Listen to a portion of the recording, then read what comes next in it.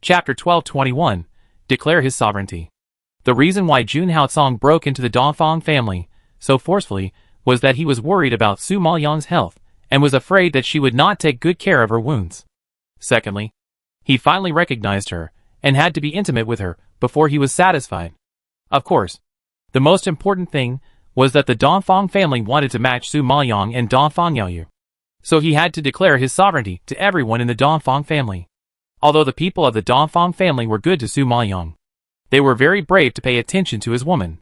If they were not warned, they would really not know how high the sky was and how deep the earth was. Therefore, no matter how Su Maoyang warned and struggled, Jun Haotsong remained unmoved. He cast a sharp look at Dongfang Yanqing, who was standing there, and shouted coldly, "Why are you still standing there?" Dongfang Yanqing was shocked by his roar and immediately came back to his senses. He just thought that after all, there was a difference between men and women. It was not appropriate for the emperor to go to Su Mo's boudoir. It was not decent for a single man and a single woman to be in the same room. Dongfang Yanqing may have already regarded Su Mo as his future wife.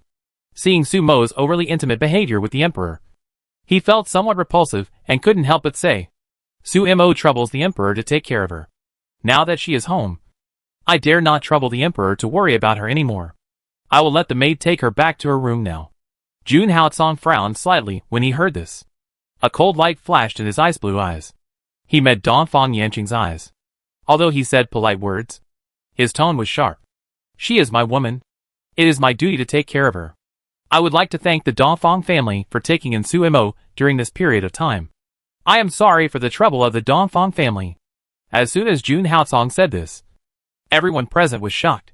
Their surprised and even complicated eyes wandered back and forth between Su Maoyang and Jun Haotsong, and they were extremely shocked by the relationship between the two. Before, Emperor Yunlu appointed Su Mo as his concubine at the banquet, and everyone was already scared enough. Now Emperor Zun actually chased to the Dongfang family and said that Su Mo was his woman. Are they dreaming? At the beginning, they clearly remembered that Su Mo clearly refused the emperor's reward in front of the civil and military officials, which directly made Emperor Zun embarrassed. Logically speaking, Emperor Zun was very angry. After all, no one in the world dared to refuse the emperor's canonization. Unexpectedly, Emperor Zun actually put aside the past grudges and even shamelessly chased to their Dongfang family. They all doubted whether the person in front of them was Emperor Yunlu. Just seeing Jun Haotsong's cold and serious expression, it didn't seem to be a lie.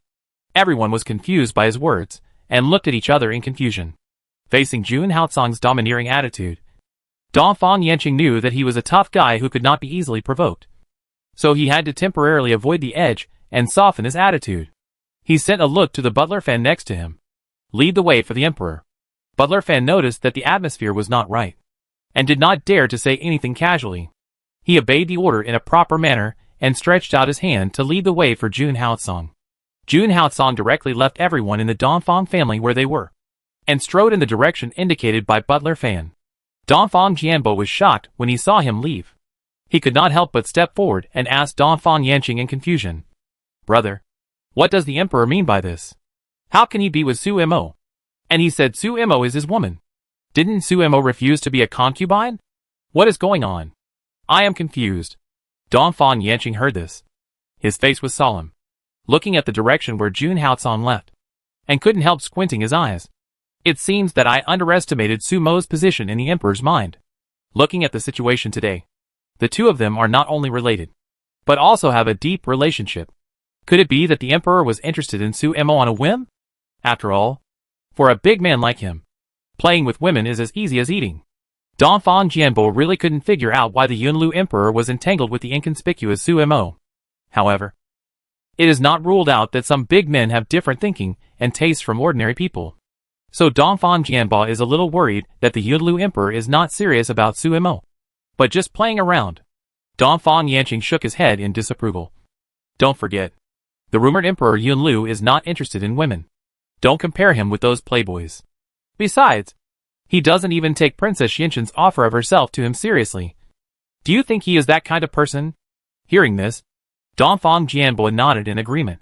According to Princess Xianqin's beauty, even 10 Su Mo can't compare to her. The emperor doesn't like such a seductive beauty, but likes Su Mo. who looks ordinary. No matter how you look at it, it's incredible. Excluding this speculation, Dongfang Jianbo came up with another idea. Could the emperor have any conspiracy? He deliberately seduced Su Imo and planned to use Su Imo to achieve a certain purpose. Hearing this, Dongfang Yanqing's expression became more complicated, with doubts between his brows. I can't understand what conspiracy the Emperor Yulu would have. To sell his beauty and rely on a woman to achieve his goal. So, it's still unlikely. This is really incompatible with his identity and style of doing things. Even if he came to the Maple Forest Empire for another purpose, he would not start with a woman. What's more, Sumo's identity is not high. If he wants to attack the Maple Forest Empire and obtain information, can't he just attack Princess Xianxian directly? So, he is sure that Emperor Yunlo's care for Su Imo is not just a show. I think the Emperor is serious this time. After a long silence, Dongfang Yanqing came to a conclusion. Dongfang Jiabo heard this, and a trace of surprise flashed across his pupils. He was indescribably shocked. Thinking of Dongfang Yuyu, he couldn't help but worry. Brother, isn't you in love with Su Imo? If the Emperor is serious, how can you snatch her away from the Emperor? Hey, I'm also worried about this problem. Yu is stubborn and has determined that it's hard for her to change her mind about Su Imo. You said it would be easy to deal with other men. But why did it have to be Emperor Yunlu? Even Dongfang Yanqing had to sigh that his son's love life was bumpy. According to the status of their Dongfang family in the Maple Forest Empire, they could have any girl they wanted. But he fell in love with Su Imo. It would be fine if he fell in love with Su Imo. But there was Emperor Yunlu competing with him. Only he is so unlucky that he met the strongest rival in love in the world. However, didn't Su Imo and Dongfang Liu go to the alchemy guild to ask the alchemist to make an elixir for Yu? Why did Su Imo come back alone? And was escorted back by the emperor? Because Dongfang Yaoyu was injured. Everyone in the Dongfang mansion was busy. So the overwhelmed Dongfang Yanqing didn't notice the whereabouts of Su Imo and Dongfang Liu. Now he suddenly saw Su Imo coming back in the middle of the night. And it seemed that there was still a scar on his neck, which had to attract his attention. Chapter 1222. You actually picked the golden spirit fruit. Dongfang Jianbo reacted immediately after he mentioned this, and asked in surprise. Yes, Miss Su Imo and Yu went out early in the morning. But there are too many things in the mansion. I don't know how they talked with the alchemy guild. There is no news at all. Just now, Miss Su Imo seemed to be injured.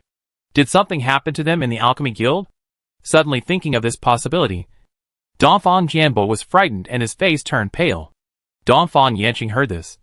His face suddenly darkened, and he immediately turned around and roared at the maid behind him. Miss Yu and Xiaoho, brothers and sisters. Are they back? The maid was frightened by the stern questioning of the Dongfang family head, and tremblingly replied, Not yet.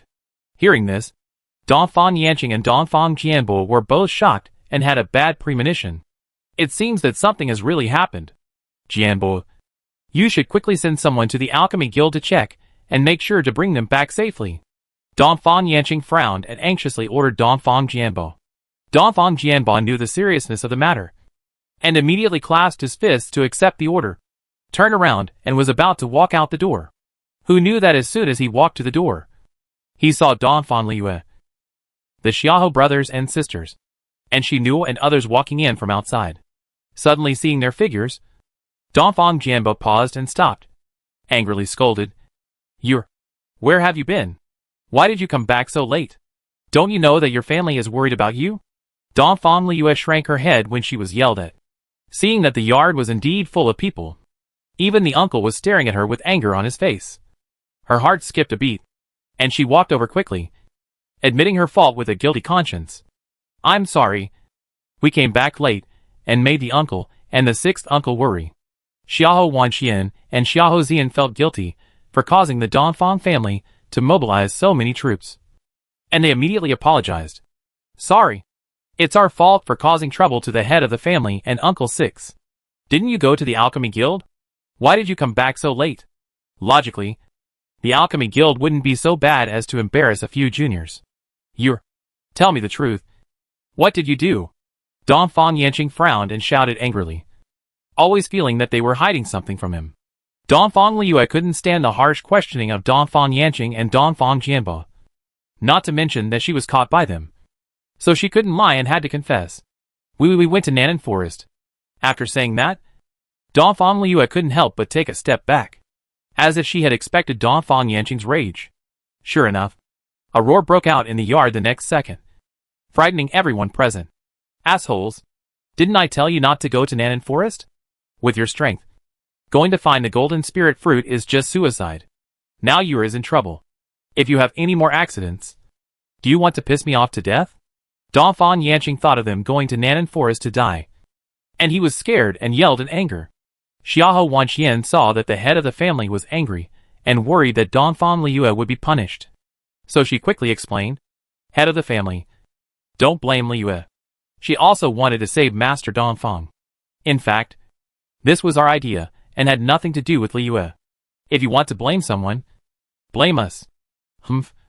You don't have to speak for her. I don't know her character yet. She has always been naughty and willful. I just didn't expect you two siblings to follow her and make trouble. It's really outrageous." Dongfang Yanqing glared at Xiahou Wanxian angrily and snorted heavily. Seeing that Xiahou Wanxian spoke for him and suffered, Dongfang Liu immediately explained, "Uncle, no. This was my idea. I asked Suemo and the Xiahou siblings to accompany me. They were concerned about the safety of Brother Yaoyu and couldn't just stand by and watch. So they went with me. Fortunately, Suemo picked the golden spirit fruit, and the Alchemy Guild's Danxing Elder also agreed to help make pills. Brother Yaoyu is saved." Hearing this, Dongfang Yanqing and Dongfang Jianbo, who were still angry, were shocked and looked at each other in disbelief. Dongfang Yanqing stared at Dongfang Liu's face with a frozen expression. His pupils were instantly filled with surprise. He asked excitedly, "What did you say? Suemo picked the golden spirit fruit?" Dongfang Jianbo was also stunned by the sudden news. After a while, he gradually came to his senses. He took a breath and asked, "Suemo actually picked the golden spirit fruit. Did you make a mistake? Isn't the golden spirit fruit guarded by the Black Thunder Explosion Ape? Did you defeat the Black Thunder Explosion Ape?" The Black Thunder Explosion Apes are all above the 3rd level Monarch Beast, and there should be quite a few of them. Even if Dongfang Liu's spiritual power is good, she is only a mid-stage Monarch Spirit Master. How could she be at the level of a Monarch Beast? Sumo's spiritual power is not even as good as Dongfang Liu's, so there is no way to defeat the Black Thunder Explosion Ape. As for the Xiahou brothers and sisters and Xinul, it is even more impossible. In addition, the last 2 days were the peak period of the Beast Tide, and even they did not dare to rashly enter the Nanan Forest. They were still discussing choosing a safer time period. Unexpectedly, these little guys broke in directly and successfully picked the golden spirit fruit. It was incredible. Seeing that they didn't quite believe it, Dongfang Liu said excitedly, "Yes, it was Suemo who defeated it. Suemo is so powerful. She killed the Black Thunder Explosion Ape, saved us all, and successfully picked the golden spirit fruit." Suemo? Dongfang Yanqing roughly understood it after hearing this. With the relationship between Suemo and Emperor Zun, it should be with the help of Emperor Zun that they successfully got the golden spirit fruit. At this time, Dongfang Jianbo naturally thought of the same thing as him, and nodded after pondering. Emperor Zun helped a lot this time. Yes, this time it was all thanks to Emperor Zun's help. If it weren't for him, we would have died in there. He saved all of our lives. He is our savior. Thinking of the Beast Tide, Dongfang Liu was still frightened. But thinking back to the spectacular scene of Jun Haocong repelling the Beast Tide, she felt particularly excited. Dongfang Yanqing nodded in understanding. Although Dongfang Yaoyu was unconscious this time because of the sequelae of the body swap, he was also stimulated by the Emperor, so he was somewhat repulsive to the Emperor. However, when he heard that the Emperor actually ran to the forest to help and saved everyone's lives, Dongfang Yanqing gradually let go of his grudges. Although their Dongfang family protects their shortcomings, they are not so petty. The Emperor of Yunlu can help and save Yu's life. One thing is one thing. It can be regarded as a favor to their Dongfang family. In this way, Yu will be even more embarrassed to compete with the Emperor. Dongfang Jianbo sighed helplessly. Dongfang Liu knew that they were worried about Dongfang Yaoyu's marriage. She had wanted to bring them together before. But today, after learning about Su Maoyang's identity and seeing her relationship with Emperor Zun, she couldn't bear to break up the couple. She suggested, "Uncle, 6th uncle, don't worry about Brother Yaoyu's marriage. Emperor Zun loves Suimo deeply. And he can't be separated easily. Hey. You don't know? I'm afraid that Emperor Zun has other intentions for Suimo. Donphan Jianbo frowned and sighed. Chapter 1223. You actually carry these with you. Donphan Liyue shook her head immediately after hearing this. No. Suimo is originally. Xiao Zian, who was standing by, was afraid that she would tell the truth. And he was anxious. So he secretly grabbed her hand and gave her a look. Donphan Liyue was impulsive just now, and didn't think too much, and almost blurted out Sumo's identity as the emperor's concubine. Fortunately, Xiao Zian reminded her in time, so she didn't blurt it out all at once. Sumo's identity is special, and she must have some unspeakable secrets to hide from everyone. It's better for her to announce this kind of thing herself. Thinking of this, Donphan Liyue paused, changed the subject, and swallowed the words just now. Sixth uncle. The emperor is sincere to Suimo. You didn't see that the emperor rushed into the beast tide alone to save Suimo, and even didn't want his life. Such a sincere feeling. How could it be fake? At that time, she was deeply moved and envious of the scene. For so many years, she has been looking forward to having such a man who is devoted to her, and will never change until death. Unfortunately, she is not as lucky as Suimo, who can be loved by a powerful man like Emperor Zun. Donphan Yanqing and Donphan Jianba heard that Emperor Zun actually gave up his life for Suimo, and they were shocked and looked at each other with complicated expressions. They really didn't expect that Emperor Yunlu would do this for a woman. This is not Emperor Zun's style at all. Xiao Zian saw that the two elders were shocked and couldn't digest this fact for a while. So he also spoke up. Yes, Emperor Zun and Suimo have a deep relationship, and outsiders can't interfere. Patriarch. Sixth uncle. Don't worry about Master Yayu. Master Yayu is handsome and kind-hearted. He will definitely meet a good girl in the future. Hearing him say this, Donphan Yanqing didn't care about anything anymore. He sighed helplessly and nodded slightly. Hey, we old bones can't control the affairs of young people. You have been tossing around in Nanan Forest for a day, so you should go back and rest quickly. Seeing that they were in a mess, Donphan Yanqing couldn't bear to blame them, and waved his hand to let them go. Seeing that the patriarch would no longer pursue the matter, Donphan Liyue and Xiao brothers and sisters were relieved and ran back to their own yards as if escaping. The interrogation here was over. But Su Maoyang's side had just begun.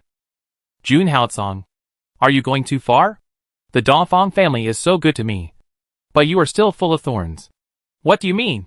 Su Maoyang felt that something was wrong when she heard him talking to the head of the Donphan family. But it was not easy to say it in front of others, so she could only educate him in private. Jun Haotsong threw her on the couch, and immediately leaned over to approach her, raised his eyebrows, and asked in a deep voice, I am so good to you, but you are still full of thorns and reject me. What do you mean? Su Maoyang looked at the pair of ice blue eyes flashing with flames at close range, and felt his breath sprayed on her face. She shuddered immediately. Perhaps it was too long since she had been alone with him like this, and Su Maoyang was actually a little nervous. In addition, his gaze was too hot and too ambiguous. When it fell on her face, she was so hot that she was about to burn. At this moment, facing his questioning, Su Maoyang avoided his sight with a guilty conscience and cursed in a low voice. Stingy guy. I am already your imperial concubine, who was married in a formal way. Of course, I don't want to be your little wife. I thought you had forgotten that you were the imperial concubine of the Yunlu Dark Domain when you came to the Donphan family and saw other men. Since you remember your identity, why do you hide when you see your husband? Jun Haotsong thought of her hanging out with Donphan Yoyu, and even going to the restaurant to eat in an ambiguous way. In the end, she even left him and ran away with Donphan Yaoyu. Thinking of all the things that happened before, Jun Haotsong was so angry that he had nowhere to vent his anger. He got closer to her and asked sharply. Su Maoyang was panicked by his tall body and couldn't help but move back. Jun Haotsong got even closer. His eyes, as bright as stars, stared at her intently. His naked eyes were completely unbearable.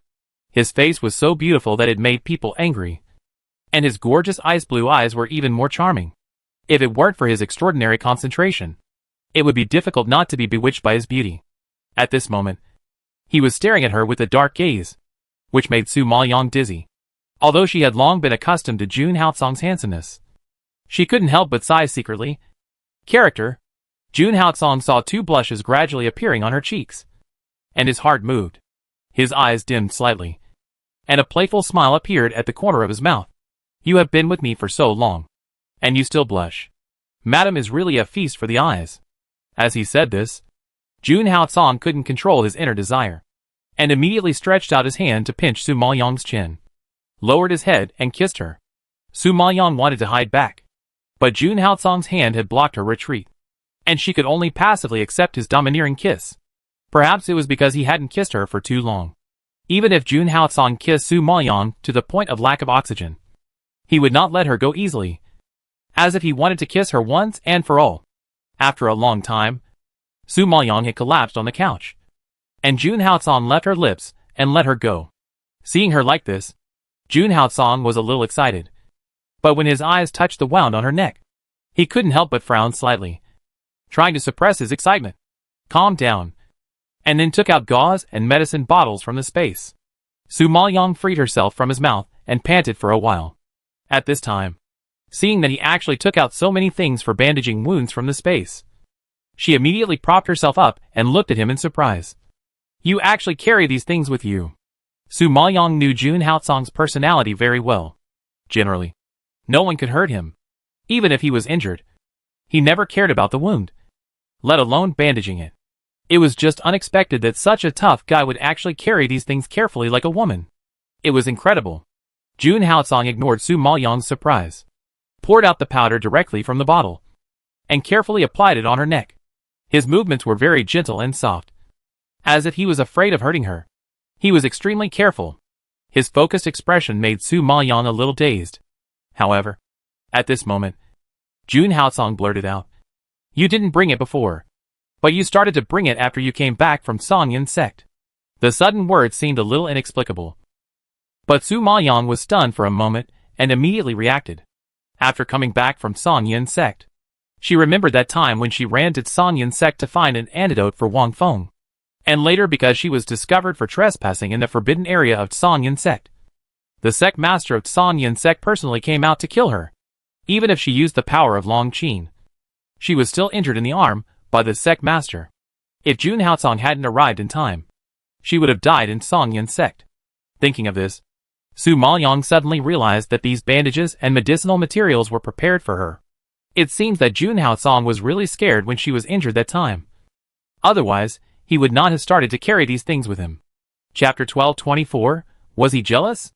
Knowing that these things were prepared for her, Su Maoyang's heart warmed up, and the corners of her mouth couldn't help but rise, unable to hide the joy from the bottom of her heart. This cold emperor who always looked down on others, and the iron-blooded king who was careless with himself, could be so careful and considerate for her. And Su Maoyang suddenly felt a little proud. She was the only one in his mind, surpassing all the only ones. Why are you staring at your husband like this? Are you inviting your husband? Jun Haotsong applied the medicine and wrapped the gauze for her, and when he raised his eyes, he met Su Maoyang's crazy gaze, curled his lips, and asked back with a chuckle. Su Maoyang heard his teasing and immediately came back to her senses. She glared at him and said stubbornly, "TSK. Who wants to see you? Don't be so self-indulgent." Jun Haotsong seemed to have long been accustomed to Su Maoyang's hypocrisy. He raised his eyebrows slightly and deliberately asked, "If not me, who do you want to see? Donfan Yuyu?" Su Maoyang heard him still talking about Donfan Yuyu and shook his head speechlessly. "You are too jealous. You are so upset about such a small thing. Are you a jealous person? Small matter? You had dinner with him, and the people of the Donfang family even said in public that you were his fiancé. You were engaged to him. This is called a small matter?" Hearing her comment on her relationship with Donfan Yaoyu so lightly, Jun Haotsong was so angry that his teeth itched. If this is a small matter, what is a big matter? Is it a big matter to marry him and have a wedding night? Su Maoyang was framed by him and immediately retorted angrily, "Don't slander me. I admit that I went to the restaurant with him, but at that time, he just wanted to thank me for helping the Donfang family. He treated me to a meal out of kindness. It's not as dirty as you think. As for the engagement, it is completely false. Donfang Yoyu and I are just friends. We don't even have an ambiguous relationship. How can we be engaged? You are clearly wronging me." "Friends?" He announced that you are his fiancé in person. If he has no feelings for you, would he say such a thing? Men look at men, and their vision is very accurate. Jun Haotsong saw through Dongfang Yaoyu's little thoughts at a glance, and obviously did not believe Su Maoyang's words. Su Maoyang was helpless. I don't want to be your concubine. So of course he could only use this excuse to help me get out. It was just a strategy used to deal with you in a hurry. Don't wrong him. Enough. I hate the way you speak for him. Last time he was injured, you were also nervous. And now you are risking your life to run to Nanan Forest to find medicinal herbs for him. How dare you say you don't care about him? Jun Haotsong shouted angrily, his face dark and gloomy. Very ugly. Su Maoyang was also angry when he heard this. You still have the nerve to talk about his injury. Who is the reason for his injury? You hurt him, and still say bad things about him behind his back. It's too much. I'm too much? If you didn't push me away and torture me, would I hurt him? Jun Haotsong frowned, and his blue eyes were surging with flames. Su Maoyang was immediately blocked by him, and twitched his mouth with guilt. But he still maintained his attitude on Dongfang Yaoyu's matter. It's wrong for you to hit people. He has done me a favor. How can I be worthy of him if you hurt him? How can I face him in the future? You don't have to face him in the future. You can only face me in this life. And other men can't even think about it. Jun Haotsong strongly rejected it. You are overbearing and unreasonable. Su Maoyang frowned and yelled in dissatisfaction. Jun Haotsong snorted coldly. I never reason with you. I only use my hands.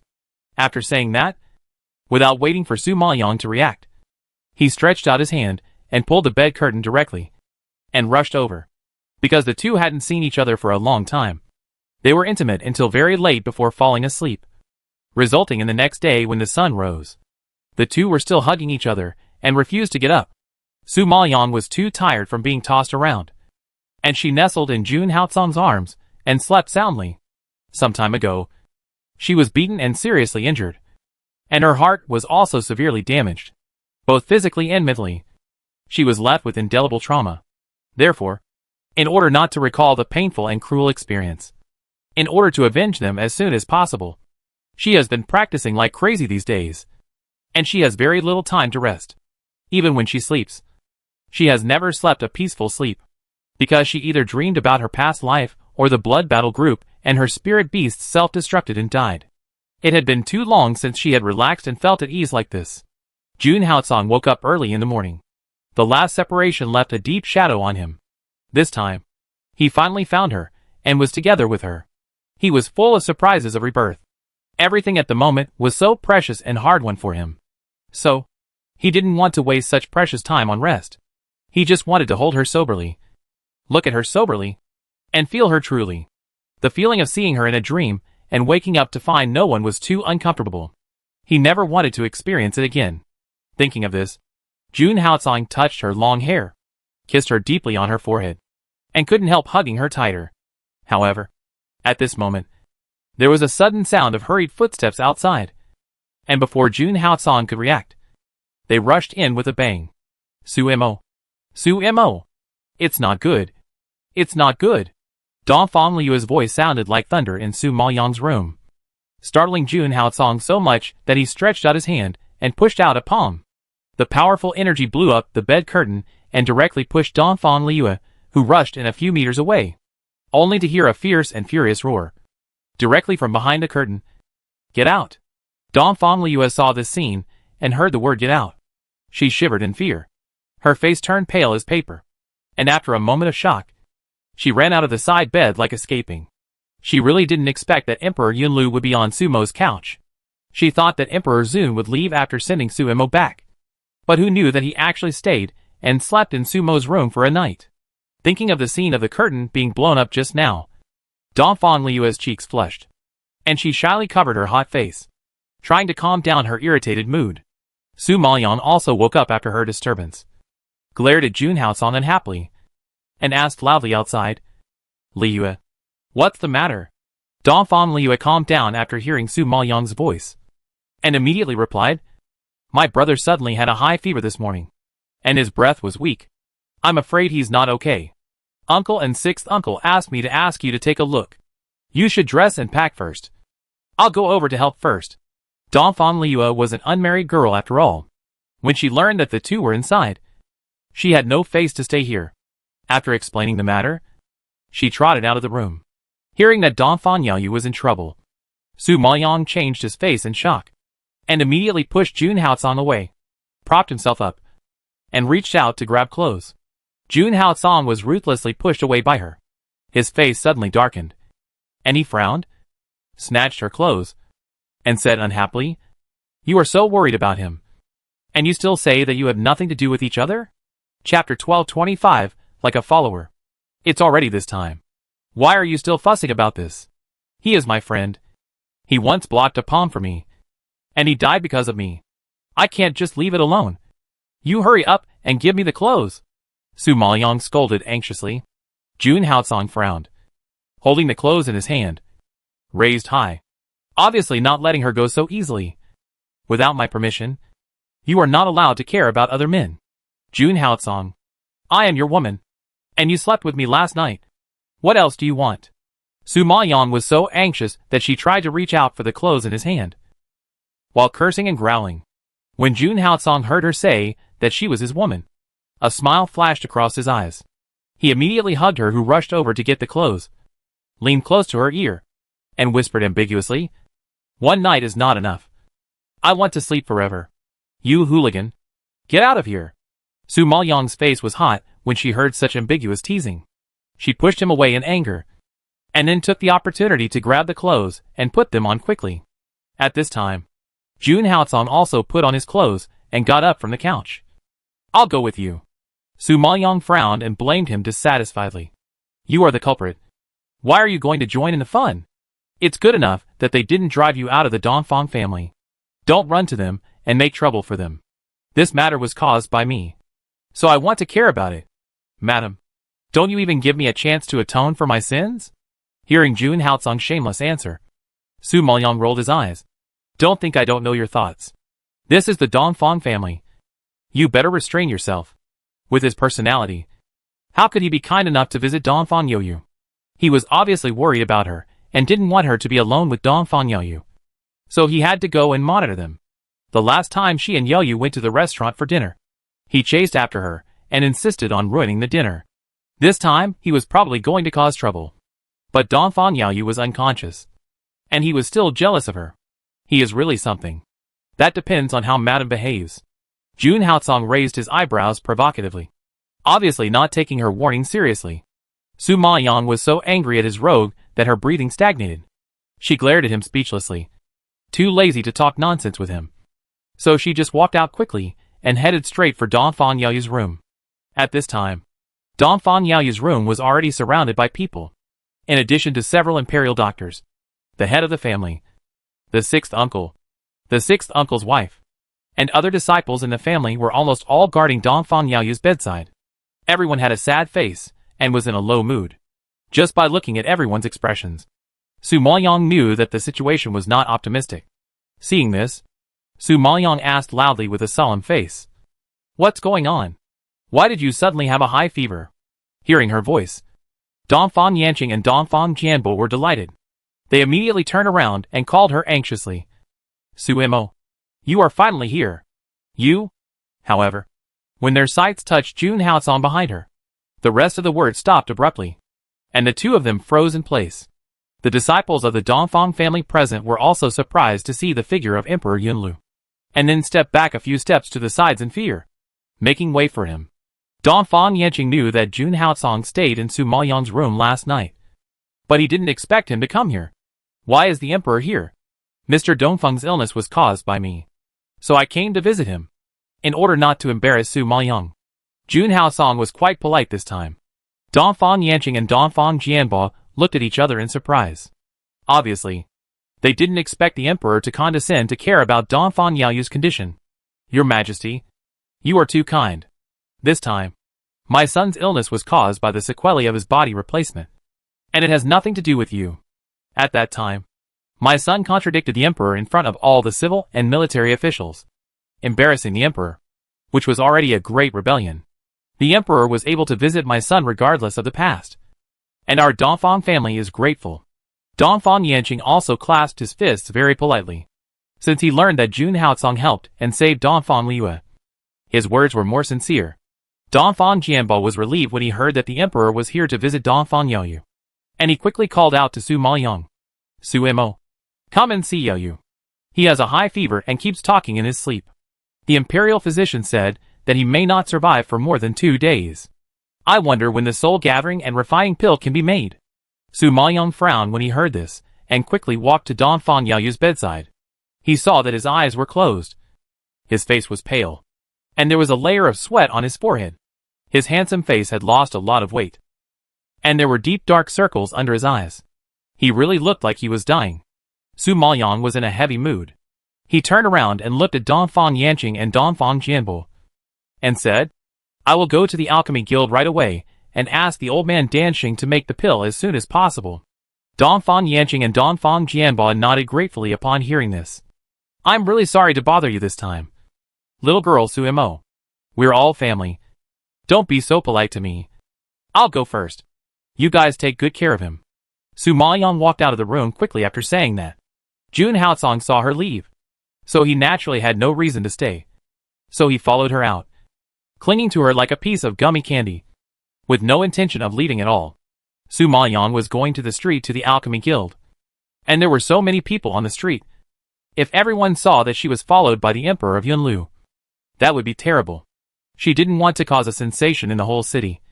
So she stopped him, saying, How can I go out on the street if you follow me like a tail?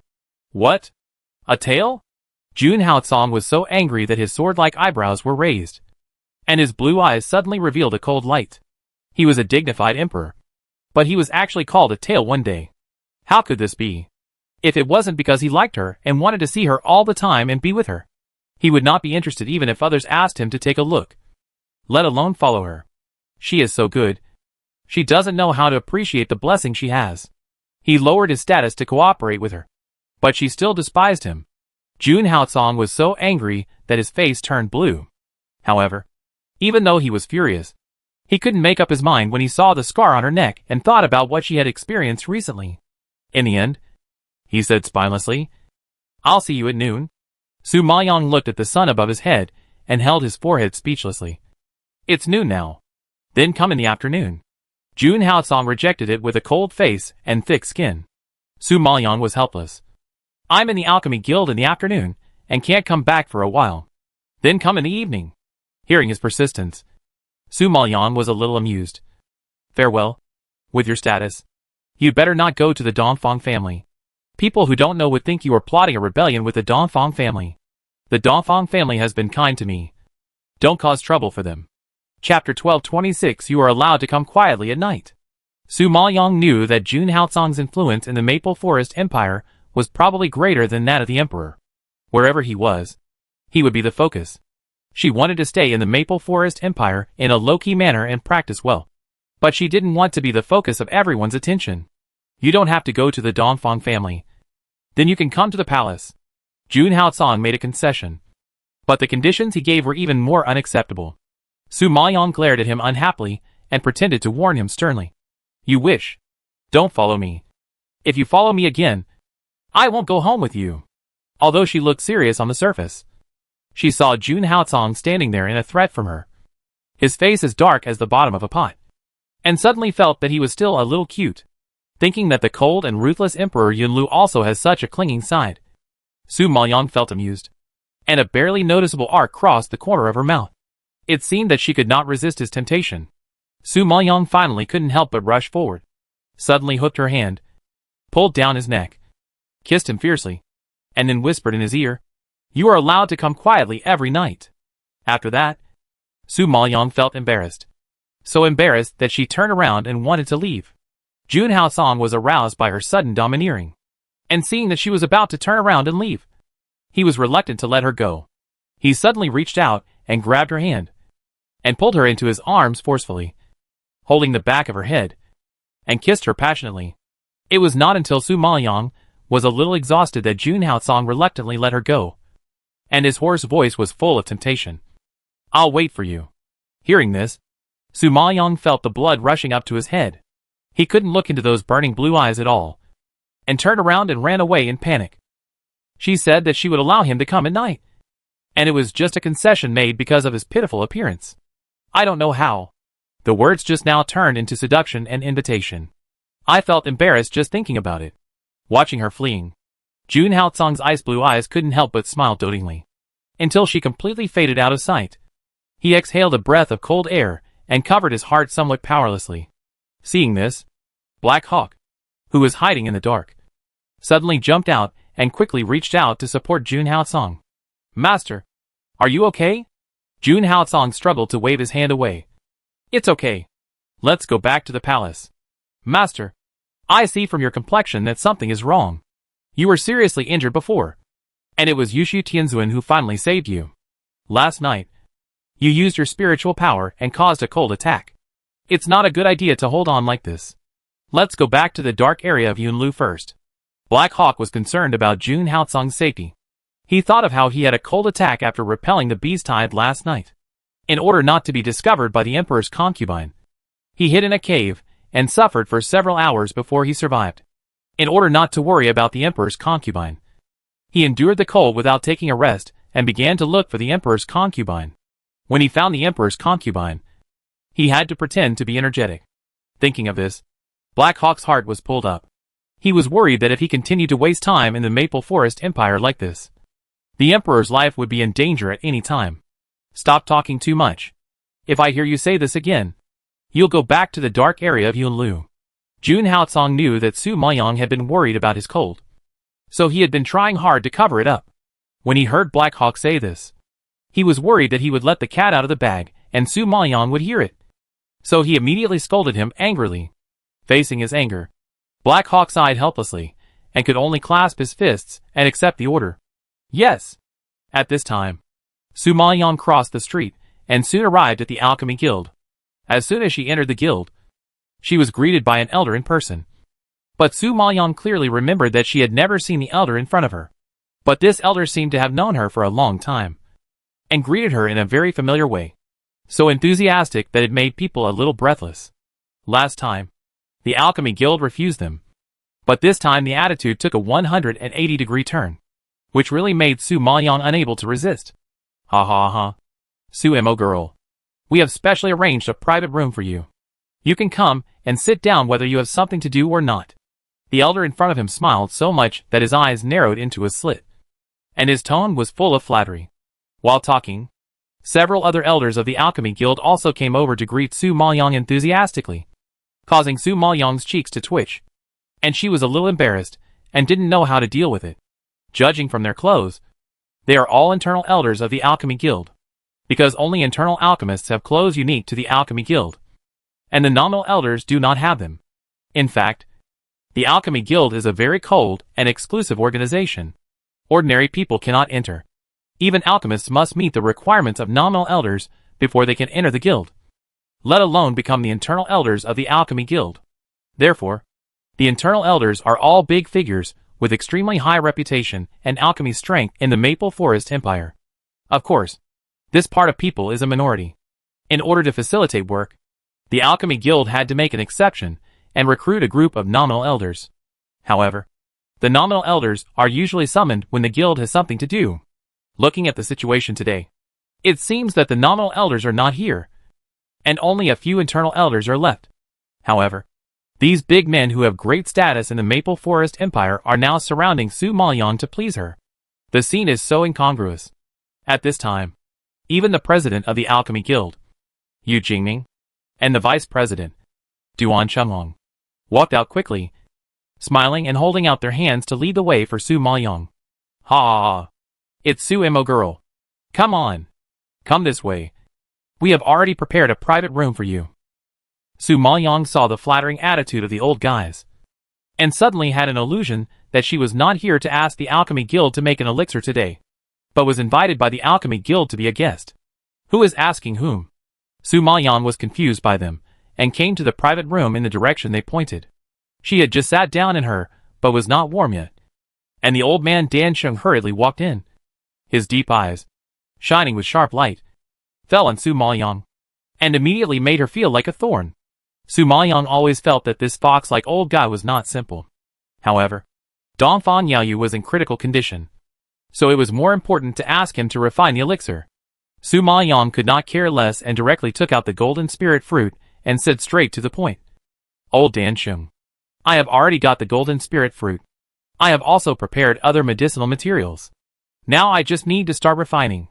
I wonder how long it will take for old Dansheng to refine the soul gathering and refining form pill. Seeing the golden spirit fruit, old Dansheng, Yu Jingming and Duan Chenghong all flashed a look of surprise. Old Dansheng laughed directly, with an ambiguous dark light flashing in his pupils. Ha ha ha. Su Mo girl, you picked the golden spirit fruit in such a short time. It's really not simple. Chapter 1227. You are not here to cheat for the pill. Are you? Thank you for the compliment. Old Dansheng, I am just lucky. I wonder when old Dansheng can refine the soul gathering and form refining pill. Su Maoyang waved his hand modestly, always thinking about whether he could get the soul gathering and form refining pill in time. Seeing that she was a little anxious, the old Dansheng smiled and nodded. Don't worry. It's not difficult for me to refine the soul gathering and refining pill. I can refine it this afternoon. I just don't know how the other two God Rune pills are prepared by Miss Su Mo. Su Maoyan has been very busy these 2 days, and has no time to refine pills. Now Dongfang Youyu is in critical condition, and she rushed here without thinking. So she didn't refine the God Rune pills. Now facing the request of the old Dansheng, she shook her head awkwardly. Sorry. The situation is urgent today. I am not ready yet. Can I owe the 2 God Rune pills first? I'll give them to you in a few days. It takes a lot of time to refine the God Rune pills. And she is worried that Dongfang Youyu can't wait. Hearing that the divine mark pills were not prepared, the smile on the face of the old Dansheng froze for a moment, and he asked back with dissatisfaction. Su Mo girl, we agreed to exchange 3 divine mark pills for 1 soul gathering and form refining pill. You promised it yourself. You also asked for a written agreement because you were worried about me. It was written in black and white that 3 divine mark pills would be exchanged. How come you broke your promise in the end? I'm not going back on my word. I'm just too busy these 2 days and don't have time to prepare. Please be flexible. Old Dansheng, Su Maoyang pleaded anxiously. At this time, Duan Chenghong, the vice president of the Alchemy Association, who was standing nearby, frowned unhappily when he heard this. Su Mo girl, you don't have the other 2 divine rune pills at all. Are you deliberately trying to deceive us? When the old Dansheng asked to exchange for 3 divine rune pills, she agreed without hesitation. Seeing her so straightforward, they thought she really had so many divine rune pills, or there was really a master who could refine divine rune pills behind her. And the old Dansheng was even more exaggerated to the point of suspecting that the divine rune pills came from her hands. At that time, he didn't believe this unreliable speculation. How could a yellow-haired girl, who was still wet behind the ears, refine a divine rune pill? Not to mention the Maple Forest Empire. Even the entire 9 Nether Realm had never seen such a genius. Therefore, he always felt that the old man Dansheng thought too highly of Su Mo. Sure enough, she came empty-handed today and said that she would owe them and give them in a few days. Who knows if she can get the divine mark pill? In his opinion, Su Mo is simply cheating the pill. Divine mark pill is not so easy to get. Even if Su Mo is lucky and gets the divine mark pill from the master, it does not mean that she can keep asking for it from the master. If she can keep asking for it, it means that her relationship with the master is very complicated. But since she knows such a powerful big shot, why does she have to hang around in a third-rate country like the Maple Forest Empire? It really doesn't make sense. So, Duan Chenghong guessed that Su Mo got those divine mark pills by chance. The master who refined the divine mark pill has long disappeared. Even Su Mo doesn't know his whereabouts. Otherwise, why ask the Alchemy Guild to help refine the pill? The son of the Dongfang family was in a hurry to get the holy medicine to save his life. Su Mo had no choice but to pretend that he still had the divine medicine. So he used this condition to cheat the soul gathering and body refining pill. Duan Chenghong could make such a guess. And the old man Dansheng and Yu Jingming were no exception. At this time, the eyes looking at Su Maoyang became a little complicated. Su Mo, what do you think of our Alchemy Guild? Do you think our Alchemy Guild is a fool who can be fooled by others at will? Although the Dongfang family is powerful and powerful, if you dare to offend our Alchemy Guild, you will still be in trouble. You have to think clearly. As the president of the Alchemy Guild, Yu Jingming is a very strong and principled person. He will never allow anyone to challenge the majesty of the Alchemy Guild. Now that he knows that someone has cheated the Alchemy Guild, He can't control his temper on the spot and angrily rebukes. The old man Dan Sheng didn't say anything, as if he was evaluating the authenticity of Su Maoyang, doubting and guessing what she had. However, no matter what, this shrewd old man will never let himself suffer. Su Maoyang was somewhat helpless in the face of the three people's questioning eyes. But Dongfang Yaoyu was still waiting for her to go back to save his life. The imperial physician said that he would only have 2 days at most, today and tomorrow. She really couldn't delay any longer. She immediately exhaled and risked it. Immediately arrange an alchemy room for me. Quick! Hearing this suddenly, the three old guys frowned and stared at her in confusion, as if they didn't expect Su Maoyang to make such a request. However, the alchemy room of the Alchemy Guild is not a place where outsiders can enter and exit at will. They can't agree to such a request. The next second, Yu Jingming frowned in disapproval and refused sternly. The guild's alchemy room is only open to the elders within the guild. Even the nominal elders are not qualified to use it, let alone outsiders. There are many precious medicinal materials and alchemy furnaces in the alchemy room. These are valuable treasures that ordinary people cannot buy with money. How can a yellow-haired girl who doesn't know how to make an alchemy enter casually? If she breaks something inside, can she afford to pay for it? It would be fine if she could take out the divine pattern elixir. But the key is that she can't take it out now. If something really goes wrong, she will be in trouble now. With this status, she can't afford to pay even if it's tens of thousands. Su Maoyang was completely enraged when she heard this. She stood up immediately and shouted angrily, "Do you want the divine pattern pill? If you do, get out and prepare the herbs and the pill furnace. Don't blame me for not reminding you. This is your last chance." Su Maoyang really didn't want to get entangled with him. If she couldn't directly refine the soul gathering and form refining pill through the hands of the pill saint, then she had to go back and practice hard to break through to the pill saint level. Although it would take some time, it was the only way. The three old guys were shocked by Su Maoyang's roar, and shock instantly surged on their wrinkled faces. What does she mean by this? Is she going to make the divine pattern pills herself? Does she really make all those divine pattern pills herself? No. No. How is this possible? How can there be such an incredible thing in this world? Yu Jingming and Duan Chenghong were shocked by her words, standing there in a daze, with stunned expressions, numbness all over their bodies, and a blank mind. You mean? You want to make the divine pattern pills now? Make them yourself? Duan Chenghong was stunned for a moment, and suddenly asked back uncertainly. Chapter 1228, Refining the Divine Mark Pills by Yourself. Su Maoyang frowned, with an uncontrollable fire in his black eyes. Don't you understand? Hurry up and prepare. I don't have time to waste with you old guys. Duan Chenghong was stunned by her momentum. He was so old, and he was scolded by a yellow-haired girl once. Yu Jingming also had a stunned expression on his face. He really didn't expect this girl to be so tough and call them old guys in front of him. After all, they were big names in the Maple Forest Empire. When the old man Dan Sheng heard that she was going to refine the divine mark pills by herself, he didn't care about so much. There was a shock and excitement in his deep eye sockets. His cheeks twitched, and he shouted hurriedly, "Take her to my alchemy room." He had previously analyzed various things, and did suspect that these divine mark pills were made by Su Mo. But today, seeing that she was unprepared, he was a little shaken, and thought that she might be cheating and deliberately fooling them. Now she wants to use the alchemy room, and it seems that she wants to make the elixir herself. So his guess should be somewhat reasonable.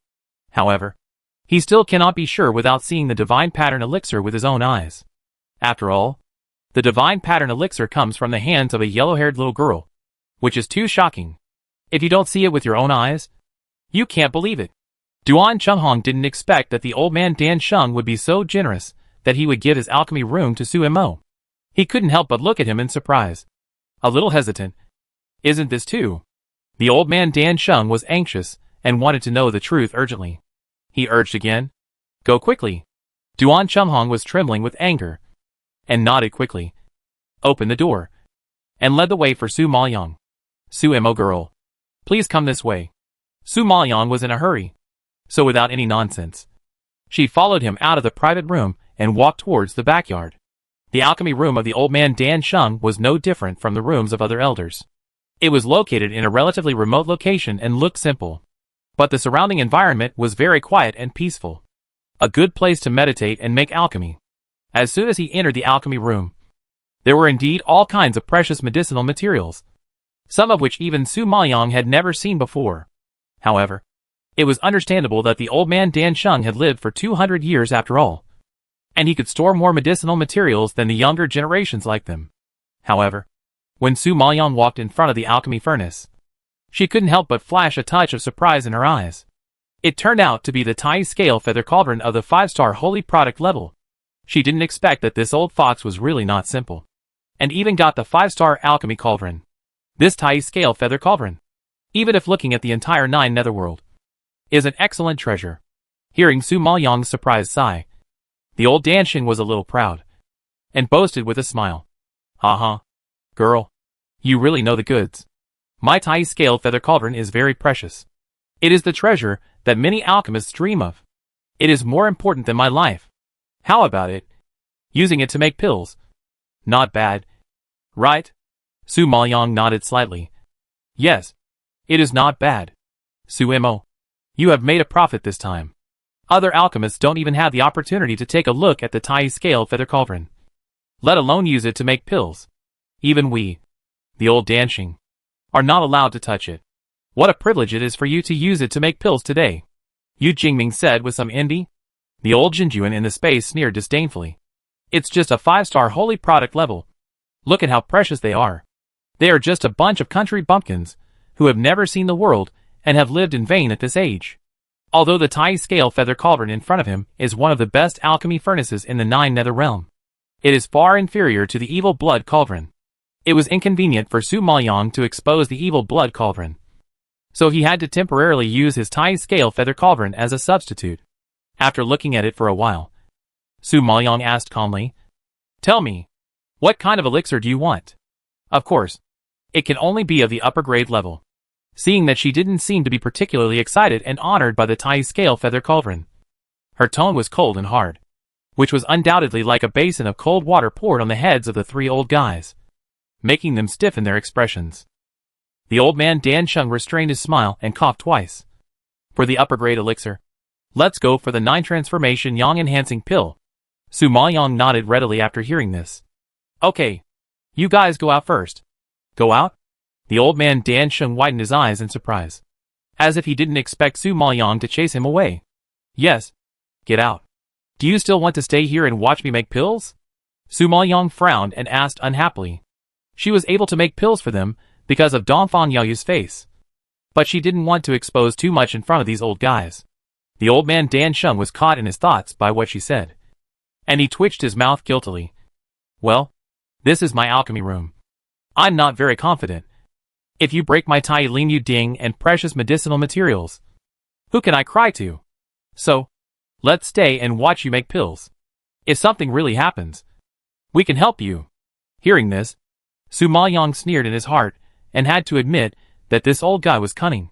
He asked her to come to his alchemy room and let her use his most precious Tai Lin Yu Ding. It seemed that he provided her with the best conditions, but in fact, he just wanted to find an excuse to monitor her making pills. He clearly wanted to see with his own eyes how the divine pattern pills were made. Su Maoyang was not that stupid.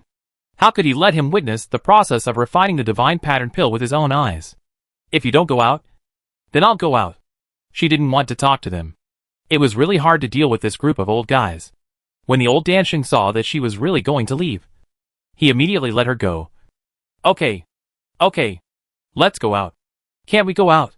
Now it's important to get the divine pattern pill and prove Sumo's talent for alchemy. As he said, the old Danshin called Yu Jingming and Duan Chenghong, who were still worried, and walked out of the alchemy room quickly, leaving Su Maoyang alone inside. Seeing that they really left, he closed the door for her. Su Maoyang began to select the medicinal materials for the 9-turn yang enhancement pill and peeled them quickly. After the peeling was completed, she raised her hand and threw the strange fire into the Tai scale feather cauldron, and then sprinkled the medicinal materials into the cauldron, and a brilliant flame suddenly burst out. Although this alchemy cauldron is not as good as the evil blood cauldron, it is more than enough to refine the best pills. At this time, she sat on the ground, closed her eyes, and began to mobilize her powerful mental power to condense a pen. She was much more skilled now than at the beginning. This time, It only took her an hour to condense the pen. Then she used her mental power to control the pen, according to the picture that appeared in her mind. She gestured countless times in her consciousness. This process alone took Su Maoyang 3 hours. When she felt that she could depict the pattern skillfully, Su Maoyang moved the pen in her mind to the pill and carved it carefully. Chapter 1229 promised her the position of president. This carving took a long time. Su Maoyang was so focused on carving the patterns that he didn't notice the passage of time. However, the old Dan Sheng and the 2 presidents who were waiting outside were very anxious. Su Mo stayed inside for the whole afternoon. It was already dark, but she still hadn't come out. They were already impatient. Brother, do you think she can really refine the divine pattern pill? Could she be fooling us? Yu Jingming still didn't quite believe it. After all, even the strength of the old Dan Sheng couldn't comprehend the divine pattern, let alone a yellow-haired girl. The old man Dan Sheng shook his head slightly. It doesn't look fake. Duan Chunghong always felt that it was unreliable, and frowned solemnly. But we didn't see it with our own eyes. Who knows what she is doing inside? I always feel uneasy without seeing it with my own eyes. Don't worry about this. I just asked you to refine the 9-turn yang enhancing pill. The process of this pill is complicated, and the medicinal materials are relatively rare. She has no chance to cheat. If she really refines the 9-turn yang enhancing pill with divine patterns, it must be made by her own hands. And it won't be fake. The old man Dan Sheng explained. After hearing this, Yu Jingming and Duan Chunghong were slightly relieved. However, at this moment, the door creaked open suddenly, and Su Maoyang came out with the pill box. Seeing her figure, the 3 old guys' eyes lit up, and their faces were full of expectations. The old man Dan Sheng licked his lips anxiously and greeted him anxiously. Su Mo girl, how are you? Su Maoyang handed the box to the old Dan Sheng. 2 9-turn yang enhancing pills. Take them. Hearing this, the old Dan Sheng took it and opened the box eagerly to see what was inside. At this time, a strong medicinal fragrance came to his nose, and 2 round and full pills with a faint golden glow came into view. On the pill was an old man in golden armor, with terrifying spiritual fluctuations floating on it. The power of the pill could be felt with the naked eye, not to mention taking it into the body. At this moment, the old Dan Sheng was stunned, and his pupils were instantly filled with surprise. Even Yu Jingming and Duan Chunghong opened their mouths in fear when they saw this scene. They didn't expect it to be a divine pattern pill. Such exquisite patterns and luster. Such rich and authentic fragrance.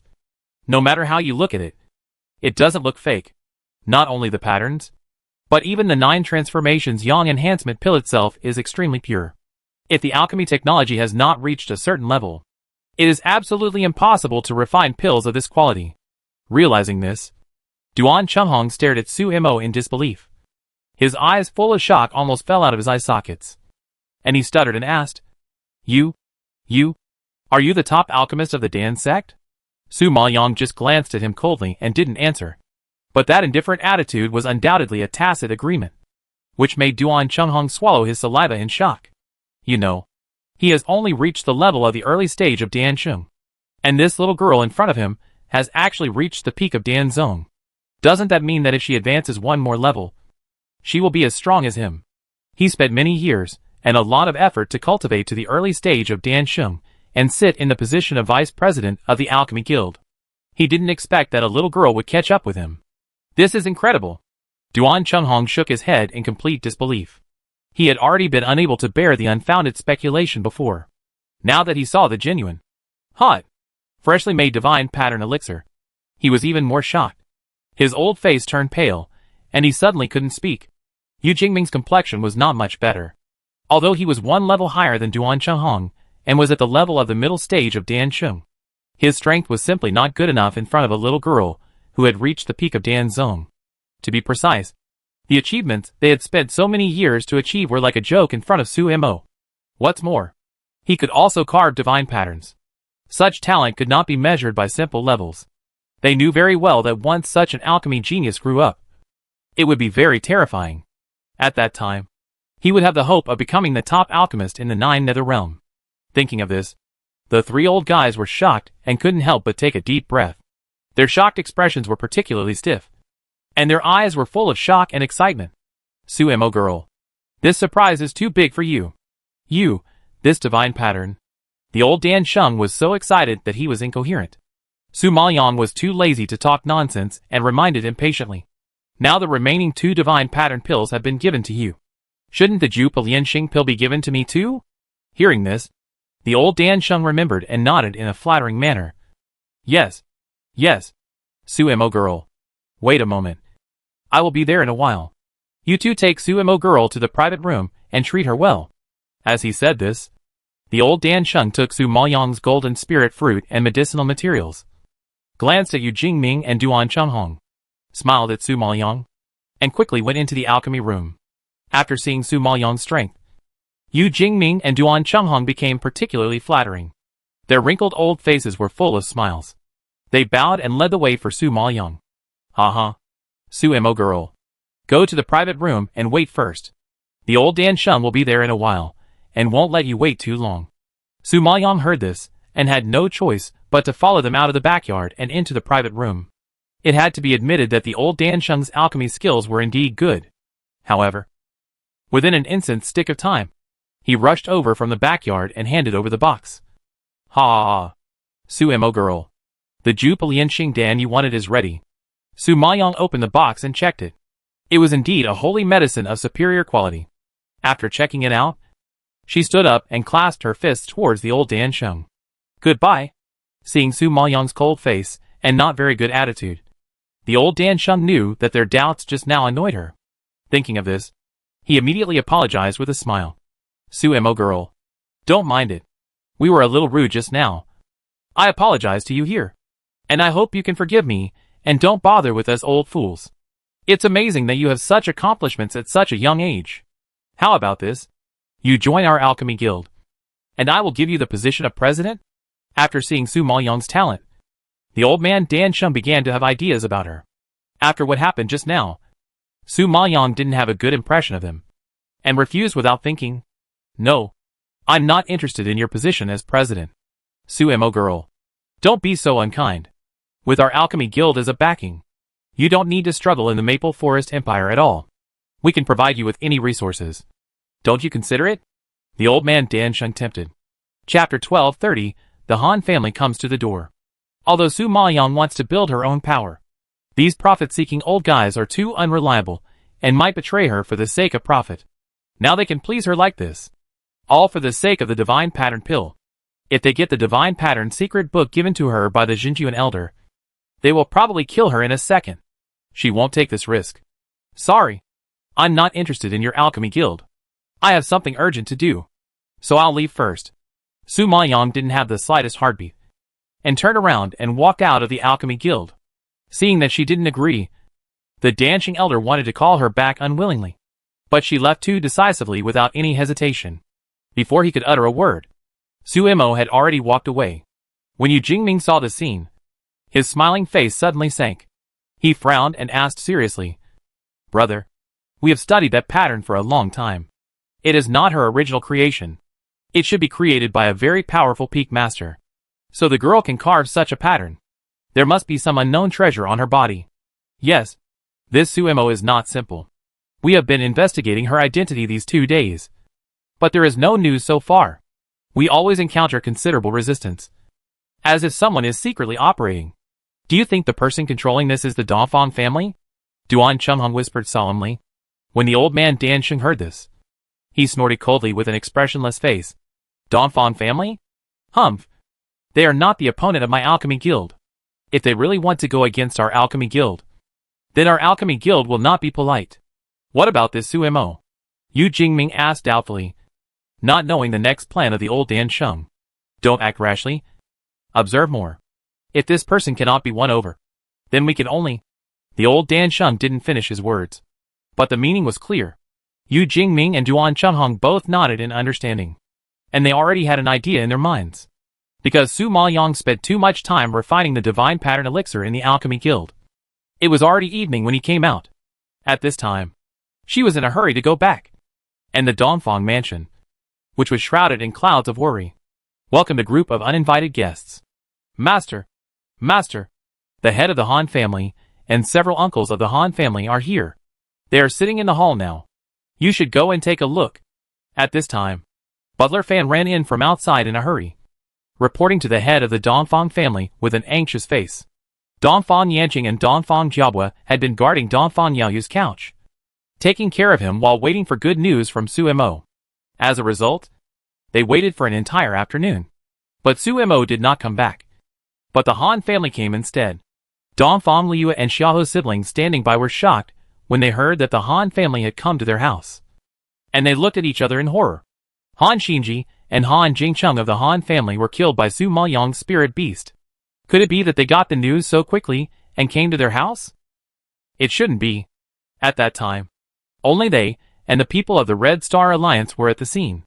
Mu Jichen had already warned the people of the Red Star Alliance not to tell others about the forest, so as not to cause trouble for the Red Star Alliance and the Dongfang family. Logically, the Han family should not know so quickly. Could it be that the Red Star Alliance leaked the news? Thinking of this possibility, Dongfang Liu, Xiaohu Wanxian, and Xiaohu Zian all looked stiff and uneasy. Dongfang Jianbo, who heard this, was also surprised and frowned, and asked unhappily, "It's late at night. What are they doing here?" Dongfang Jianbo didn't have a good face for the Han family. The Han family was the power of the prince, and the prince naturally belonged to the royal family. Perhaps it was jealous and wanted to compete for the position of the head of the 6 major families. Or perhaps it was the royal family's order. The Han family often impeached the Dongfang family in the court and made things difficult for them. Therefore, the Dongfang family did not have a good impression of the Han family. When they heard that they suddenly came to the door, everyone was a little surprised. The head of the Han family said that he came to visit the young master of the Dongfang family. Butler Fan replied honestly, "Visit Dongfang Yaoyu?" Dongfang Liu and the Xiaohu brothers and sisters were stunned when they heard this answer, and they didn't understand it. They didn't come to seek justice for Han Xinji and Han Jingcheng, but to visit Dongfang Yaoyu? Just when the three were puzzled, Dongfang Yanqing frowned and snorted. "What visit? They must have heard that Yur was critically ill and came here to see the joke."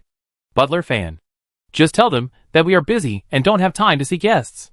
Dongfang Yanqing is a military general. He doesn't have the tricks of flattery. His words and deeds are straightforward. He never beats around the bush. Since he doesn't like the Han family, he doesn't even want to give them the face to see them. He just drives them away without being polite. Butler Fan was a little entangled seeing his attitude. He couldn't help but persuade him. But the head of the Han family said that he brought the soul gathering and refining pill to save the life of Mr. Dongfang. You should go and see him. When they heard about the soul gathering and form refining pill, everyone widened their eyes in shock, and their eyebrows unconsciously raised. "What did you say? He has the soul gathering and form refining pill?" Dongfang Yanqing asked back uncertainly. Housekeeper Fan nodded repeatedly. "Yes, that's what he said.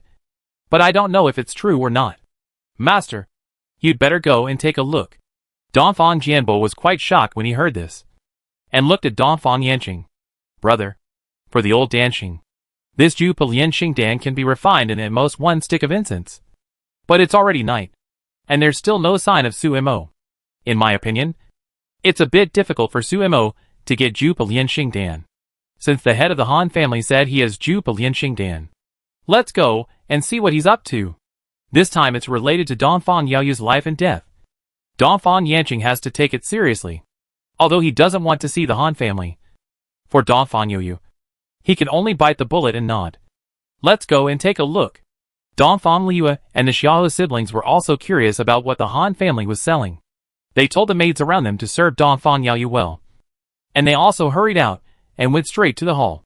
At this time, the head of the Han family and the 4 uncles of the Han family were already sitting in the hall, waiting for a long time. When they saw the head of the Dongfang family and Dongfang Jianbo coming in, they stood up and saluted politely. "It's late at night. I'm sorry to bother the head of the Dongfang family and the general of the cavalry. I hope you will forgive me." "Humph. Don't say polite words. If you really feel bothered, you wouldn't come to your house." Dongfang Jianbo directly retorted without giving face. The head of the Han family was froze by his words, and he couldn't laugh. The brothers behind him seemed very dissatisfied and wanted to step forward to argue, but he stopped them. Then he also sank his face and sneered. "I didn't expect that the eldest son of the Dongfang family was about to die, and the general of the cavalry was still so energetic." Chapter 1231 Make a Deal. Hearing such sharp sarcasm, Dongfang Jianba and Dongfang Yanqing were furious. Even Dongfang Liu and Xiahou brothers and sisters, who followed and glared at each other. Very angry. Master Han. My brother is fine. He is still so young. Even if he dies, he will die after you. You should worry about yourself. Dongfang Liu is willful. She doesn't care about elders. If she doesn't like it, she will just fight back. Speaking of which, it is still related to the growing environment. The Dongfang family is a family of generals. They learn to wield swords and guns and lead troops to fight. They don't like the officialdom. They always say what they want. Love and hate clearly. Hate evil as an enemy. And are extremely protective of their shortcomings. Now someone dares to curse their relatives. They will never swallow their anger. Patriarch Han was so angry at Dongfang Liu's words that his breathing stagnated. He frowned and angrily scolded. How dare you? You little girl. You dare to talk back to your elders. Do you have any manners? Without waiting for Dongfang Liu to reply, Dongfang Jianba spoke for her. Patriarch Han. You came to someone else's house and cursed someone else's son to die. If we talk about manners, you are the least well-mannered. Right? You are as young, ignorant, and can't speak. But Patriarch Han is so old. Can't he still speak? Patriarch Han was immediately speechless by Dongfang Jianba's question. His face turned pale and blue. Very ugly. But thinking of the purpose of their visit today, and that Dongfang Yaoyu was about to die, Patriarch Han temporarily suppressed his anger and grinned coldly. This time I came to give Dongfang Yaoyu the elixir. With your attitude, it seems that you don't want to save Dongfang Yaoyu. Hearing about the elixir, Dongfang Yanqing frowned slightly, with a cold light in his eyes. Master Han, you are probably hoping that our Dongfang family will have no successors. What do you mean by doing this? When Master Han saw Dongfang Yanqing speak out his thoughts bluntly, he couldn't help but stroke his beard and laughed. Ha ha ha. Master Dongfang, you are too vicious about our Han family. We are here today to save young Master Dongfang. I hope Master Dongfang will not misunderstand our good intentions. Humph. Good intentions? Who knows what you are up to? Dongfang Jianbo snorted coldly, and glanced at Master Han and several uncles behind him with a vigilant look, obviously not believing his nonsense. The head of the Han family had expected their reaction and nodded without surprise. Of course, we do have something to discuss with the head of the Dongfang family and the general of the cavalry. But this matter is just a small matter for the Dongfang family. Compared with the life of the Dongfang master, it is naturally not worth mentioning. Hearing this, Dongfang Yanqing and Dongfang Jianba looked at each other warily. And for a moment, they didn't quite understand what the head of the Han family meant. Seeing this, the head of the Han family immediately stretched out his hand and said calmly, Head, General, let's sit down and discuss it slowly. Although Dongfang Yanqing didn't like the people of the Han family, since they were all here and it was related to Yuer's life and death, he still listened to what the head of the Han family had to say.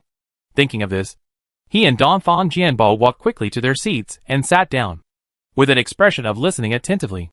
Dongfang Liu and the Xiahou brothers and sisters were also curious about what the Han family was going to do. So they walked to a seat on the side and sat down. Seeing that everyone else had sat down, the Han family members also sat down. We are still very busy and don't have time to waste with you. Just get straight to the point. Dongfang Yanqing frowned and waved his hand impatiently. Upon hearing this, the head of the Han family nodded slightly. Yes, I won't beat around the bush. I believe that the head of the Dongfang family has already heard that my daughter Han Xinyu was framed by Su Mo, tortured, and imprisoned in the academy prison. Right? Upon hearing this, the Dongfang family members all reacted. It turns out that this old guy came for his precious daughter. Just listening to his statement, Dongfang Liu was very dissatisfied and angrily retorted. Master Han, you must have said it the other way around. It was obviously your daughter who stole Su Mo's elixir. But you turned the tables and framed Su Mo for stealing her elixir. When did Su Mo frame your daughter? Please clarify the matter first. You don't even know the most basic things. I don't think there is any need for us to continue the discussion. Master Han's face turned black again because of Dongfang Liu's choking. He stared at her with anger in his eyes. But because of his, he was in the wrong and could not find words to refute. He could only endure it and looked at the head of the Dongfang family again. Head, no matter who framed whom, my daughter is now being punished in the prison. How can she, A delicate girl. Bear the punishment there? So, I came here today to ask the head of the Dongfang family for a favor, and ask the dean to release Xinyu. Everyone knew that the third uncle of the Dongfang family was the dean of Liuguang College. If he said something, Han Xinyu would not have to continue to endure the punishment. That's why the head of the Han family shamelessly came to ask for help from his mortal enemy. So you want us to help you rescue your daughter? Dongfang Jianbo understood the other party's intention and laughed with some gloating. When he heard Liu say that the high-ranking Han Xinyu was beaten in public by Su Mo, he almost laughed. Now seeing the Han family coming to ask for help in such a desperate situation, he couldn't help laughing. The Han family has been so proud of having a genius alchemist that they never take other people seriously. And because they have the support of the prince, they are even more unscrupulous. Now that they have fallen so hard, Dongfang Jianbo is happy to see it happen. The head of the Han family was not happy to hear his words, although he had a smile on his face. His tone was threatening. General Huqi, this is wrong. We are not here to beg you this time. We are here to trade with you. It is a trade that both sides need. I heard that Mr. Dongfang is on the verge of death and is in danger at any time. I am afraid he will not survive tomorrow. Now my Han family happens to have the soul gathering and form refining pill, which can save Mr. Dongfang's life. As long as the Dongfang family is willing to help, then our Han family will naturally not be stingy with this pill. Hearing this, Dongfang Yanqing and Dongfang Jianbo looked at each other solemnly. And they were obviously tempted. This favor is not difficult for their Dongfang family. They just need to tell the third brother. If this can save Dongfang Yu's life, it will be a sure win trade. However, they were not sure whether the Han family master was serious. What if he was just fooling them, and gave them a fake pill or a pill mixed with something else? How could they let Yu take it with confidence? The Han family master seemed to have noticed their thoughts and smiled and said, if you are worried, you can ask the alchemist to help check it. You can take it after confirming that it is correct. You have to think clearly. Asking the dean to help release Han Xinyu is just a matter of words for you.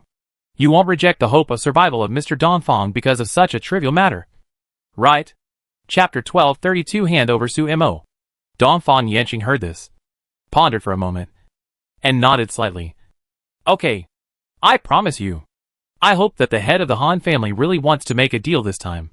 You should know that we in the Dongfang family don't tolerate any sand in our eyes. You'd better not play any tricks.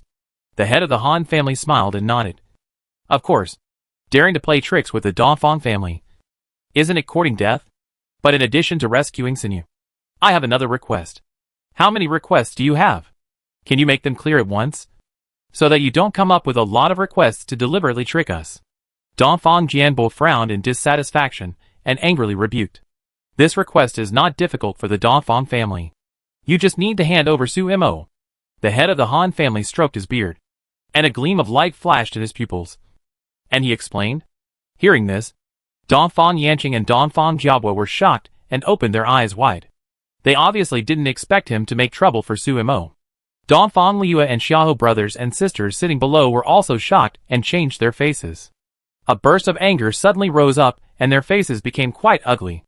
Master Han, don't push it too far. Su Mo is now a member of our Dongfang family. Why should I hand him over to you? Dongfang Liu's cheeks flushed with anger, and she growled with straight eyebrows and eyes. Master Han raised his eyebrows and answered calmly. Su Mo used to be a maid of the Xiaohu family. In the end, she has nothing to do with your Dongfang family. Miss Dongfang should not put your brother's life in danger because of that ridiculous loyalty. You have to know that it is Master Dongfang who is related to you by blood and is your family, not Su Mo who was born as a maid. If your brother is killed because of an outsider, do you think it is worth it? Are you worthy of the Dongfang family? Hearing this, Dongfang Liu stood up immediately and retorted excitedly. Su Mo is not an outsider. She saved my brother and me later. She is the savior of my brother and me. If you ask me to push my savior out, am I still a human being? In the Nanan forest, a large group of them survived because of Su Mo. Otherwise, they would have been killed by the Han brothers and sisters and the War Tiger group. How could she frame her savior in order to save her brother? Even if she saved her brother would probably hate her to death when he knew about it. So, she would never do such a wicked thing. Is the savior more important than the interests of the family? You are too young and immature to think about things. You should stay out of the adults' business. The head of the Han family was too lazy to talk nonsense with Dongfang Liue. In his opinion, Dongfang Liue's so-called loyalty was ridiculous. Dongfang Liue was so angry that she was about to refute him. But the head of the Dongfang family took over the conversation. Head Han, Dongfang Liue knows about benevolence, morality, courtesy, righteousness, and shame at a young age. But you don't understand the most basic principles of being a human being. I think you are not qualified to blame her. Head Han didn't seem to expect that the head of the Dongfang family would say such a thing. He was so angry that he gnashed his teeth. Head Dongfang, I came to give the life-saving elixir to Mr. Dongfang with good intentions. Is this the attitude of your Dongfang family? Yes. This is the attitude of our Dongfang family. We can help rescue Han Sinu, but we will never hand Su Imo over to you.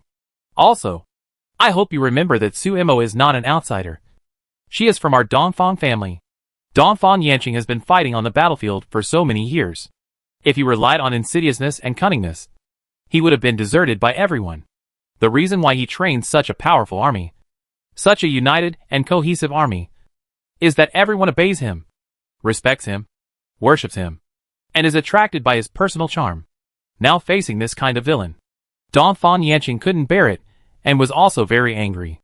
Although he wanted to save his son and felt sorry for his son, he would never use such despicable means to exchange for his son's safety. Moreover, he knew very well the position of Su Imo in his son's mind. If he knew that he put his beloved woman in danger, he would probably never forgive himself in his life. Dongfang Yanqing really couldn't agree to this request. Master Dongfang, are you still clear-headed now? How can Su Mo's humble status be worth your protection? Don't you want to save your son's life? Sitting next to Master Han, another man of similar age was anxious and angry at Master Dongfang's attitude, and couldn't help asking back, seeing that they were still unwilling to give up. Dongfang Jianba also frowned and angrily scolded. Don't say anything more. I feel sick to hear you say one more word. You want our Dongfang family to hand over someone? No way. If you want Han Sinu to come out of prison, hand over the soul gathering and refining pill now. If not, then get out. You. The head of the Han family was so angry at their stubborn attitude that he gritted his teeth, gasped a few times, and nodded unwillingly. Okay. You are awesome. I want to see how long you can be stubborn. Don't kneel down and beg us when the time comes. They got the news that Dongfang Yaoyu basically couldn't survive tomorrow. If he didn't take the soul gathering and refining pill, he would definitely die. They didn't believe that the Dongfang family would really watch Dongfang Yaoyu die like this. Han Sinu will be released sooner or later, now that she is in prison with the care of the Han family. No one dares to do anything to her. He is just worried about the martial arts competition in more than 2 months. This competition is very important and cannot go wrong. Han Sinu is locked up in prison and has no way to practice well and prepare for the competition. That's why he is anxious to ask the Dongfang family to help her get released. Unfortunately, the other party is a fool. He would rather talk about that ridiculous loyalty than bow his head. However, as soon as the head of the Han family finished speaking, a clear and pleasant teasing voice came from outside the hall. Head of the Han family, you think too much. The Dongfang family never kneels to villains. I'm afraid you will be disappointed. Hearing the voice, everyone in the hall was shocked and looked up at the door. I saw a beautiful figure coming from outside. Although the face was ordinary, it couldn't hide the noble elegance emanating from her bones. There was a hint of smile on her lips, but her dark eyes were filled with cold light. Her cold gaze fell on the face of the head of the Han family, which made the latter feel a chill. Who are you? How dare you call our Han family villains? A middle-aged man in navy blue clothes sitting next to the head of the Han family frowned angrily and shouted. Su Maoyan glanced at the people of the Han family and grinned with a sarcastic arc. You keep saying that the Dongfang family wants me to hand me over, but you don't even know the person you want. Are you here to make fun of me? Chapter 1233. You will never wait for that day until you die. The faces of several uncles of the Han family were immediately choked by her, and fierce anger instantly surged in their pupils. The head of the Han family opened his eyes wide in shock, and suddenly realized. You? So you are Su Imo. This Su Imo not only made his precious daughter, whom he held in the palm of his hand, be beaten in public, but also locked her up in a dark and damp dungeon. If he didn't punish this Su Imo, where would the face of their Han family be? Thinking of this, the head of the Han family could no longer restrain his inner anger. pointed at Su Maoyang, and yelled, "You caused my daughter to be punished. I was just about to settle accounts with you, but I didn't expect you to take the initiative to come to my door. Han family head. Your daughter stole my elixir, framed a fellow disciple, violated the rules of the academy, and was punished. What does it have to do with me? The elders of the Dan Palace beat her and imprisoned her. I didn't touch her hair. If you want to blame, you should blame the academy for setting this rule. If you want to find someone to settle accounts with, you should find the elders of the academy. Why do you find a maid of humble origin like me?" Su Maoyang sneered and glanced at the head of the Han family without leaving a trace. The irony is self-evident. The head of the Han family did not expect Su Imo to be so sharp-tongued. He pushed the responsibility to the academy and the elders in just a few words. He was so angry that his face turned blue. "Don't quibble. If it weren't for you, Sun Yu would be loved by the elders. How could she be punished?" Seeing him angry, Su Maoyang curled his lips and smiled lightly. But his light words were particularly harsh. "Head of the Han family, you are a man who has half a foot in the coffin. Why can't you tell right from wrong? Why was your daughter punished? You should go to the dungeon to ask her in person. Why did you come here to question me? The victim? Besides, according to the power of your Han family, if your daughter hadn't done something too much, the academy would not have protected a lowly maid like me and punished the daughter of the Han family. I don't need to explain the reason in detail. Right? You. Patriarch Han was speechless after being asked back by her. He was so angry that he was shaking all over and gnashing his teeth. Perhaps he was so angry that he was too lazy to talk nonsense with her. He looked directly at Patriarch Dongfang and warned him in a very tough attitude. "Patriarch Dongfang, you should know that the soul gathering and refining pill is a holy medicine that can only be refined by the alchemist saint. Only the 3 old guys in the alchemy guild have it in the entire Maple Forest Empire. But those 3 old guys are arrogant and never take people seriously. Even the emperor may not be able to invite them, let alone your Dongfang family. And Dongfang Yoyu's life is in danger at any time, and he can't afford to delay. The soul gathering and refining pill in my hand is Dongfang Yoyu's only hope. Do you want to protect Su Imo or hand her over? This is your last chance." Dongfang Patriarch was already very angry when he heard his shameless request. Now seeing that he was still threatening, his suppressed anger finally broke out, and he shouted, "Patriarch Han, I think I have made it very clear that my Dongfang family will never do such a dirty and despicable thing. Dongfang family does not welcome you. Get out." Patriarch Han has lived for such a long time, and has always been flattered by others. When has he ever been driven out without giving face? Such a big gap and poor treatment made Patriarch Han grit his teeth. "Humph. Your legitimate son is going to die. I think the Dongfang family will soon be extinct. I want to see how long your Dongfang family can last." Patriarch Dongfang has already lost 2 sons, and some of his other uncles' children have also died in the battlefield. The Dongfang family is already sparsely populated. If Dongfang Yoyu dies again, the Dongfang family will probably be devastated, since they don't know the current situation. Don't blame the Han family for not saving them. Su Maoyang couldn't help but chuckle when he heard this. Although he was smiling, the smile didn't reach his eyes. His deep black pupils were floating with cold light. "Master Han, you will probably be disappointed. Dongfang Yoyu will not die, and he won't have to endure the torture of the sequelae of the body swap in the future. If you want to see the Dongfang family extinct, you may not see it until the day you die." Hearing this, Master Han and several uncles of the Han family were shocked. But then, they thought that the soul gathering and form refining pill was not so easy to get. If the Dongfang family really got the pill, according to the temperament of Dongfang Yanqing and Dongfang Yaoyu, how could they come out to see them and agree to release Han Sinu? It can be seen from this that the Dongfang family did not get the Jupe Lianxing pill at all. Su Imo was just trying to save the face of the Dongfang family by being stubborn. Stubborn. And mysterious. Haha. Su Imo, do you think you can fool us with a few random words? Don't think I don't know that without Jupe Lianxing pill, Dongfang Yoyu can't survive at all. The head of the Han family snorted disdainfully, obviously not believing Su Mo's stubbornness at the point of death. Hearing this, Su Maoyang raised her eyebrows slightly, looked at the head of the Han family with a look of looking at a fool, and her tone seemed particularly calm. Dongfang Yoyu does need Jupe Lianxing pill to save his life. So, didn't I bring Jupe Lianxing pill back? As she said this, she raised her hand and raised the pill box in her hand, which immediately shocked the Han family's face, and widened their pupils. Hearing this, Dongfang Liu and Xiaoho's siblings suddenly froze in anger, and immediately showed surprise. They stood up and excitedly surrounded Su Maoyang. Su Mo, is it true? Did you really get the soul gathering and form refining pill? Seeing this scene, even Dongfang Yanqing and Dongfang Jianba could not sit still. They stood up and walked to Su Mo in 2 steps. Dongfang Yanqing's cheeks twitched with excitement, and he stretched out his trembling hands to Su Maoyang. Su Mo girl, come on, let me see. Su Maoyang knew that he had been waiting for a day, and finally heard the news of the soul gathering and form refining pill.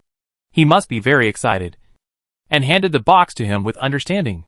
Dongfang Yanqing took the box, opened the lid impatiently, and took out the pill inside.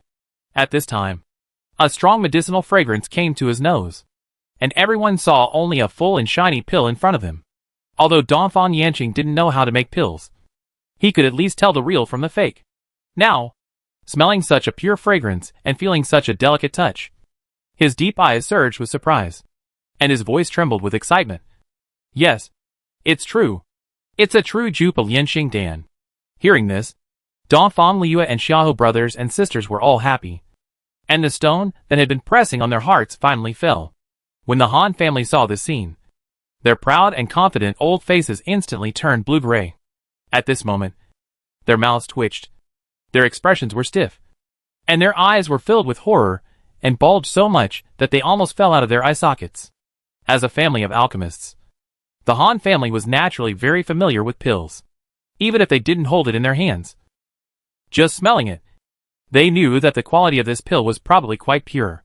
To be able to make such a high-quality pill, this person's alchemy skills must be quite extraordinary. Chapter 1234. Be careful, or it will come back to you. Realizing this, everyone in the Han family took a breath of cold air in shock. And they were shocked. It was obvious that the soul gathering and refining pill in Su Mo's hand was purer than the soul gathering and refining pill in their hands. You know, the soul gathering and refining pill in his hand was given to him by Vice President Duan Chenghong as a reward when their Han family provided rare medicinal materials to the Alchemy Guild. This time, the head of the Han family was willing to trade such a precious pill because he was afraid that others would take advantage of Han Sinyu's distress to kill her. So he was eager to rescue Han Sinyu. He knew very well that Han Sinyu was all the hope of their Han family, and there must be no mistakes. Only by saving Han Sinyu can the Han family's position in the Maple Forest Empire be preserved. He believed that in a few years, with Han Sinyu's amazing talent, she would be able to refine such a pure holy medicine. By then, their Han family would no longer have to ask for help from others. So he made up his mind to take out the soul gathering and form refining pill. However, he didn't know that the holy medicine they had treasured for so many years was actually compared to the pill Su Mo took out.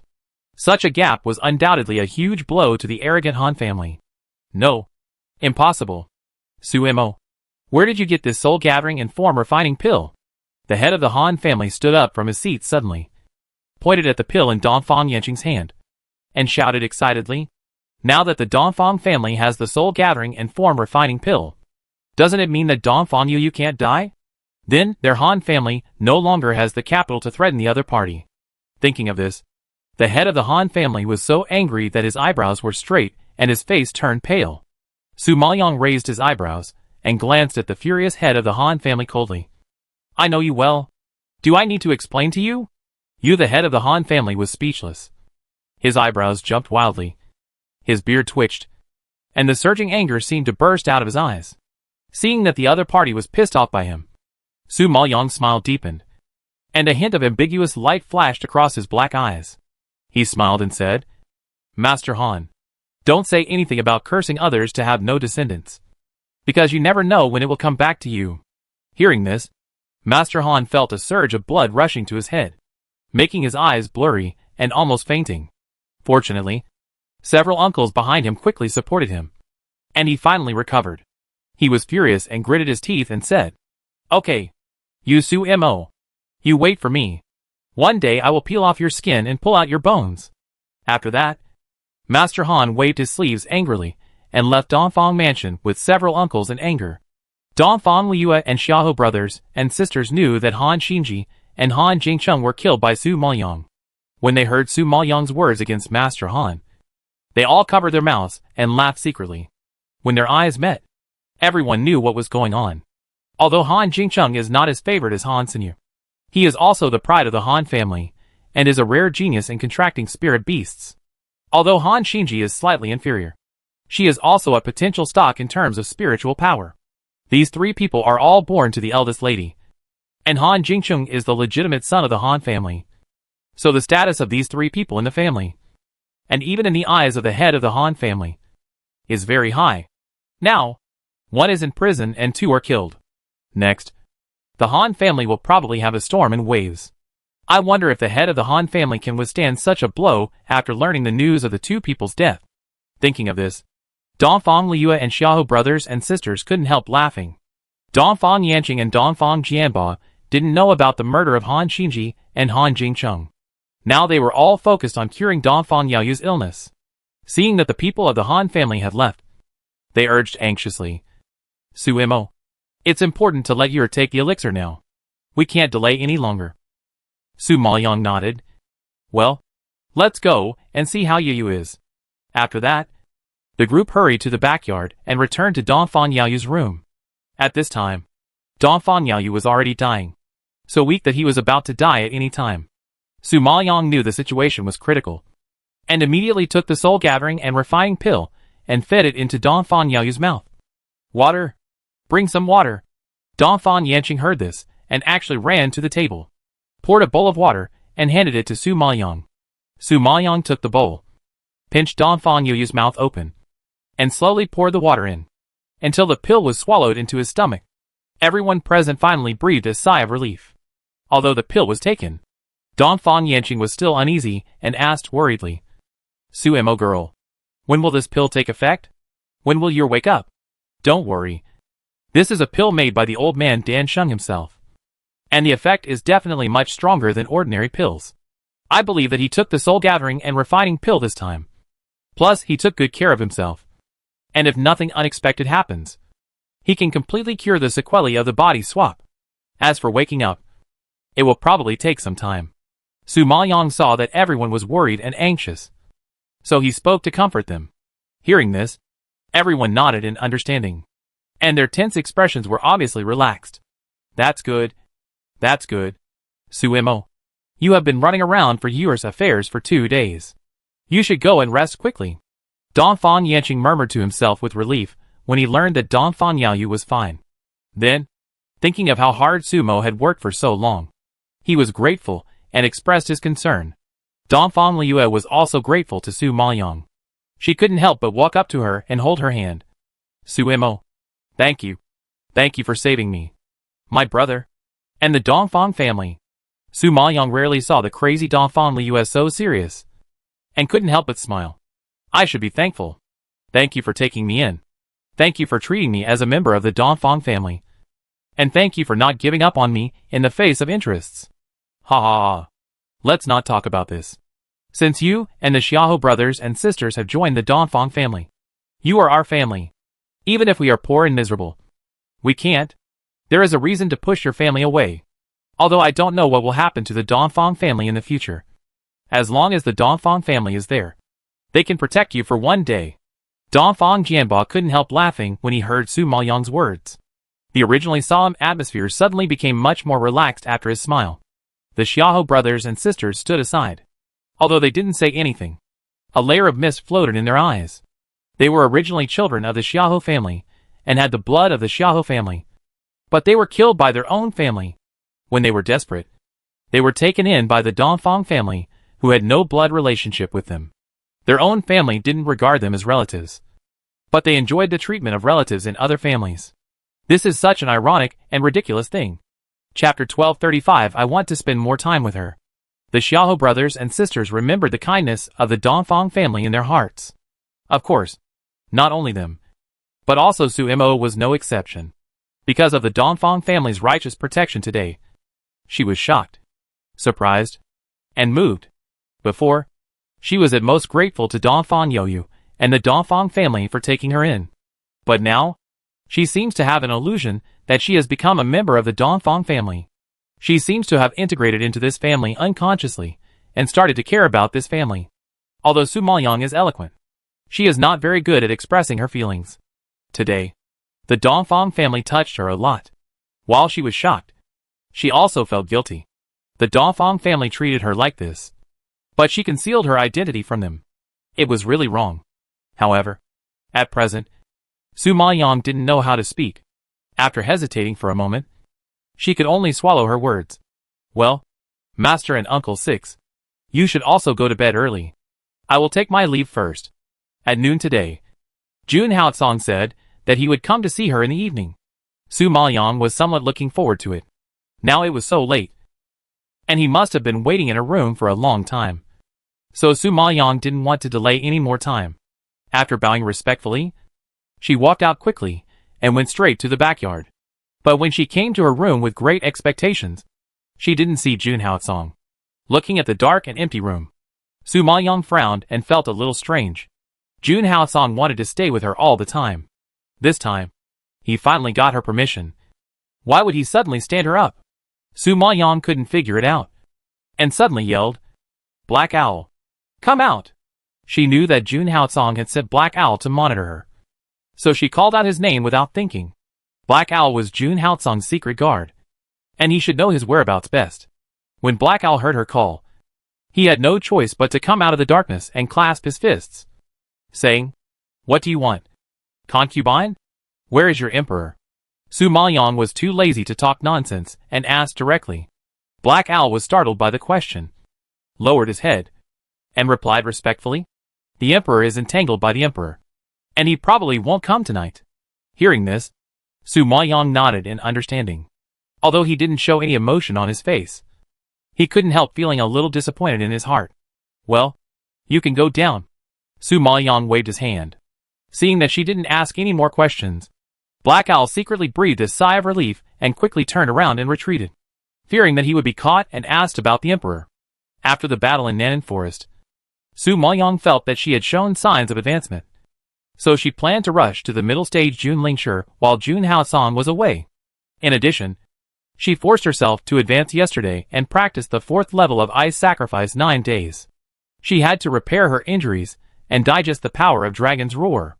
So, she quickly sat down, took out a large number of spiritual power stones from the space, and began to close her eyes and absorb spiritual power. Not only her, but also the spiritual beasts in the space practiced without delay. This time, the Sky Demon Marten harvested a lot of beast cores in Nanan Forest, which could help it and the Tongtian Flamingo recover their strength. Although the blue scale swallowing Sky Python is in its infancy, and does not have much killing power at present, it is the leader of the 10 fierce beasts and grows very fast. I believe that with the help of the beast core, it will soon become powerful. As for the Golden Flame Demon Lion and Black Thunder Explosion Ape that she contracted later, because she had severely injured the Heavenly Demon Marten and Su Maoyang, they also had to rely on the beast core to recuperate and recover their vitality. In this way, 1 person and 5 beasts quickly immersed themselves in cultivation. Su Maoyang's body may have reached the critical point. It only took her 1 hour to advance to the middle stage Jun Lingshi without spending too much effort. Then she gathered her spiritual power and began to refine the 3 corpses in the space. These 3 corpses were the members of the War Tiger group. One of them was the leader of the War Tiger group. This leader had reached the late stage of the acquired Jun Lingshi, and the other 2 had also reached the early stage of the acquired Jun Lingshi. Their strength was quite good. If they were refined, they would definitely be a great help to Su Maoyang. So, without a moment's hesitation, she quickly activated the puppet technique to refine. Time flies, and another hour has passed. Su Maoyang originally wanted to try to refine a corpse, but she was so busy these 2 days that she was dizzy. She also refined 2 divine pattern pills with high intensity, which had a huge loss in both physical and mental strength. Therefore, even she, who has always been indomitable, felt exhausted at this moment. After exhaling a breath of turbid air, she gave up refining, fell weakly on the couch, and soon fell asleep. The night was getting deeper and deeper, and only the cold moonlight slanted in through the gaps in the window, adding a little quiet light to the dark room.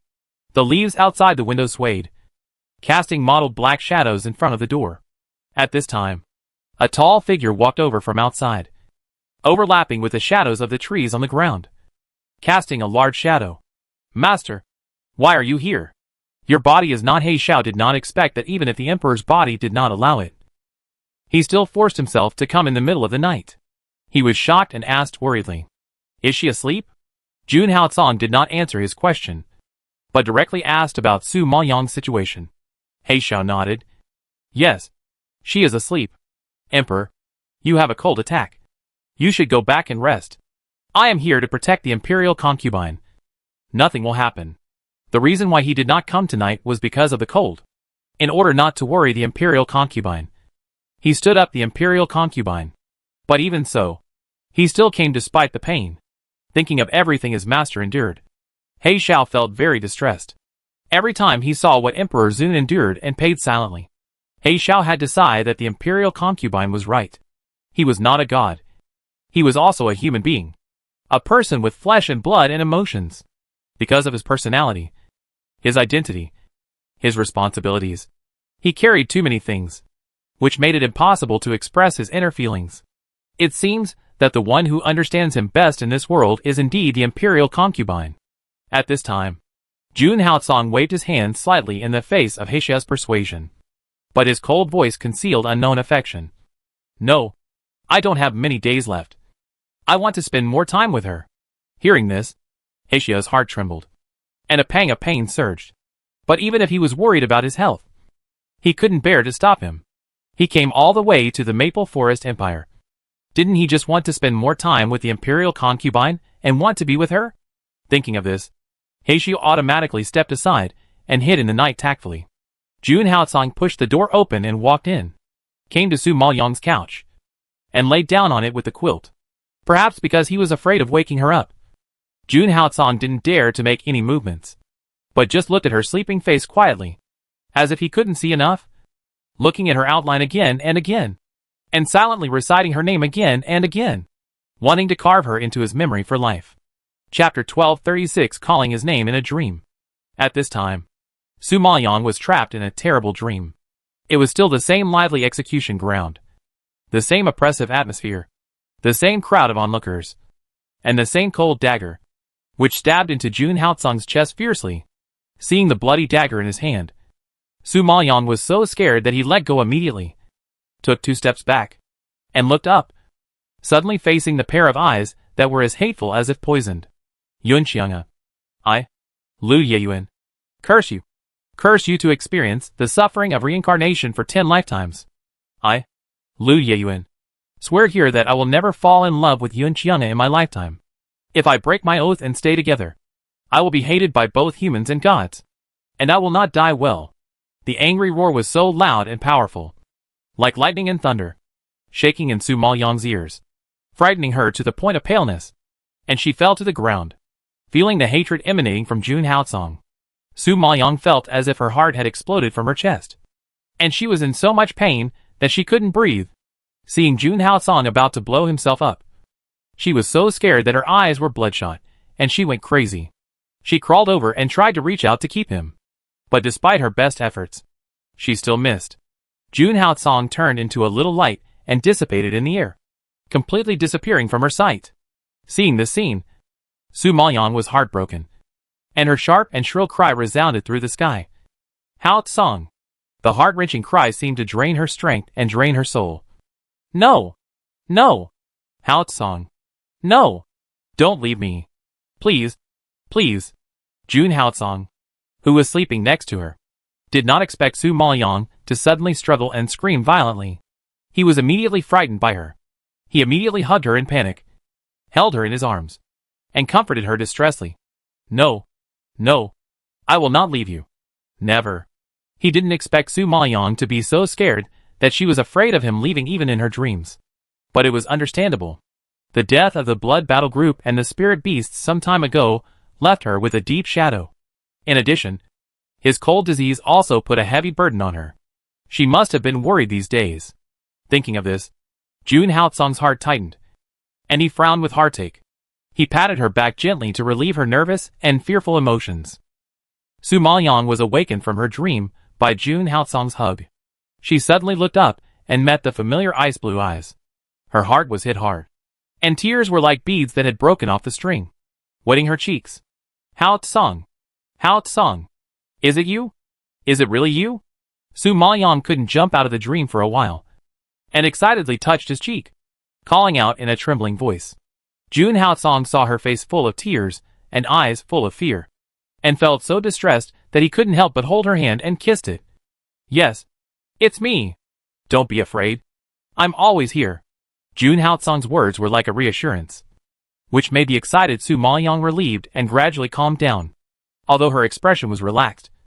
Her hand was tightly holding him, as if she was afraid that he would disappear. Su Maoyang has an independent personality. This is the first time Jun Haotsong has seen her so clingy. He was secretly happy in his heart and enjoyed such treatment. The corners of his mouth couldn't help but float up an imperceptible arc. Teasing. Didn't you pretend not to know me before and deliberately push me away? Now you are so reluctant to let me go? Su Maoyang felt Jun Haotsong's warmth and had gradually broken free from the dream. Hearing his mocking voice, Su Maoyang was a little embarrassed. He gently pushed him away and said unhappily, "Don't flatter yourself. Who can't let you go? Who? Isn't it the one who called my name in his dreams just now? Kept yelling at me not to leave, and even cried while yelling?" Jun Haotsong was amused and teased her deliberately. Su Maoyang was speechless because of his laughter. She avoided his burning gaze with a guilty conscience and muttered unconvincedly, "I'm crazy. I can't bear to leave you. A person who doesn't keep his word." "Don't keep your word? When did I break my word?" Jun Haotsong was suddenly accused of a crime by her, and was immediately confused. Su Maoyang saw that he was playing dumb and glanced at him dissatisfiedly. "You said you would come tonight, but you stayed in the palace to accompany the princess. You are wrongly accusing me. When did I accompany the princess?" Jun Haotsong looked innocent. "He Xiao said that you were entangled by the emperor. The emperor wanted to marry the princess to you. He entangled you to match you with the princess." Su Maoyang snorted coldly. Jun Haotsong heard the sour tone and saw that she was angry. He reacted immediately, and a charming and evil smile suddenly bloomed on the corner of his mouth. His ice blue eyes were like stars, shining. "Madam, are you jealous? You are so jealous." I'm not. Su Maoyang's face was hot when she heard such a blatant question. She wanted to deny it outright to save face. But before she could say anything, Jun Haotsong suddenly lowered his head and sealed her mouth. She didn't have time to struggle, and soon fell into Jun Haotsong's tenderness. This kiss lasted for a long time. So long that Su Maoyang forgot the time, and only knew that she was about to be swallowed by Jun Haotsong. The two of them stayed together for a long time before Jun Haotsong reluctantly let her go. He used his arms to hold her tighter, and said in a low voice with some helplessness, "Since I met you, you have tortured me to death. How can I have the energy to accompany other women? No matter what happens in the future, don't push me away. I have had the same dream as you just now for hundreds of times before I found you." These words hit Su Maoyang's heart like a hammer, and she felt a dull pain. If Jun Haotsong stayed with her, his life would be in danger, and if he left her, he would not be able to live. What should she do with this man? Thinking of this, Su Maoyang felt sad, and hugged him tightly, saying in a muffled voice, "Haotsong, I love you. No matter what decision I make, it's because I love you." Jun Haotsong rarely heard Su Maoyang express her feelings so directly. He was shocked and wanted to look down at her, but she buried her face in his arms, making it impossible to see her expression. Only her slightly trembling body revealed the secret that she was crying. Feeling her deep sorrow, Jun Haotsong had a bad feeling in his heart. He always felt that Su Maoyang seemed to be hiding something from him. But when he opened his mouth to ask, Su Maoyang interrupted him. "I'm tired and want to sleep." Jun Haotsong knew that she was too tired these 2 days, and kissed her hair distressfully. "Well, go to sleep. I'll be here to watch over you." Since it was already midnight when Jun Haotsong arrived, Su Maoyang didn't sleep for long before it was morning. Su Maoyang and Jun Haotsong had just put on their clothes when they heard Xiahou Wanquan's voice coming from outside. "Su Mo, are you up? Master Dongfang has woken up and is now shouting to see you." Chapter 1237. The henpecked Emperor Yunlu. Xiahou Wanqian, who usually likes to go in and out of Su Maoyang's room, stood at the door this time and didn't rush in. Since Dongfang Liu had broken last time and saw something she shouldn't have seen, she reminded Xiahou Wanqian again and again, so she didn't make the same mistake. At this time, seeing Su Maoyang and Emperor Zun both walk out, Xiahou Wanqian was extremely grateful. Fortunately, Dongfang Liu had greeted them in advance. Otherwise she would be embarrassed today. Emperor. Seeing Jun Haocong coming over, Xiahou Wanxian restrained her smile a little and immediately saluted respectfully. Jun Haocong looked gloomy and glanced at her coldly, as if he was a little dissatisfied with her behavior of disturbing their world of two. Su Maoyan was concerned about Dongfang Yaoyu's safety, and hurriedly asked, "How is Yaoyu?"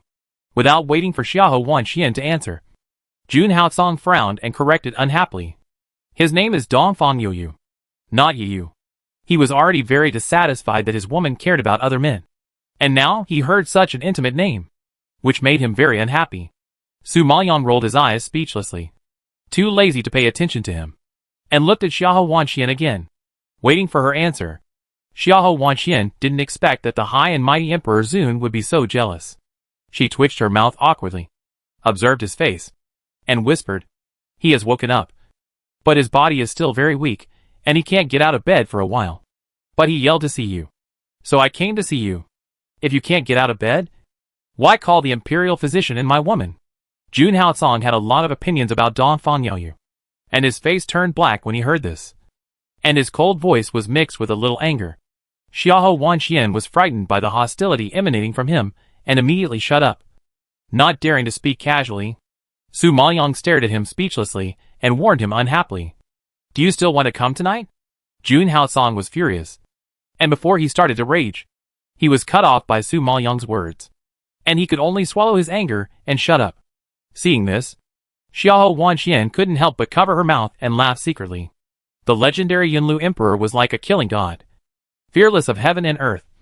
But she didn't expect that he was subdued by Su Mo. If people knew that the feared Yunlu Emperor was actually henpecked, how many people would be shocked? Seeing Jun Haocong calm down, Su Maoyan retracted his gaze and raised his hand to Xiahou Wanxian. "Let's go. I'll go see how he's recovered." Xiahou Wanxian secretly glanced at the Emperor's dark face, and laughed in her heart. She nodded and walked quickly with Su Maoyan towards Dongfang Yaoyu's yard. After hearing that Dongfang Yaoyu had woken up, most of the other disciples in the family rushed back and surrounded Dongfang Yaoyu's room. Dongfang Yaoyu is the heir of the Dongfang family, and is of great significance to the Dongfang family. Now that he can be alive, it is undoubtedly a great joy. Everyone's face swept away the haze of the past few days, and all wore happy smiles. When Su Maoyan arrived, he only saw everyone talking and laughing. So lively. "Su Mo, you're here. Come here quickly. Yura has been asking to see you. Go talk to him." Dongfang Yanqing waved warmly when he saw Su Mo. But when his eyes met Jun Haocong, who was following closely behind him, his old face couldn't help but stiffen for a moment. This Yulu Emperor is really haunting. Wherever Su Mo goes, he follows. Don't people say he is aloof and doesn't like to talk to people? In his opinion, this Yunlu Emperor simply wants to put Su Mo in his pocket. Dongfang Yaoyu was very weak after waking up. Although he had regained his consciousness, he had no strength and energy. But when he heard that Su Mo was coming, he tried to stand up and called out, "Su Mo." Su Maoyan knew that he had just recovered from a serious illness and couldn't move around casually. So he hurried over and wanted to reach out and press him back to the couch. But Jun Haocong was quick and had taken the lead and pressed him back hard. His cold blue eyes pierced Dongfang Yaoyu's face like a sharp sword, which immediately made the latter shudder. Dongfang Yaoyu didn't expect that Emperor Yunlu was here too, and a flash of surprise flashed across his eyes. "Emperor? Emperor? Why are you here?" Dongfang Yanqing was afraid that he would be sad, so he quickly answered for Jun Haocong. "The Emperor knew that you were seriously ill, so he came to visit you specially." Jun Haocong didn't like this explanation very much, staring at him with cold eyes, and stretched out his hand to embrace Su Maoyan into his arms, and said directly, "I came to see my woman." As soon as Jun Haocong's words came out, everyone present froze, embarrassed and didn't know how to speak. When Dongfang Yaoyu saw this scene, his expression froze, and he frowned immediately, asking back in confusion, "Your woman? Emperor, what do you mean by this?" Seeing him hugging Su Maoyan, Dongfang Yaoyu's face became extremely embarrassed, and he also had guesses in his heart. At the beginning, Emperor Yulu appointed Su Mo as his concubine at the banquet. Could it be that he had already chased after Su Mo to marry her? Seeing that he slowly understood, Jun Haocong replied calmly, "It's what you guessed. Dongfang Yaoyu was shocked when he heard this, and retorted emotionally, Emperor, Suemo doesn't want to be a concubine. Why do you force her? You are the high and mighty Emperor Yunlu. You can have any woman you want. Why Suemo? Perhaps because he was too excited and too anxious. Dongfang Yaoyu coughed painfully, which immediately made the people of the Dongfang family panic. Su Maoyang was also shocked by his behavior and quickly explained. Yaoyu, it's not what you think. I am willing to be with him. No one forced anyone. Dongfang Yaoyu heard this, and widened his eyes in disbelief. He shook his head in disbelief. No. Impossible. You rejected the emperor in public before. How come you are willing in the blink of an eye? Suemo. Tell me. Did he force or threaten you? Don't be afraid. Dongfang cough cough, Dongfang family cough cough cough. I will make the decision for you. As he spoke, Dongfang Yaoyu coughed violently again, and everyone present was heartbroken. Hearing this, Su Maoyang knew that he had to tell him the identity of the emperor's concubine now, and he couldn't let him misunderstand Jun Haotsong. But just as she was about to explain, Dongfang Liu suddenly interrupted and waved her hand to send everyone away. Brother Yaoyu has just recovered from a serious illness and needs to rest. Let's go home. If you have anything to say, wait until he is better. Dongfang Yanqing and Dongfang Jianba also nodded in agreement. Yes. Everyone go back and let Yer have a good rest. Chapter 1238 Dongfang Yaoyu's Feelings. Everyone saw that Dongfang Yaoyu was weak, and it was indeed not good to disturb him for too long. They all nodded in understanding, and turned to leave the room. Dongfang Liu was afraid that Su Maoyang would tell the truth, so she immediately stepped forward and wanted to pull her out. Who knew that before she touched Su Maoyang's hand? Su Maoyang was hugged by Jun Haotsong next to her, and instantly moved away from her. What are you going to do? At this time, the emperor frowned slightly. His eyes were cold, and he stared at her warily. Dongfang Liu was amused by his actions. She had heard that Emperor Yunlu doted on his concubine very much before, but now she saw it, and found that he was even more doting. Thinking of this, she shook her head helplessly, and could only plead.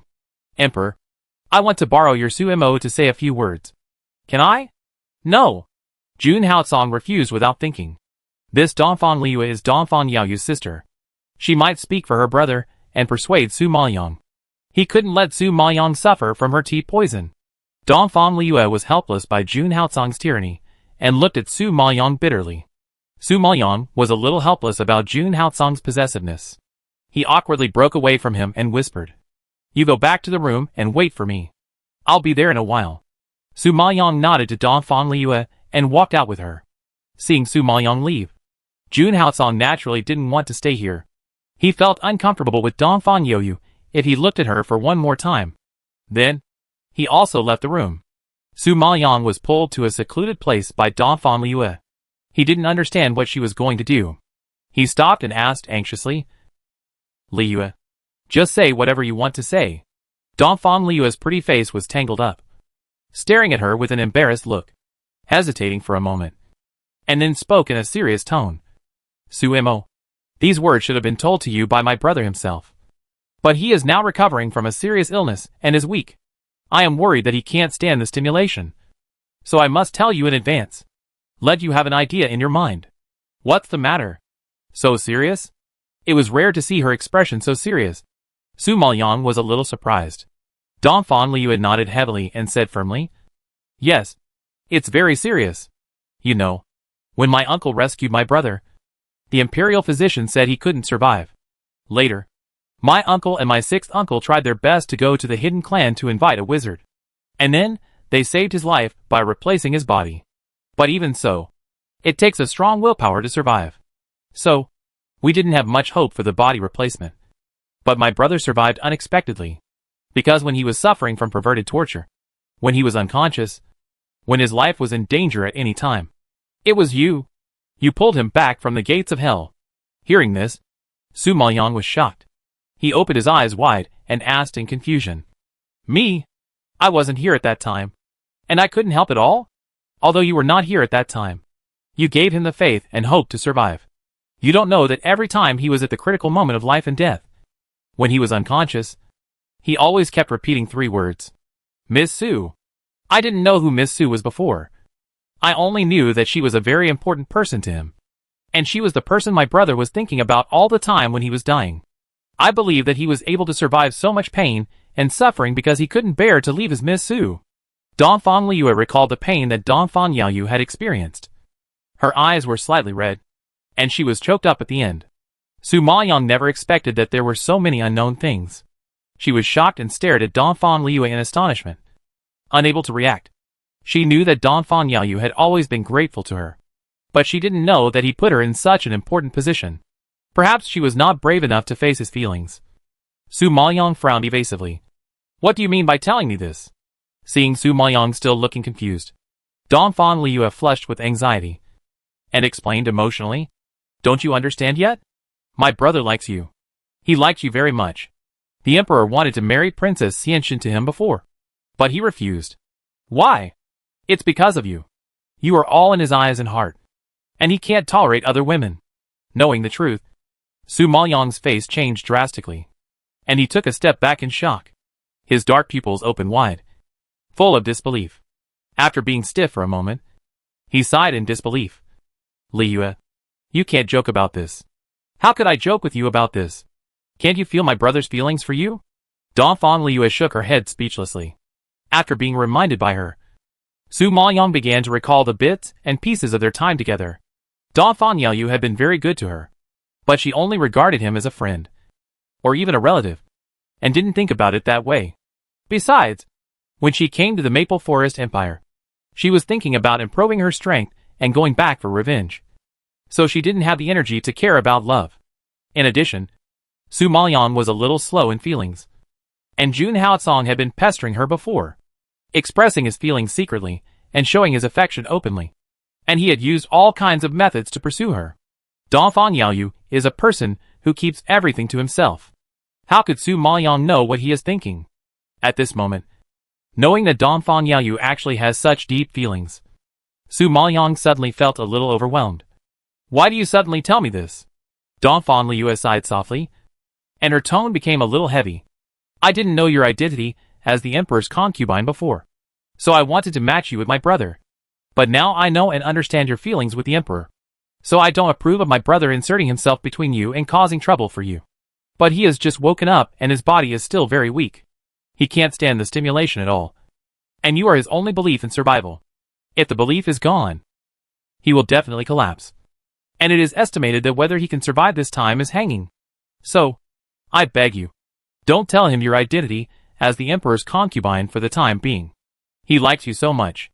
If he knows the truth, he will definitely not be able to accept it. My brother has been living outside since he was a child, being bullied and suffering a lot. He finally returned home, but he had to suffer the pain of body replacement. His life is too bitter and miserable, and you are his happiness in all his sufferings. Please don't break this happiness for the time being. I beg you. As he said, Dongfang Liu actually knelt in front of Su Maoyang and kowed out heavily. Su Maoyang was still in shock. He didn't expect her to do this. He quickly reached out to help her up. Liu, what are you doing? Get up quickly. Su Mo, I only ask you not to tell my brother the truth for the time being. He is too deeply in love with me. This truth is too cruel for him and may completely break him down. But if he knew that you were forced by the emperor, he would definitely try to get better in order to protect you. Dongfang Liu refused to get up and kowed out several times in a pleading manner. Chapter 1239 Jun Haocong is angry. Su Maoyang frowned at her plea, feeling embarrassed and not knowing what to do. Dongfang Yaoyu is indeed pitiful, but Jun Haocong is a super jealous king. He even feels very uncomfortable when she and Dongfang Yaoyu are in the same room. Not to mention that she has to hide it from Dongfang Yaoyu and pretend that she was forced by Jun Haocong. This is too unfair to Jun Haocong. Liu, it is precisely because I treat Dongfang Yaoyu as my own that I have to tell him the truth. I can't let him continue to fall into it. If I hide it from him, it is not only not helping him, but hurting him. Su Maoyang advised earnestly. Dongfang Liu shook her head vigorously and begged with tears. I don't want you to keep it a secret from him. Just keep it a secret for now. His current physical condition cannot withstand such a cruel blow. When he recovers, you can tell him the truth. I beg you. Please help Brother Yaoyu for the sake of him saving you and the Dongfang family taking you in. Su Maoyang also saw Dongfang Yaoyu's situation just now, He was so excited that he kept coughing just because he saw her with Emperor Zun. If he knew that she was originally Jun Haotsong's imperial concubine, he might not be able to accept it. She really couldn't imagine what the consequences would be. Now facing Dongfang Liu's tearful plea, Su Maoyang really couldn't bear to refuse. After all, Dongfang Yaoyu has done her a favor, and the Dongfang family has also done her a favor. It's not necessary to choose this juncture to make things difficult for others. Thinking of this, Su Maoyang sighed and finally agreed. Okay, keep it a secret from him for now, and tell him when he is well. Dongfang Liu heard Su Maoyang's promise, and an excited smile suddenly bloomed on her face. She stood up quickly, took her hand, and said gratefully, "Thank you, Su Mo. Don't worry. When my brother is well, I will tell him the truth even if you don't say it. My brother can't interfere with your relationship with the Emperor. Otherwise he will be the only one who suffers. And I will never let him fall into such pain." Su Maoyang nodded slightly with relief after hearing her promise. As for her feelings for Dongfang Yaoyu, she couldn't digest them for a while, and rubbed her temples with a headache. "I'm a little tired. I'll go back first." "Yeah. Okay. The Emperor is still waiting for you. Go back quickly. If I pester you again, the Emperor will eat me." Thinking of the look Jun Haotsong gave her just now, Dongfang Liu couldn't help but shudder. Su Maoyang didn't delay, nodded, and turned back to her yard. Just knowing the truth, Su Maoyang felt extremely heavy. Her legs and feet seemed to be filled with lead, and it was extremely difficult for her to walk. Jun Haotsong, who was sitting on a chair in the hall, had been waiting for her for a long time. Seeing her slowly walking back, he was furious, frowned slightly, and asked in a deep voice, "You still remember to come back?" Su Maoyang came back to her senses when she heard his voice, raised her eyes and looked at him, and immediately remembered Jun Haotsong's deliberate provocation of Dongfang Yaoyu just now, and said helplessly, "This is the Dongfang family. Dongfang Yaoyu has just recovered from a serious illness. Do you have to provoke him like this?" Before, she didn't know what Dongfang Yaoyu thought of her, so she didn't care too much. But now she knows. Her mood is different, and she has a different view on Jun Haotsong's declaration of sovereignty in front of Dongfang Yaoyu, because his behavior is likely to cause harm to Dongfang Yaoyu. "What? Dongfang Liu advised you a few words, and you started to favor her brother so quickly?" Hearing this, Jun Haotsong's face suddenly sank, and his cold voice seemed to float out of hell. Su Maoyang felt guilty after being exposed by him. "What nonsense are you talking about? You know what I said? Dongfang Yaoyu is so sick, but he still clamors to see you. Do you dare to say that he has no interest in you? I guess the whole Dongfang family knows it. Only you, a fool, don't know. I think Dongfang Liu had deliberately interrupted you and took you out to talk alone, just to persuade you to be with her brother." Jun Haotsong was furious when he said this. Su Maoyang heard that he misunderstood, and quickly explained, "No, you misunderstood Liu. She just asked me to hide my identity as the imperial concubine from Dongfang Yaoyu temporarily, not to persuade me to be with him, because Dongfang Yaoyu has just recovered from a serious illness. His body is too weak. He is in danger at any time, and he can't stand any stimulation. If I tell him the truth, he will definitely not be able to bear such a blow. So, during this period of time, I can only temporarily wrong you. When he is well, I will tell him the truth immediately. Okay?" Su Maoyang softened his temper and discussed with him. When Jun Haotsong heard this, his face became darker and darker, and he refused angrily. Impossible. He could tolerate Su Maoyang hiding it from others, but he couldn't tolerate her hiding it from Dongfang Yaoyu, who had intentions towards her. "Haotsong, please be flexible. Dongfang Yaoyu has done me a favor. Although I don't like him, I don't want him to get into trouble." "Then you think I'm okay?" Jun Haotsong frowned even more and growled angrily. In order not to make her worry, he had been hiding his illness. But she cared about other men, and even more so, she cared about a man who had thoughts about her. How could he accept this? Su Maoyang had no idea that he would be so angry, and shrank his head after being yelled at by him. "You still have the energy to be angry with me. But Dongfang Yaoyu is still at the critical moment of life and death. Whether he can survive is a problem." Seeing that she was still worried about Dongfang Yaoyu, Jun Haotsong took a deep breath in anger, and his ice blue eyes turned red. "What if I am also at the critical moment of life and death, and can't survive? Have you considered my feelings?" Su Maoyang didn't know why Jun Haotsong had such a big reaction, and hurriedly comforted him.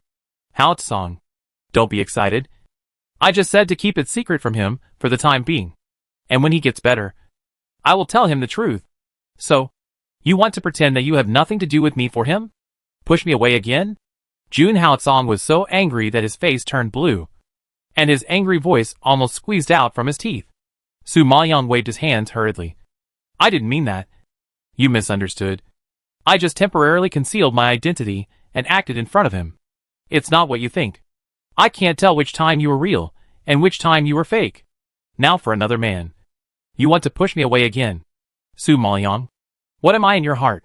Jun Haotsong was so angry that he couldn't analyze it rationally. He punched the table with a muffled sound. Su Maoyang thought that temporarily concealing the truth was a trivial matter, but he didn't expect it to be so serious. He panicked and tried hard to explain. Jun Haotsong, calm down. I didn't want to push you away. You misunderstood. I just... Okay. Don't say it.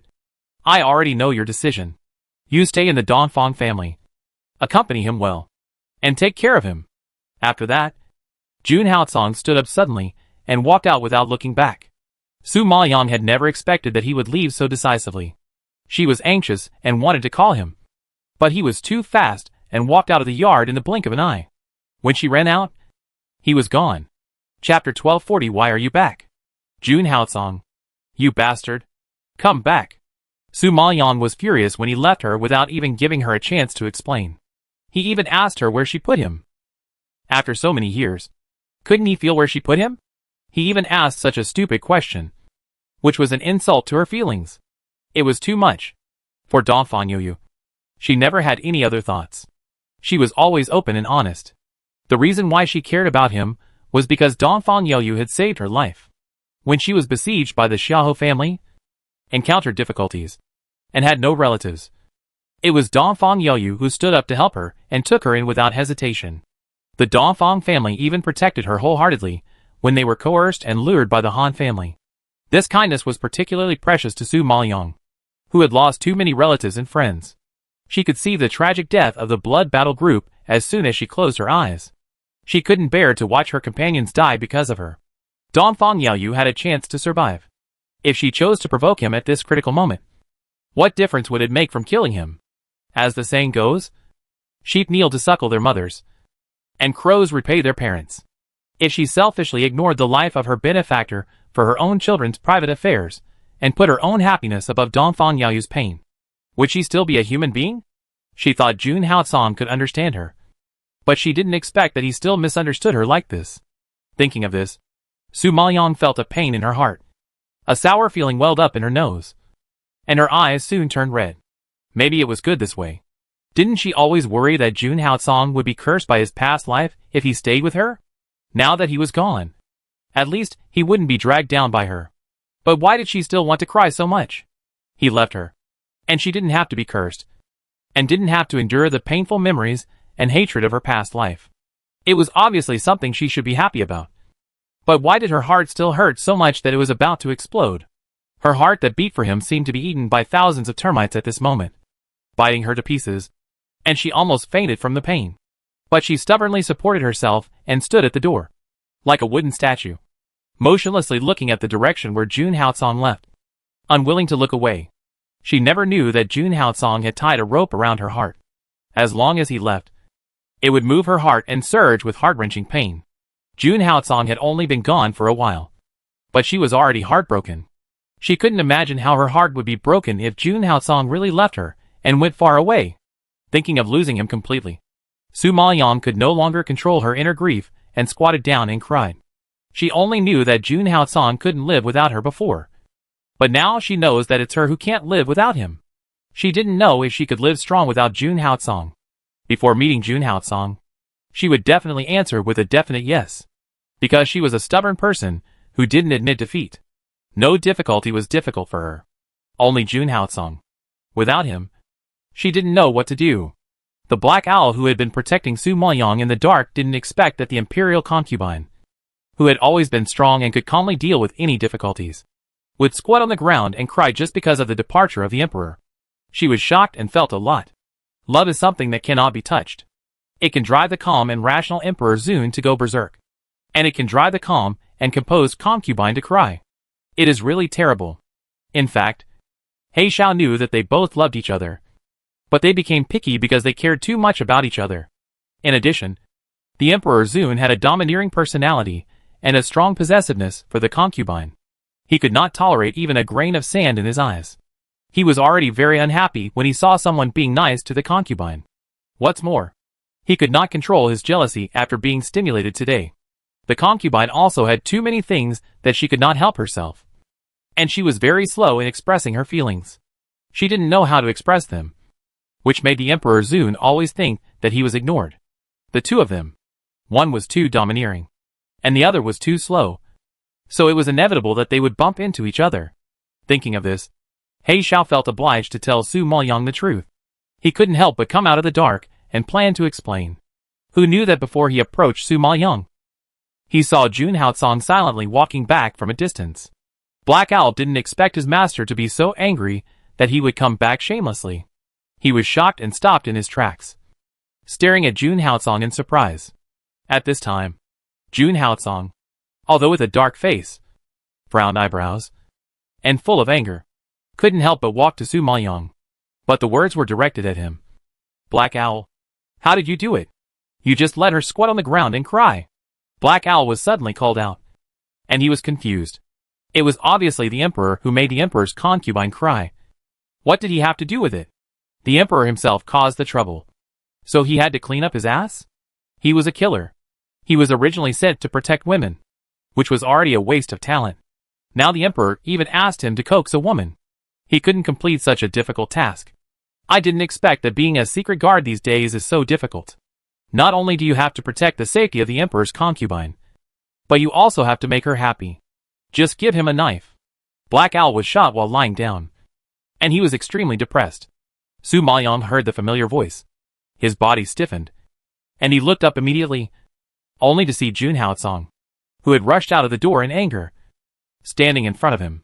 Su Maoyang was stunned for a moment, and his eyes widened in shock. Haocong? Didn't you leave?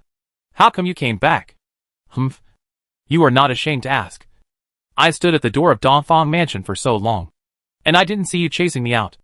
If you don't come back, someone will cry like a tearful person. At that time, I will be the one who is distressed and tortured. Can I not come back? Jun Haocong snorted coldly, although his tone was hard and angry. But it was not difficult to hear the helplessness and distress in it. He stood at the door for a long time, but he didn't see her figure, so he was so anxious that he had to fall back. Su Maoyang was stunned by his words. After a while, he reacted. His heart was in pain. He said with lingering fear, I thought you would never come again. If I don't come, you can live with Dongfang Yoyu. Don't even think about it. Jun Haocong's icy blue eyes burned with anger, and he bit the last few words very hard. Su Maoyang saw that he was still jealous of Dongfang Yoyu, so he stood up immediately and retorted with grievance. I have made it very clear that he and I are innocent. There is nothing wrong. You are wronging me and framing me. I said that you can only have me in your eyes and heart. You are not allowed to care about other men. Jun Haocong frowned and warned angrily. You are domineering and unreasonable, and you don't admit it. Su Maoyang was so angry that his face turned red. Yes, I am domineering and unreasonable. I am almost jealous. Jun Haocong roared emotionally, and his chest seemed to explode. Chapter 1241. It's a luxury to be tired of calling me that. Su Maoyang's angry face instantly broke when he heard this, and he laughed. You are jealous of me. I am almost as jealous of you. I am your legitimate imperial concubine, and I have given my body and heart to you. I went through a lot of hardships to run from the lower plane to the upper plane for you. In order to be with you, I encountered all kinds of difficulties and frame-ups. And you are domineering, strong, jealous, and have a bad temper. Despite this, I am still by your side and don't dislike you. Dongfang Yoyu likes me, but I just treat him as a friend. Friends, the one who should be jealous is Dongfang Yoyu. Okay. When Jun Haocong heard this comparison, his anger subsided a little. Knowing her dilemma, he could only swallow his dissatisfaction and said, You can hide it from him for the time being, but you have to compensate me. Hearing his relenting, Su Maoyang was delighted and agreed without thinking. Okay. What compensation do you want? Seeing her answer so straightforward, Jun Haocong did not hesitate. He suddenly stretched out his hand and directly hugged her horizontally. I want you. After saying this, without waiting for Su Maoyang to refute, he directly hugged her and strode into the room. Seeing this, He Xiao immediately stepped forward and skillfully closed the door for them. At this time, he realized that his behavior was like that of a brothel's madam. He really didn't know how a killer like him could do such a vulgar thing, and do it so easily. Su Maoyang, who was carried into the room at this time, knew what Jun Haocong wanted to do. His cheeks flushed with shame, and he struggled anxiously. Jun Haocong, in broad daylight. Are you crazy? You can call Dongfang Youyu so affectionately, but you call your husband by his full name. Is that reasonable? Jun Haocong frowned. Su Maoyang didn't expect that he was still fussing about the name, and was immediately amused. Okay. I won't call you by your full name. I'll call you Jealous King from now on. It's both vivid and friendly. I think you deserve to be punished. Jun Haocong gritted his teeth and cursed, then raised his hand, threw her onto the couch, and approached her fiercely. Su Maoyang shrank back in fear of his actions. Knowing what was about to happen, she regretted. I take back what I said just now. You should leave and don't come back. Jun Haocong's eyes dimmed when he heard this. He couldn't help but lower his head and kissed her little mouth. His deep voice was full of bewitching power. I regretted it as soon as I walked out. What kind of medicine did you give me? I just left for a while, and I missed you like crazy. Su Maoyang met his affectionate and shining ice blue eyes. Her heart seemed to be hit by something and began to beat. You left so decisively just now. How could you regret it at all? Su Maoyang concealed his embarrassment and retorted. Jun Haocong raised his eyebrows slightly, and a wicked smile appeared on the corner of his mouth. Why? From your tone, it seems that you are reluctant to let me go.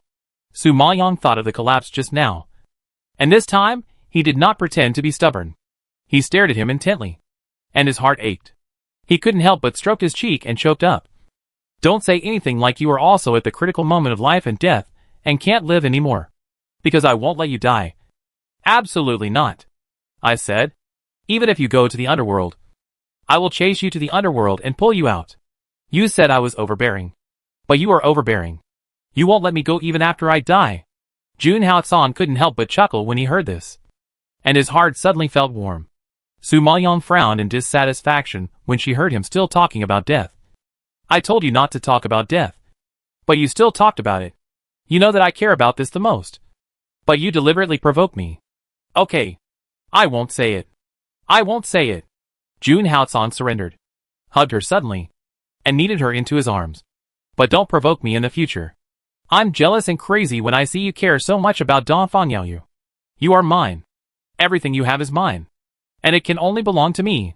Hearing his domineering love words, Su Maoyang couldn't help but smile happily, and then leaned close to his ear and whispered, I must tell you that no one can replace your position in my heart. Don't compare you with some people. I haven't moved my heart at all. There is no comparison. You are you, the one and only in my heart. The man who is loved from the previous life to this life. The man who has been engraved in her memory for generations. Can anyone else replace him? However, Su Maoyang could understand that he cared about her caring about Dongfang Youyu but not him, and didn't care about his feelings. It was nothing more than possessiveness. It was just that Dongfang Youyu was in critical condition, and Su Maoyang couldn't just sit back and watch. If Jun Haocong really got into trouble with him, she would certainly be more concerned about Jun Haocong's safety. This was beyond doubt, and there was no comparison at all. But who told her that the man she loved was a possessive and overbearing man? Because he cared too much. He wanted to get more, and became even more greedy. In addition, she is not good at expressing her feelings and saying sweet words, which makes Jun Haocong insecure, sensitive, suspicious, and always wants to prove his position in her heart. In fact, he doesn't need to prove it at all. He is her only one and everything. Although the overbearing Jun Haocong can make her explode with anger every time. But for some reason, she can love him to the bone. Maybe there is no reason for love. If you love him, you love all of him. Even his shortcomings. No matter how angry, wronged, or sad you are, you can't help but forgive his shortcomings. However, She doesn't know that the reason why Jun Haotsong is so sensitive is because of his cold disease. He really wants to spend more time with her in the last time, and love her more with his limited life.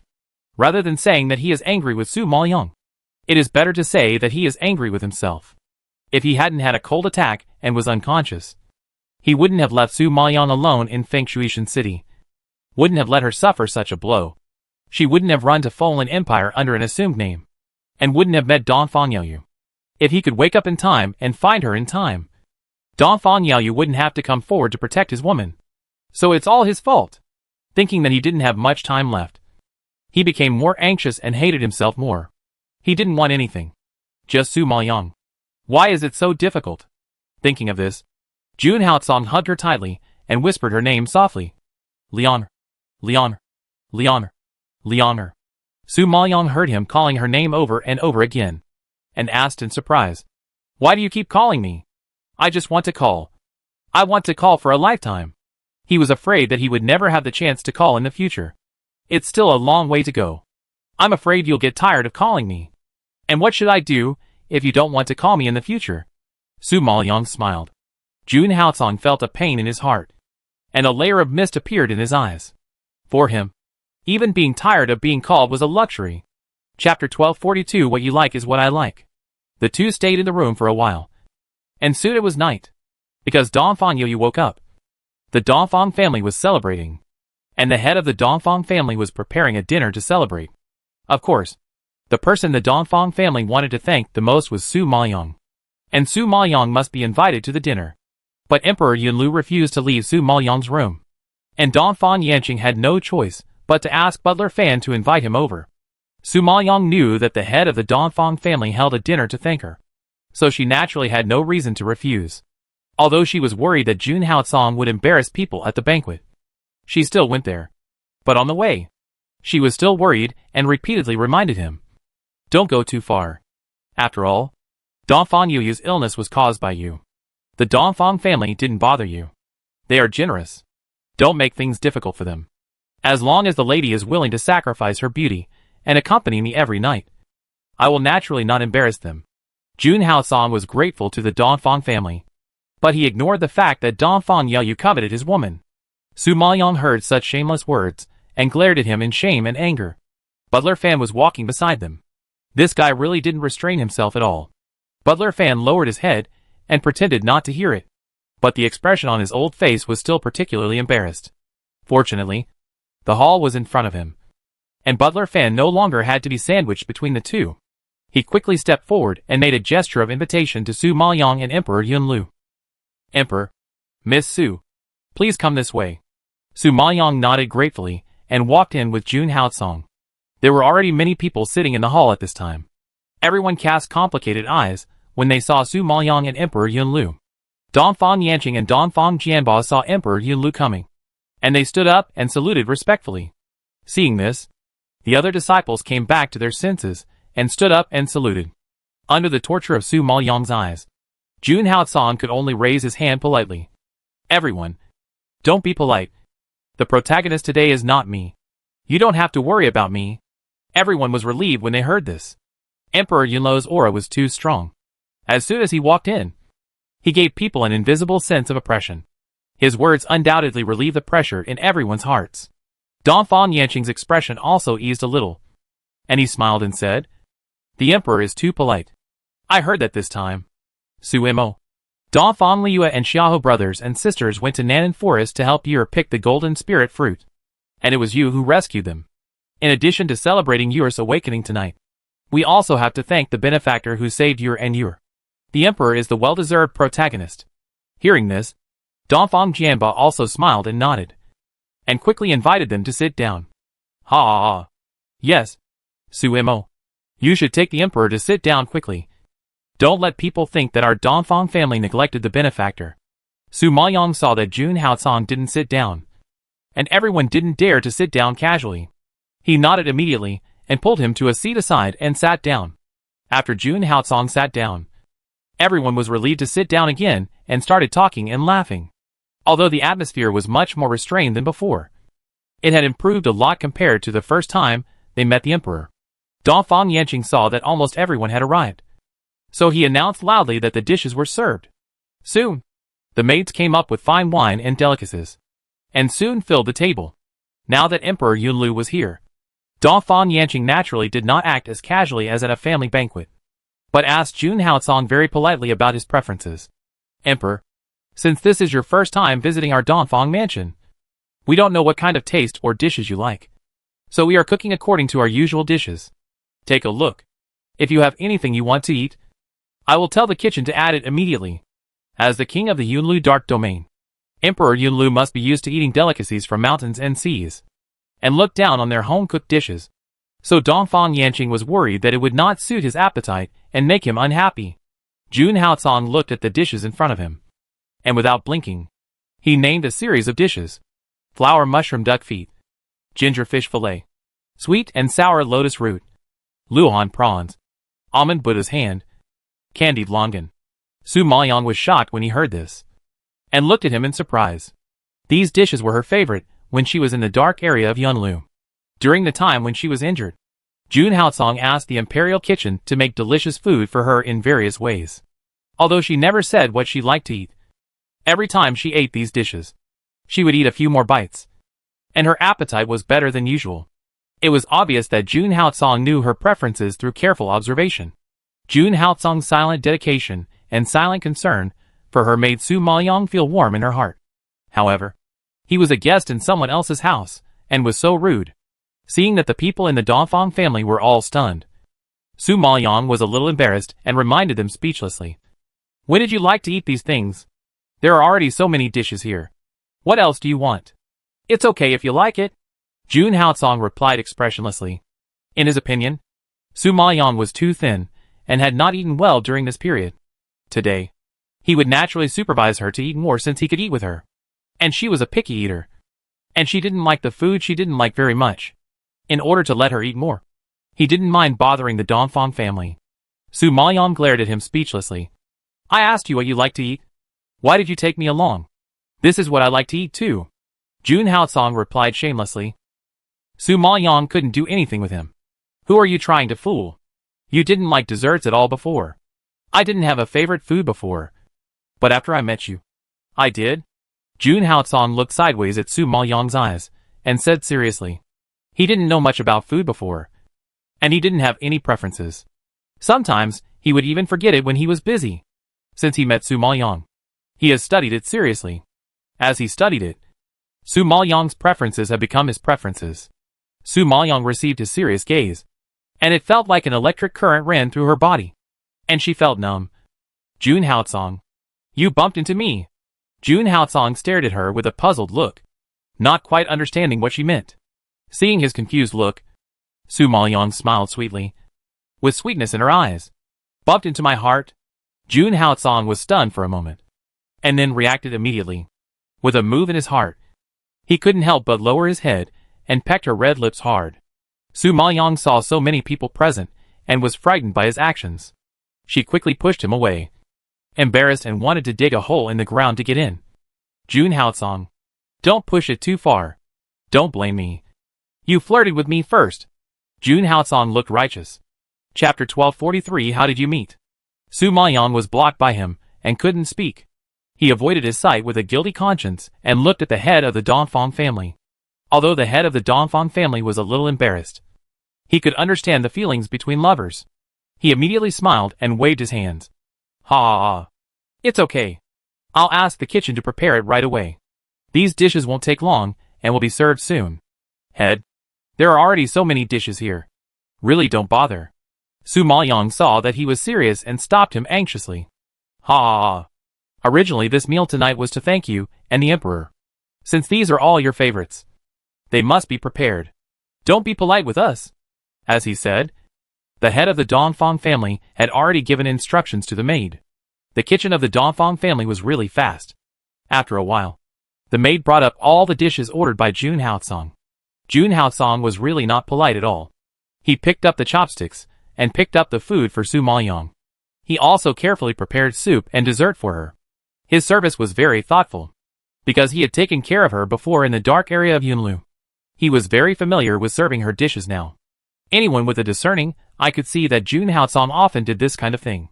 Everyone looked at each other in surprise. They never knew that the high and mighty Emperor Yunlu would actually do such things as servants. It was really shocking. A big man like him. Shouldn't women serve him? Why did he serve women instead? It was incredible.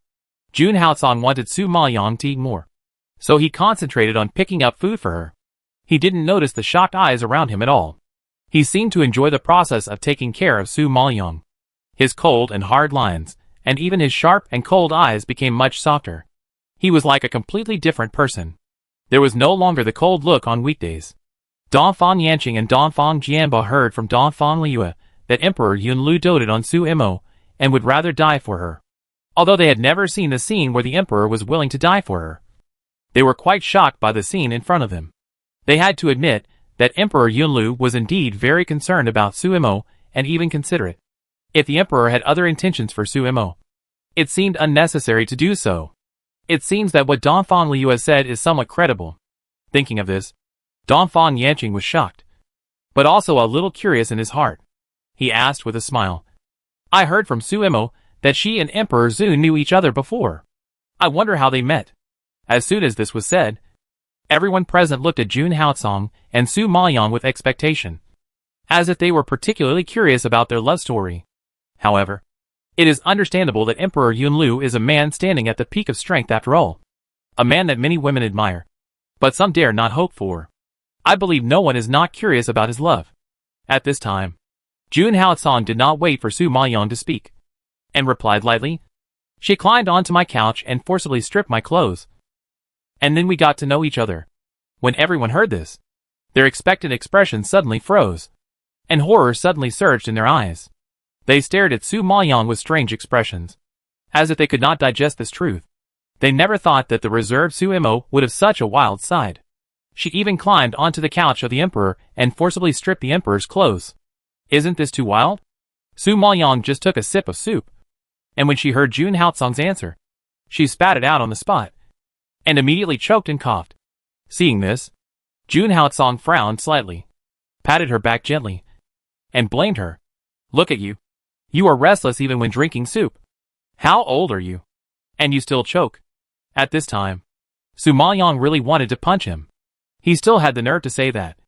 If he hadn't talked nonsense, would she have been choked? He said such shameless words, and he didn't blush or breathe, without any awareness of ruining her image.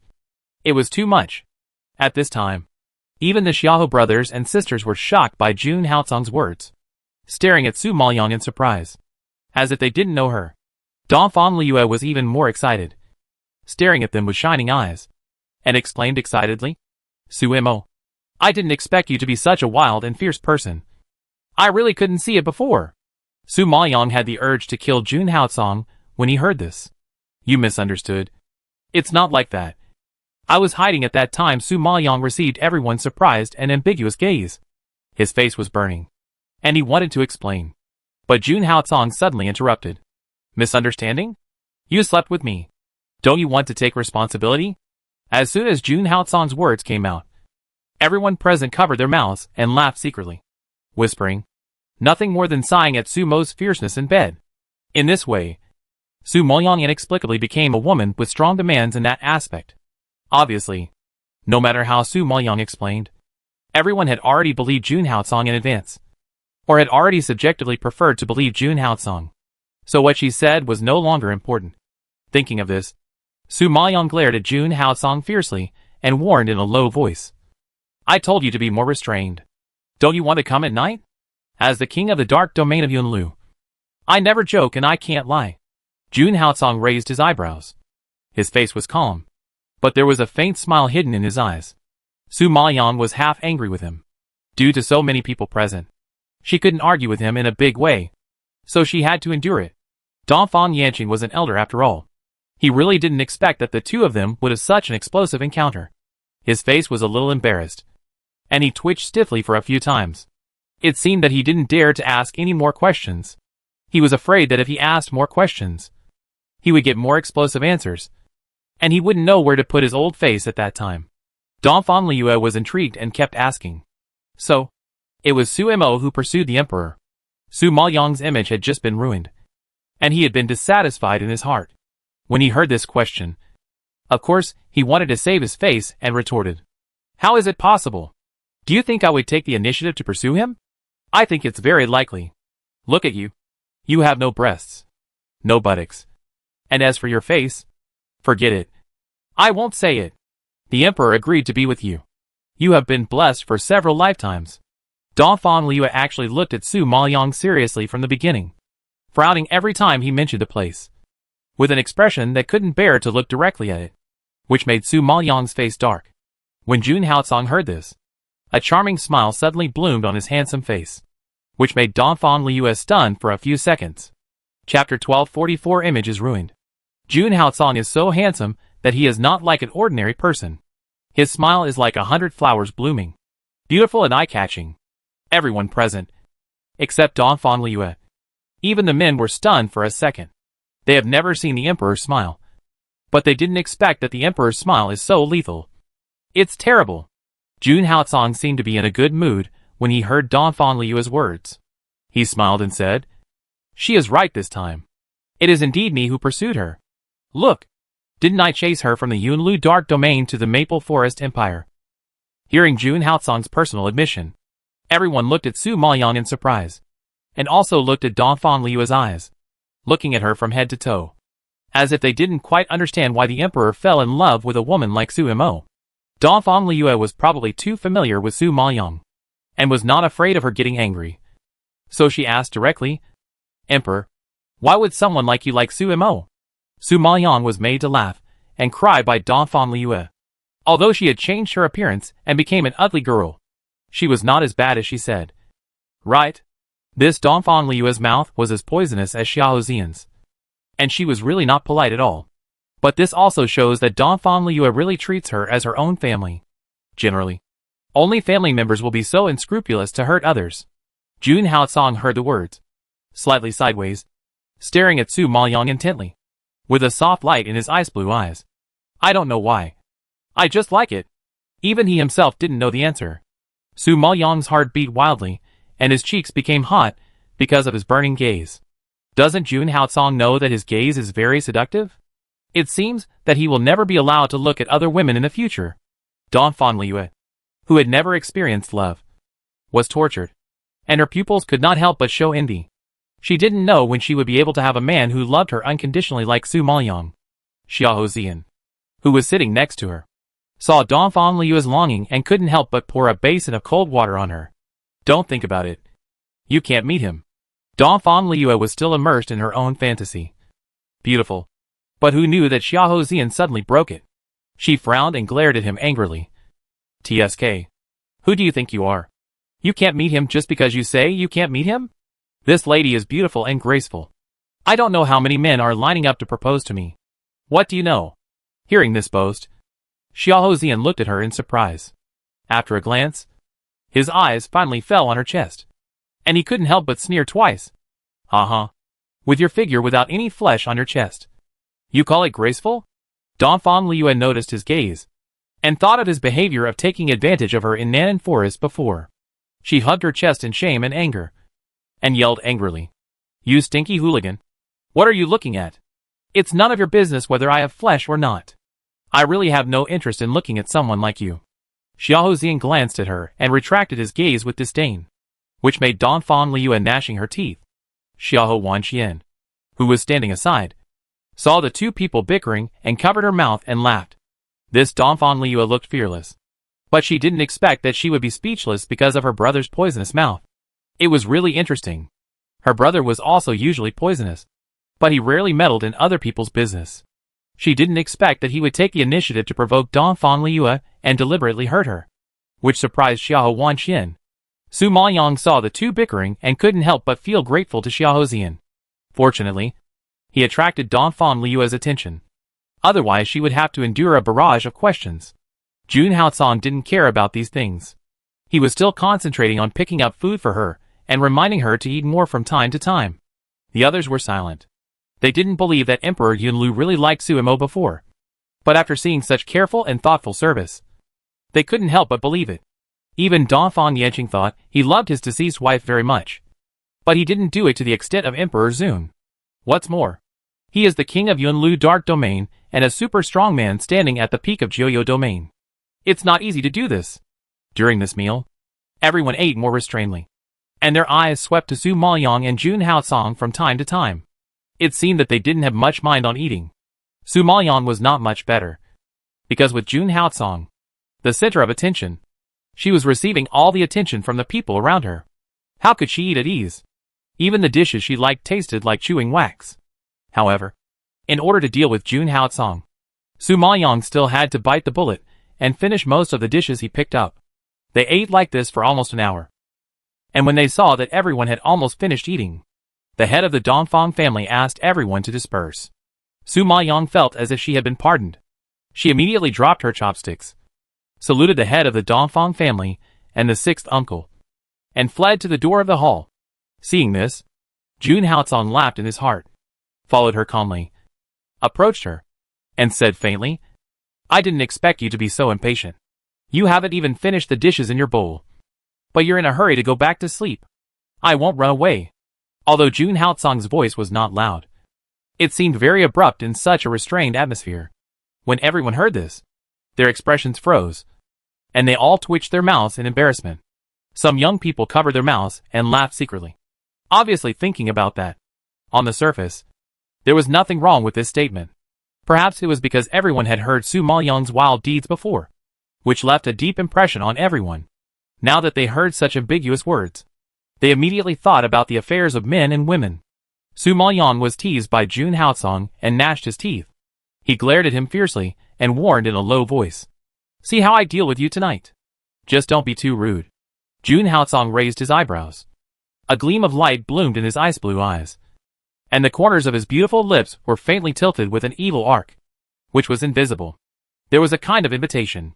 Su Maoyong found that she couldn't speak. The more she talked, the more excited he became, and he made things worse.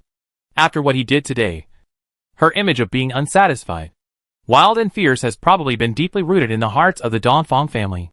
Thinking of this, Su Maoyong gritted his teeth. "Can't you think about something serious? Can't you think about that all day long? I'm worried that you ate so much just now and have indigestion." "What's not serious about that?" Jun Haosong answered seriously.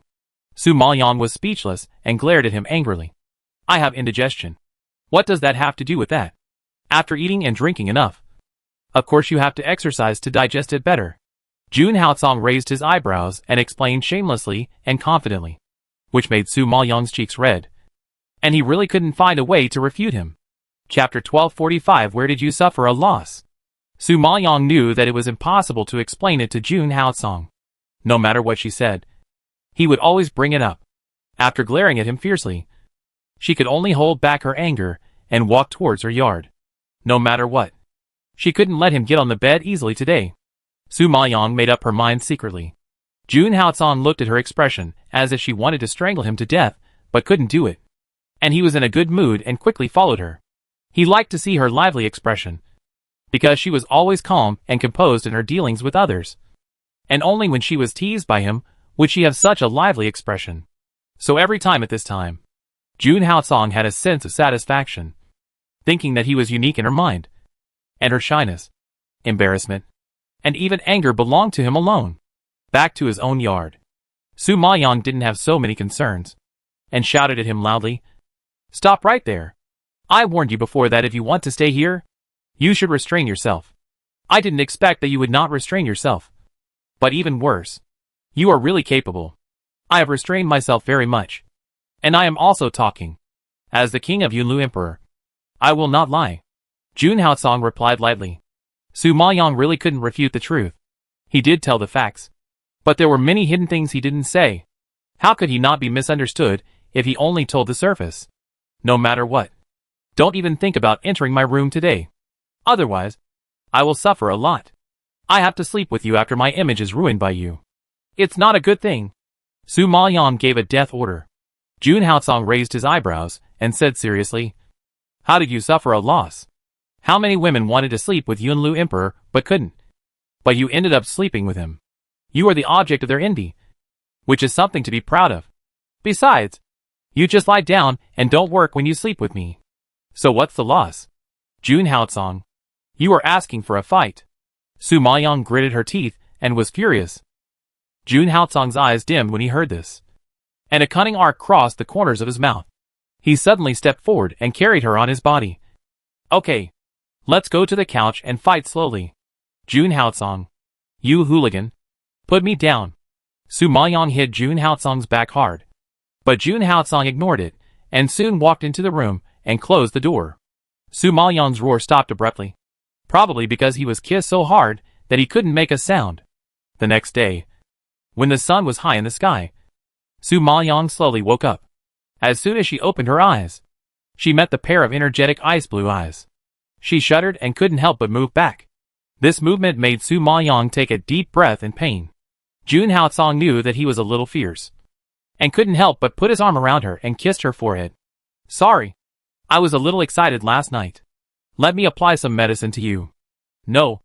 I don't want to apply medicine. Su Maoyong pushed him away in fear. But Jun Haotsong had already taken out the ointment from the space. And Su Maoyong was like a frightened bird.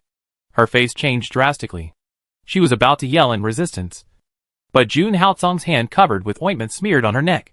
Su Maoyong froze all over, and the words that rolled to her throat seemed to be suddenly cut off. At this moment, she felt his gentle movements and gradually swallowed the curse back.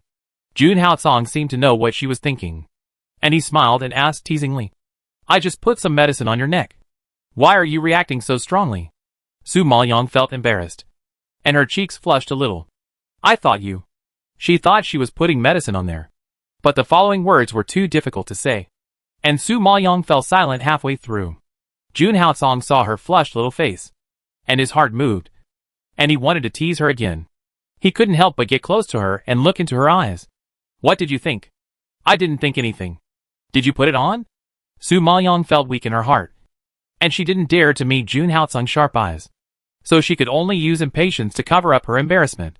Seeing this, Jun Haotsong smiled, and didn't bother with her, but carefully applied the ointment for her, and then stopped. Su Maoyong looked at the sun outside the window, propped herself up as if awakened, and asked, It's noon now, right? Has the head of the family sent someone? Jun Haotsong nodded slightly. Yes.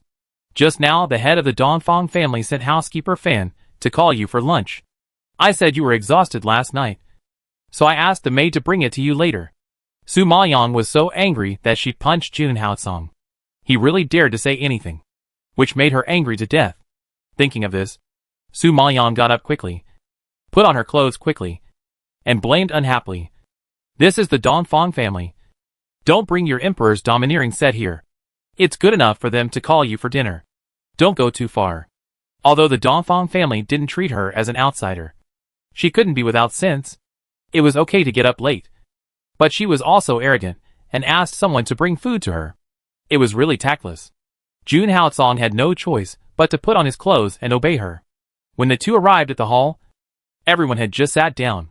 Su Maoyong nodded apologetically to the head of the family and pulled Jun Haotsong to sit down and eat. After dinner, Su Maoyong planned to go to the academy training room to practice.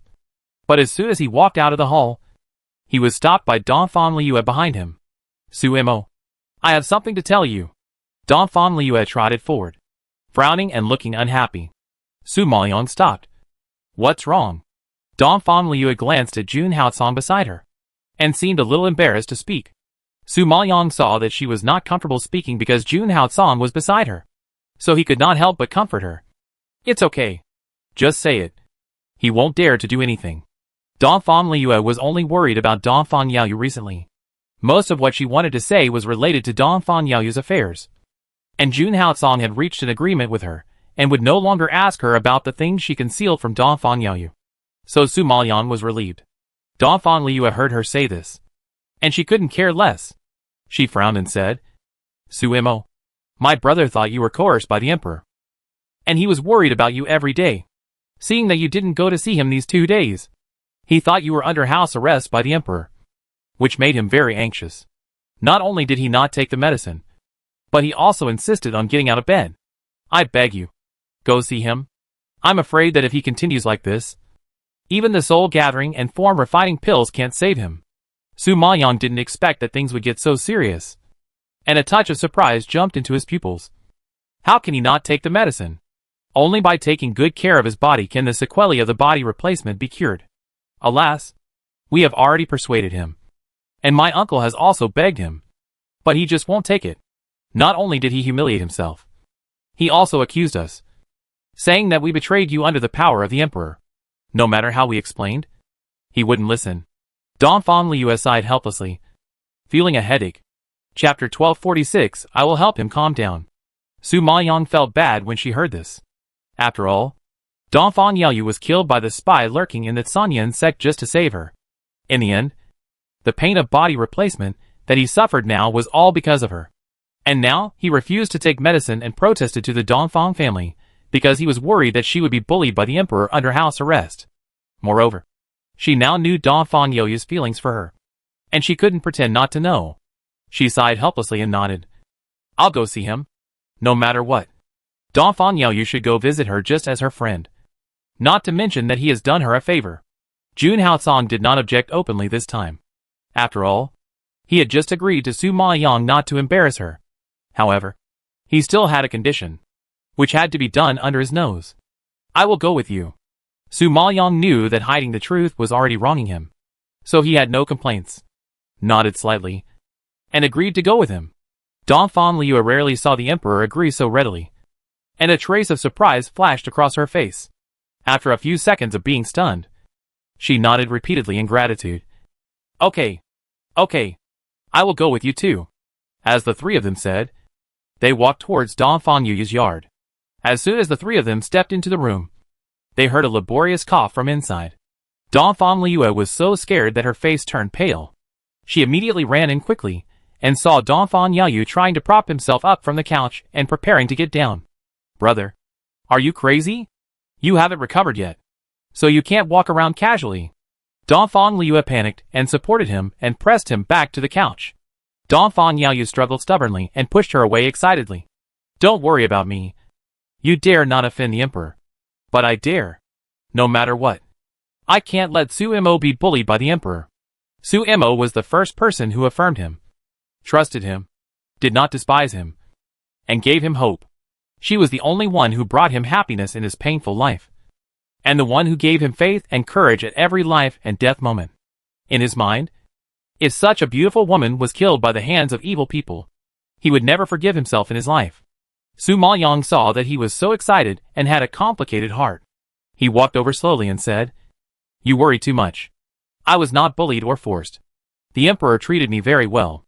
Dongfang Yaoyu suddenly heard Su Maoyang's voice, and he trembled in shock. He stopped moving immediately and turned his head to look. Sure enough, he saw Su Maoyang walking in from outside. Dongfang Yaoyu was delighted when he saw her. He looked her up and down with a worried look. He made sure she was safe and sound before he breathed a sigh of relief.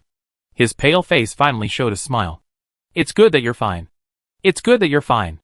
Dongfang Liu knew that Su Maoyang was Dongfang Yaoyu's reassurance. Only when he saw that she was fine could Dongfang Yaoyu recover from his injuries with peace of mind. Looking at this situation, her brother must have a lot to say to Su Mo. Dongfang Liu was very tactful and made time for them. I have something else to do, so I'll leave first. You guys can talk slowly. Since Su Mo promised to conceal his identity temporarily, she would definitely not deliberately provoke Dongfang Yaoyu at this critical moment and crush his hope of survival. Dongfang Liu still believed in Su Mo's character. Thinking of this, Dongfang Liu turned around and walked out of the room without any worries. Dongfang Yaoyu saw Su Maoyang standing there, and immediately waved warmly, asking her to sit down quickly. Jun Haocong, who was following behind Su Maoyang, frowned slightly, walked forward slowly, and directly refused for her.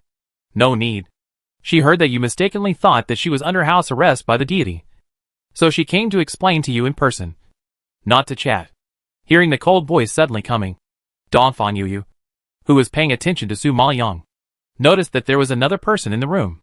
When his eyes swept towards Jun Haocong, Dongfang Yaoyu's happy expression froze, and he frowned immediately, with undisguised hostility in his pupils. Emperor? Why are you here again? What exactly do you mean by coming to our Dongfang family every day? Su Maoyang saw that the two were on edge, and the atmosphere was tense. He was worried that they would quarrel, so he quickly tried to smooth things over. Yaoyu, Emperor Zun has no ill intentions. He is here to visit you. I am fine now. And I don't need his hypocritical visit. Emperor, our Dongfang family does not welcome you. You'd better leave quickly. Dongfang Yaoyu had a lot of opinions about Jun Haocong. He was usually so gentle. But now, he had a dark face, and ordered him to leave without giving him any face. Su Maoyang didn't expect his attitude to be so tough. And he was immediately speechless. Jun Haocong stood still without any intention of leaving. His deep and cold voice echoed in the room. Resounding and extremely overbearing. You are the first person who dares to openly scold me. You are quite courageous. However, even if I destroy the Maple Forest Empire, no one will dare to say no. Not to mention standing here. You Dongfang Yaoyu didn't expect the emperor to be so strong. He was so angry that his breathing stagnated, and he started coughing uncomfortably again. Cough, cough, cough, cough, cough, cough. Su Maoyang saw that he was stimulated and his cheeks flushed with coughing. He was so shocked that his face changed slightly. He was afraid that he would have another problem with his body. He quickly came behind him, and wanted to pat his back to help him calm down. Jun Haocong, the jealous king, would never tolerate Su Maoyang's action. Seeing that she was about to touch Dongfang Yaoyu's back, he quickly grabbed her and pulled her back. Su Maoyang was a little angry at his obstruction and glared at him. Jun Haocong, what did you promise me before? Are you going back on your word now? I told him to restrain himself before, and not to deliberately provoke Dongfang Yaoyu. I didn't expect that these two sentences would make him cough. Jun Haocong was a little helpless in the face of her questioning. For her sake, he could only hold back his anger. Don't move. I'll do it. He didn't like his woman to have physical contact with other men. In order not to embarrass Su Maoyang, he had to condescend and do it himself. After saying that, Jun Haocong immediately stepped forward and slapped Dongfang Yaoyu on the back, helping him to relieve his breath. But Dongfang Yaoyu was still coughing, and one slap was not enough. So Jun Haocong slapped several times in a row, each of which was very powerful, as if secretly venting, and fell heavily on Dongfang Yaoyu's back, hitting Dongfang Yaoyu's whole body trembling and coughing even more. When Su Maoyang saw the scene, he knew that Jun Haocong was deliberately making trouble, and hurried forward to stop him. What are you doing? Are you going to slap him to death? Isn't this helping him to relieve his breath? Jun Haocong frowned and said seriously. You use so much force. How can you relieve your breath? It's clearly murder. Su Maoyang was furious. Jun Haocong raised his eyebrows, looking innocent. He coughed so hard.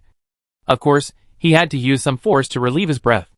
Chapter 1247 almost beat him to death. Su Maoyang felt helpless in the face of his twisted logic. With Jun Haocong's sinister character, she shouldn't have believed that he was really willing to help Dongfang Yaoyu calm down. With the strength he had just now, if he had hit him a few more times, he would have been beaten to the point of vomiting blood. Now seeing that Dongfang Yaoyu was coughing and gasping for breath and was about to faint at any time, Su Maoyang immediately took out a pill and stuffed it into his mouth. Then quickly walked to the table, poured a glass of water, and returned to the couch to help him swallow it.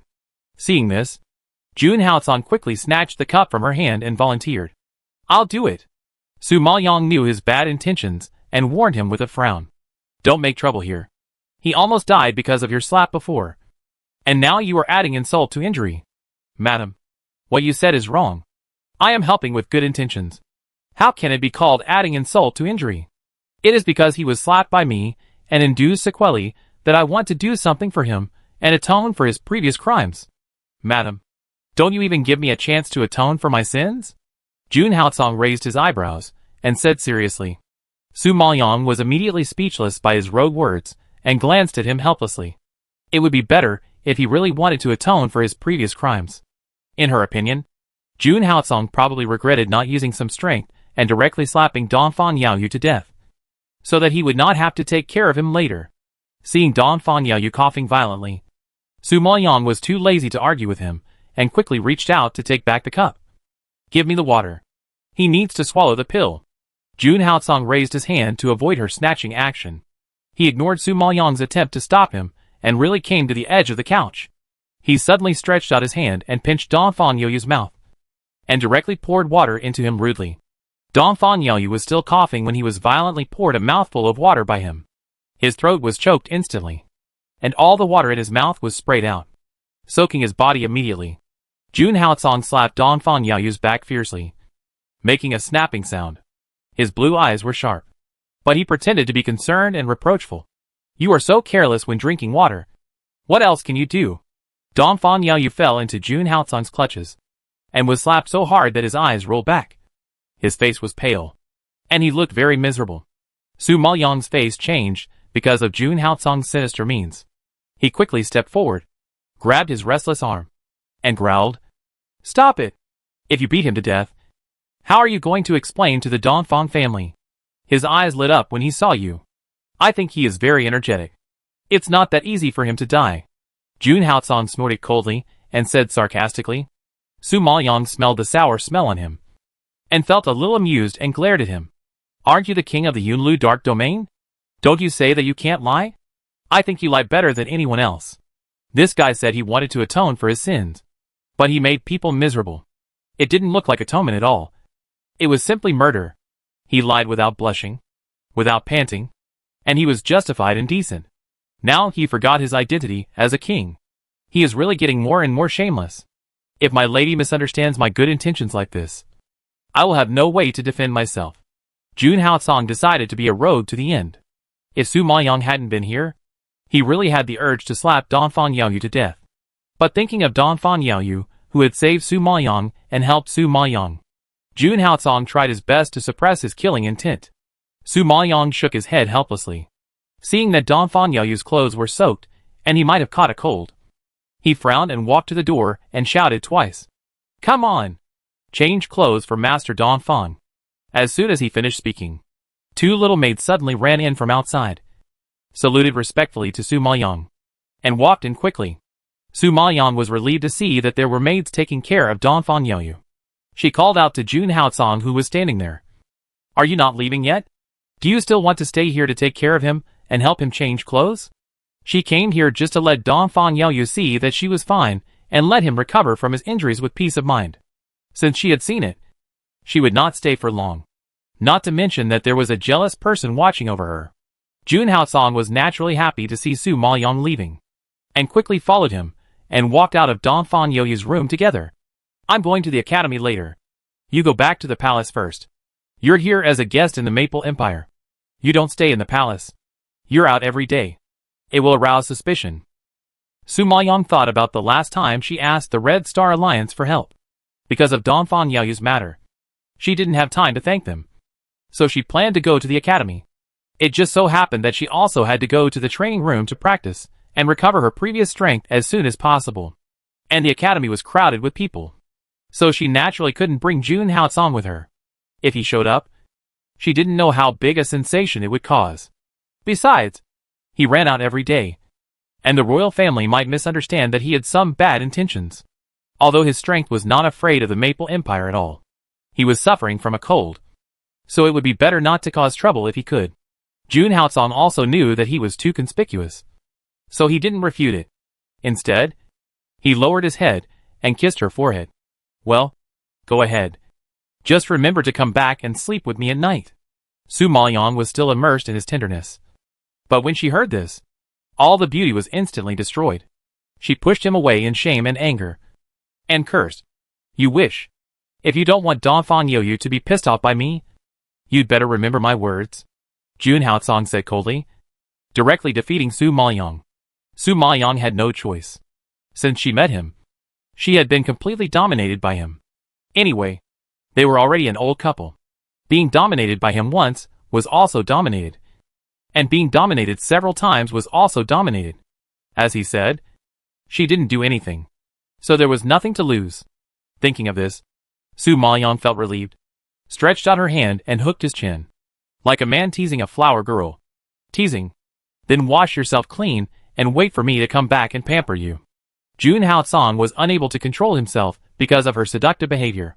He stretched out his hand to pull her towards him, lowered his head, and kissed her fiercely. After a long time, he reluctantly let her go and uttered a word hoarsely. "Okay." Su Maoyang was fascinated by his passionate kiss. She took a deep breath to calm herself down. It seemed that she could not face his burning gaze, so she quickly lowered her head. She was afraid that if she stayed with him any longer, she would not be able to walk out of this door. Thinking of this, she had to harden her heart and turn around to leave. But she had just taken 2 steps when Jun Haosong held her hand tightly in his palm and refused to let go, forcing her to stop and look at him in surprise. "Didn't you say you would wait for me to come back at night? Why are you holding me? It can't bear to leave you," Jun Haosong said seriously. Su Maoyang smiled, with sweetness in his eyes. "Is it your hand that can't bear to leave? Or you? It can't bear to leave. And I can't bear to leave even more," Jun Haosong whispered emotionally. Chapter 1248 The Red Star Alliance is in trouble. Su Maoyang was amused by his love words. "I find you are becoming more and more clingy." Jun Haosong did not speak, but stared at her intently. His heart was very complicated. If he did not cling to her again, he would not have a chance in the future. Su Maoyang saw that he was still unwilling to let go, and he did not know whether to laugh or cry. He fell back again and kissed him on the cheek. "Good boy. It will be evening soon."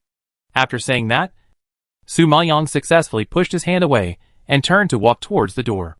At this time, Shinua, who was waiting in the distance, saw Su Maoyang leaving and hurriedly followed him. Perhaps after this period of time, Shinua, who had seen Su Maoyang's strength and her righteousness and protection of her friends, had always been proud and unwilling to bow his head, and accepted Su Maoyang from the bottom of his heart, and had already regarded her as his master. Because she found that Su Maoyang showed amazing talent in both the crazy absorption of spiritual power and the burst of dragon roar, she believed that her strength should be far more than what she saw. Perhaps the Su Imo was more terrifying than her talent in her heyday. Thinking in this way, Shinua had already crossed several streets with Su Maoyang. Seeing that they were about to reach the academy after bypassing this road, who knew that there was a sudden traffic jam ahead, and fierce curses came. "Hand over the weapons you bought from the Divine Weapon Pavilion. Otherwise, don't blame us for being rude to the Tianji League. This is a weapon that I spent most of my family's savings to buy. How can I give it to you? Dream on." Another man in a green gown angrily spit, with a very tough attitude. If he handed over the weapon, how could he be worthy of his family, who worked hard to raise money for him? The blue-clothed man standing next to the green-clothed man was also furious, and shouted angrily, "If you want weapons from the Tianji League, go to the Divine Weapon Pavilion to buy them yourself. What's the point of robbing our disciples from the Red Star League?" The disciples of the Red Star League originally had no background in the Maple Forest Empire. Their weapons were bought with the hard-earned money from selling all the pots and pans at home. "Isn't it too much for you to do this? Everyone knows that the Red Star League is a civilian organization compared to the Tianji League and the Evil Moon League. It is full of iron-blooded teenagers with no background or power, but strength and ambition. Their families have no status in the Maple Forest Empire, no strong funds and resources, and can only rely on their children to work hard and practice hard. However, the idea of wanting their children to become dragons and phoenixes is not only held by rich families, but also by poor families. They also want their children to succeed. So even if they don't have much money, they will still work hard to save money to buy weapons and martial arts for their children and support their children's practice. But in this world where the strong are respected, weapons, martial arts, elixirs, anything that can improve strength, are all very expensive and precious. And it is extremely difficult for ordinary families to get them. Therefore, the disciples of the Red Star League treasure their weapons very much, and they can't just hand them over. The onlookers around saw this scene and talked quietly. They obviously couldn't stand the behavior of the Tianji League's robbery. But because of the power of the Tianji League, everyone dared to talk quietly and didn't dare to come out to help. After all, the Tianji League is the power of the prince. The disciples in it are not only strong, but also come from several big families. No matter which family they are from, they can kill them. They dare not wade into this muddy water for the Red Star League. At this time, Su Maoyang recognized the green-clothed man and the blue-clothed man in front of her at a glance. A few days ago, she went to Nanan Forest with the disciples of the Red Star League to pick golden spiritual fruits. These two people happened to be in the team. Although they didn't say a few words to her, they had fought with her, so Su Maoyang still had some impression of them. In addition to them, there were two strangers standing beside them, whom Su Maoyang had never seen before. However, seeing that the four of them were blocked by the people of the Tianji League at the door of the Divine Weapon Pavilion, it seemed that the two strangers were also members of the Red Star League. Su Maoyang was just going to the academy to find the Red Star League and planned to thank them. Unexpectedly, she met them on the way. It seemed that the other party seemed to have encountered some trouble. As for the group of people from the Tianji League, Su Maoyang recognized a few of them. At the beginning, in the Nanan forest, the Tianji League found her under the guidance of Hu Buli and planned to attack her. Now they met here. It was really a narrow road for enemies. Although Su Maoyang didn't want to provoke the Tianji League, she couldn't sit idly by when the Chixing League ran into trouble. After all, they were willing to accompany her to the Nanan forest adventure without hesitation. Thinking of this, Su Maoyang walked up quickly and suddenly raised a cold and even sarcastic voice. I was wondering what the fuss was about. It turns out that the Tianji League relied on the support of the prince to bully the people. As soon as these words came out, they exploded in the crowd like thunder, instantly attracting the attention of everyone present. The disciples of the Tianji League did not expect that someone would come out to accuse the Tianji League, and even drag the prince into it. They all widened their eyes in shock and instantly cast a sharp look at Su Maoyang. There are about 7 or 8 people in the Tianji League at present, and 3 or 4 of them have seen Su Maoyang in Nanan Forest. When they saw her at this time, their pupils flashed with surprise, and they were all a little surprised. One of the men in black looked Su Maoyang up and down, although he did not expect that she would walk out of Nanan Forest safely. Due to his status, he still did not take Su Maoyang seriously. He snorted contemptuously. Su Mo, it's you? I didn't expect you to come back alive. You are lucky. At that time, the Tianji League was going to attack the Chixing League, but before the battle started, they encountered a beast tide. At that time, everyone was busy escaping and didn't pay much attention. After they came back, they didn't see Sumo's figure. They thought Sumo had become the food of the beast group, but they didn't expect that she came back alive. I'm sorry to disappoint you.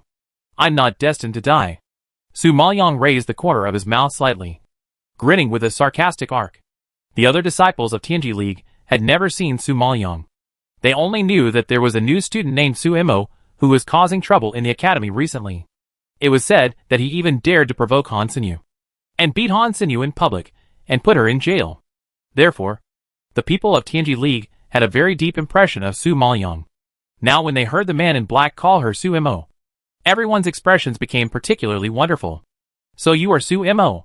The purple-clothed man standing in the middle of the team raised his eyebrows in surprise, and couldn't help but sigh. The black-clothed man beside him nodded repeatedly. Yes, sixth brother. She is Su Mo who made Han Sinyu miserable. The deputy leader wanted to help His Royal Highness the Crown Prince to avenge him last time in Nanan Forest. But unfortunately, he encountered a beast tide, and didn't have time to do it. Oh, there is such a thing? Haha. It seems that the opportunity to ask for credit from His Royal Highness the Crown Prince is ours. Hearing this, the purple-clothed man's black eyes flashed with a gleam of light, and a very expectant smile instantly bloomed on his face. Chapter 1249 Implicate them. Hearing the purple-clothed man's words, the disciples behind him all laughed knowingly. Han Sinyu is the sweetheart of His Royal Highness the Crown Prince, and will be the Crown Princess sooner or later. Han Sinyu herself is a gifted alchemist, and many of the pills of their Tianji League are made with her help. Usually, they have never had a chance to please the Crown Prince and the future Crown Princess. And Su Mo in front of them caused Han Sinyu to fall into such a big fall. Han Sinyu must hate her to death.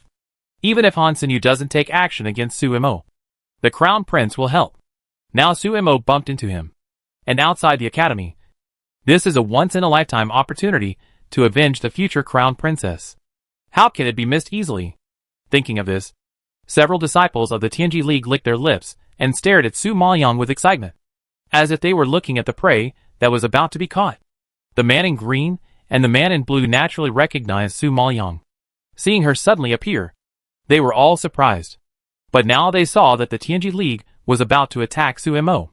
After the surprise, they frowned in worry and reminded anxiously, Miss Su, don't worry about us. Leave quickly. The people of the Tianji League will not let you go easily. Seeing her stand up and speak at this critical moment, it was obvious that she wanted to help them out.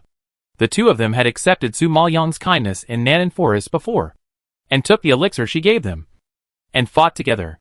Although they had not been together for a long time, they had survived together, and had some revolutionary feelings. Naturally, they didn't want her to be implicated by themselves. Su Maoyang had a good impression of the disciples of the Red Star League, who had shared the hardships with her in Nanan Forest that day. and there was no way to leave without seeing them. If I leave, they won't let you go. They worked hard to save money, spent all their family savings, and finally bought a weapon. But it was forcibly snatched away by the Tianji League. If it was someone else, Su Maoyang could turn a blind eye and not interfere.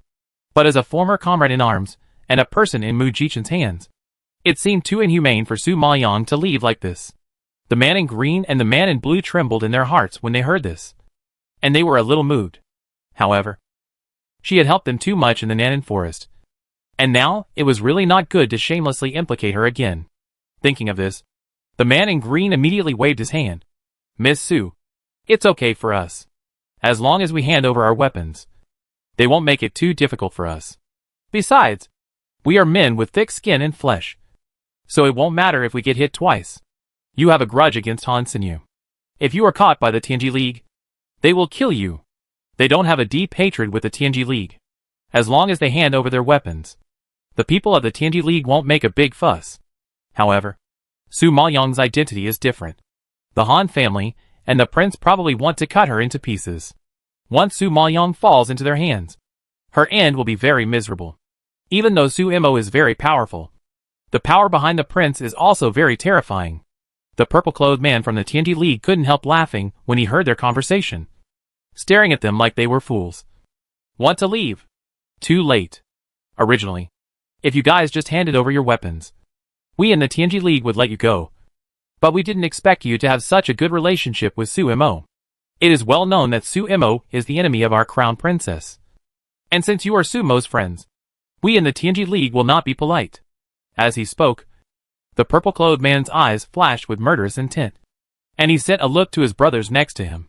The disciples of the Tianji League quickly surrounded Su Maoyang and the 4 people of the Red Star League, and it was obvious that they were ready to kill. The other 2 strange men standing with the blue-clothed man and the green-clothed man were frightened and pale when they saw that the people of the Tianji League were going to kill them. Although they had never been with Su Imo and did not know her specific strength, they had heard of Su Mo's reputation. They knew that she had not only offended the Sun family, but also provoked the Han family. It was estimated that even the prince regarded her as a thorn in his side and a daring troublemaker. Everyone was afraid to avoid her when they saw her. It was unbelievable that Brother Chu and Brother Ding were actually on good terms with Su Imo. Originally, the Tianji League only robbed their weapons, but now it has evolved into taking their lives. All this is thanks to Su Imo. Thinking of this, the 2 strange men were extremely anxious and said to the blue-clothed and green-clothed men, Brother Chu, Brother Ding, you know that she has caused a lot of trouble.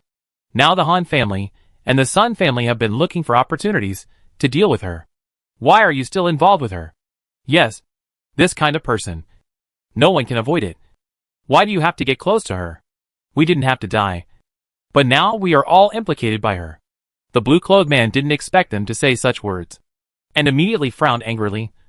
Are you mistaken? When we were robbed by the Tianji League just now, no one dared to stand up and speak for us. Only Miss Su stood up and was willing to help us out.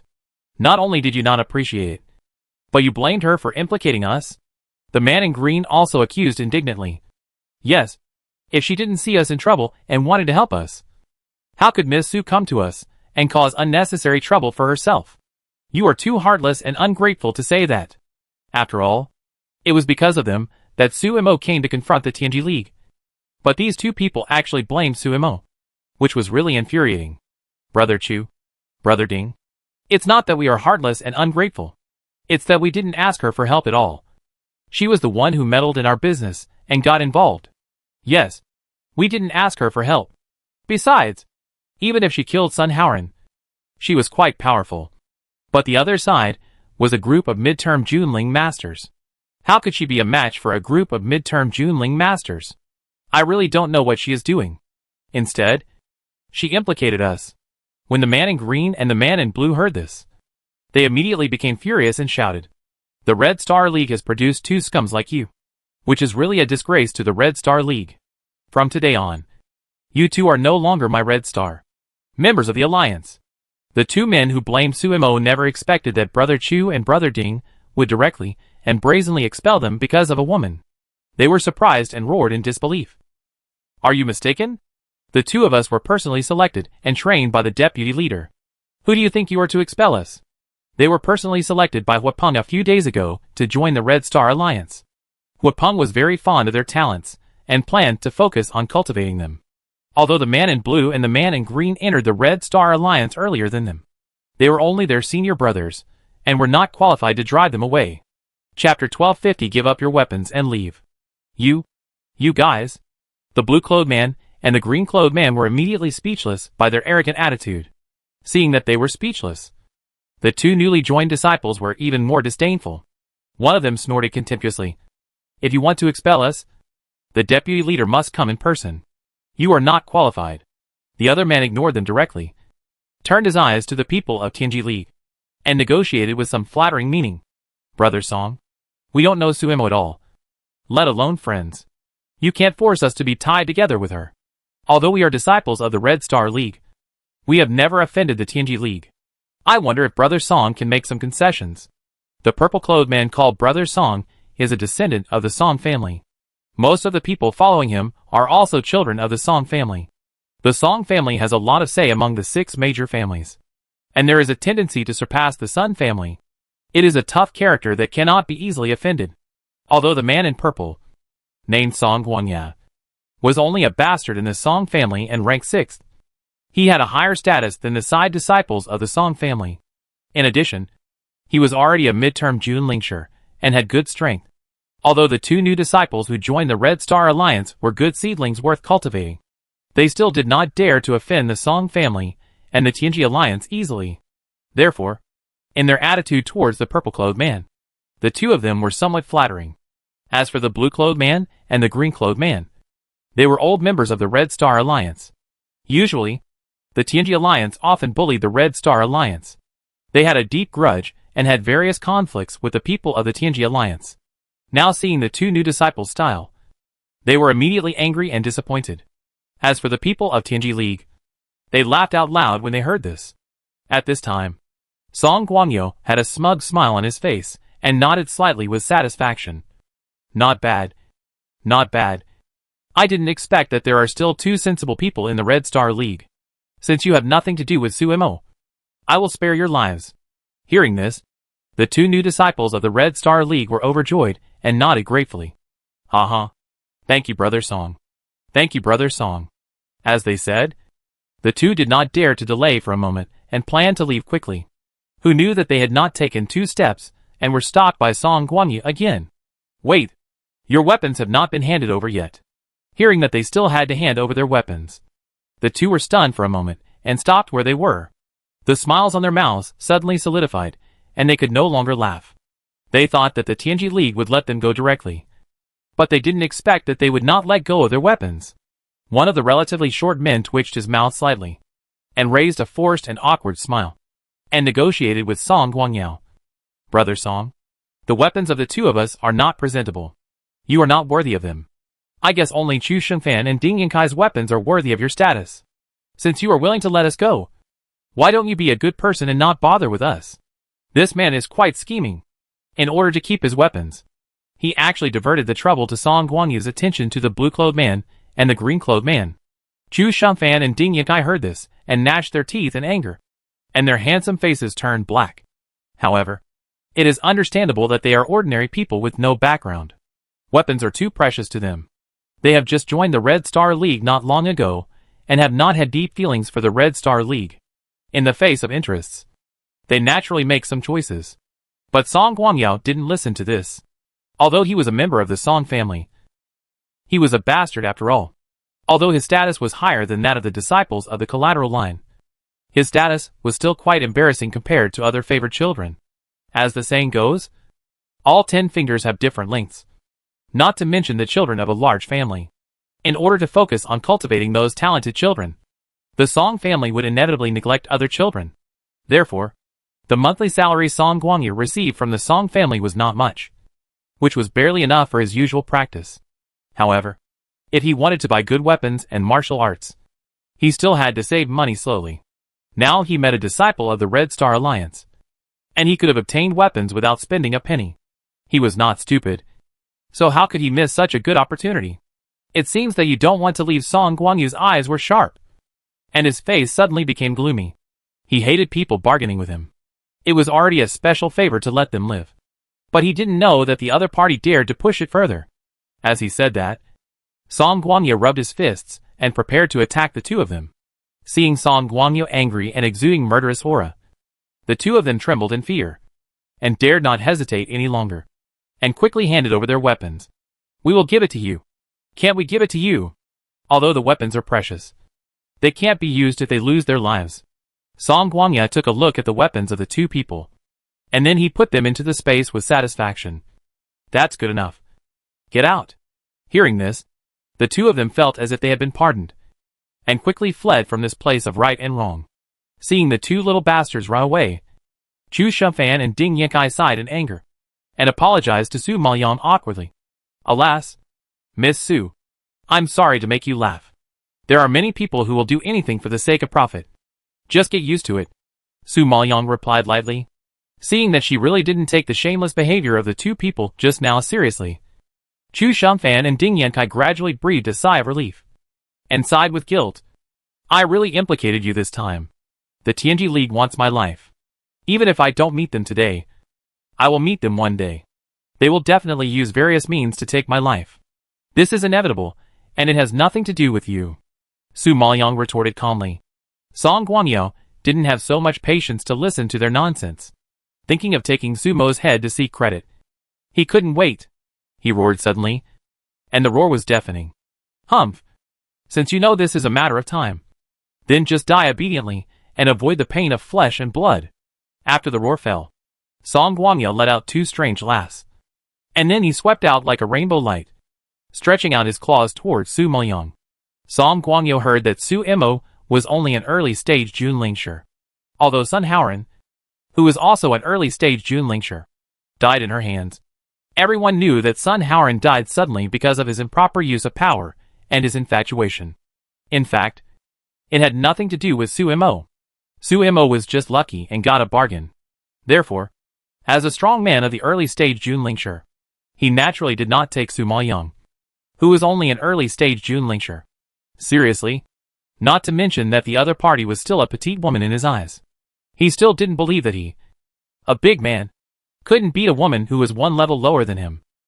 Chapter 1251 The Death of Song Guangyo. When everyone saw Song Guangyo burst out with the spiritual power of a mid-stage Junlingshi, and tried to kill Su Imo with a sharp palm, they all took a deep breath in horror and worried about Su Maoyang.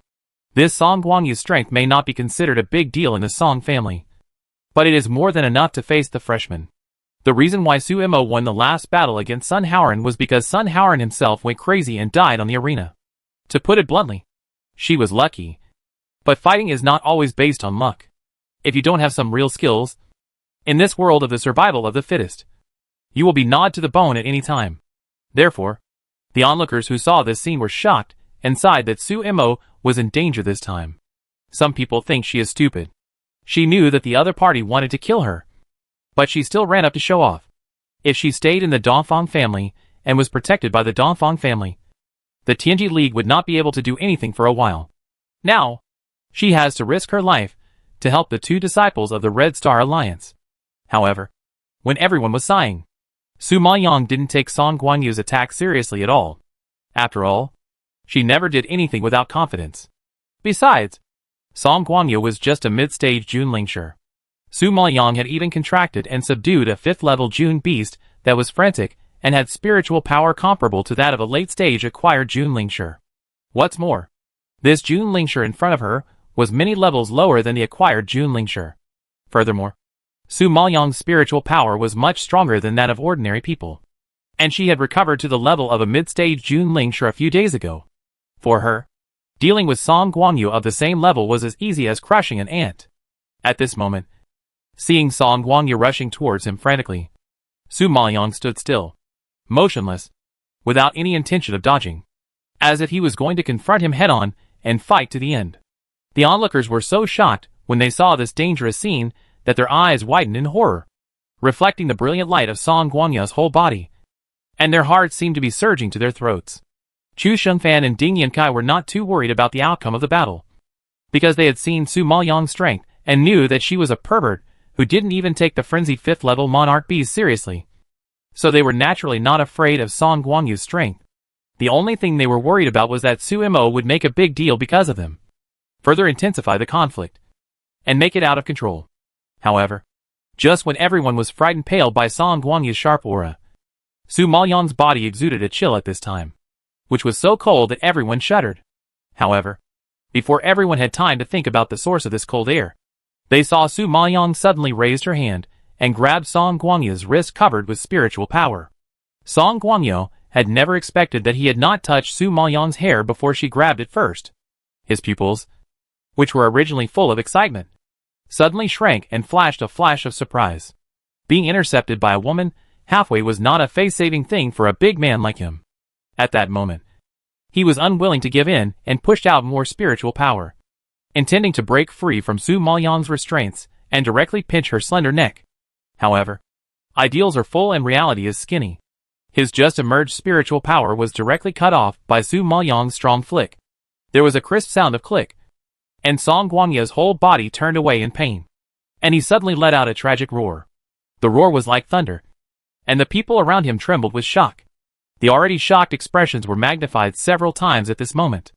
At this time, before everyone could sigh, they saw Su Maoyang suddenly pull his hand and pull hard, and he brutally pulled Song Guangyu's arm off, and a terrifying blood mist burst out instantly, which frightened everyone present and stunned them, as if they were struck by thunder. Their heads banged, and they were blank. They stood numbly in the same place, and forgot to react. This scene was too bloody. But Su Maoyang made it as simple and casual as eating. It was as simple as when she was eating roasted chicken. She casually pulled off a chicken leg. At this time, Song Guangyu was in so much pain that he wanted to die. His face was twisted into a hideous shape, and he kept wailing in pain. As for the torn arm, it was still gushing blood. The uneven flesh and blood swayed because of his body twitching, which made everyone shudder and retreat 2 steps in fear. Su Maoyang saw this scene with a cold face and expressionless face. Before Song Guangyu could recover from the severe pain of tearing, she flashed in front of Song Guangyu, who had retreated several steps. She raised her hand again, bursting out the spiritual power of a mid-stage Junlingshi, and suddenly slammed it on Song Guangyu's head. A dazzling light burst out and enveloped Song Guangyu. The next second, everyone saw with their naked eyes that Su Maoyang gently twisted her wrist and directly broke Song Guangyu's neck, before the painful scream came out of Song Guangyu's throat. His head flew out uncontrollably and rolled to the ground. The crowd of onlookers saw this scene, and their nervous hearts beat wildly as the head fell to the ground. Everyone's face was like a layer of white paste, not only stiff and solidified, but also pale without any blood color, which formed a sharp contrast with Song Guangyu, who was lying on the ground and stained with blood.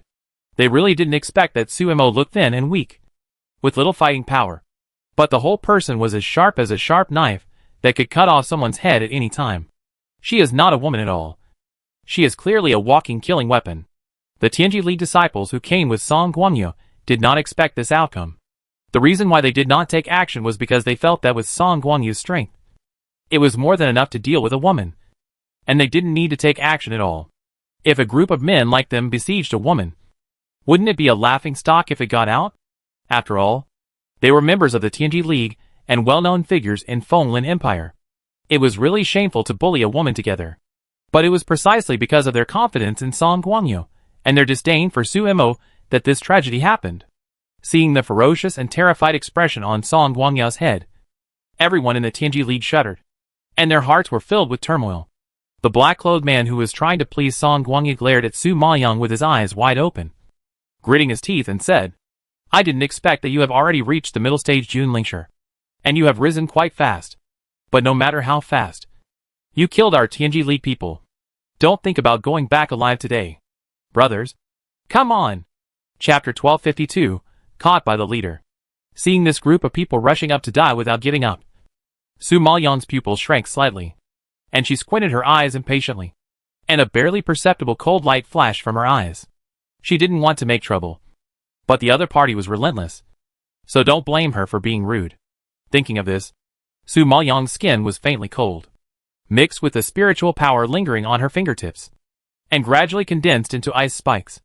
I believe that as long as she raised her hand, the piercing ice spikes would be able to pierce all of these people in the next second. However, Before Su Maoyang could make a move, a shadow suddenly appeared behind him. Before everyone could see his identity clearly, a huge palm print was slapped in the air, and it rushed towards the disciples of Tianji League. There was a loud bang, and the power hit the disciples of Tianji League like a tidal wave. The disciples of Tianji League had never expected such a thing to happen. They had no time to defend themselves. They were all unable to bear the load and were thrown backwards. They fell heavily to the ground, spitting blood and twitching all over. It was a horrible sight. At this moment, the sudden movement scared everyone around. After everyone was stunned for a moment, they all looked up in shock and saw that there was a person in front of Su Maoyang. Everyone was familiar with this person, and even very familiar with him, because this person was the leader of the Red Star League, the apprentice of the vice president of Liuguang College, and the fourth on the battle list of Liuguang College. Countless halos were shrouded in him, and it was hard not to recognize him. Oh my god! Isn't this the leader of the Red Star League? Mu Jichen? Haha. Yes. These people of Tianji League are really unlucky. They bullied the disciples of the Red Star League and were caught by the leader. You have to know that although Mu Jichen appears to be unrestrained and uninhibited, he is actually a tough guy who cannot be provoked. Even the deputy leader of the Tianji League has to be wary of him. Not to mention the minions below. Seeing the appearance of Mu Jichen, the streets that were originally shocked by Su Maoyang's ruthless killing methods became noisy again, and everyone was talking about Mu Jichen. Obviously, this person is not only in Liuguang Academy, but also in the entire Fenlin Imperial capital. A very important figure. However, it is also true that if a person does not have some strength and ability, how can he establish a civilian organization that can compete with the Tianji League and Xieyue League, which are alliances composed of powerful nobles? So, from these aspects, Mu Jichen is indeed not as simple and harmless as he seems. At this time, the Tianji League disciple who was slapped to the ground by Mu Jichen and grimaced in pain heard the discussions of the people around him. And then he regained some consciousness and looked up with difficulty to Mu Jichen on the opposite side. Seeing the identity of the person who made the move, everyone's heart trembled involuntarily, and a layer of gloom covered their pale faces, and their bloodshot pupils were filled with horror. They really didn't expect that Mu Jichen would appear at this critical moment so coincidentally. It seems that it is unlikely that they will find trouble with Su Mo, Chu Shengfan, and Ding Yankai today. At present, not only can they not avoid their trouble, but for the sake of their own safety, they have to leave here quickly and go back to report to the deputy leader. Although Song Guangyo is not a particularly important figure in the Tianji League, he is a member of the Song family after all. If Song Guangya's brothers and sisters knew that he was beaten to death by Su Mo, they would probably not let her off easily. Thinking of this, the man in black didn't dare to delay.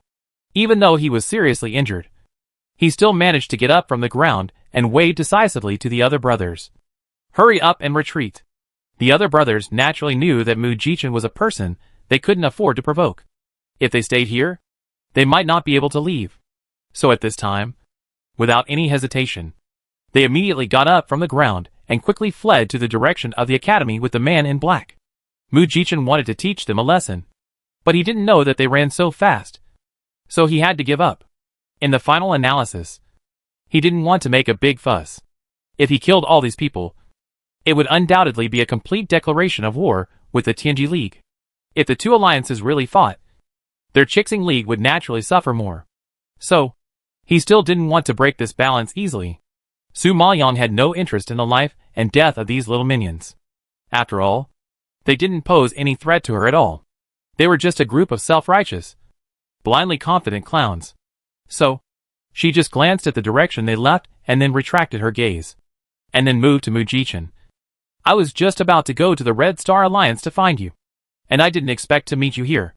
When he heard that Su Mo was looking for him, Mu Jichen, who had just been full of sternness, immediately changed to a wronged expression, glanced at Su Maoyang with resentment, and muttered, "You still remember to look for me. It's been a few days, and I haven't seen you. I thought you forgot me." Su Maoyang was amused by his little wife-like tone, and shook her head. The Dongfang family is very busy with Dongfang Youyu's affairs, and can't leave. Didn't I just finish dealing with the matter over there, and come to find you? After hearing about Dongfang Youyu, Mu Jichen straightened his face again, and asked with concern, "How is Mr. Dongfang? Is he awake?" Su Maoyang nodded. "Yes.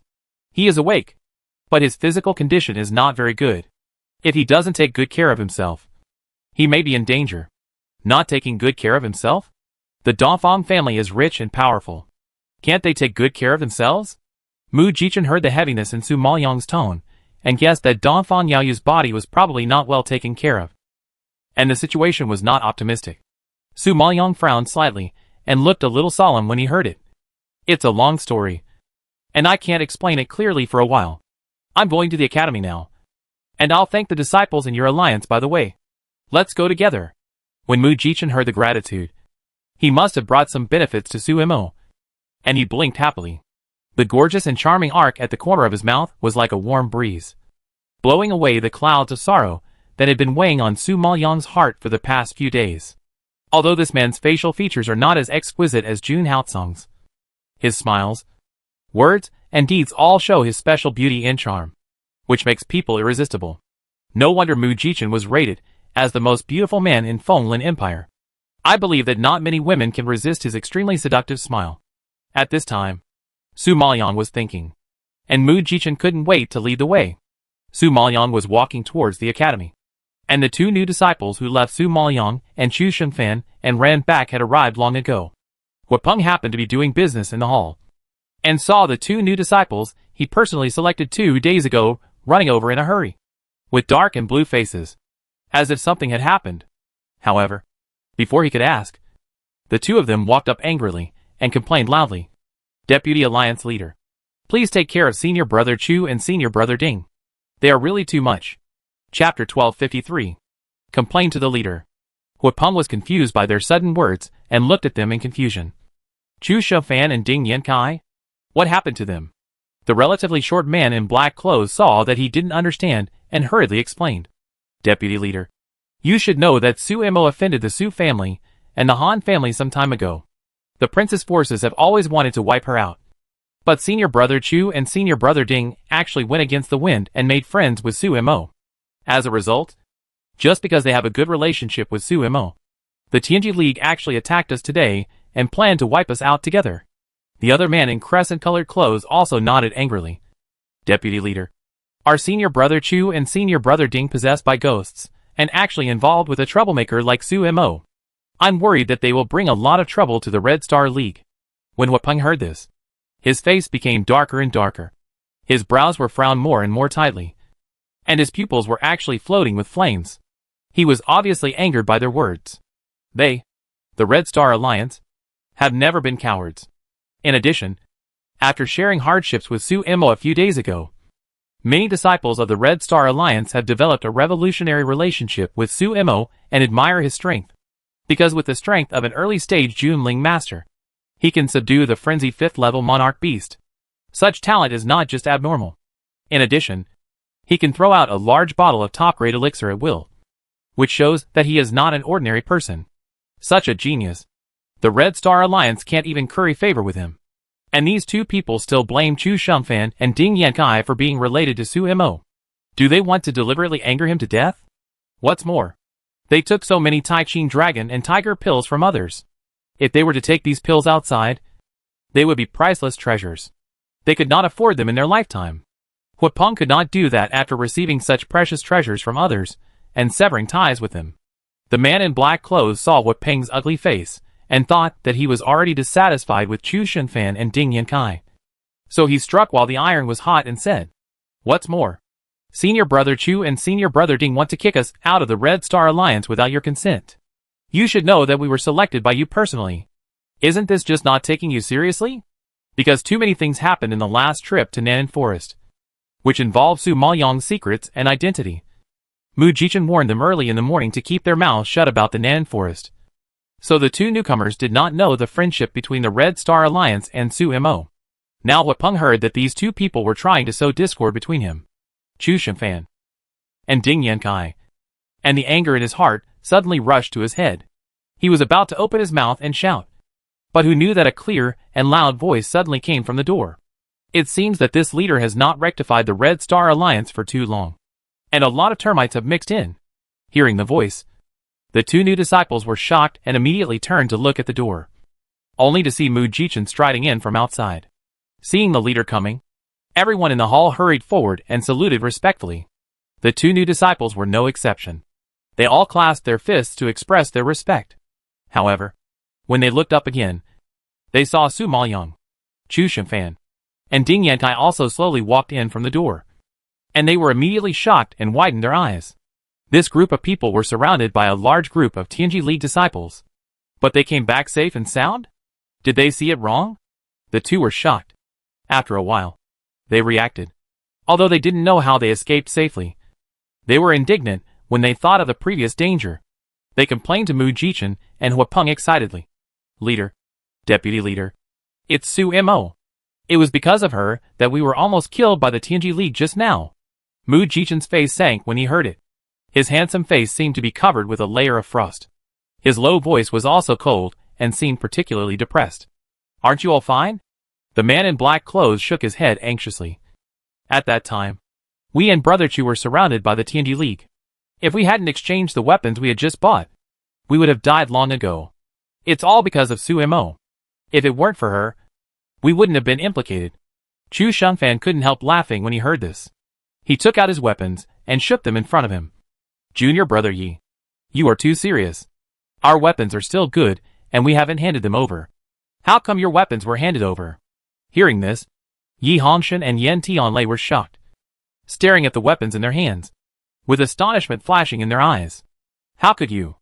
The two were dumbfounded. Seeing them come back safely, they thought that Chu Shengfan and Ding Yankai probably exchanged weapons for safety. But they didn't know that the Tianji League didn't rob them of their weapons. You know, Chu Shengfan and Ding Yankai's weapons are more expensive than his weapons. The Tianji League didn't even let go of their inferior ones. So how could they let go of the two good ones? This is too strange. Seeing that Chu Shengfan and Ding Yankai were fine and not seriously injured, everyone looked at Yi Hongshan and Yan Tianlei. We really exchanged weapons to escape back. At that time, Song Guangyou would not let us leave and forced us to hand over our weapons. Many people on the street saw it. How could it be fake? Yan Tianlei saw that everyone was looking at them with questioning eyes, and his face flushed with anxiety. And he hurried to explain. But facts speak louder than words. The weapons of Chu Shengfan and Ding Yankai, who were surrounded with them, were still in good condition, without any loss. Since Tianji League wanted to rob, it was impossible to only attack the two of them. If it is said that Tianji League was afraid of Chu Shengfan and Ding Yankai and did not dare to rob their weapons, it would be even more unreasonable. They still knew Song Guangyou's character. He was a member of the Song family and a mid-term Jun Lingshi with good strength. Logically, he was not afraid of Chu Shengfan and Ding Yankai. Therefore, it was really hard for everyone to believe what they said. Faced with everyone's suspicion, Yi Hongshan and Yan Tianlei suddenly had nothing to say, not knowing how to explain. They stared at the weapons in Chu Shengfan and Ding Yankai's hands, and were furious. They had never expected that the two would come back intact and keep their weapons. In comparison, they looked very embarrassed. Not only did they run away like a stray dog in front of everyone, but they also lost the weapons they had saved for a long time and bought at a high price. Those were their hard work. This time they were robbed. And they didn't know how long it would take to save so much money again. Just thinking about this made them vomit blood. It was obviously because Chu Shengfan and Ding Yankai were good friends with Su Mo that they were implicated and suffered heavy losses. In the end, Chu Shengfan and Ding Yankai were fine, which made them even more unbalanced. Chapter 1254 She is actually the friend of the leader. Chapter 1254 She is actually the friend of the leader. Thinking of this, Yi Hongshan was indignant and retorted unconvincingly. Let's not talk about what the Tianji League did to us.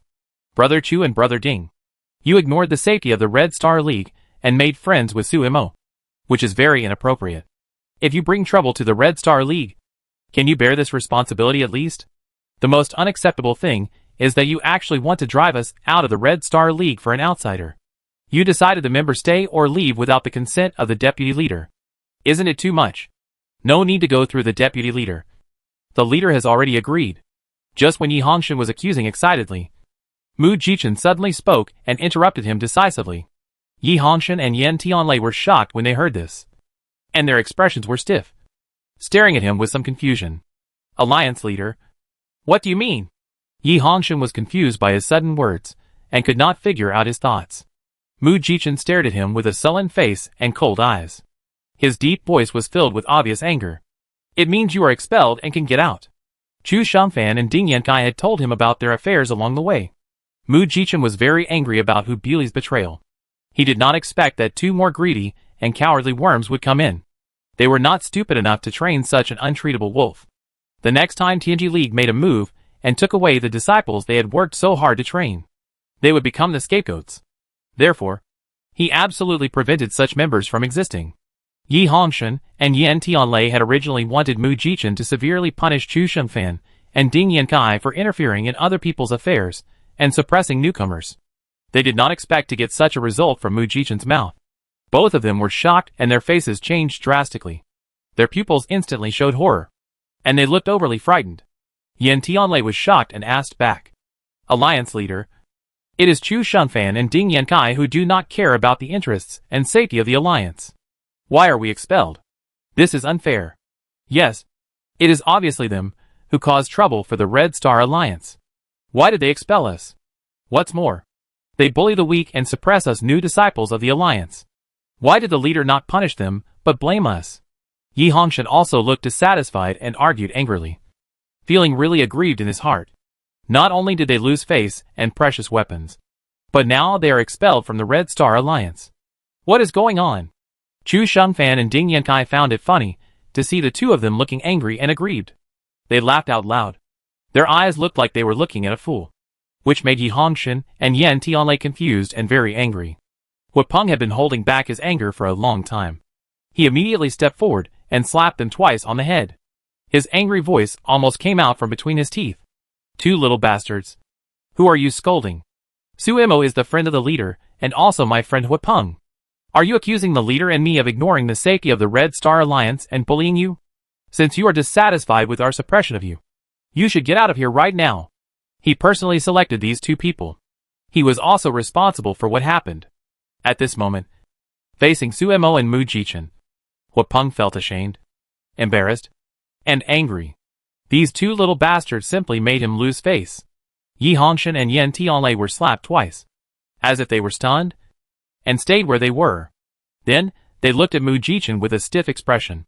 They were frightened by his gloomy and terrifying look, and their faces turned pale. Suemo, Mu Jichen and Huapeng are also friends. When did this happen? How come they didn't know? They had never heard of any intersection between the Red Star Alliance and Suemo before. It is said that Suemo used to be a maid of the Xiahou family. How could Mu Jichen, who was surrounded by all kinds of halos, know such a person? This is too unbelievable. Upon learning the truth, Yi Hongshan and Yan Tianlei were greatly shocked. Their eyes bulged like walnuts, and then they shook their heads in disbelief. How could it be? Chu Shumfan saw that they were shocked, and felt amused. He added with ill intentions, Junior brother Yi, Junior brother Yan, you have a big misunderstanding this time. With my status and that of your senior brother Ding, we are not qualified to be Miss Su's friends. In fact, only the leader and the deputy leader can be called Miss Su's friends. They saw Su Maoyang's strength in Nan Forest, and knew that this woman was more terrifying than their leader. If Su Maoyang could treat them as friends, they would be lucky. If not, they would not dare to climb up the ladder casually. In addition, the Red Star Alliance already had a deep conflict with the Tianji Alliance. Even without Suemo, the friction between the two alliances would continue. If they wanted to practice safely in the academy, they still had to improve their strength, which was the only way to solve the problem of oppression. And Sumo's strength was terrifying. If the Red Star Alliance could really make such a powerful friend, it would be an extra layer of protection to some extent. Because troubles and dangers are always there in this world of the survival of the fittest. Only fists are the eternal hard truth. Hearing Chu Xingfan's words, the two were even more stimulated and took 2 steps back in shock. They didn't understand where Suemo got such great charm. And Chu Shumfan and Ding Yankai actually praised her so highly. Huapeng felt guilty at this time, and couldn't help but apologize to Su Maoyang. Miss Su, I have poor eyesight and chose 2 bastards to join the alliance. I hope you can forgive me. Su Maoyang didn't take these 2 people seriously. This kind of thing was just a small matter to her. Not worth mentioning.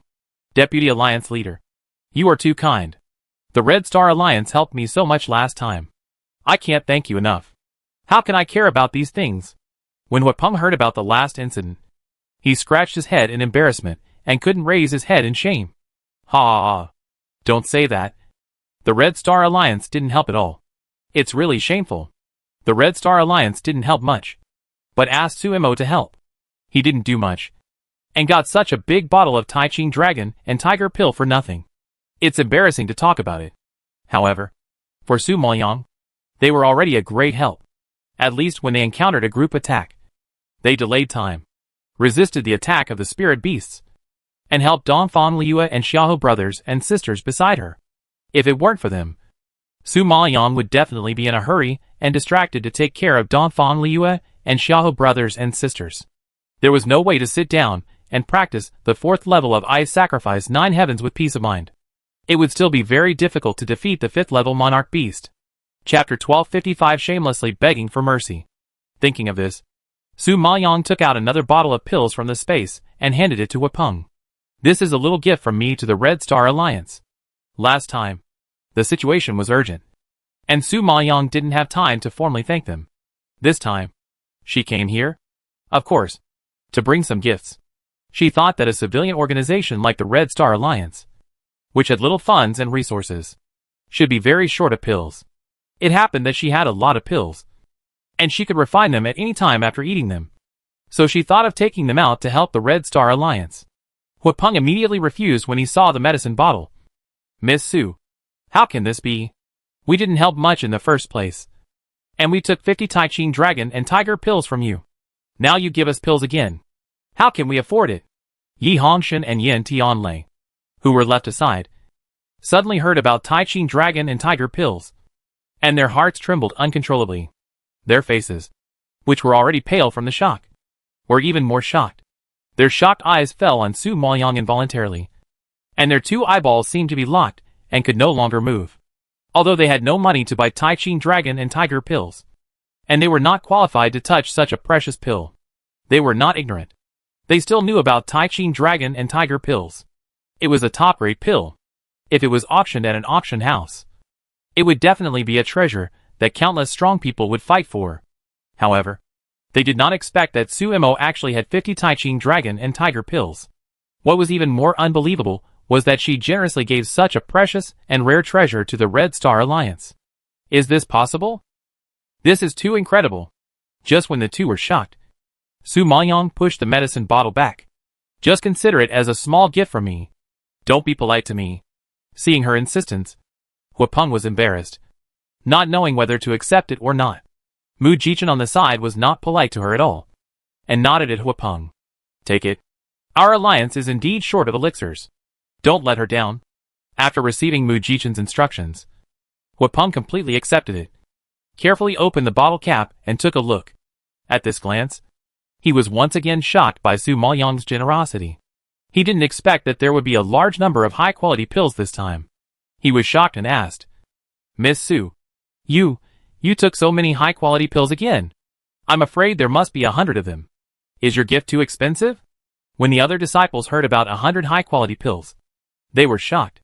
In addition to being shocked, they looked at Su Maoyang with extremely complicated eyes. The person who could take out so many high-quality pills must be extraordinary. Compared to the shock of others, Su Maoyang seemed particularly calm. He glanced at the disciples of the Red Star Alliance and explained lightly, I heard that there seemed to be 100 disciples of the Red Star Alliance.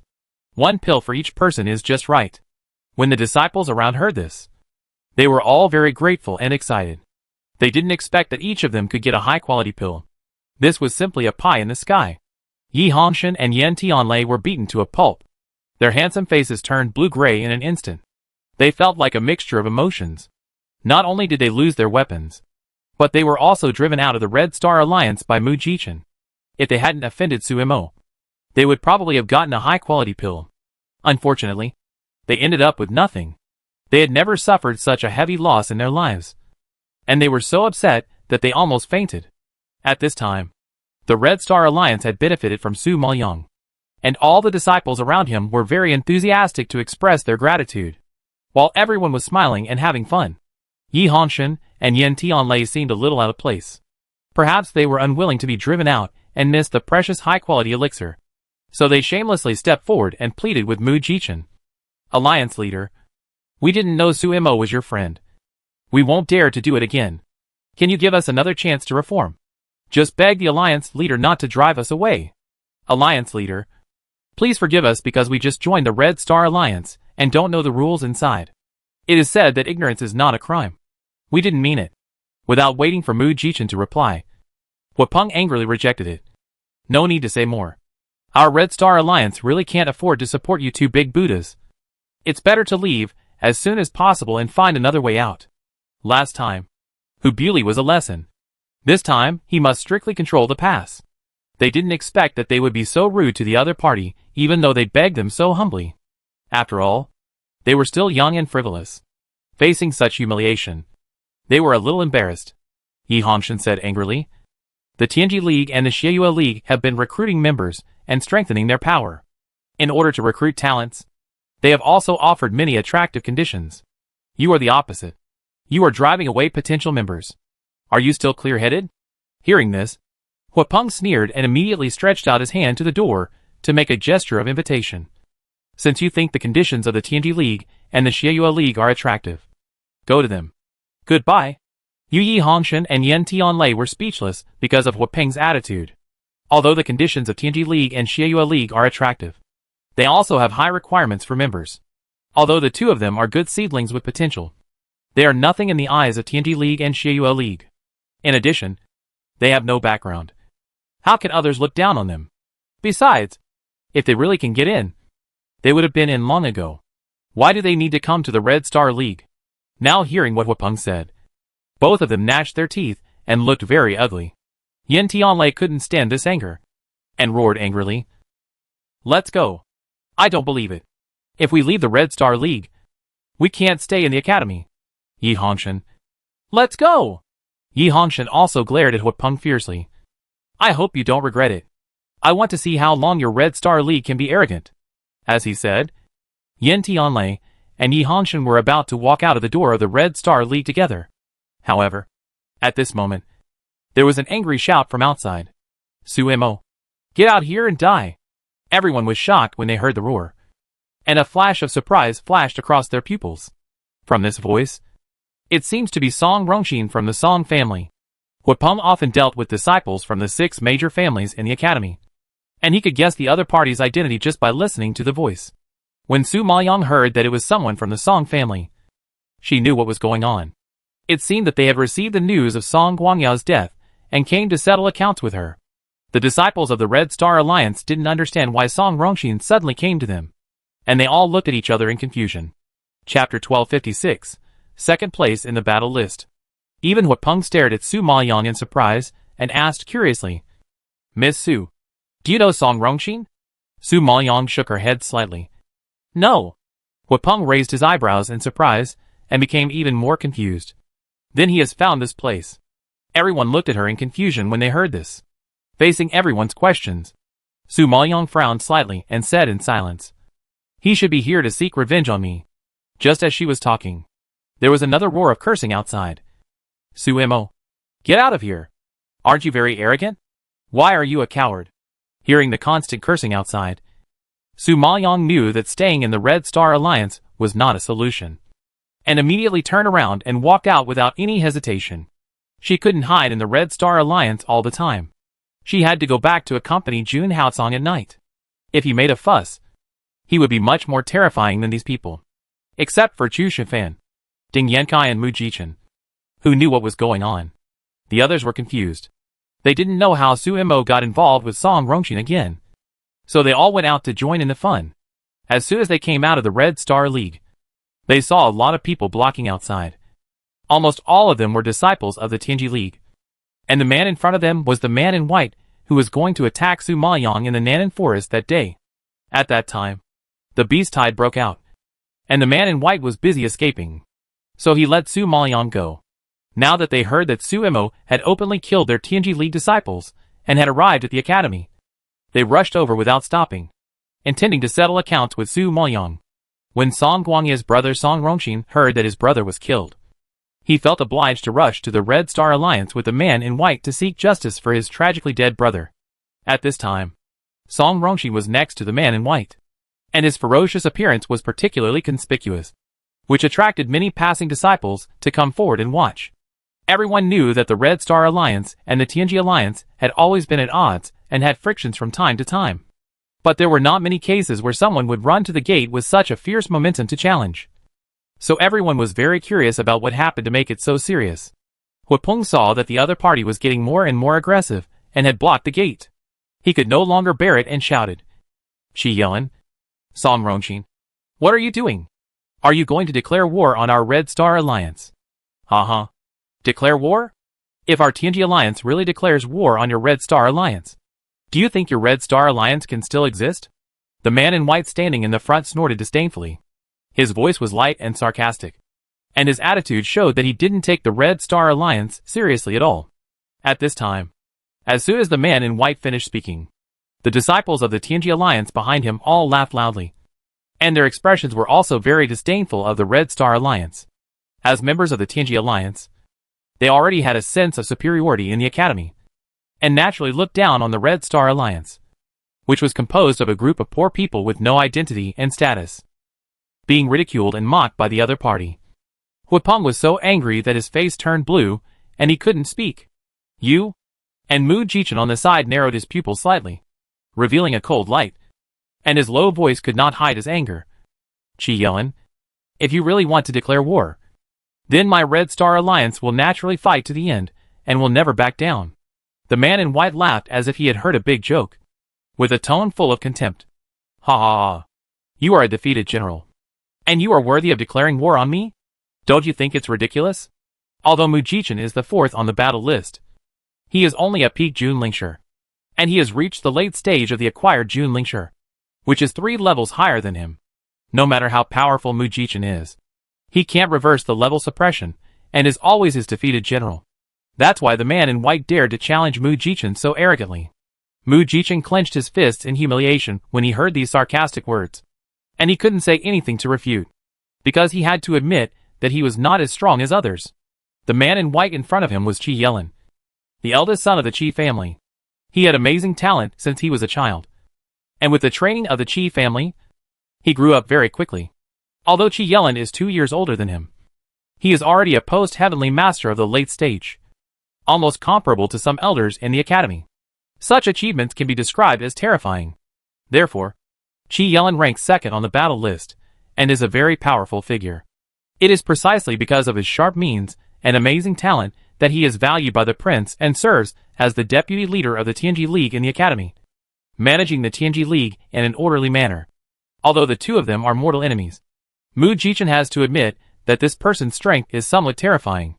Su Maoyang is not very familiar with Qi Yelin. They only met once in Nanan Forest last time, but they were dispersed after just a few words. Now seeing him so arrogant, Su Maoyang couldn't help but raise his eyebrows and asked Huapeng next to him, "Who is he?" Her voice was loud, so it naturally fell into Qi Yelin's ears. Qi Yelin's face turned black the next second because of Su Maoyang's casual questioning. Qi Yelin was a well-known big shot in Liuguang College, and even in the entire Fenglin imperial capital. Su Imo actually knew nothing about him. It was ridiculous. Huapeng was also full of black lines on his head. He came to her side and kindly explained to her. He is the deputy leader of Tianji League, the eldest son of the Qi family, and the second in the battle list. He is also a late-stage post-heavenly monarch spiritual master. Su Maoyang nodded in understanding, and Qi Yelin snorted contemptuously after hearing this. "Su Imo, since you know me now, I won't talk nonsense with you. You killed Song Guangyao, a disciple of our Tianji League. Do you do it yourself or do we do it? Choose one." "What? You killed Song Guangyao?" Huapeng, who was standing aside, suddenly learned the news and was shocked and cried out in a low voice. He stared at Su Maoyang in disbelief and was shocked. The other disciples of the Red Star League were also shocked by this. Their expressions suddenly froze, and they looked at Su Maoyang with particularly shocked eyes. Song Guangyao was a member of the Song family, and she actually killed him. This courage is really big. But for Su Maoyang, she has offended the Tianji League. Whether she kills him or not, the Tianji League will cause trouble for her. So it is better to kill one less. Yi Hongshan and Yin Tianlei, who came out to join in the fun, were also stunned by the truth. They looked at Song Rongqing opposite in disbelief. Seeing that he was furious and his eyes were bloodshot, he really looked very angry. Only then did they react. Why did Suemo, Chu Shengfan and Ding Yanfei come back without any trouble? It turned out that Suemo actually killed Song Guangyao. Chapter 1257 analyzed the pros and cons for him. Realizing this, Yi Hongshan and Yan Tianlei both shuddered, and their eyes looking at Su Maoyang became a little strange. Is she really more powerful than a midterm Junling Shi? But when Sun Haoran, who was also a midterm Junling Shi, fought against Suemo, he suppressed her everywhere and beat her without any chance to fight back. Later, it was because Sun Haoran himself did not use his power properly that he went into a trance and exploded to death. At that time, I didn't hear that she was particularly powerful. Just when they were making all kinds of guesses, Su Maoyang faced the aggressive Qi Yelin, but glanced at him indifferently, and replied coldly, "Sorry, I don't choose anything. I just hope you get out of my sight." Su Maoyang's words were not polite at all, and directly made everyone in the Tianji League change their faces, and their pupils were filled with shock. They didn't expect that Suemo would be so arrogant. He even ignored their deputy leader and told them to get out. He was really lawless. Song Rongxin was already furious because of his brother's tragic death on the street. Seeing Su Maoyang's attitude, he was even more furious and shouted at the top of his voice, "Suemo, you bitch! You killed my brother. No matter what. Don't even think about leaving Liuguan Academy alive." Su Maoyang raised his eyebrows and glanced at him. It seemed that he didn't take his anger and warning seriously. He was as calm as a pool of stagnant water without any ripples. "What? Are you going to kill me here directly? If you don't mind violating the rules of the academy and being kicked out of the academy, you can do it now. You don't try to threaten me with the rules of the academy." Song Rongxin didn't expect Suemo to be so calm when she was about to die, and she even used the rules of the academy to scare him. This woman is really annoying. Whether it is a threat or not, you know it yourself. I heard that the competition will be held in 2 months.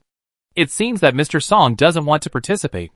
Su Maoyang had a faint sneer on his lips, and his cold eyes fell on Song Rongxin's face, which made him feel inexplicably cold. The competition is the most important competition in the academy. It is held every 6 months to grasp the strength of the academy disciples in time and give corresponding treatment and rewards according to their rankings.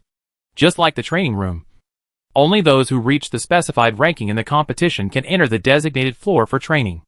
For the top 30 in the competition, the academy will also provide spiritual power stones and martial arts as rewards for free. Of course, the number of spiritual power stones and the level of martial arts will be different depending on the ranking, because the competition is closely related to the interests of every disciple. Everyone attaches great importance to each competition and wants to show their skills in the competition to get a good ranking and good rewards. Of course, the higher the ranking, the higher the status in the academy, the more attention and cultivation you can get from the elders, and the more you can practice.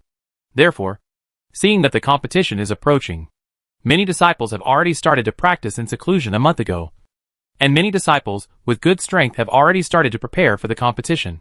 These elite disciples are not interested in the rewards of the academy. Their purpose is to obtain the qualification to enter the Yellow Spring Road. It is said that the Yellow Spring Road is a very powerful trial place. Those who have been there will have their spiritual power and combat power improved by leaps and bounds.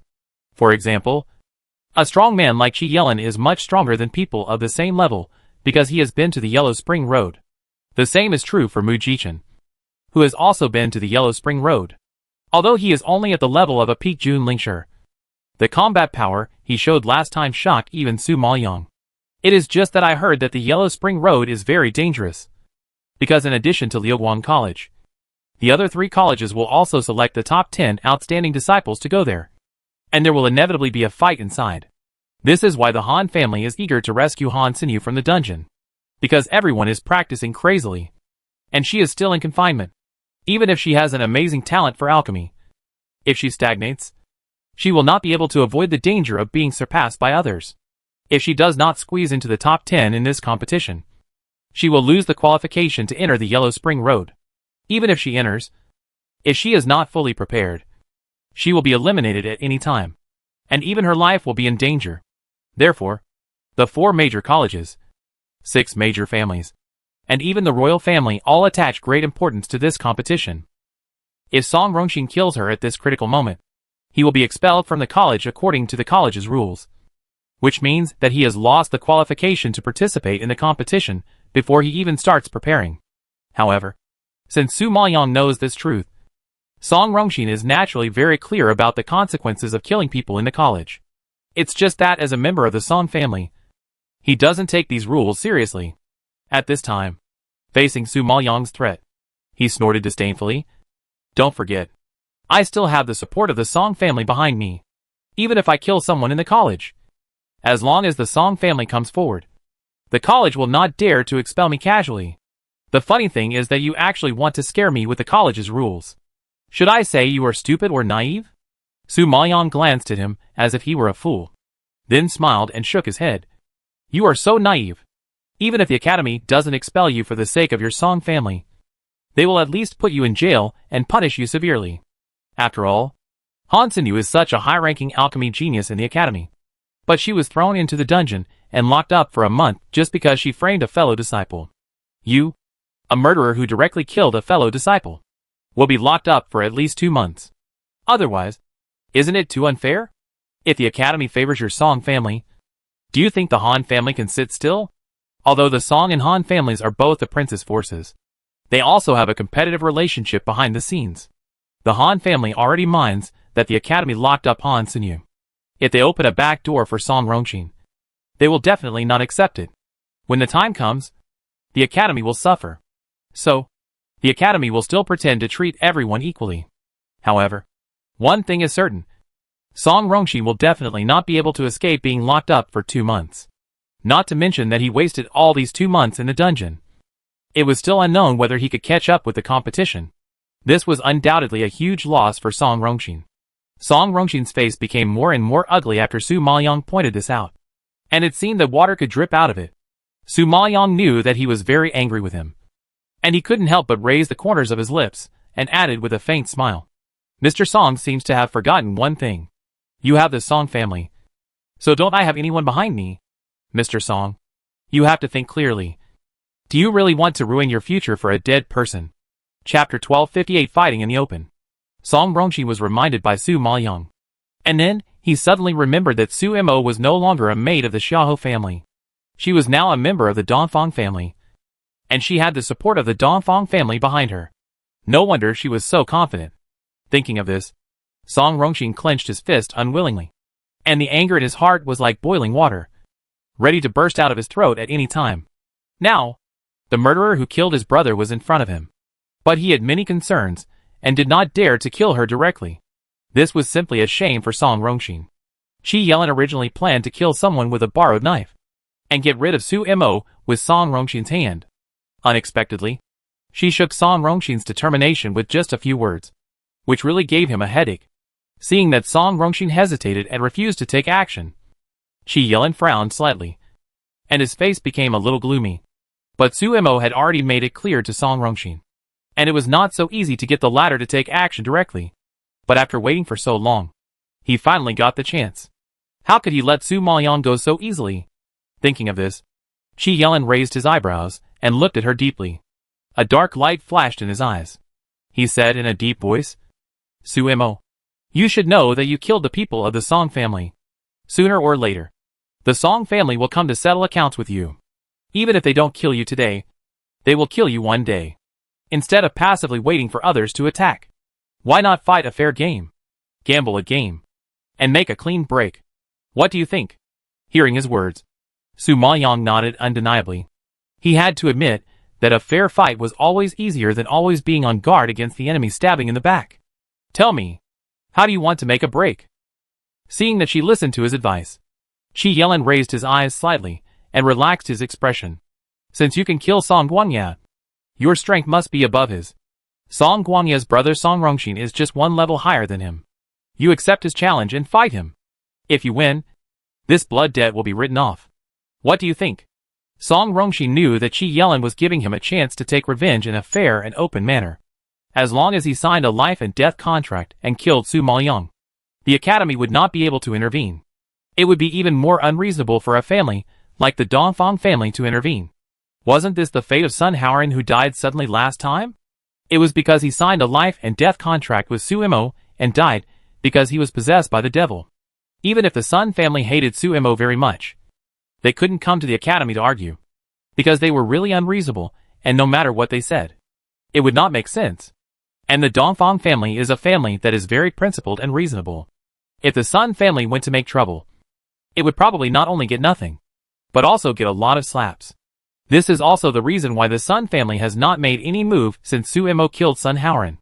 Presumably, the Sun family has been forbearing on the surface, but has been waiting for the opportunity to attack Su Maoyang behind the scenes. And now, as long as Sumo agrees to sign a life and death contract with him and fight on the arena, it should be the fastest, simplest and most direct way to take revenge. No matter whether the Dongfang family will cause trouble for him behind his back, he can at least be sure of one thing.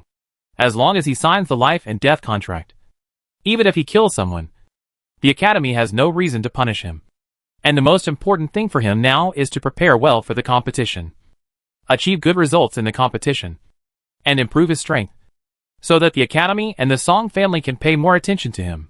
I believe that with the protection of the academy and the Song family, it will not be so easy for the Dongfang family to kill him. Thinking of this, Song Rongxin quickly accepted Qi Yelan's suggestion in his heart, pointed at Su Maoyang and invited loudly, "Sumo, I heard that you have never lost in the arena since you entered the academy, and you have defeated several people in succession. Today I want to learn from your skills. I wonder if you have the courage to sign a life and death contract with me." Life and death contract? Are you sure? Don't you know how Sun Haoran died last time? Su Maoyang didn't expect another idiot who wanted to take her life in the arena, and couldn't help but chuckled when Song Rongxin heard her compare him to Sun Haoran, the loser who was possessed by the devil due to improper exercise. He was so angry that his eyes widened, his cheeks flushed, and he gritted his teeth and yelled, "Shut up. Don't compare that loser with me. He is not worthy. I just want to ask you one question. Do you dare to sign a life and death contract with me and compete on the arena?" Su Maoyang looked at the other party's posture. If she didn't meet his requirements and fight with him, he would probably pester her all day long. Although he would not directly attack her in the academy, it was not a solution to stop her and not allow her to leave. She had to rush back to see Jun Haotsong in the evening. Thinking of this, Su Maoyang also wanted to make a quick decision and readily agreed. "Okay. Since you insist, then I will accept your challenge. I hope you don't regret it, since it is a life and death contract. She will not show mercy." Hearing Su Maoyang's words, Song Rongxin felt despised and snorted in dissatisfaction. "Regret? There is no regret in my life." Although Su Mo killed Song Guangyao, and his strength should not be underestimated, he is one level higher than Song Guangyao, and is now a late-stage Jun Lingshi. In addition, he is also a disciple of the Beast Hall. In addition to himself, he also has powerful spirit beasts to support him. Are you afraid that he can't deal with Su Mo? Okay. Since you have made up your mind, let's go to the arena. Su Maoyang stretched out his hand and made a gesture of invitation, and then walked towards the arena. Seeing this scene, Yi Hongshan and Yan Tianlei both snorted in disdain. How arrogant and ignorant!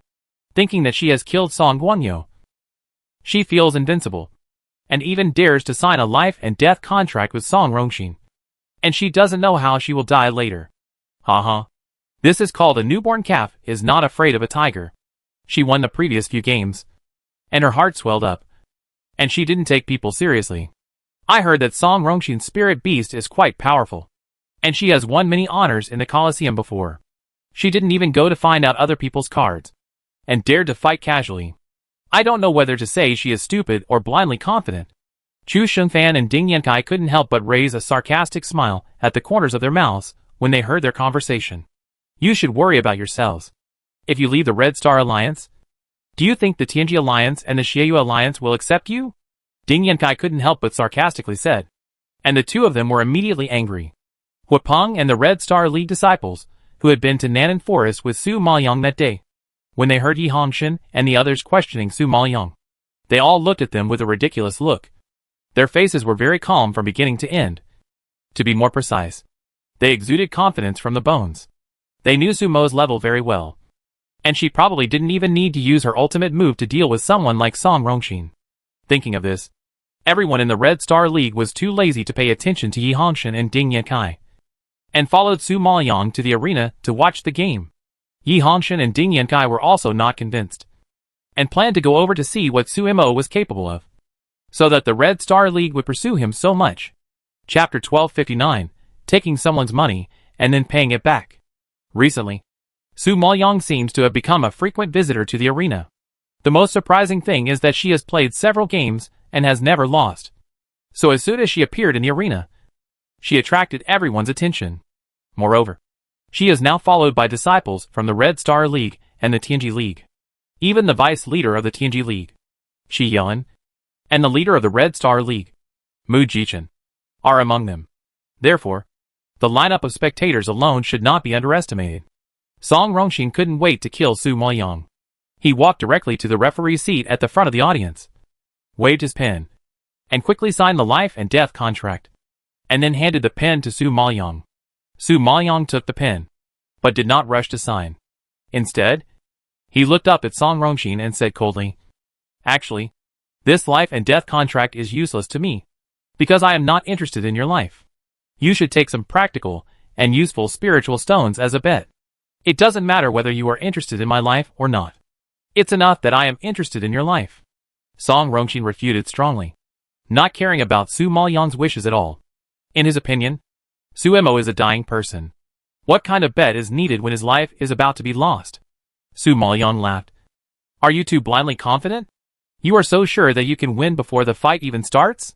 Nonsense. If I am not sure, would I take the initiative to invite you to a life and death battle?" Song Rongxin snorted disdainfully. Seeing that he was so sure, Su Moyang did not bother with him about winning or losing, and changed his mind. Since the life and death battle is a gamble, it must be a bet that the other party is interested in. What you want is my life, and what I want is the spiritual power stone. If you can't give me what I want, why should I bet with you? Song Rongxin frowned slightly when he heard this. From her tone, it seems that she will not fight with him if she doesn't get the spiritual power stone that satisfies her. Perhaps he was afraid that she would change her mind at the last minute, and the urgent desire for revenge prompted Song Rongxin to agree without thinking. "Okay, I promise you. Here are 500,000 spiritual power stones. I will bet on the elders now. Now you should be satisfied, right?" Hearing about 500,000 spiritual power stones, Su Moyang didn't even bother to look at it. He just stared at him with a sneer, and couldn't help but sarcastically said, "The Song family is one of the 6 major families after all. Can't you even take out a decent spiritual power stone? 500,000.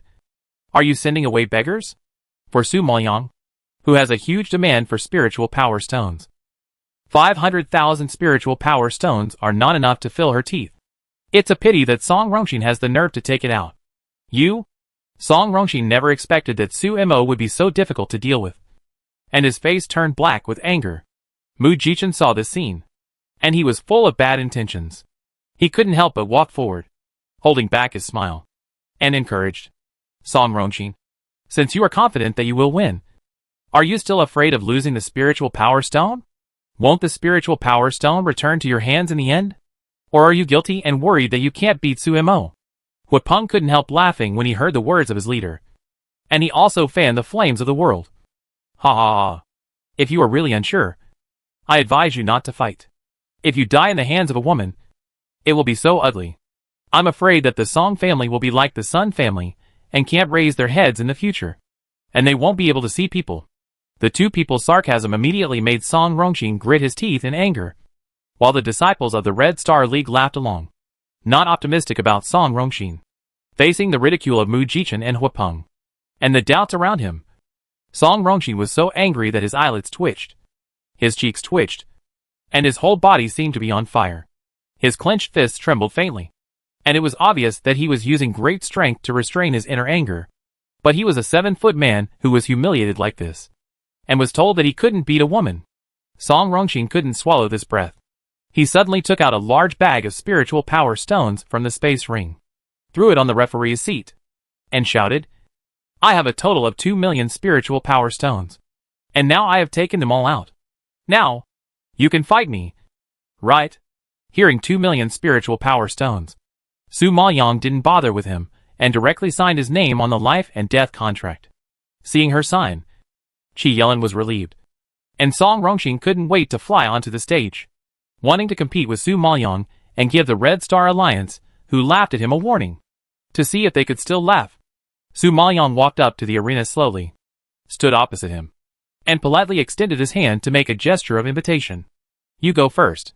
Song Rongxin was amused by her behavior and couldn't help laughing. Su Mo, you are really arrogant to the extreme. If I make a move, you will probably have no power to fight back. Are you sure? As the saying goes, you are soft-hearted, and you are short-handed. After all, I took 2 million spiritual power stones from you. I have to consider your face, and let you not lose too badly. Su Maoyang raised his eyebrows slightly, and explained calmly. This was undoubtedly a great humiliation to Song Rongxin. Her words simply meant that he would lose. Song Rongxin was so angry that his face flushed. His veins bulged. His teeth clenched. And his face twisted like a lion. He roared at Su Maoyang fiercely. You bitch! I will crush you to ashes today. With a low roar, Song Rongxin suddenly raised his arms, bursting out fierce spiritual power fluctuations. His eyes shot out cold murderous intent, and pressed towards Su Maoyang. The spiritual power that burst out from his body formed a terrible storm, rushing straight towards where Su Maoyang was standing. Such an attack seemed to split the air in half. Su Maoyang stood in place, feeling the power coming towards her, and had to bear it. This Song Rongxin's fighting ability was indeed much stronger than Song Guangyao. At least, enough to attract her attention. Thinking of this, Su Maoyang didn't dare to stay where she was. She took a step and dodged to the side, avoiding the spiritual storm in time. However, she didn't expect that Song Rongxin reacted quickly. Just when he saw that she was planning to dodge, his other hand chased in the direction she dodged and slammed a palm. At this time, a huge palm print suddenly appeared in the air. Although the power was not as strong as Mu Jichen's palm print, its power was still not to be underestimated. If it were an ordinary midterm Junlingshi, he would not be able to withstand such an attack at all, and would be killed by a palm. Su Maoyang saw that the palm print was about to fall on her body, and he also quickly urged the spiritual power in his body, mixed with the surging cold air in his palm, and raised his hand suddenly. Everyone saw that an ice sword burst out in front of Su Maoyang in an instant, and chopped fiercely at the palm print that was crushing in the air. With a loud bang, Song Rongxin's palm print was actually split in half by the sharp sword that flashed with bright silver light. Chapter 1260 Terrible Attack. Song Rongxin had not expected that Su Mo, a mid-stage Junlingshi, could actually burst out such a sharp sword light. Not only was the palm print he slapped split in half by her, but even his own palm was injured by the sword light. If he had not dodged in time, he believed that the power just now could almost cut off his entire palm. At this time, seeing the blood gushing out of the palm scratched by the sword light, Song Rongxin's eyes condensed slightly, and he looked up at Su Maoyang in shock, feeling unprecedented shame in his heart. He was at least a late-stage Junlingshi, while Su Mo's spiritual power was that of a mid-stage Junlingshi. He was actually scratched by someone who was one level lower than him. And more importantly, the other party was a woman. This was undoubtedly a huge blow to Song Rongxin, as if an invisible hand had grabbed his heart fiercely, making his cheeks flush, and he roared in anger. Su Mo, you are looking for death.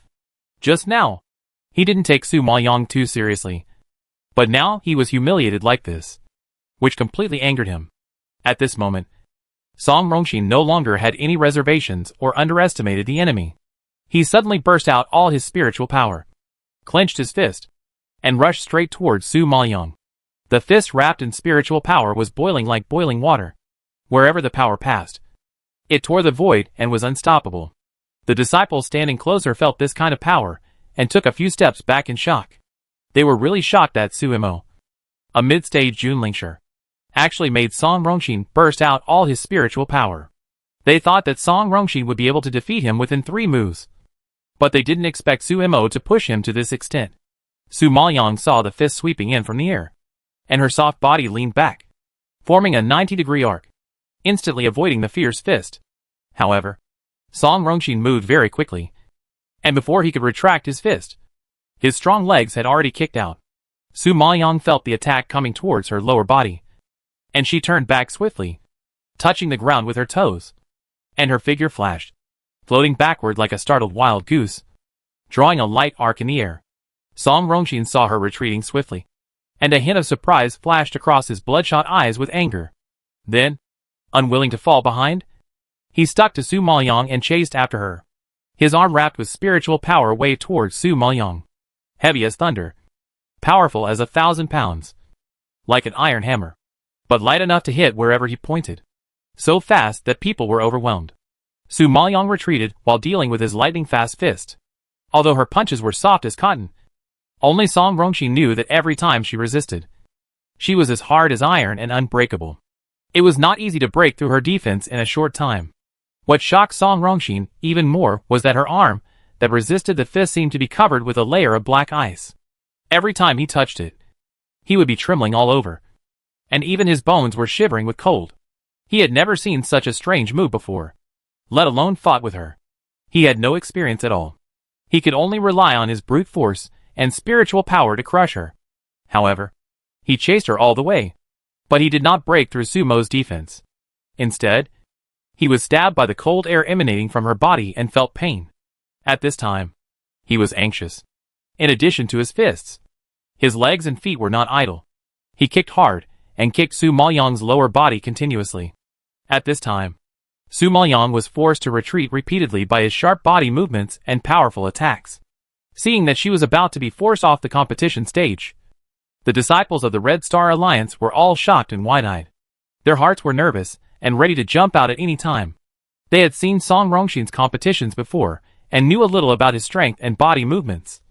But seeing the scene before them, everyone had to sigh that this person's combat power had made a qualitative leap. In a short period of time, he has made great progress. His strength is stronger than before. His movements are faster and more coherent than before. And even the spiritual power fluctuations seem to be stronger than before. It seems that Song Rongxin should be promoted to the peak Junlingshi soon. Yi Hongshan and Yan Tianlei in the audience saw that Su Mo was forced to the point where he had no power to fight back by Song Rongxin, and they couldn't help but sneer in contempt. I thought he was so powerful. But it's just bluffing. Haha. Yes. He was almost knocked off the arena. I really don't know where he got the confidence to sign a life and death contract with him. However, just as they were mocking him, Su Maoyong suddenly stopped at this critical moment, and his arms, which had long been shrouded in cold air, seemed to have stored enough strength. And he punched the ground with a sudden punch, and a sound like an earthquake instantly erupted. Then everyone saw with their naked eyes that the ground in front of Su Maoyong was covered with a layer of ice, extending towards Song Rongxin's feet, and the biting cold swept towards him, making his heart tremble, and he retreated in horror. At the same time, Su Maoyong took advantage of his inattention, raised his hand suddenly, and swung it vigorously, shooting out a stream of spiritual power. The spiritual power mixed with the terrifying cold air condensed into ice spikes, which suddenly hit the footprints kicked in from the air, directly freezing the footprints with the power of thunder into ice, and shattering them all over the ground. At this time, Song Rongxin was also repelled by the spiritual power mixed with cold air. He managed to stabilize his body, but blood still flowed from the corner of his mouth. He knew best that if it weren't for his own strength and good defensive ability, he would have been knocked to the ground by the mysterious power just now. When everyone saw the scene, they all gasped in shock, and their expressions seemed to be frozen by the cold air. And they were completely frozen. They saw clearly just now that Song Rongxin's moves obviously carried great power. Even a late-stage Junlingshi of the same level as him might not be able to withstand his fist like a mountain pressing down on his head.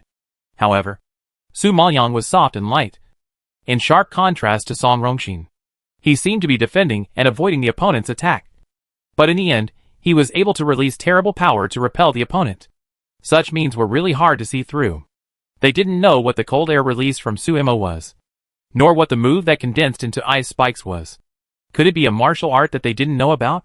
But even if it was a martial art, there was no reason for Su Mo to resist Song Rongxin's attack or even repel it, because no matter how powerful she was still just a mid-term Junlingshi, one level lower than Song Rongxin. How could her spiritual power, which belonged to a mid-term Junlingshi, resist Song Rongxin's spiritual power? Isn't this too strange? However, just when everyone was puzzled, Song Rongxin, who was teased by Su Maoyong one after another, went completely crazy and rushed over again with gnashing teeth. The surging spiritual power lingered around him, making a buzzing sound. He was like a sharp sword shooting out, with a sharp aura. I believe that the residual power alone can pierce flesh and blood. At this time, he only heard a roar burst out of his chest, resounding through the world. Wolfang Fire Axe? Break it for me. Chapter 1261 The Funniest Joke. As soon as the roar came out, violent spiritual power burst out from Song Rongxin's body, shaking out layers of air waves. Then, Song Rongxin suddenly saw an axe condensed by spiritual power in his hand. The surface of the axe was burning with hot flames, emitting waves of frightening heat, as if deliberately suppressing the cold and biting cold. Then, Song Rongxin suddenly raised his arm and chopped vertically in the direction of Su Maoyang, only to see the axe wrapped in flames flashing a red light in the air and smashing hard on the ground. There was a loud bang, and the ice extending towards him instantly broke apart and shattered into slag on the ground. The powerful residual power even shocked Su Maoyang back several steps. When everyone saw this, they turned pale and looked terrified. After a moment of shock, someone excitedly exclaimed, "Oh my god! A lower-level immortal martial art. The Wolfang Fire Axe. Immortal skills are different. They are so powerful. Yes, I heard that this is Song Rongxin's most powerful martial art. Last year, he made it into the top 30 in the competition with this martial art alone. Not to mention that his strength has increased this year. The power he releases must be much more terrifying than last year. This Sumo is also capable. He actually turned Song Rongxin's wolf-tooth fire axe into a fire axe." The Wolfang Fire Axe was forced out. Tut tut tut. Yi Hongshan felt a little uncomfortable when he heard the comments of the people around him about Sumo, and couldn't help but say, no matter how capable she is, she will stop here. Many people know the power of the Wolfang Fire Axe. Do you think Sumo can withstand the immortal martial arts? Although Yi Hongshan was shocked that Su Maoyang could force Song Rongxin to this extent, he was still unwilling to believe it subconsciously. Or more accurately, unwilling to accept the fact that she, a mid-stage Junlingshi, was more powerful than a late-stage Junlingshi. Yan Tianlei also nodded in agreement, with a smile on his face. This competition is not always based on luck. If you don't have real skills, don't learn to sign a life and death contract. Otherwise you will die miserably. However, she died in Song Rongxin's hands, which is also a decent death. Huapeng frowned slightly when he heard this, and couldn't help but cast a sharp look at them, and asked coldly, "You two are both mid-term Junlingshi like Sumo. Dare I ask if you can hurt Song Rongxin and force him to take out all his cards?" He was questioned so sharply, and Yi Hongshan and Yan Tianlei, who were proudly making sarcastic remarks, were immediately speechless. At this time, Chu Shengfan smiled and took over the word sarcastically. "Ha ha ha. Let alone being injured. They probably can't even take a move from Song Rongxin."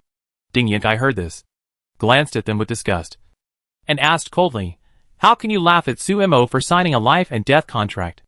Then what confidence do you have to laugh at Sumo? You should know that you are not even as good as Sumo." Yi Hongshan and Yan Tianlei were washed by them, gnashing their teeth in anger. Their faces turned pale, but they couldn't say anything to refute, because they really couldn't withstand a move from Song Rongxin. After all, the opponent was a late-stage Junlingshi. Looking at the fluctuation of spiritual power, there was a tendency to advance to the peak Junlingshi. How could they reverse the level suppression? This was something they dared not even think about. As for why Sumo did it, they were also full of questions.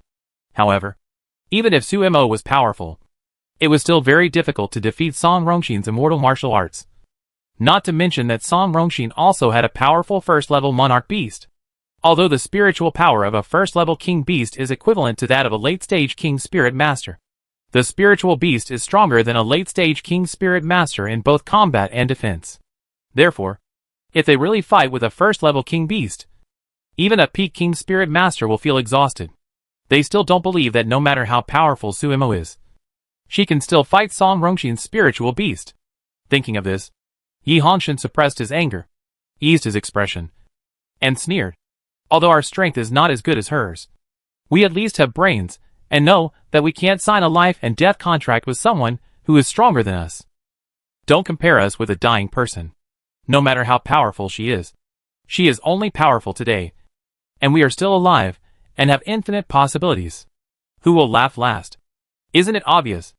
You have a brain? Can you laugh last? Ha ha ha. This is really the funniest joke I heard today. Chu Shumfan and Ding Yankai laughed directly. Even Wapeng thought it was ridiculous and directly retorted. You think too much. Su Imo will not die. Besides, with your talent, you will never catch up with him in your next life. Humph. Deputy Alliance Leader. Don't be so confident. Have you forgotten that Song Rongxin also has a first-level monarch beast? That guy has won many honors in the Colosseum, and has a very strong fighting power. Do you think Sumo's small body can be a match for that beast? I think you are the ones who are dreaming. Chu Shumfan and Ding Yankai looked at each other after hearing this, and then burst into laughter again. Laughing so hard that they fell backwards, and laughed so hard that they were very happy. First-level monarch beast? Suemo even subdued the crazy fifth-level monarch beast. So why did he care about Song Rongxin's first-level monarch beast? What's more, she not only has the fifth-level monarch beast, but also the unnamed but extremely brutal snow ferret, the fifth-ranked Tontian flamingo on the fierce beast list, and the golden flame demon lion robbed from the son of the Han family. With so many spirit beasts, which one is easy to deal with? Would they be afraid of a first-level monarch beast? It's a joke. Yi Hongshan and Yan Tianlei didn't know what they were laughing at. Receiving their contemptuous eyes, they were both furious and clenched their fists. They wanted to argue something, but were interrupted by the explosion on the stage. At this time, everyone only saw Su Maoyang, who was blasted back a few steps, raised a sword light again, stabbing straight at Song Rongxin's face. The sword light was obviously more powerful than before, and it was covered with the spiritual power that Su Maoyang had used all his strength to drive. Although her spiritual power was more abundant and rich than that of ordinary people, which could reduce many levels of suppression, the strength shown by the opponent was somewhat beyond her expectations. Even Su Maoyang, who had many trump cards, could hardly look at Song Rongxin at this moment, and suddenly understood why he could sign the life and death contract so confidently. Because she had to admit that this man was able to break the first level of coldness of her ice sacrifice 9 days in one go. And he was indeed very capable. However, it was because her current strength was too weak. If she could reach the strength of the old senior in the cemetery, the first level of coldness alone would be enough to kill Song Rongxin directly, and there would be no chance for him to break it. Thinking of this, Su Maoyang's eyes condensed, and he raised his hand again, condensing the coldness into a sword, not giving Song Rongxin a chance to defend, and swung it out again. Chapter 1262, Is That Snow Ferret Her Spirit Beast? Song Rongxin faced the ice sword again, and was immediately oppressed by the powerful pressure and couldn't breathe, as if he was in danger of suffocation at any time. He didn't know what kind of power was so powerful, not to mention reversing the level suppression. It could still threaten him after he released the wolf-tooth fire axe. It was incredible. At this time, Song Rongxin felt the murderous aura coming from the opposite side. His heart trembled. His back felt cold. And he didn't dare to delay for a moment. He used all his strength to chop at the void with his arms holding the axe, trying to stop the ice sword that was coming like a broken bamboo. At this time, everyone only heard a sound like a wolf's howl on the stage. The flame of the axe turned into a fierce wolf with bared teeth and a fierce face, and collided fiercely with the ice sword. A terrifying force instantly shook with them as the center, and even the disciples around were repelled several steps. However, before everyone could come to their senses, they saw that the powerful Song Rongxin was actually knocked out fiercely, and fell to the ground with a bang. At this time, Song Rongxin was seriously injured. He lay on the ground, swallowed and vomited a few times with difficulty, and suddenly spit out a mouthful of old blood, which frightened everyone and covered their mouths involuntarily. Except for the people of the Red Star Alliance, who were relatively calm. Everyone else was shocked and frightened. Even Qi Yelin was shocked by the power that Su Maoyang burst out, not to mention Song Rongxin. Even he, who was well informed, didn't know what martial art Su Maoyang had just burst out, which was even more powerful than the lower-level wolf-tooth fire axe. However, they didn't know that even so, Su Maoyang only used 60% of the power of the ice sword. If he had used 100%, Song Rongxin would have been killed in an instant and reported to the bottom. How could it be so simple that he was just seriously injured? But she knew very well that if she released the ice sword without reservation, it would definitely cause a big sensation. If it alarmed the elders of the academy and attracted the attention of the academy, it would be troublesome to investigate, before she was fully grown and her strength had not recovered. She didn't want to be too ostentatious. Therefore, Su Maoyang retained her strength and only injured him, but didn't kill him immediately. However, she spared Song Rongxin's life. But it didn't mean that the other party would appreciate it. Although Song Rongxin had lost the game, he had never been beaten so badly. Not to mention that the other party was a woman he had always looked down on. And she was even a maid in the Xiaohou family before. He was beaten by a maid in front of so many people. If this gets out, will he still have a place to stand in Fenglin Imperial Capital and Liuguan Academy? Even if he saves his life, will he be able to raise his head to see people in the future? So, he has no choice. He must win the battle today. It seems that he has strengthened his belief. Even though he was seriously injured, Song Rongxin still managed to get up from the ground. Even though his body was shaky, he still gritted his teeth angrily and roared with determination. Bloodthirsty demon bat! Come out! His roar was deafening and echoed over the entire arena. Then, Su Maoyang saw a giant bat suddenly appear on the opposite side. It was pitch black and furry, with a pair of huge wings. The wings were very thin, like a layer of film, and the skeleton inside could be clearly seen. Its whole body was 3 meters high, and 2 round eyes were embedded in its pointed head. If it were not fiercely protruding outward, it would easily blend into the dark hair. At this moment, it bared its teeth and flapped its wings. Its sharp fangs looked very much like the vampire in Su Maoyang's impression, and it exuded a sinister and cruel aura. When the people in the audience saw this scene, they all took a breath of cold air with lingering fear, and fear surged in their pupils. Many of the disciples who were watching had seen the duel of the bloodthirsty demon bat in the Colosseum, and knew how cruel this guy was. When they saw it again, the bloody and cruel scene reappeared in their minds, and their faces turned pale. Compared with the horror of other disciples, Yi Hongxin and Yan Tianlei smiled with gloating, and looked at the disciples of the Red Star Alliance with pride. The smile on their mouths said it all.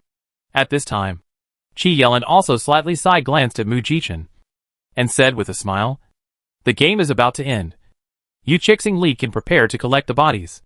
Mu Jichen heard this, raised his eyebrows slightly, and a calm smile appeared at the corner of his lips. He looked at Qi Yelin's eyes provocatively. I should be the one saying this. Seeing that Mu Jichen was still stubborn at this juncture, Qi Yelin laughed and shook his head. Forget it. You have always been a person who won't cry until you see the coffin. I hope Su Mo doesn't die too quickly and die too ugly. Otherwise it will be a great disappointment to you who are optimistic about her. Faced with Qi Yelin's ridicule, everyone in the Chixing League was calm, as if they didn't take the latter's words seriously at all. Seeing that they were unmoved, Yi Hongxin and Yan Tianlei couldn't help but sneer and looked at the battle on the stage again. At this time, Su Maoyang calmly looked at the bloodthirsty demon bats on the opposite side, who were eager to try, and calmly asked back, "Are you sure you want to use your spirit beast?" She was giving him a chance. Once she released the demon Martin, that crazy guy would kill animals without blinking an eye. But Song Rongxin didn't appreciate it at all, and said with a ferocious expression, "I didn't want to use the spirit beast in the first place, but you forced me to do all this. Since you choose to be torn into pieces by the spirit beast, I can only fulfill your wish." Seeing that he insisted, Su Maoyang sighed helplessly and nodded slightly. "Okay, then I can only accompany you to the end." After saying that, Su Maoyang immediately waved his hand and shouted loudly, "Diao, come out!" Everyone was surprised to see the scene. Could it be that Su Mo also had a spirit beast? Although Su Mo was also a disciple of the Beast Hall, they had never seen Su Mo summon a spirit beast. However, just when everyone was speculating, a chubby, furry snow ferret appeared on Su Maoyang's shoulder. Seeing this scene, everyone present was stunned. After a moment of stagnation, everyone came back to their senses and couldn't help laughing. Ha ha ha. Am I dazzled? I actually saw a ferret. No, I saw it too. Could that ferret be Sumo's spirit beast? Ha ha ha. No way. She actually wanted to use a ferret to deal with a bloodthirsty demon bat, which is a first-level monarch beast. Is there such a stupid person in the world? Who knows? She even dared to sign a life and death contract with Song Rongxin. Is she a very smart person? Ha ha ha. This Su Mo may have never experienced the cruelty of the bloodthirsty demon bat, and has some misunderstandings about it. Ignorance is really fearless. Chapter 1263. The demonic Martin is furious. Yi Hongxin couldn't help laughing when he saw this scene.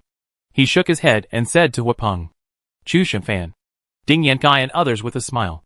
Seeing you praise her so much and believe in her. I thought she was so powerful. Now it seems that she is just SOSO. Haha. Even the snow marten has been released. Don't you have any decent spiritual beasts? The disciples of the Red Star League looked at his proud and arrogant expression and glanced at him with contempt. They were too lazy to pay attention to such a fool. The brutality of the demonic marten at that time was still vivid in their minds. It was that furry, round, fat guy who didn't seem to have any killing power. But with his small body that was only as long as a human arm, he killed hundreds of black blood emperor ants in minutes. In addition, he also killed the extremely powerful war tiger group in seconds. The shark killing methods were all the simplest and most brutal attacks, not giving the spirit beasts and the war tiger group any chance to resist or even breathe. So fast that people were overwhelmed and shocked. At the beginning, 200 first-level monarch beasts were killed instantly by the little marten. Not to mention that there is only one first-level monarch beast now. Such a lineup is probably not enough for the little guy to fill his teeth. Song Rongxin on the stage did not expect Su Maoyang to have her own spirit beast. But when he saw her spirit beast clearly, he couldn't help laughing. Suimo, what are you kidding? You are going to use a snow marten to fight my bloodthirsty demon bat? Are you crazy? Hearing such contemptuous words, the demon marten immediately exploded, arched its body, and bared its teeth at him fiercely. If Su Maoyang hadn't forbidden it to speak in front of people, it would have wanted to scold the idiot on the opposite side. This man actually dared to look down on it. It was an ancient beast. How could it be on the same level as his bloodthirsty demon bat? It was a waste of talent to let it deal with the little bat. It was a great honor for his little bat to die in the hands of the demon marten. He actually dared to laugh at it. How could he do that? Feeling the anger of the demon marten, Su Maoyang stretched out his hand to smooth its white fur and said seriously, It is more than enough to let it deal with your bloodthirsty demon bat. What? Yu Song Rongxin didn't expect Su Maoyang to be so arrogant. Hearing such a blunt humiliation, he was so angry that his hair stood on end. His veins popped, and he gritted his teeth and roared, Suimo, you will pay a heavy price for your arrogance. Kill the bloodthirsty demon bat. I want her to be torn into pieces. Having said that, Song Rongxin did not delay any more and directly ordered loudly, because he no longer had the patience to waste time with her. He wanted to tear the woman in front of him to pieces right now. The bloodthirsty demon bat received the order, and instantly flapped its huge wings and flew towards Su Maoyang. The sky demon marten was already impatient, and it also shot out, raised a fist fiercely, and hit the black face that was biting towards it. There were no fancy moves, only the most primitive violence, but the power that erupted was earth-shaking. At this time, there was a loud bang, and everyone saw that the small punch actually made the bloodthirsty demon bat's face dented. The bloodthirsty demon bat hadn't reacted yet, and it was hit with blood all over its face. It couldn't resist this force at all, and its whole body shot out backwards. Everyone was stunned and stood there in shock when they saw the scene. When the heavenly demon marten saw the bloodthirsty demon bat flying away, he was not willing to let it go. He immediately chased it and kicked it with a flying kick, directly kicking its fangs away. Then, in the horrified eyes of the crowd, the heavenly demon marten stretched out his claws again, fiercely grabbed the huge wings of the bloodthirsty demon bat, and pulled it hard. Pulling the wings off, a stream of blood gushed out like a spring, and immediately sprayed on the stage, frightening everyone and retreating in a hurry. Before everyone recovered from the shock caused by the heavenly demon marten, they saw it punch the bloodthirsty demon bat's black body, flattening it again. On the other hand, the bloodthirsty demon bat could not withstand the attack of the heavenly demon marten, and its severely injured body fell from the air instantly. At the same time, the demon marten quickly flew over, and its chubby white claws pulled out all the black fur of the bloodthirsty demon bat like plucking wool. As it pulled, it cursed in its heart. It's so fucking ugly. A black mass. Who are you trying to disgust? Seeing you, I'm about to vomit the beast core I ate. Su Maoyang heard its inner voice and shook her head with a smile. She didn't expect that the demon marten, as a spiritual beast, was also a member of the Appearance Association. Just because it disliked people's ugliness, it wanted to strip them of their fur. Sure enough, no matter which world it is a world that values appearance. However, just as Su Maoyang was sighing, the demon marten had stripped the bloodthirsty demon bat naked, like a hen waiting to be cooked. Naked and extremely embarrassed. Although the bloodthirsty demon bat was beaten to a bloody mess by the demon marten, it seemed to still have a trace of clarity. Knowing that it was stripped of its fur, it still had shame and hurriedly used the other wing that was not torn off to cover its butt. But the little devil, the heavenly demon marten, didn't give him a chance to cover up his shame. He stretched out his claws and tore off its other wing. This time, the bloodthirsty demon bat was exposed to everyone's sight without any cover, which immediately caused everyone to gasp in shock. They didn't expect that the bloodthirsty demon bat hadn't even started to attack, and hadn't even used its spiritual power, but was beaten by the snow marten 2 or 3 times without any ability to fight back, and even had its wings twisted and its fur stripped off.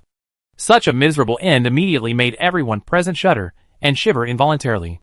The people of the Tianji League, who were planning to watch the show, were directly frightened by this scene, their faces full of horror, and it seemed that they couldn't recover from such an explosive scene for a while. Even Qi Yelin was quite surprised. His expression, which was just confident, froze and gradually stiffened, and he was indescribably shocked. He was very confident in Song Rongxin's strength, but he didn't expect it to turn out like this.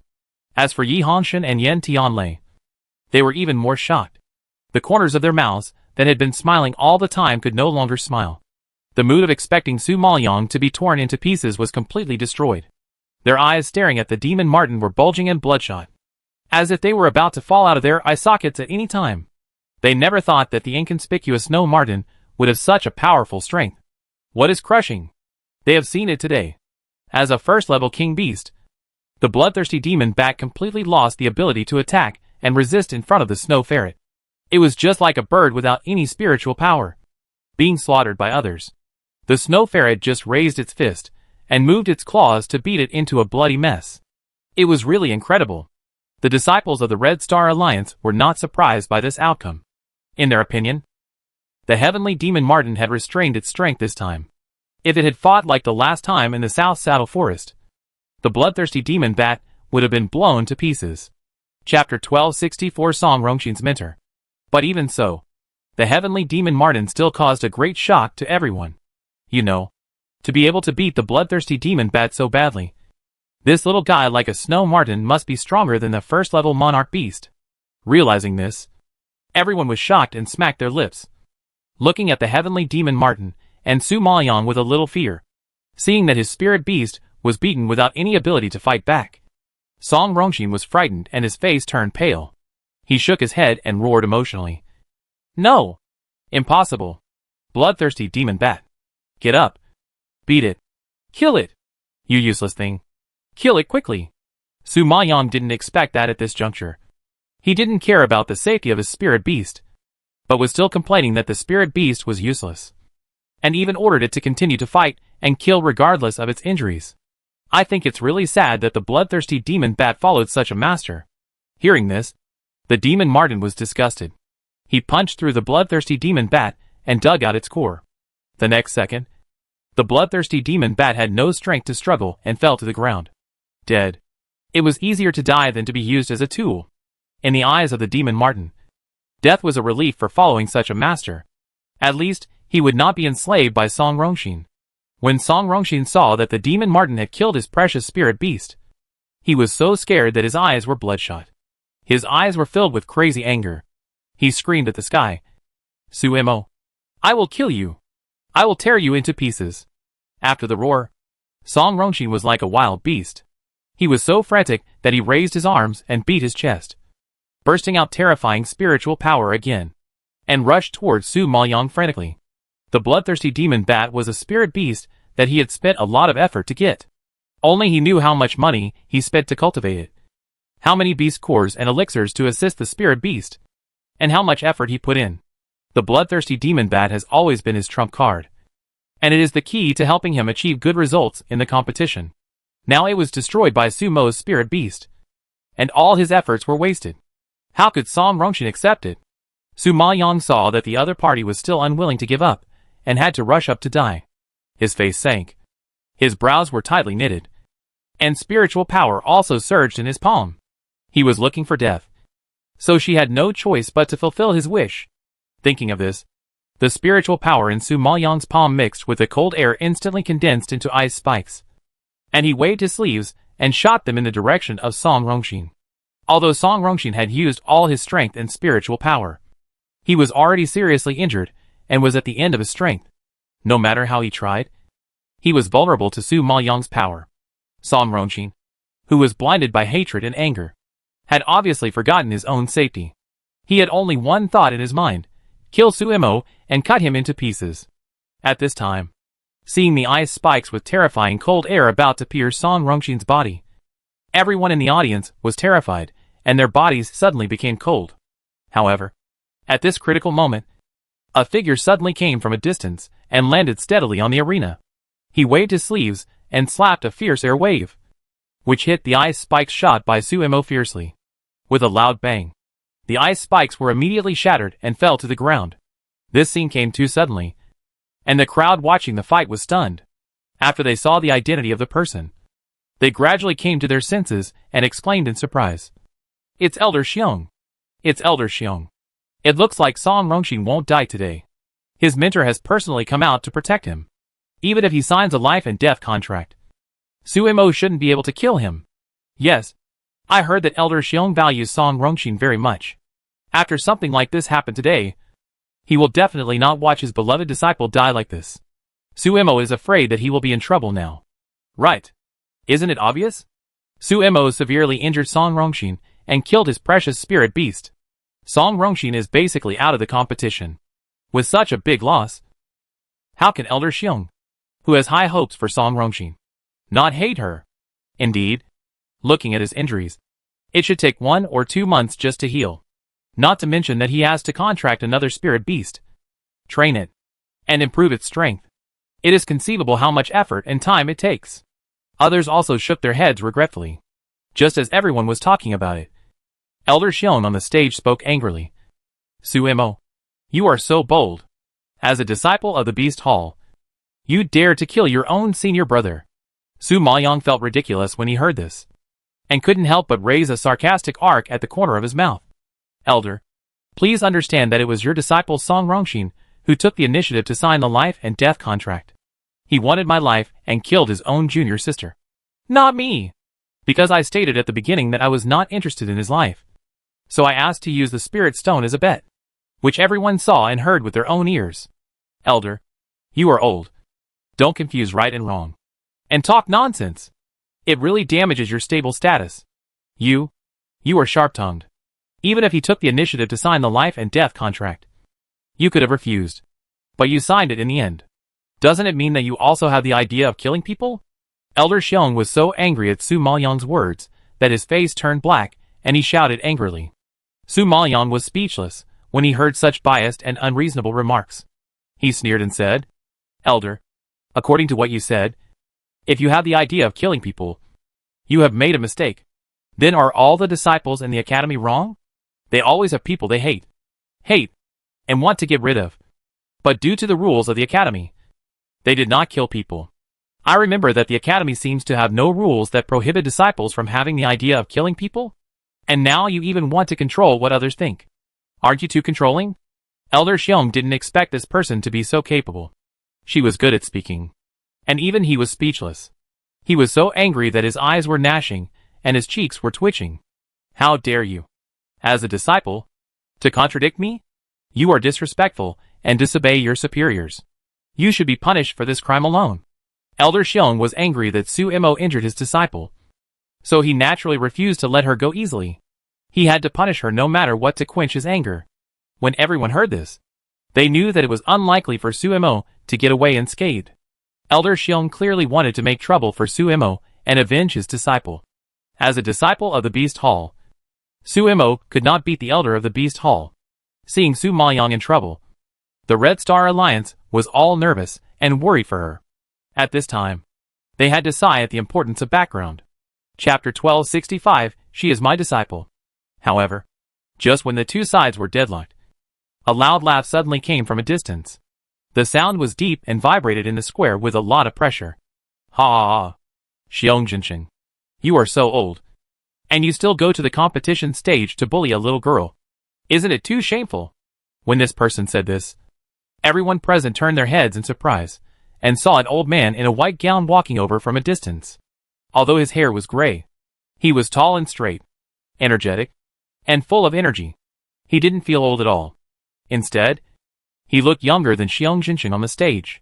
Seeing this person appear, the disciples on the field immediately recognized the identity of the old man and began to discuss in a low voice. Hey, isn't this Elder Dong from the Beast Hall? Yes. I heard that Elder Dong and Elder Xiong have always been at odds, whether in dealing with people or teaching disciples. Their behaviors and personalities are very different. Yeah, I heard that too. The two of them have always been in a competitive relationship. They like to compete with each other to see who has taught more powerful disciples. Not only in the competition, but also in the activities of the Beast Hall. They love to compete with each other. Their relationship is like fire and water. Su Maoyang heard the discussion of the people below the stage, and he had a general understanding of the old man in white clothes. It turned out that he was also an elder of the Beast Hall, and he was a mortal enemy of Elder Xiong on the stage. No wonder he came out at this critical moment to deliberately laugh at Elder Xiong. Elder Xiong did not seem to expect Elder Dong to suddenly appear at this time. His expression suddenly darkened and became particularly ugly. He angrily warned, Dong Jinan, I am dealing with my apprentice's affairs. Don't meddle in other people's business here. TSK. You have a disciple. Is that a big deal? I'm also dealing with my disciple's affairs now. I'll take care of this matter. Elder Dong sneered disdainfully and refuted strongly. When Elder Xiong heard this, he knew that he was deliberately looking for trouble, and he exposed him on the spot. Your disciple? Your two disciples have gone into seclusion and haven't been seen for a month. Who are you fooling here? Because the two are competitors. Xiong Jinqing has been paying attention to the situation of Dong Jinan's two disciples. He has already figured out the whereabouts of Dong Jinan's two disciples, so he can be sure that at this time, the two will never show up here to join in the fun. It was obvious that Dong Jinan was deliberately trying to cause trouble for him. Dong Jinan saw that he was very angry, but he was even happier. He stroked his beard and laughed. A gleam of light flashed in his eyes. He glanced at Su Maoyang with a smile. When did I say my two disciples in seclusion? I was talking about the disciples on the competition stage. Hearing this, Xiong Jinqing was shocked, frowned a little confused, and then looked over along his gaze, and his sight just fell on Su Maoyang. Xiong Jinqing stared at Su Maoyang for a while, then suddenly reacted, widened his eyes in shock, pointed at Su Maoyang, and asked loudly, What? The disciple you are talking about. Isn't it her? When asked by Elder Xiong, even Su Maoyang changed his face in shock, and looked at Elder Dong in disbelief, somewhat unsure of the old man's mind. At this time, Dong Jinan met Su Maoyang's sight, smiled kindly and nodded. That's right. Hearing such an inexplicable answer, Su Maoyang was suddenly stunned, staring at Elder Dong in confusion, showing an expression that she couldn't grasp the key. She herself didn't know when she became Elder Dong's apprentice. This was the first time she met this Elder Dong today. They hadn't said a word or greeted each other yet. How could they become master and apprentice?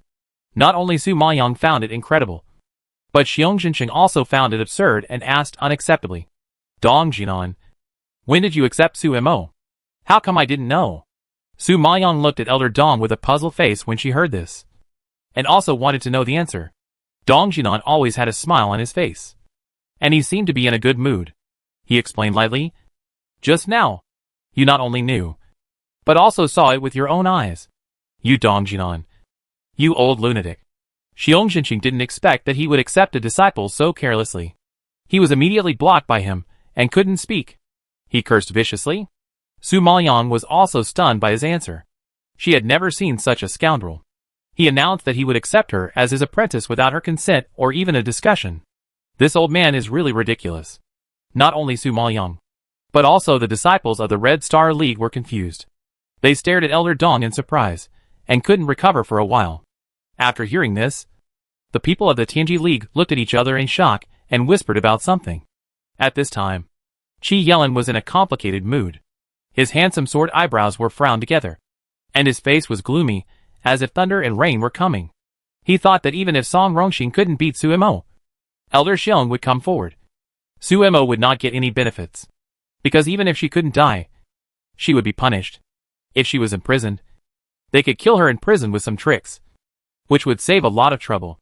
But who knew that Elder Dong would come out to meddle in other people's business? and even wanted to accept Su Mo as his disciple. This clearly meant to go against Elder Xiong and protect Su Mo. Elder Dong's status in the Beast Hall is not low. Although Elder Xiong hates him to the core, he dare not provoke him casually. He came out to make trouble now. Elder Xiong was angry in his mouth and heart, but he did not dare to do anything to him in action. Realizing this, Shi Yelin frowned even deeper and felt extremely depressed. Of course, Yi Hongshan and Yen Tianlei were as depressed as him. These two were still waiting to see Su Mo being torn into pieces. But they did not expect that he would not be torn into pieces, but became Elder Dong's disciple. The situation was reversed too quickly. Although Su Maoyang was grateful for the help from Elder Dong, he was still a little worried about rashly becoming his disciple. He then asked, "Elder Dong, you don't even know me yet, but you're going to accept me as your disciple.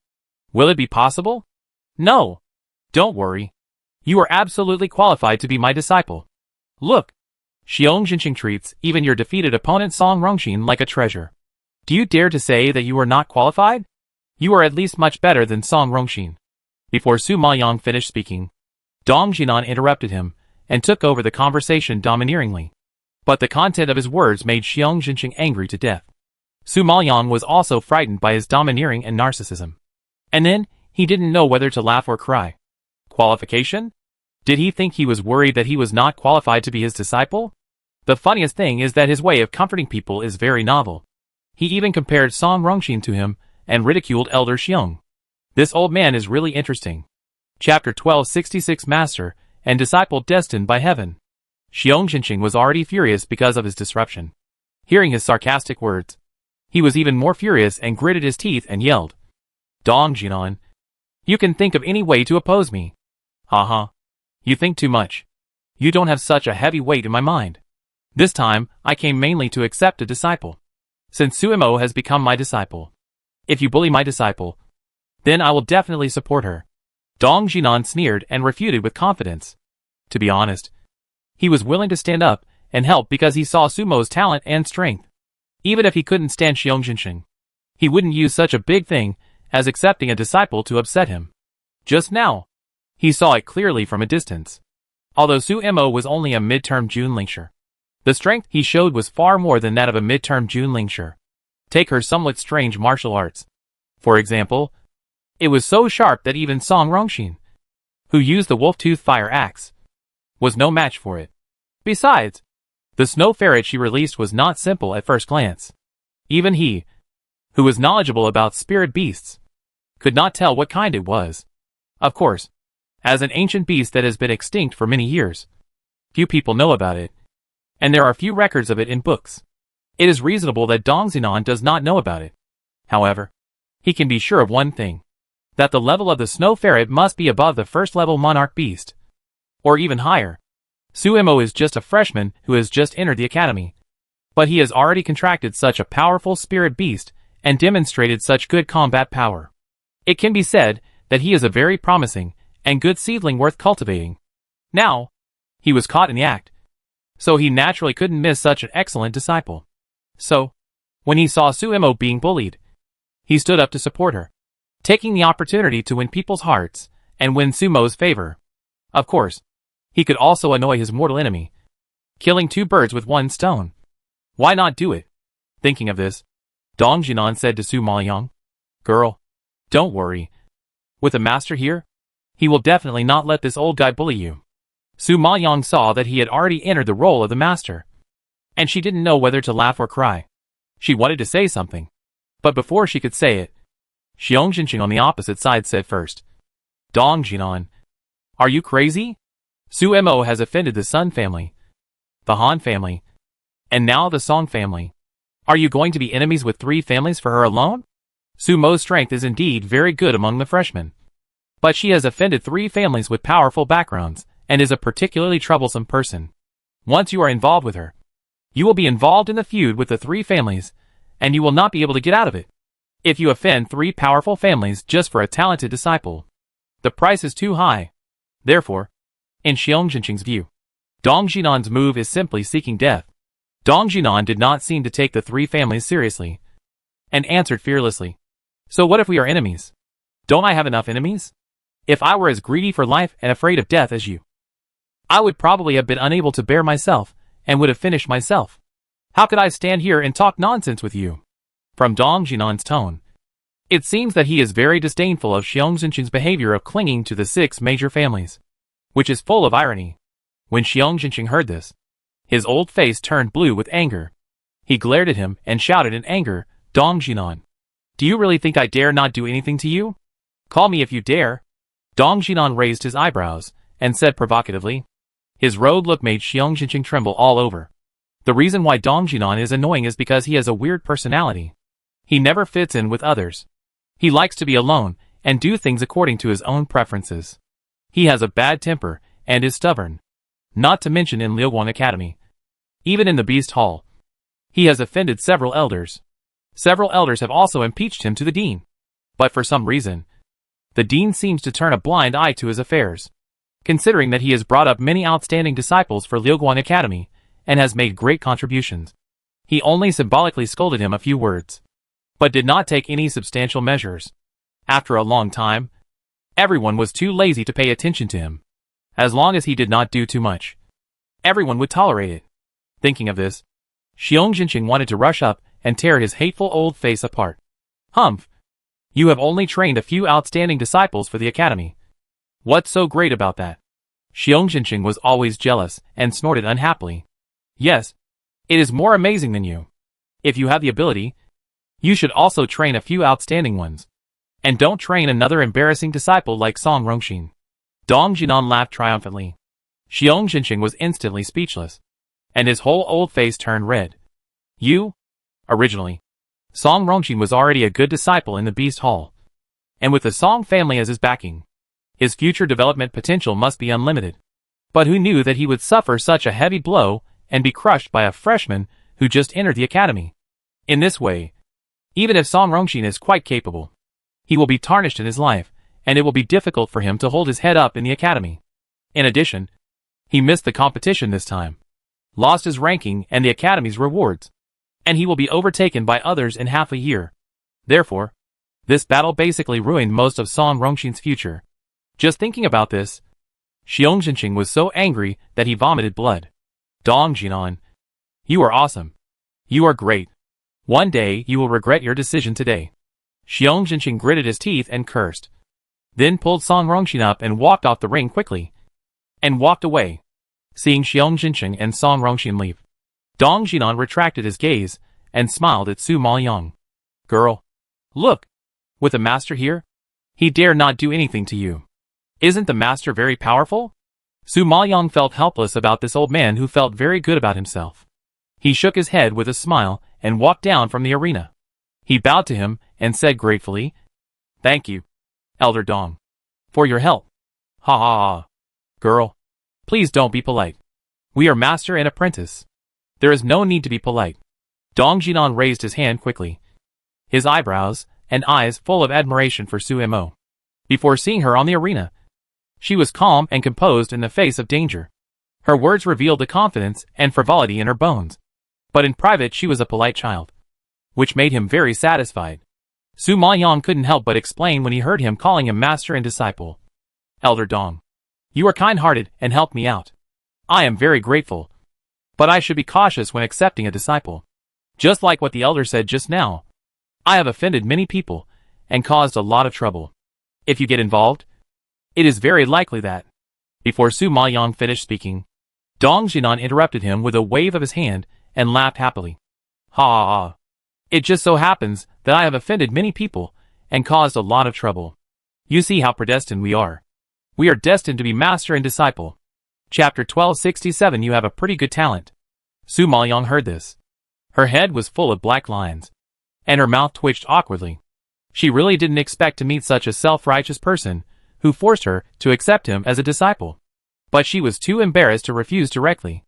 After all, he just helped her, and she wouldn't turn her face against him. Compared with Su Maoyang's tangled expression, Dong Jinan was enthusiastic. Ha ha ha. Okay. Don't worry about the rest. Just be my disciple obediently. I will cultivate you well. I heard that you have joined the Beast Hall not long ago.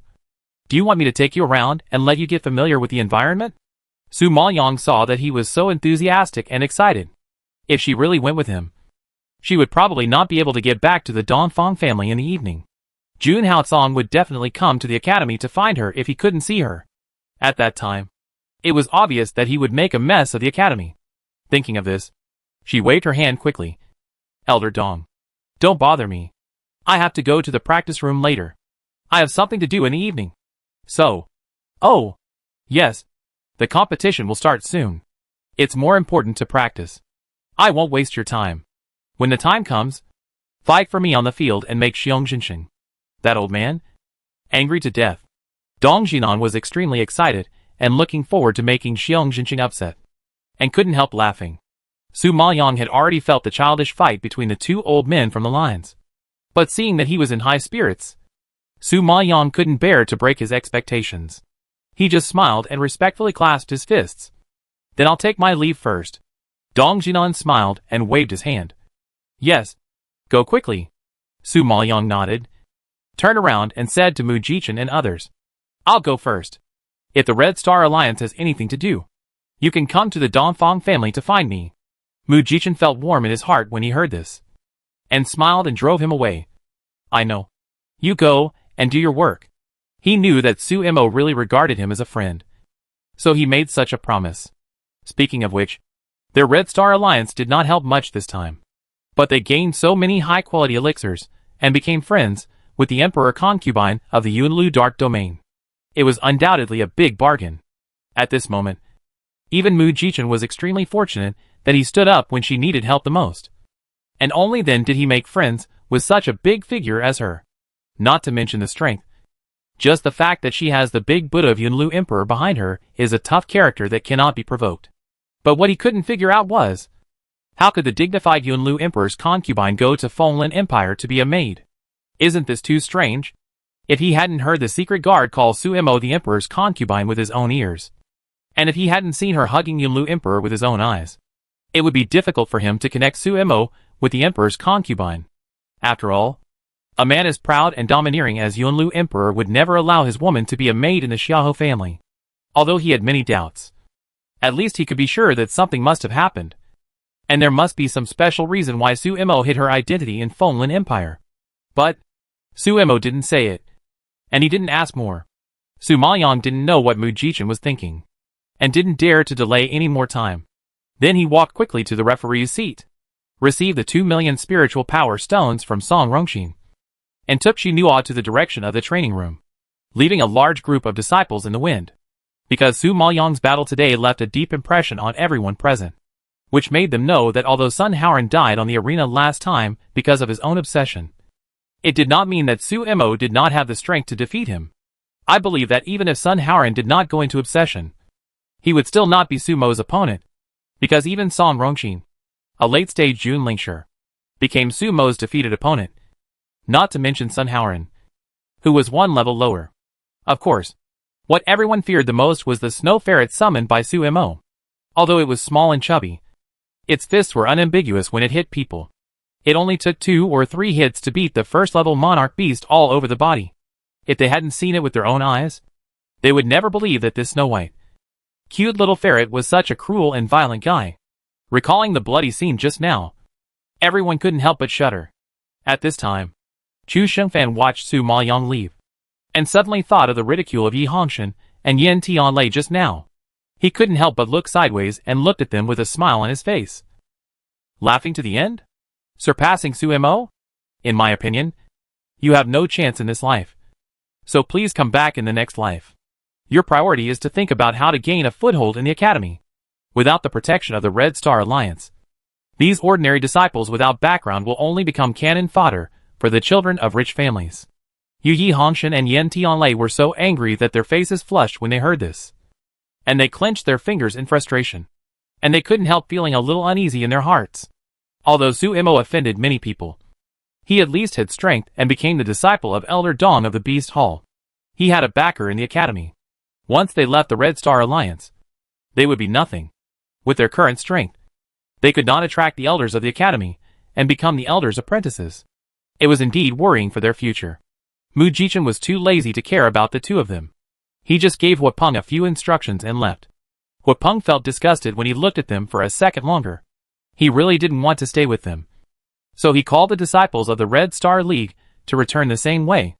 Seeing that Sumo and the Red Star League had left, Chi Yellen and the disciples of the Tianji League had no need to stay. They had been humiliated and had no face to stay here. They all turned around and left angrily. At this time, Su Maoyang took Xinhua directly to the 7th floor and picked a training room at random. She had already wasted a lot of time fighting with Song Rongxin. Seeing that it was getting dark, she had to hurry up to practice. It just so happened that Xinhua hadn't been to the training room for a long time. Her strength had always remained at the peak of the venerable spiritual master. Now with the help of these spiritual power stones and the training room, it should not be a problem to advance to the June spiritual master. Thinking of this, Su Maoyang gave her a part of the spiritual power stone, closed his eyes, and began to refine the corpse in the space with his mental power. It takes a long time to refine a corpse into a puppet. Su Maoyang can't do it all at once, and can only accumulate slowly. Just like that, an hour passed unknowingly. Su Maoyang, who was refining the corpse with his eyes closed, suddenly felt the changes in Xinhua and opened his eyes suddenly, feeling that Xinhua exuded a more domineering aura than before. Su Maoyang's eyes flashed with surprise and nodded with satisfaction. You have been promoted to the initial June Lingshi so quickly. Your talent is very good. Xinhua, who always had no expression, felt the spiritual power in his body and rarely smiled. I only relied on the pills refined by the master to be so fast. If it was like the master, without the help of pills, relying only on absorbing spiritual stones, it would take a long time to recover the strength. So, compared with the master's talent, I am not good enough. Chapter 1268 Princess Xianxin's Note. Zino knew that Su Maoyang's body seemed to have been severely injured, so she had always been reluctant to take pills to assist her spiritual power. She relied on the absorption of spiritual power stones to improve her strength. However, she had recovered to the middle stage June Lingshi by absorbing spiritual power stones alone. Such a speed can be described as terrifying. In addition, her body seemed to be a bottomless pit, which could absorb spiritual power without limit. One of the reasons why ordinary people did not advance so quickly was that they were physically limited and could not absorb too much spiritual power. Therefore, Xinhua could not imagine how fast Su Mo would be if she had no injuries and had the assistance of pills. Su Maoyang heard this, but shook her head slightly and looked at her seriously. You should have been an extraordinary person before the accident. Why are you so modest? Zino has been with her every day during this period. Although he doesn't talk much, Su Maoyang knows that this person is not simple. Judging from her cultivation speed and fighting spirit, she must have had quite powerful strength before her spiritual power was wasted. When Xinhua heard this, her body froze, and the smile on her lips suddenly froze and finally disappeared. Master, Su Maoyang knew her embarrassment, and immediately interrupted her, comforting her. It's okay. You don't have to tell me everything about your past. Wait until you really open your heart and are willing to talk about it. Su Maoyang herself has had a painful experience, and if she is asked to recall it again and repeat it, it will undoubtedly hurt her again. Therefore, she understands Xinhua very much and does not force her to confess. Moreover, after this period of getting along, Xinhua has also fulfilled his duties. When fighting, he has tried his best to protect her. Based on this, Su Maoyang is willing to believe her and give her time. Seeing that Su Mo did not ask any more questions, Xinhua was grateful, and her eyes were red. Thank you for your understanding, Master. Okay. It's getting late. We should go back. Su Maoyang stood up, straightened his clothes, and then walked out of the training room. Xinhua had just been promoted and could not absorb more spiritual power, so he quickly stood up and followed. When Su Maoyang returned to Dongfang Mansion and walked to the door of his yard, he smelled the fragrance of food. At this time, He Xiao, who was guarding the door, saw Su Maoyang finally appear, and he was relieved immediately. He quickly saluted Su Maoyang. Empress, the Emperor has been waiting for a long time.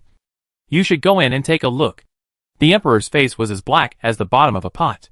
If the Emperor didn't go in, he was really afraid that the Emperor would kill him. Su Maoyang heard He Xiao's tone and knew that Jun Haocong was probably angry. Then he didn't dare to delay and walked quickly to the hall. As soon as she stepped through the gate, she saw a large table of delicious food. No wonder she smelled the fragrance of food at the gate of the yard just now. But when her eyes fell on Jun Haotsong sitting behind the table, Su Maoyang shuddered involuntarily. It didn't look like a person was sitting in front of her. It looked like a demon was sitting.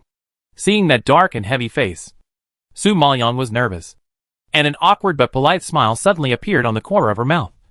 Is this table prepared for me? You said you would come. So why bother the Dongfang family to prepare so many dishes? It's not prepared by the Dongfang family. Jun Haotsong replied coldly. The Dongfang family was born as a military general. They were used to simple meals. The kitchen couldn't do anything fancy. Even if the Dongfang family wanted to help, he would still complain that the food they made was not to Su Maoyang's taste. He knew that Su Maoyang was picky about food and didn't take good care of herself. She often forgot to eat because of her practice. If she hadn't been in a hurry to see him tonight, she would have spent the whole night in the practice room. So while he was still alive and could be with her, he had to supervise every meal of hers. Su Maoyang was shocked and asked in confusion. Who prepared it? Didn't you bring all these from the palace? Jun Haotsong didn't answer, which was considered as tacitly agreeing with her guess. Without waiting for her to speak, he directly ordered, Come here. If you don't eat, you have to ask the kitchen to heat it up again. When Su Maoyang heard this, she was basically sure that he had brought these dishes from the palace himself. But she didn't expect that he, a grown man, would be so careful, which surprised her. Looking at the rich dishes in front of her, Su Maoyang had to sigh that the imperial chefs in the palace were different. No wonder she smelled the fragrance as soon as she walked in just now. The fragrance alone was more appetizing than the food of the Dongfang family. At this moment, thinking that Jun Haotsong had taken the trouble to bring it out from the palace to satisfy her taste and let her eat more, Su Maoyang felt warm in her heart and walked to his side and sat down obediently. Why go to such great lengths? How can I eat so much? Although Su Maoyang grumbled, she felt sweet in her heart and couldn't wait to pick up the chopsticks and eat, because the table was full of her favorite food. Not to mention that she had consumed a lot of physical strength in the afternoon fighting with Song Rongxin, and also spent a lot of energy in the training room. When she smelled the fragrance, she really felt a little hungry. Only halfway through the meal, Su Maoyang suddenly felt something was wrong and stopped immediately. Jun Haotsong, who had been observing her, saw that her face was not right and asked nervously, What's wrong? Su Maoyang did not answer him, but took the thing out of his mouth directly. And then he found that it was a note. Su Maoyang did not expect that the food in the palace would be mixed with a note. A flash of surprise flashed in his eyes, and he quickly unfolded it. There were a few words written on it. I'll wait for you in the room tonight. The signature was actually Princess Xianxin. Seeing this, Su Maoyang's face suddenly darkened, and he suddenly raised his head and glared at Jun Haotsong angrily. Should you explain this to me? Jun Haotsong didn't expect that there was a note in the food. He frowned instantly and snorted angrily. The imperial chefs in the palace are so careless. I really don't know what's good about the Maple Forest Empire. Su Maoyang was even more angry when he heard this, and threw the note in front of him. Why are you pretending to be stupid? The princess has invited you to her room. I think the Maple Forest Empire is not good, but the princess is very marriable. Jun Haotsong heard her inexplicable words, and a trace of doubt flashed across his blue eyes. He looked down at the note and found that there were ambiguous words written on it. His handsome face suddenly sank. He specially ordered the imperial kitchen to prepare a few dishes in the afternoon, intending to bring them to Su Maoyang in the evening, who knew that Princess Xianxin's handwriting would be mixed in, which was something Jun Haotsong had never expected. Su Maoyang was furious when he thought of Jun Haotsong staying in the palace and flirting with Princess Xianxin. He snorted unhappily.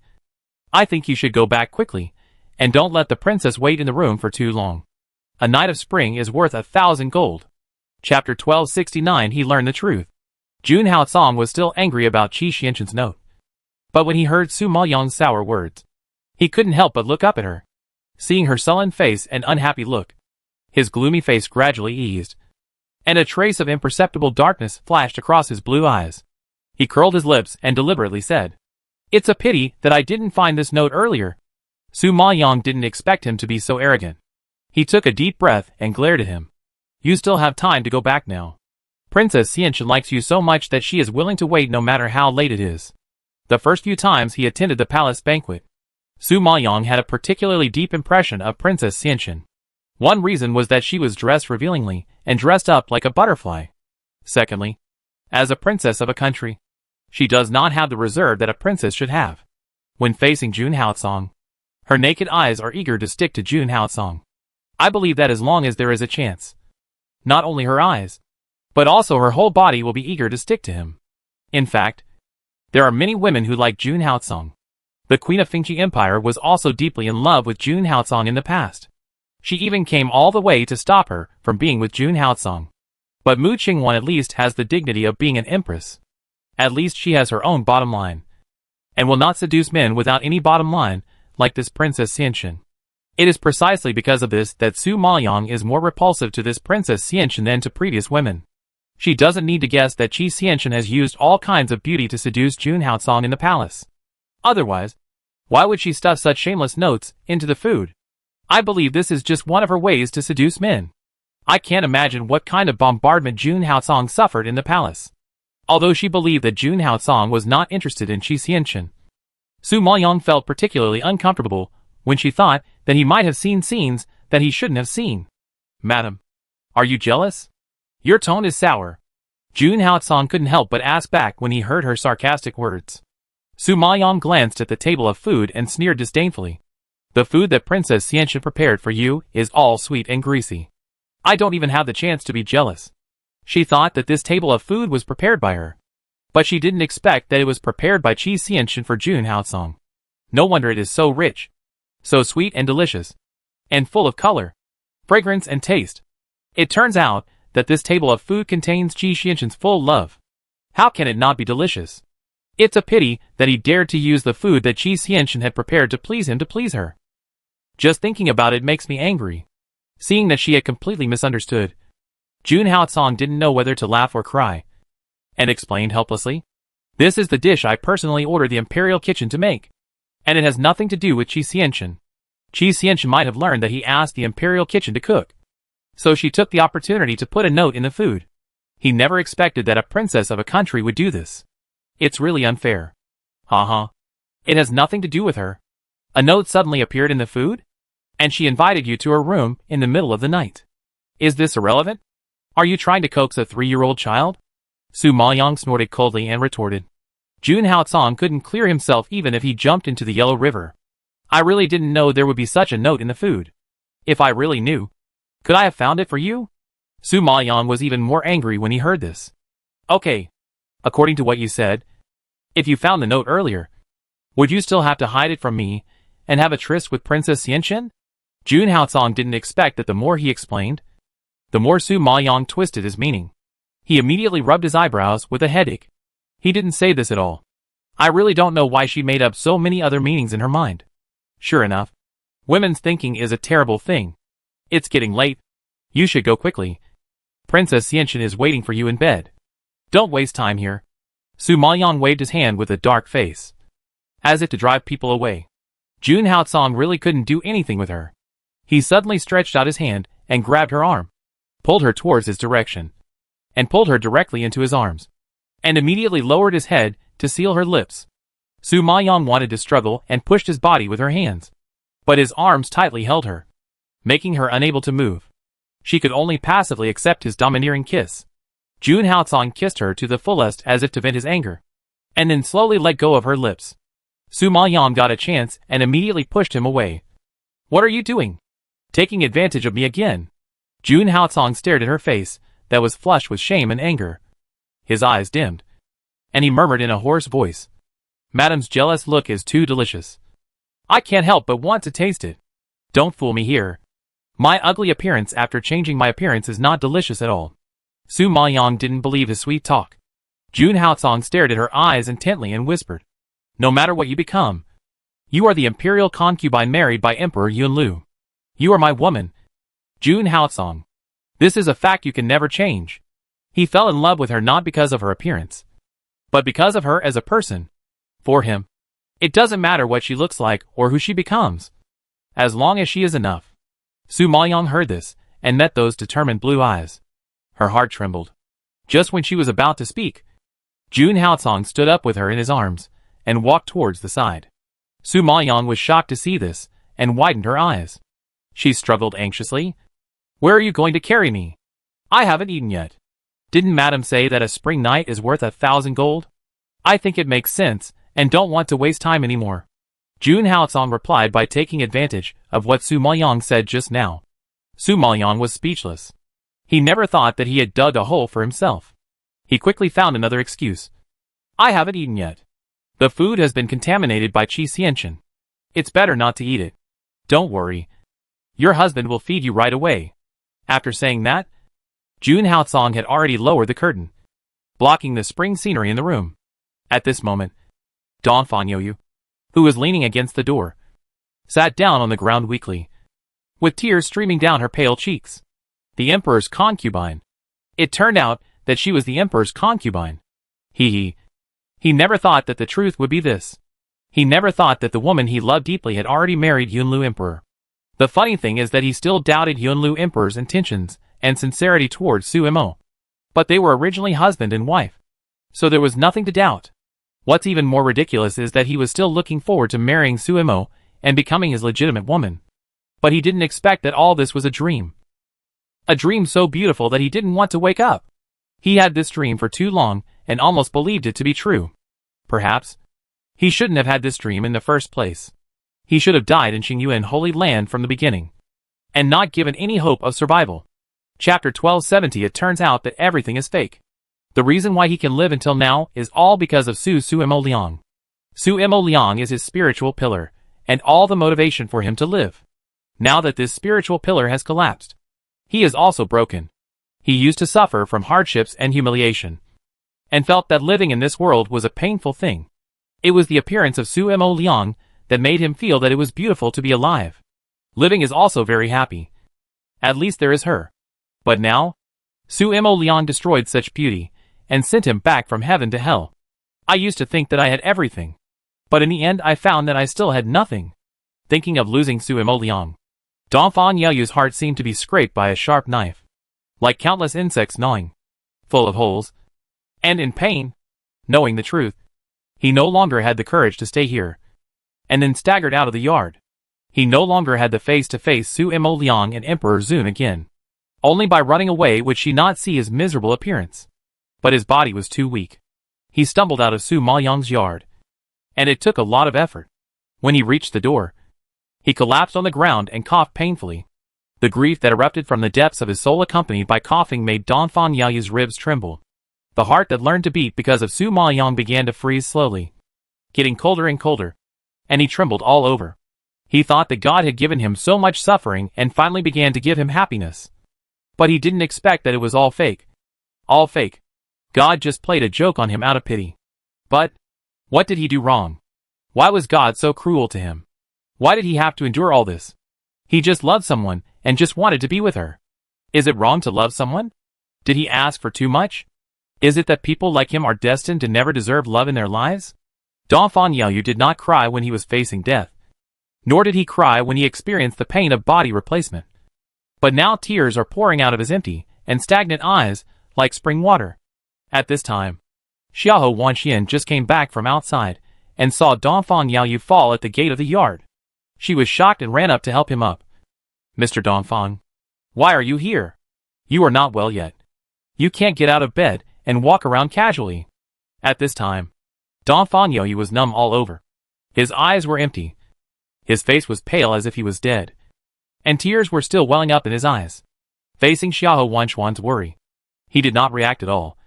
His expression was dull and stiff, and the whole person seemed to be lost, which made Xiahou Wanxian at a loss. Mr. Dongfang, what happened to you? How did you get into this state?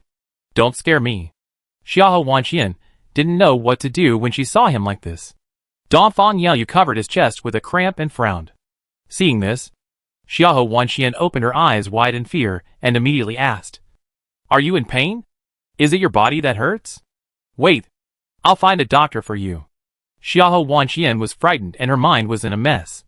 Seeing that he seemed to be in pain, she suddenly woke up and looked for a doctor.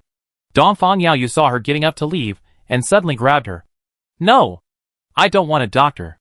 No matter how good the doctor is, he can't cure his pain. What he wants is Su Maoyang. But she no longer belongs to him. No, she never belonged to him. He was just a passerby in her life. A dispensable passerby? All this was his self-conceit. The funny thing is that he was still in the dark. He didn't even know that Su Maoyang had already married. He shamelessly inserted himself between them to prevent them from being together. Thinking of this, Dongfang Youyu actually laughed. But that laugh was uglier than crying, which made Xiahou Wanxian feel distressed. Mr. Dongfang, I must ask the doctor to come. Su Mo said that you must take good care of yourself now to recover. If you continue like this, you will die. Xiahou Wanxian saw that not only his physical condition, but also his mental condition was very bad. How could she leave him alone? Dongfang Youyu smiled sadly. His hollow pupils were devoid of any spirit. I am already dead. How can I care about death? For me, death is a kind of relief. No longer need to endure the pain of body replacement. No longer need to endure the pain of losing Su Maoyang. Death is such an easy and happy thing. Xiahou Wanxian frowned angrily when she heard such depressing words, and blamed, Mr. Dongfang, Su Mo finally saved you. How can you say such a thing? Haha. Finally saved me? That's just because of her guilt. In order to make up for her guilt and make her feel better, she let me live in pain like this. She has such a cruel heart. Dongfang Youyu sneered twice, punched the ground, and tears kept falling like beads with broken strings. When Xiahou Wanxian heard this, she couldn't control the anger in her heart and slapped Dongfang Youyu in the face. Feeling the pain on his face, Dongfang Youyu looked up at her in astonishment, and even Xiahou Wanxian herself was shocked. She didn't know where she got the courage to slap Dongfang Youyu. Maybe it was because she was too angry. Or maybe she really didn't want to see Dongfang Youyu so depressed. Thinking of what he just said, Xiahou Wanxian felt like she had something stuck in her throat, and she couldn't help but say it. Dongfang Youyu, Su Mo saved you. Perhaps because of guilt. But what about us? Where did you put us? My brother and I. Your sister who was worried about you. And the disciples of the Red Star Alliance. We went to the Nanan Forest together. We went through hardships and risked our lives to help you find medicinal herbs. We almost died in the forest. Now we finally saved you. But you want to die? Are you worthy of us? Even if we are nothing in your eyes. Are you worthy of your family? Are you a human being? Your father and your sixth uncle are both great generals who fought on the battlefield. But they cried for you. They have put in so much effort to keep you alive. Is this how you repay them? I know that you can endure the pain of body replacement and hold on until today because of Su Mo's belief. But you must remember that it's not just her. You have many people who love you. You can't erase their love for you. Otherwise you are too selfish. Dongfang Youyu suddenly heard these words, and his pupils floated with shock. He stared at Xiahou Wanxian dully and forgot to react for a while. He didn't expect that the woman in front of him, who looked gentle on the outside, had such strength in her heart. It was like a heavy hammer that hit his heart hard and shocked him a lot. Chapter 1271 When the Emperor Does Not Exist. Xiahou Wanxian was embarrassed by his astonished gaze, and suddenly realized that she seemed to have said too much and her tone was too harsh. Dongfang Youyu was a patient after all. He was very weak and emotionally unstable. He could not bear any stimulation, and her scolding him harshly was undoubtedly a harm to him. Thinking of this, Xiahou Wanxian restrained her anger, squatted down and helped him up. Don't sit here. Su Mo will find you, and will definitely scold you when she sees you running out like this. You are a 7-foot man, and the son of the Dongfang family. It would be so embarrassing if you were scolded by a woman in public. Dongfang Youyu was too embarrassed to face Su Maoyang now, and he didn't want her to see him in such a miserable state.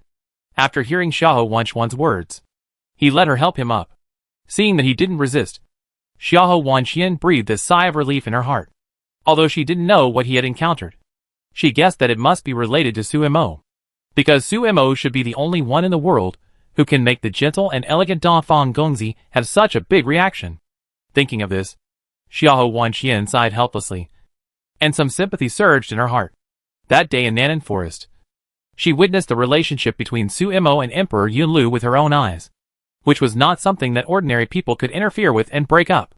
What's more, with a personality like Dongfang Youyu, it is even more impossible for him to do such a shameless thing as actively intervening.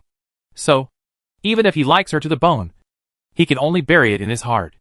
As Xiahou Wanxian thought, she supported him and unknowingly walked to the door of his yard. At this time, 2 panicked maids suddenly ran out. When they saw Dongfang Youyu, they ran up to support him. Dongfang Gongzi, where have you been? You scared me to death. The two of them were sent away by him for a while. And when they came back, they didn't see him anymore. They were so scared that they almost fainted. Fortunately, he came back safely. Otherwise they would be in trouble. Xiahou Wanqian saw that it was the two maids who took care of Dongfang Yaoyu's food and daily life. So she handed him over to them with confidence. And reminded them, take good care of him, and don't let him run around. If he has any mishap, you two can't bear the responsibility. Yes. Yes. I know. The two little maids were already pale with fear. And they trembled in fear after hearing Xiahou Wanqian's warning.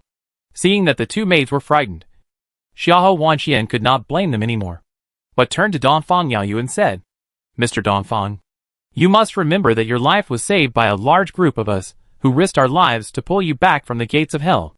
You may be relieved when you die, but the people who love you and care about you will suffer because of this.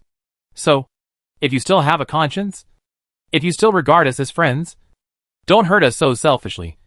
Don't let everyone down. Dongfang Yaoyu looked at Xiahou Wanqian deeply, and his numb pupils gradually floated with a trace of emotion. It's just that he was too tired and in too much pain, and he had no energy to think about anything else. He quickly retracted his gaze and walked into the yard. When Xiahou Wanqian saw his thin back, a layer of gloom shrouded her heart and became much more depressed. But, knowing that he was in pain, she couldn't help him at all. Just like that, 5 days passed in a flash. Dongfang Yaoyu didn't cause any more trouble. These past few days, he took his medicine and recuperated obediently, which was unusual for him. He recovered very quickly. Dongfang Liyue was surprised and puzzled. He was ill and had not recovered before, but he was able to get out of bed and walk in a few days. It was amazing. She found one thing strange. She found that Dongfang Yao suddenly became obedient and became more gloomy and depressed. He used to ask Sumo to see her, and even if he couldn't see her, he would ask her about Sumo's situation. He would cough excitedly when he heard some news. But he was quiet these days. Not only did he not ask about Sumo's situation, but he didn't even respond when they talked to him. Sometimes he lay in bed with his eyes open and was lost in thought. I don't know what he was thinking.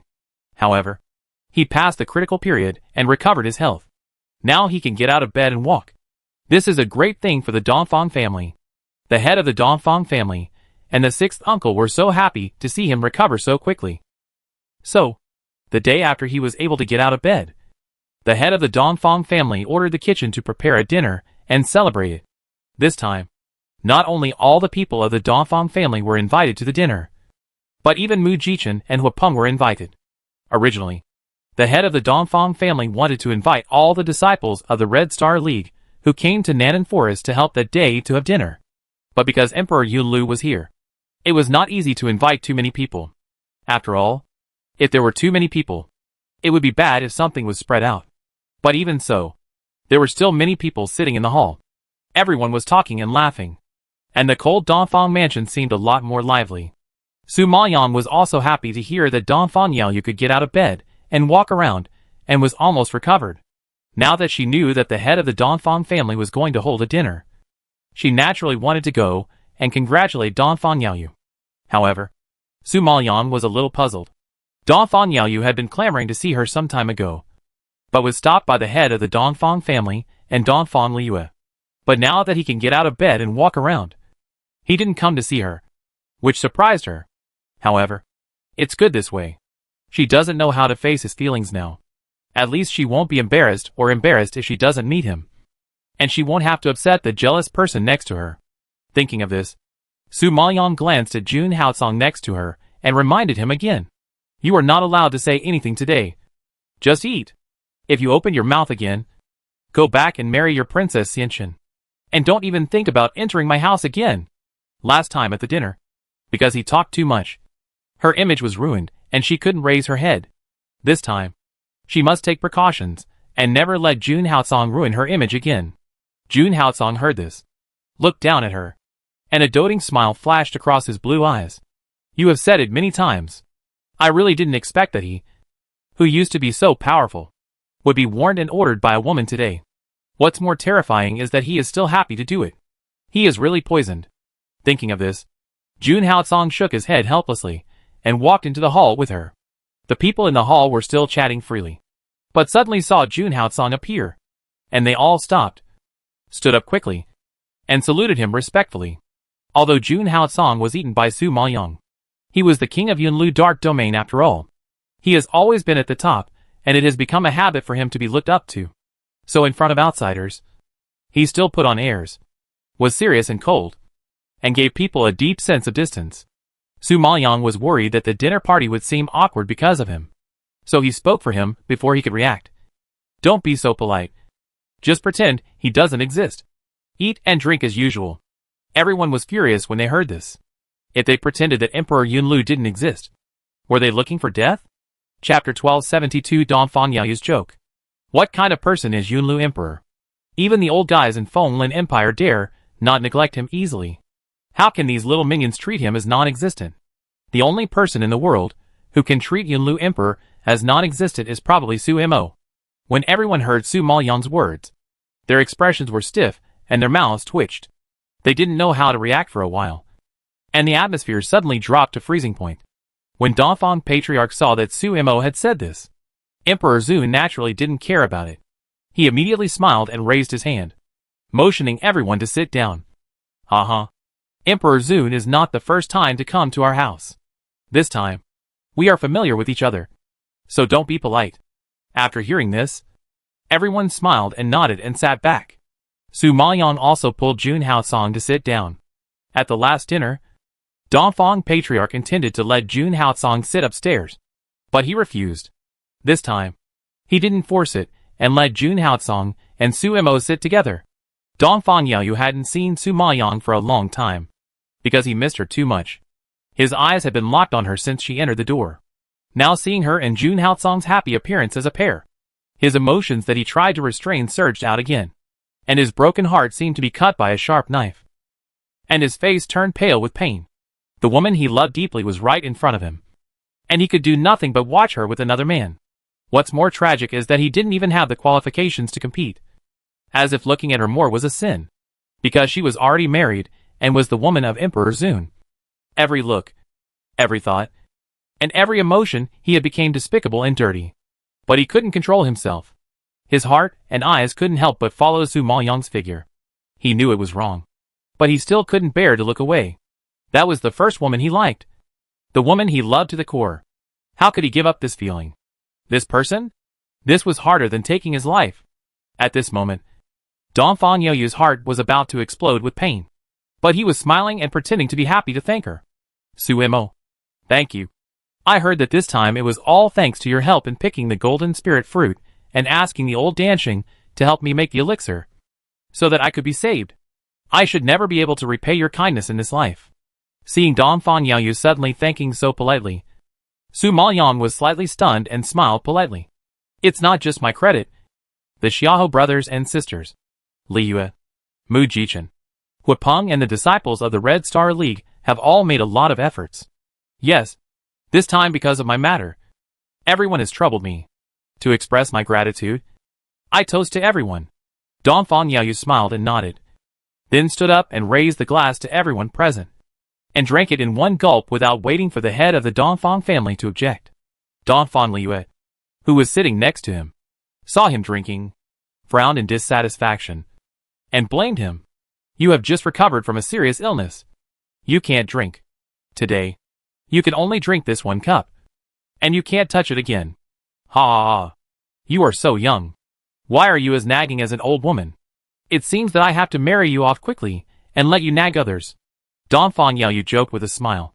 Dongfang Liyue blushed when she heard about getting married, and glared at him in shame and anger. I won't get married. I will stay at home and cause trouble to you. Please forgive me. I treat you so well. You can't repay me with evil. Dongfang Yaoyu was startled and begged for mercy. Hearing this, everyone in the room burst into laughter. The atmosphere, which was a little stiff just now, instantly relaxed a lot. Su Maoyang was relieved to see that Dongfang Yaoyu was still in the spirit of joking. Now that she saw that he had recovered well, she was completely relieved. However, just as she breathed a sigh of relief, Dongfang Yaoyu asked Jun Haotsong, Emperor, I heard that you want to marry Su Mo as a concubine. Are you serious? Suddenly hearing Dongfang Yaoyu's question, everyone looked at Jun Haotsong in unison. expecting his answer. When Su Maoyang heard this, her heart suddenly skipped a beat. She clenched her fists nervously, and her face became solemn. Now that she knew Dongfang Yaoyu's feelings for her, she could no longer remain calm. Jun Haocong didn't say anything, just lowered his head to drink, as if he didn't hear anything at all, without any reaction, and directly left Dongfang Yaoyu aside, which seemed particularly awkward. At this moment, the lively hall was once again frozen by Jun Haocong's cold aura. Everyone held their breath and didn't dare to speak casually, as if they were carefully guessing Jun Haocong's thoughts. What? Emperor Zun is unwilling to answer this question directly. Dongfang Yaoyu saw that he didn't speak, but he didn't get discouraged and continued to ask, although Su Maoyang didn't want to face this question. Seeing that the atmosphere was extremely awkward, he could only pull the corner of Jun Haocong's clothes and remind him, "I'm asking you a question. Why don't you speak?"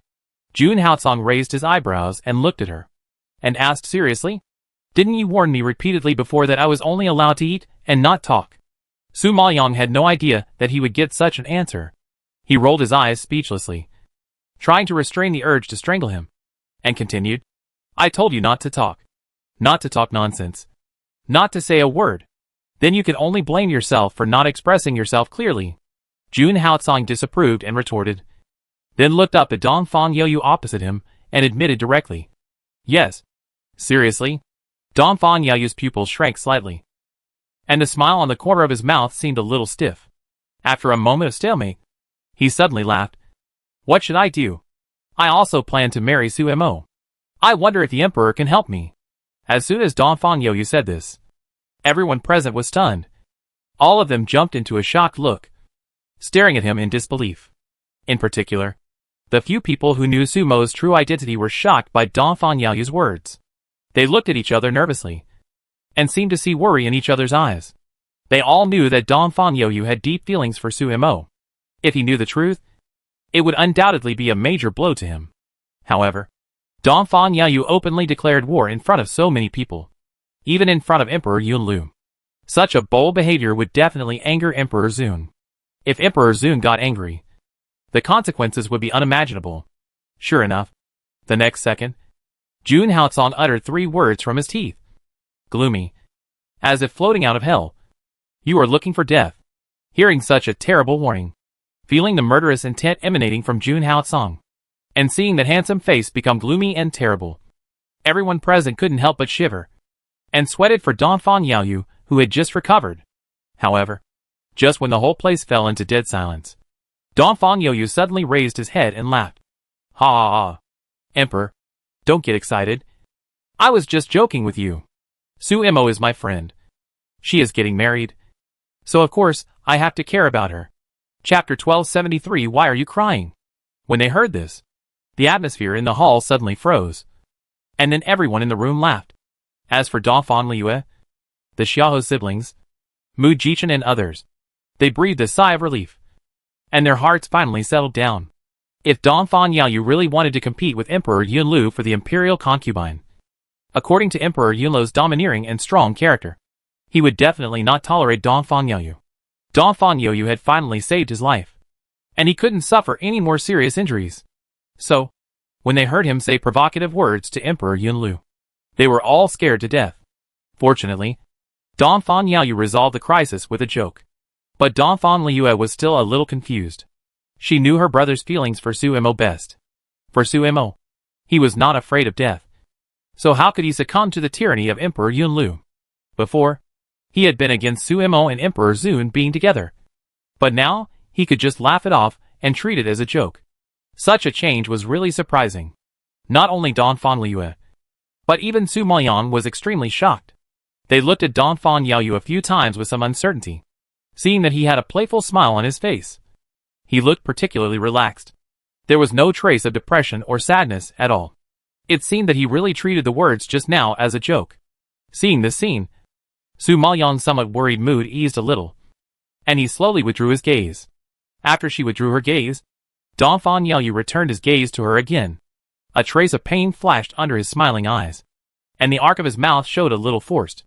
This scene fell into Xiahou Wenchuan's eyes, and she couldn't help but feel a little distressed. When she saw Dongfang Yaoyu sitting down at the gate of Su Maoyang's yard that day, she knew something was wrong. Today, seeing him smiling and pretending to be cool, Xiahou Wanqian suddenly realized. No wonder he was so distraught that day. With tears on his face and desperate words in his mouth. I think he must have heard the truth that day and had such a big reaction. Now, he has made such a painful decision. I think behind that smiling face, he must be in tears and pierced by thousands of arrows. Although she has never experienced love, seeing such a strong Dongfang Yaoyu sitting on the ground and crying still gave her a great shock. And she could understand his pain now. However, he pretended so perfectly that she couldn't bear to expose him. So she could only remain silent and pretend not to know. However, the speaker may not mean it, but the listener may take it seriously. Moreover, Jun Haocong did not believe his unintentional words. Facing his joke, his blue eyes narrowed slightly, revealing a dangerous cold light. His deep voice, with an inexplicable pressure, sounded in the hall. It is my business to care about her, and it has nothing to do with you. You don't have to worry about it. Haha. Emperor, you are really stingy. Su Imo is my friend. Don't I even have the qualifications to care about her? At this point, although Dongfang Yaoyu was laughing, his face was restrained, and his heart was bleeding. He had already lost the qualification to compete for Su Imo. Would he also be deprived of his concern as a friend? I don't like anyone coveting my woman, even in the name of a friend. Jun Haocong hated the way he looked at Su Maoyang, and hated that he was thinking about Su Maoyang at all times.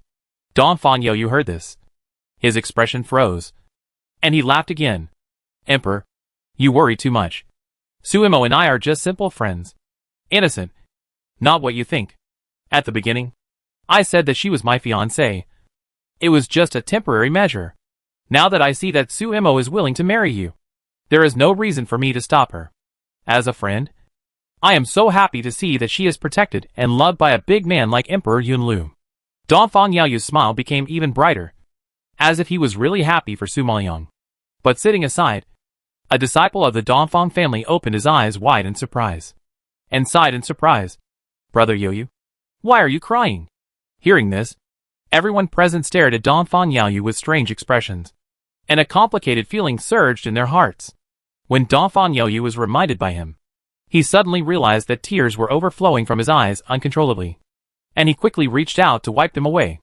Dongfang Liu on the other side immediately smiled, and tried to smooth things over in order to ease the embarrassment. Haha. My brother was so happy to see Su Imo find a good home. Dongfang Yaoyu followed her words, and nodded with a smile. Yes. He was so happy to cry. After all, Su Imo is my lifesaver. It's great that she can be happy. Hearing this, the people in the hall nodded in understanding. Those who knew the situation lowered their heads and stopped talking, sighing helplessly in their hearts. Su Maoyang felt that Dongfang Yaoyu was particularly abnormal today. Every time she looked at him, he avoided her eyes, and was unwilling to look her in the eye. Now he said this again, which was really surprising. Although Su Maoyang had a lot of doubts about him, she was relieved that Dongfang Yaoyu could let go and make her and Jun Haocong happy, regardless of whether he really liked her or not. It was a good thing for him to let go so easily. She was still struggling with how to tell him the truth and how to persuade him to let go. But now it seems that it is no longer necessary. Dongfang Yaoyu can figure it out by himself, which is more effective than any persuasion. So, at this moment, the burden on Su Maoyang's heart was finally lifted, making her feel a lot more relaxed. Dongfang Liu and Xiahou Wanqian looked complicated, and they both looked at Dongfang Yaoyu deeply, not knowing what they were thinking. The hall fell into silence again, becoming a little depressing, seeing that everyone's faces were not right. Mu Jichen stood up to ease the atmosphere and raised his glass to Dongfang Yaoyu and Su Imo. Haha. Today is a double happiness. Dongfang Gongzi has recovered and Su Imo has found a good home. Congratulations. I toast you. Hearing Mu Jichen's congratulations, the others present were unwilling to lag behind and raised their glasses to congratulate the two. Seeing this, Dongfang Yaoyu smiled and shook his head, raised his water glass, and said, There is no way. My sister is strict. I dare not drink wine. I can only replace wine with tea. Thank you all. Haha. It's right. It's right.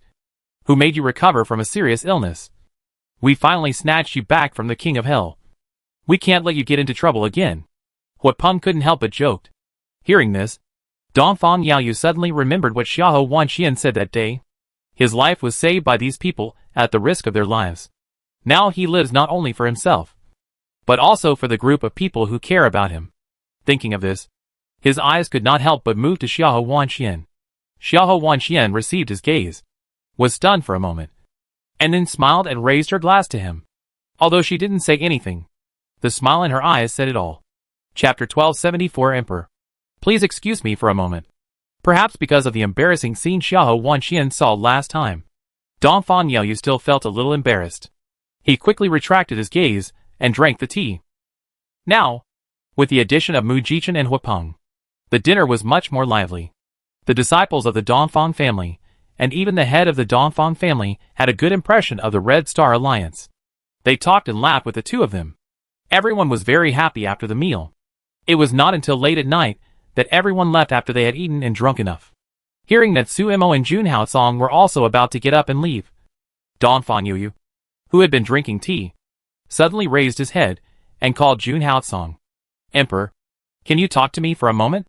Jun Haocong didn't expect him to take the initiative to find him. A hint of surprise flashed across his blue eyes. He seemed to be very curious about what he would say. Then he said to Su Maoyang next to him, "You go back first." Su Maoyang saw that Dongfang Yaoyu was going to confront Jun Haocong alone, and was worried that he would say something to provoke Jun Haocong. According to Jun Haocong's temper, the two would probably fight. So she interrupted without thinking. "Dongfang Yaoyu, if you have anything to say, just say it here."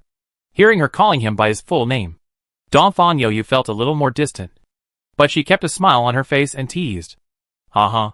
Su Imo, are you worried that I will make things difficult for the Emperor in private? You haven't even married yet, but you're already turning your elbow outward and starting to protect the Emperor. It's true that a girl can't be kept when she grows up." Hearing such a joke, Su Maoyang's expression froze, and he suddenly didn't know what to say. "Don't worry. Since you have become a member of our Dongfang family, you are also my sister. As a brother, I won't make things too difficult for your future brother-in-law." Dongfang Yaoyu saw Su Maoyang's worry, smiled and shook his head. And there was also a meaning of distancing himself from the relationship between the lines. Su Maoyang really didn't expect him to say such a thing. He suddenly opened his eyes wide in surprise, and stared at him in disbelief. He was a little overwhelmed for a while. Sister? Brother? In his mind, he just regarded her as a sister? At this moment, Su Maoyang suddenly couldn't guess what he was thinking. Dongfang Liu has said it so seriously before. It didn't seem like a joke. Not to mention that he wouldn't joke about such things. Now Dongfang Yaoyu's attitude has taken a 180-degree turn. Just treating her as a sister. Could it be that Dongfang Liu has told him the truth? And he said this on purpose? Thinking of this, Su Maoyang couldn't help but look sideways, and glanced at Dongfang Liu not far away. The meaning of the question was very obvious. Dongfang Liu knew what Su Maoyang was wondering about, because even she herself was confused by Dongfang Yaoyu. At this time, facing Su Maoyang's question, she shook her head solemnly, and also looked puzzled. Seeing that she didn't know, Su Maoyang couldn't help but turn her eyes to the Xiahou siblings, who also looked innocent and didn't know anything. Although Xiahou Wanxian guessed the reason, she had to pretend not to know in order to protect Dongfang Yaoyu's face and dignity. Seeing that several people who knew the truth didn't tell Dongfang Yaoyu the truth, Su Maoyang was even more confused. Now facing Dongfang Yaoyu's frank and pure smile, she seemed to have no reason to refuse, and finally nodded and agreed.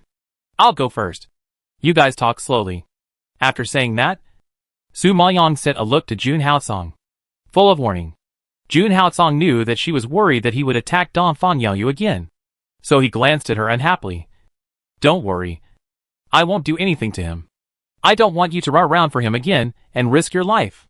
He emphasized the words life-threatening a little, and it was obvious that he was still worried about Su Maoyang going to Nanan Forest to save Dongfang Yaoyu.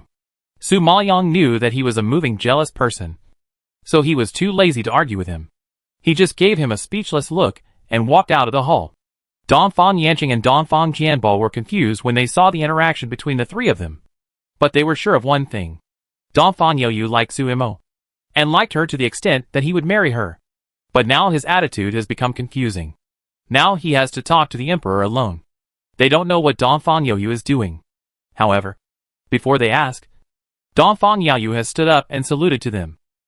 Father, sixth uncle, I have something to talk to the emperor, so I'll go first.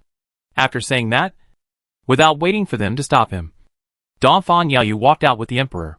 When they walked to the bamboo forest not far away, Jun Haocong stopped suddenly, and his voice mixed with impatience was particularly cold with the night wind. Tell me, what do you want to do? Dongfang Youyu also stopped when he heard it, turned around and looked at Jun Haocong, and his face no longer had the smile at the dinner party, and became unusually cold and gloomy. At this time, facing Jun Haocong's questioning, he grinned faintly. What can I do as a loser who is lost before it even started? It seems that you know everything. Jun Haocong raised his eyebrows slightly and glanced at him coldly. Haha. Why do you have to play dumb? Didn't you know it a long time ago? If you hadn't let the secret guards pass, how could I have heard your conversation? Dongfang Youyu snorted coldly, as if he had seen through Jun Haocong's thoughts a long time ago. Yulu Emperor has always been followed by secret guards. He knew that. That day, he was able to walk into the yard unimpeded and eavesdrop on their conversation. There was no other possibility except that Jun Haocong acquiesced. Jun Haocong heard the words, and the corners of his mouth also raised a cold arc, and his low voice was so cold that it made people tremble. You are too stupid. You must remember that my woman is not something that everyone can covet. I didn't kill you because you and the Dongfang family have done her a favor. Otherwise you would be dead now. Haha. Yes, Emperor. You are powerful. You can call the wind and rain. And you can cover the sky with one hand. Whoever you want to die must die. Should I be glad that I have done a favor to Sumo? And I have occupied a weight in Sumo's heart that even you can't erase? Dongfang Youyu couldn't help laughing, and met the pair of sinister ice blue eyes unwillingly. Jun Haocong heard the words, and suddenly frowned, and his blue eyes suddenly shot out a sharp cold light, like a sharp sword with a terrifying murderous aura. What? You want to kill me? Okay. I'm a walking corpse now anyway, and death is a relief. If you kill me, I will live in Sumo's heart forever, and you may not be able to stay by her side like now. Dongfang Youyu saw that he had the intention to kill, and the corners of his mouth raised slightly, inviting fearlessly. When Jun Haocong heard such a provocation, the murderous aura emanating from his body was like a poisonous snake, wrapping around Dongfang Youyu's throat, making him feel a death suffocation. At this time, only a death knell-like voice was heard rising slowly, as if it was buckled on Dongfang Youyu's soul.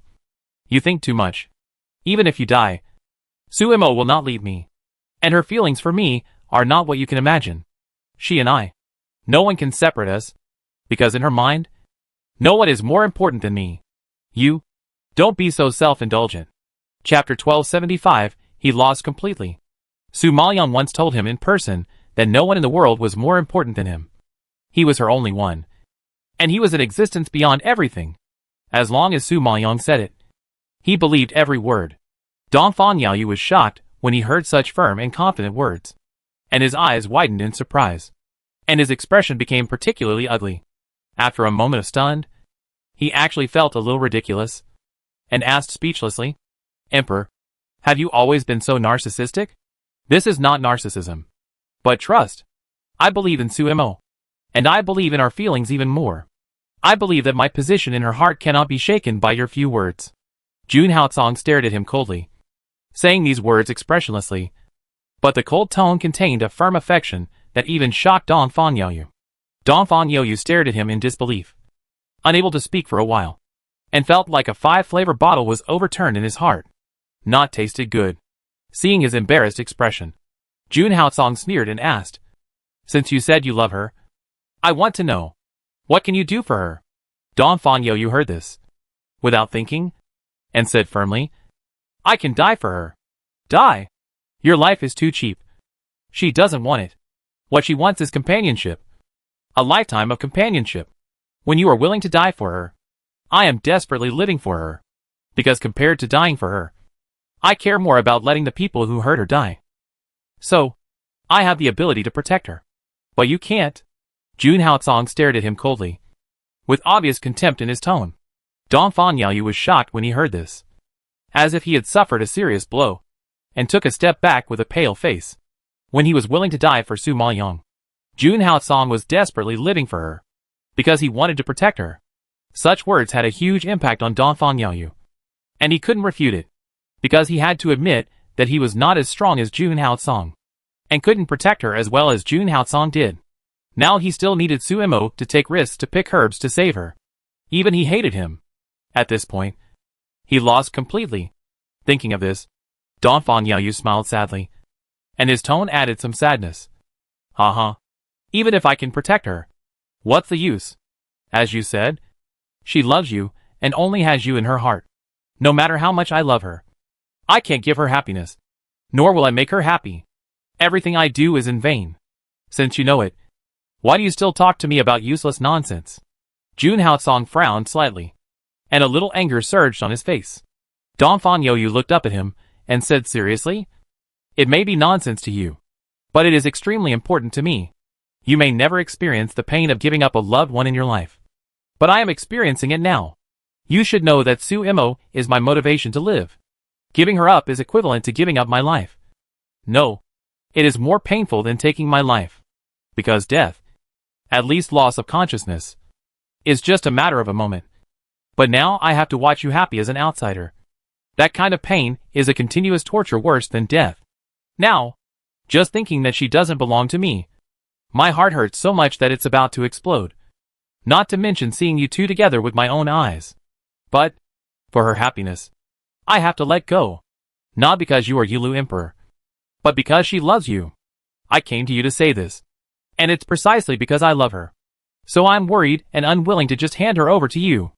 Dongfang Yaoyu had too many reluctances in his heart.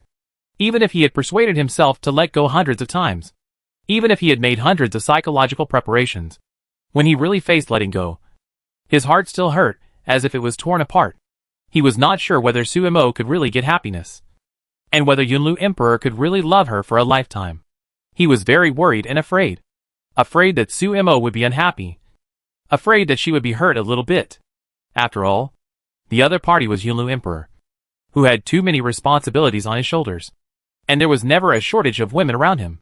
He was afraid that when the critical moment came, Yunlu Emperor would abandon Suemo and hurt Suemo for his own responsibilities or other women.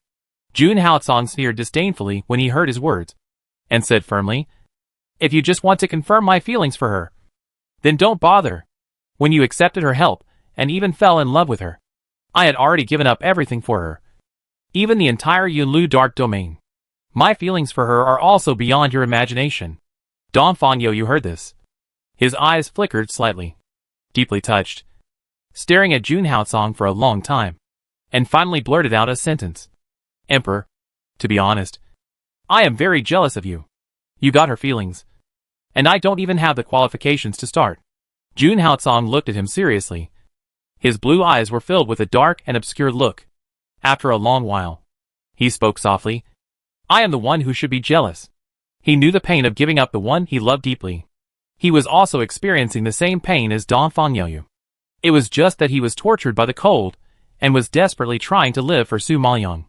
Because he just wanted to stay with her longer. Longer. But even this has become a luxury. And the recovered Dongfang Yaoyu can stay with her for a long time, which is undoubtedly a cruel fact for Jun Hao-song. Thinking of this, Jun Hao-song was jealous and crazy. Dongfang Yaoyu was confused by his inexplicable answer, frowned in confusion. "What do you mean by this? Could he have heard it wrong just now? Emperor Yunlu actually said that he was jealous of him. It means that if you have other thoughts about her again, I will not only not let you go, but also will not let the Dongfang family go. If you want your relatives to be safe, you'd better remember what I said." Jun Hao-song lowered his voice and warned sinisterly. Dongfang Yaoyu laughed. "Don't worry. Although I love her, I'm not so mean and won't get in between you. My feelings will only become a burden to her and make her embarrassed. So from now on, I'm just her brother. Nothing more." These days, he has thought a lot and persuaded himself a lot. Since the ending is to let go, he might as well bury his love himself.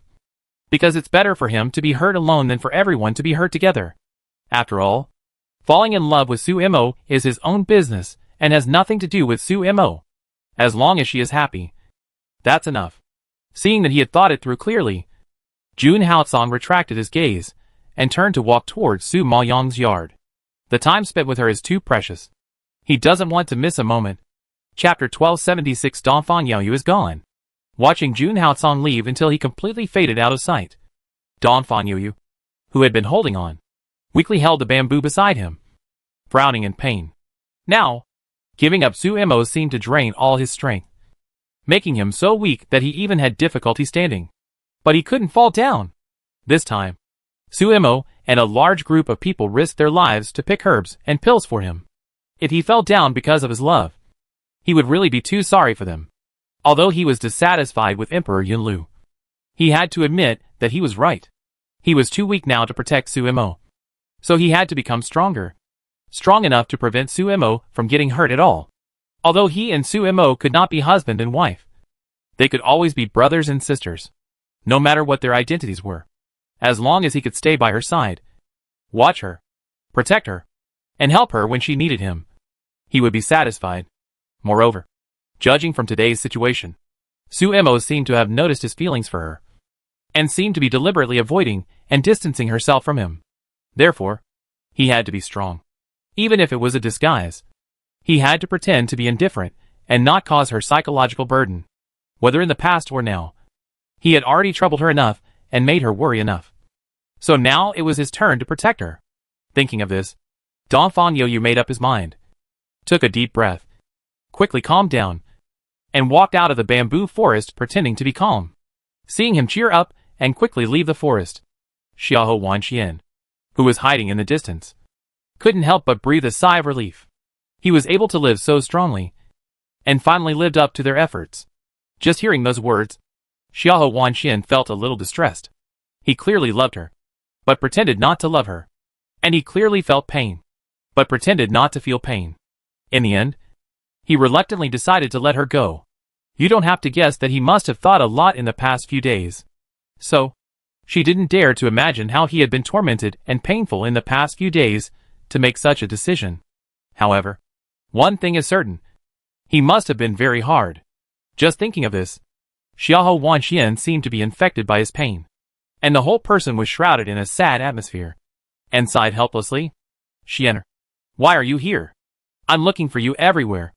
At this moment, Xiahou Xian's voice suddenly sounded behind him. Xiahou Wanqian was frightened by his call, and immediately turned around, her eyes dodging with guilt. Oh, I dropped something. I'm looking for it. Xiahou Wanqian didn't have time to think, and made an excuse. What did you drop? Something important? Xiahou Xian saw that her face was not right, and looked at her suspiciously. Xiahou Wanqian's expression was stiffened by his questioning, and she hesitated for a moment, and suddenly touched her hair in a hurry. My hairpin dropped. Did it drop around here? I'll help you find it. Xiahou Xian heard it, looked down and looked around, intending to help her find it. Xiahou Wanqian saw that he really wanted to help, and immediately waved her hand to refuse. Forget it. Forget it. The hairpin is not particularly expensive. It's late now. I'll come back to find it during the day. Xiahou Xian nodded when he heard that it was not particularly valuable. Okay. Okay. By the way, Su Mo just gave me the elixir and prepared some beast course for you. But I didn't see you just now, so he asked me to pass it on to you. As he said that, Xiahou Xian handed the thing Su Mo had told him to Xiahou Wanqian. Xiahou Wanqian quickly took it and put it into the space ring. Yeah. Thank you, brother. It's late. I'm going back to sleep first. After saying that, Xiahou Wanqian ran back to her yard as if escaping, which made Xiahou Xian confused. He didn't know what was going on, but he always felt that Xiahou Wanqian seemed to be worried these days, and her behavior was a little abnormal. But he thought about it for a long time and had no answer. So Xiahou Xian had to give up, and shook his head and walked away. Since Su Maoyang and Jun Haocong agreed to meet every night, she had to rush back at night after practicing in the academy during the day. That evening, as soon as she stepped into the gate of Dongfang Mansion, she saw the head of the Dongfang family, the sixth uncle, Dongfang Liu, and the Xiahou brothers and sisters all hurried out from the backyard, each with an anxious look on their faces, as if something big had happened. However, before Su Maoyang could speak, the head of the Dongfang family anxiously asked, Su Mo girl, have you seen Yao Yu? Hearing this, Su Maoyang was stunned. shook her head slightly, and her face was full of doubt. No. Did something happen? Donfang Jianbo, who was standing by, was so anxious that his cheeks flushed, and he quickly explained, Alas, something big happened. Just now, the maid came to report that Yao Yu was missing. We searched all over the mansion, but couldn't find him. We don't know where he ran to, and we are preparing to go out to look for him. Su Mayan was slightly shocked when he heard this, and his pupils widened involuntarily. Gone? Don't worry. Is he out doing something? He may be back soon. Alas, how can I not be anxious? He has just recovered. How dangerous it is to run out like this. The Han family is looking forward to his death. If they catch him, how can Yao Yu's physical condition be their opponent? Besides, he usually sends his servants to inform us when he goes out. Now he suddenly disappears. How can we not worry? Donfang Yanqing said this. His old face was tangled together. However, just as Donfang Yanqing's angry voice fell, a hearty laugh suddenly came from the door. Ha ha ha. I'm not a 3-year-old child. I just went out to drink and listen to music. Look how nervous you are. When they heard Donfang Yaoyu's voice suddenly, everyone was startled and looked towards the door quickly. At this time, Donfang Yaoyu was seen walking in with the help of a woman in an orange gauze skirt. His handsome and delicate face was rosy and slightly drunk. His eyes were half open and half closed. His eyes were blurred, and the corners of his mouth were always hung with a happy smile. He staggered and swayed from side to side while holding the orange-dressed woman. It was obvious that he was drunk. The orange-dressed woman was even more exposed and heavily made up. At this time, she was tightly attached to Donfang Yaoyu, supporting him while nestling in his arms, without any sense of shame, which made everyone frown. Donfang Yanqing was already full of anger because of his disappearance. Now seeing him coming back drunk, he was even more furious and shouted, Asshole! Where did you go to drink? You came back drunk like this. Haha. Of course you have to go to Yahanlu to drink. Otherwise it would be boring to drink alone. Donfang Yaoyu replied with a smile. When everyone heard the 3 words Yahanlu, their faces changed in surprise, and stared at him in disbelief. Yahanlu is a famous brothel in Fenglin Imperial City. How could Donfang Yaoyu actually go to such a place to drink wine? Did they hear it wrong? Chapter 1277 I want to marry her as a concubine. When the head of the Donfang family learned that he actually went to drink and have sex, he was so angry that he blew his beard and glared at him, and angrily scolded him. You bastard! As a son of the Donfang family, you actually went to that kind of place. You have lost all the face of my Donfang family. As a family of generals, their Donfang family pays the most attention to their reputation. They have always been strict with themselves and honest. How can they go in and out of that kind of smoky and dirty fireworks place? Donfang Yaoyu smiled and waved his hands indifferently. Because he was drunk, he spoke incoherently. I almost died last time. Now I am finally alive. I have to enjoy my life. Otherwise, wouldn't it be a waste of life? Besides, how long can we live in this world? No one knows how long we can live. So it is much more natural to be happy while we can still eat, drink and sleep now. How happy you are to be worthy of your life in this world. Donfang Yanqing didn't expect him to say this, and his cheeks flushed with anger. Even if you want to enjoy life, you don't have to go to the place of fireworks. You are the descendant of a general, the legitimate son of the Donfang family, and you will inherit the family business and lead troops to fight in the future. Now you act like a playboy. Are you going to piss me off to death? Father, what you said is wrong. I am a man after all. I must always solve the needs of my body. Do you want me to become a monk and never touch a woman? Donfang Yaoyu burped and waved his hands. Maybe he was really drunk, and he spoke without restraint, which embarrassed everyone present. Of course, the most embarrassed were the 2 unmarried women, Donfang Liua and Xiahou Wanxian. They blushed on the spot when they heard this, and they couldn't bear to watch Donfang Yaoyu and the orange-clothed woman pulling and tugging. Shameless behavior. Donfang Yanqing and Donfang Jianbo were so angry that they trembled all over after hearing such explicit words. Even if you can satisfy your physical needs, you don't have to take her home. You come back with a brothel girl hugging like this. How can it be decent? Donfang Yanqing pointed at the 2 people hugging each other, and his arms trembled with anger. If he hadn't seen that Donfang Yaoyu had just recovered from a serious illness, he really wanted to rush up and punch him twice to wake him up.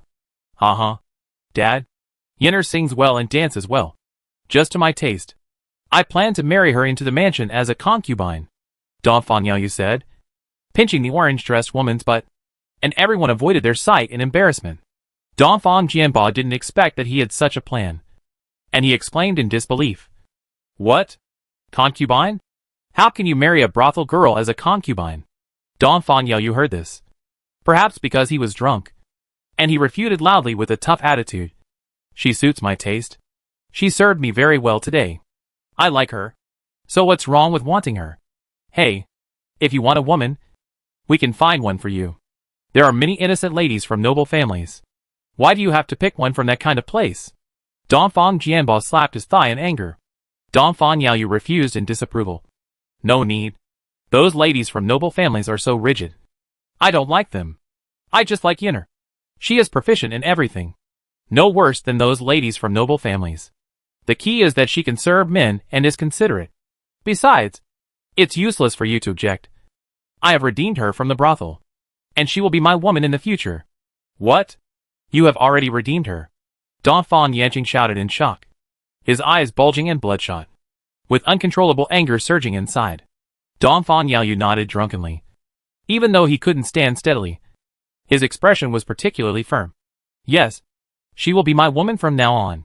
You are not allowed to bully her. Yenner. I will. Let's go. Let's go back to the room and have fun. Dongfang Yaoyu ignored everyone's shocked eyes and stole a kiss on the face of the orange-clothed woman. Then left everyone behind and hugged the orange-clothed woman towards his own yard. Dongfang Yanqing pointed at the backs of the two people, shaking with anger, and wanted to teach them a lesson but couldn't speak. He just felt a headache and almost fainted. Dongfang Jianbo, who was standing by, was so scared when he saw this that he immediately supported him. Brother, don't worry. Yuri was drunk and did such a stupid thing. He will sober up after he sobers up. Don't worry. Besides, Yuri is at the age of full of vigor. And the women in the brothel are particularly good at seducing people. It is normal for Yaoyu to be fascinated, since he has never experienced women. Compared with the young masters of other families, Yuri is already very obedient.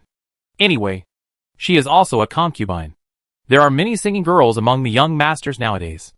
If Yuri really likes that woman, it is harmless to let him take a concubine. Hearing this, Dongfang Liu also nodded and advised. Yes, those rich boys have many wives and concubines. Brother Yaoyu has brought a woman home now. It's okay. It's not that serious. Uncle, calm down. The most important thing now is Brother Yaoyu's health. He has just recovered. The most important thing is to maintain a good mood and mentality. If the woman can serve Brother Yaoyu and please him, it may be a good thing for her to stay. Although she was also shocked that Dongfang Yaoyu would go out to drink and bring a woman back. It was better than him being sad, because he couldn't get Sumo. What she feared most was that her brother was stubborn, and would not see other women when he set his eyes on Sumo. Now, he can still have fun with other women instead of hanging on Sumo. Which made her feel relieved. As for the identity of the woman, she was just a concubine, not the main wife. So it was indeed harmless. After hearing what Dongfang Jianbo and Dongfang Liu said, Dongfang Yanqing's expression eased a little. After taking a few deep breaths, he sighed helplessly. Alas, wicked son, there is no moment of peace of mind. Su Maoyang saw that the head of the Dongfang family was sad, and couldn't help but persuade him. Head, don't worry. Yaoyu is not a person without measure. He can bring that woman home. He must really like that woman. This also shows that the woman is really likable and has good points. Otherwise, he wouldn't be so unable to control himself. Hearing this, the head of the Dongfang family shook his head speechlessly. Forget it. I don't bother to care about his affairs. After saying that, the head of the Dongfang family turned around and walked towards the backyard. Dongfang Jianbo also sighed and followed him away. Su Maoyang looked up at the direction where Dongfang Yaoyu left when she saw them leave. She frowned slightly and asked Dongfang Liu, Did you really not tell him the truth? No. I was planning to tell him the truth once he could get out of bed and walk around. Who knows? He would have figured it out himself at the dinner party that day. I saw that he agreed to you and Emperor Zun being together, so I didn't say anything more. Dongfang Liu shook her head. Su Maoyang frowned even more when she heard this. And she couldn't figure out Dongfang Yaoyu anymore. She didn't know whether Dongfang Yaoyu had really let it go, or did such a thing, because he was stimulated. Chapter 1278 His Intention. Xiahou Wanqian was worried that Su Maoyang would see through Dongfang Yaoyu's thoughts. So she quickly analyzed. He should have figured it out himself. Because even if he doesn't agree with you and the Emperor being together, it won't help with his strength. Maybe he was worried at first. So he strongly opposed it and overreacted a little. But later he learned that the Emperor loved you so much that he even gave up his life for you. So he had no reason to oppose it. It's impossible. My brother is deeply in love with Su Imo. It's not that easy to let go. Dongfang Liu frowned, not quite agreeing with Xiahou Wanqian's words. Xiahou Wanqian shook her head and said seriously, I think you, Liu, have misunderstood your brother's feelings. Su Imo once saved him and helped him when he was at his lowest point. So he has a very important position in his heart. And he has developed an inexplicable dependence on Su Imo. But it is not necessarily a love between a man and a woman. He may just be worried that Su Imo is unhappy and hurt. And he is worried about her. After all, Su Imo is his savior. He must care about her very much. Really? Why do I feel that it is a love between a man and a woman? Dongfang Liu scratched his head in confusion after hearing what she said. Seeing that she still refused to believe, Xiahou Wanqian asked directly, Did he tell you in person that he liked Su Imo? Dongfang Liu was stunned by the question and shook her head slightly. No, that's not the case. You see, he didn't tell you in person. You were just guessing and speculating on his thoughts. If he really loved Su Imo as you said, why would he go out to drink and bring women home? If he really likes Su Imo, he should be very sad now. How can he have the heart to seek pleasure? Xiahou Wanqian denied her idea. Dongfang Liu had never experienced love and didn't know much about the relationship between men and women. After hearing what she said, she was even more unsure about Dongfang Yaoyu's thoughts. It seems to be this way. When he was unconscious before, he always kept saying that it was Su Imo. Later, when he was so nervous about Su Imo, she thought her brother liked Su Imo and loved her deeply. Now that she thought about it, he did not tell her in person that he liked Su Imo, let alone that Su Imo was indispensable. All this seemed to be just her own guess. Just like Xiahou Wanqian said, Su Imo saved him, helped him when he was in the most difficult time, and was the one who gave him dawn and hope. So he developed a kind of dependence on Su Imo. To him, Su Imo was a particularly important existence. But it was not necessarily the love between men and women. Or even less love. Therefore, Xiahou Wanqian's guess was also possible. Su Maoyang nodded after hearing this, thinking it made sense. She had never thought about the relationship between a man and a woman before. It was Dongfang Liu who suddenly told her about Dongfang Yaoyu's feelings for her that she began to face this problem. Now that Xiahou Wanqian mentioned it, she began to doubt whether Dongfang Liu had misunderstood. It is also possible that Dongfang Yaoyu mistook dependence for love, and then slowly woke up and realized that he did not have that kind of deep feelings for her. So he completely let it go. In any case, Su Imo only hoped that Dongfang Yaoyu would not be hurt because of her. Otherwise she would feel bad, and didn't know how to face him in the future. Okay. Don't make random guesses. You have made it sound like something that didn't happen. If Master Yaoyu knew about it, he would think that Su Imo was being sentimental, which would be embarrassing. Xiahou Wanqian interrupted their thoughts with a smile. Su Maoyang heard the words, swept away the doubts in his heart, nodded with a smile. Yes, it's better not to speculate. Jun Haocong is still waiting for me. I'll go back to my room first. Go.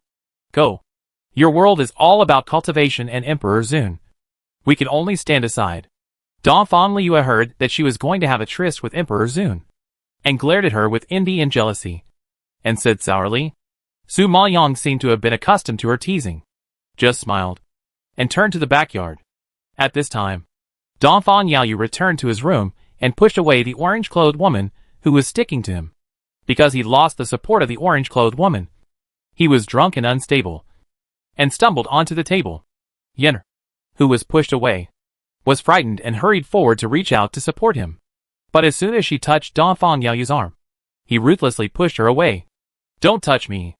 Yenner was coldly rejected by him, and her heart was hurt. She said with red eyes, Mr. Dongfang, since you have redeemed me from Yahanlu, I am yours. Just let me serve you. No need.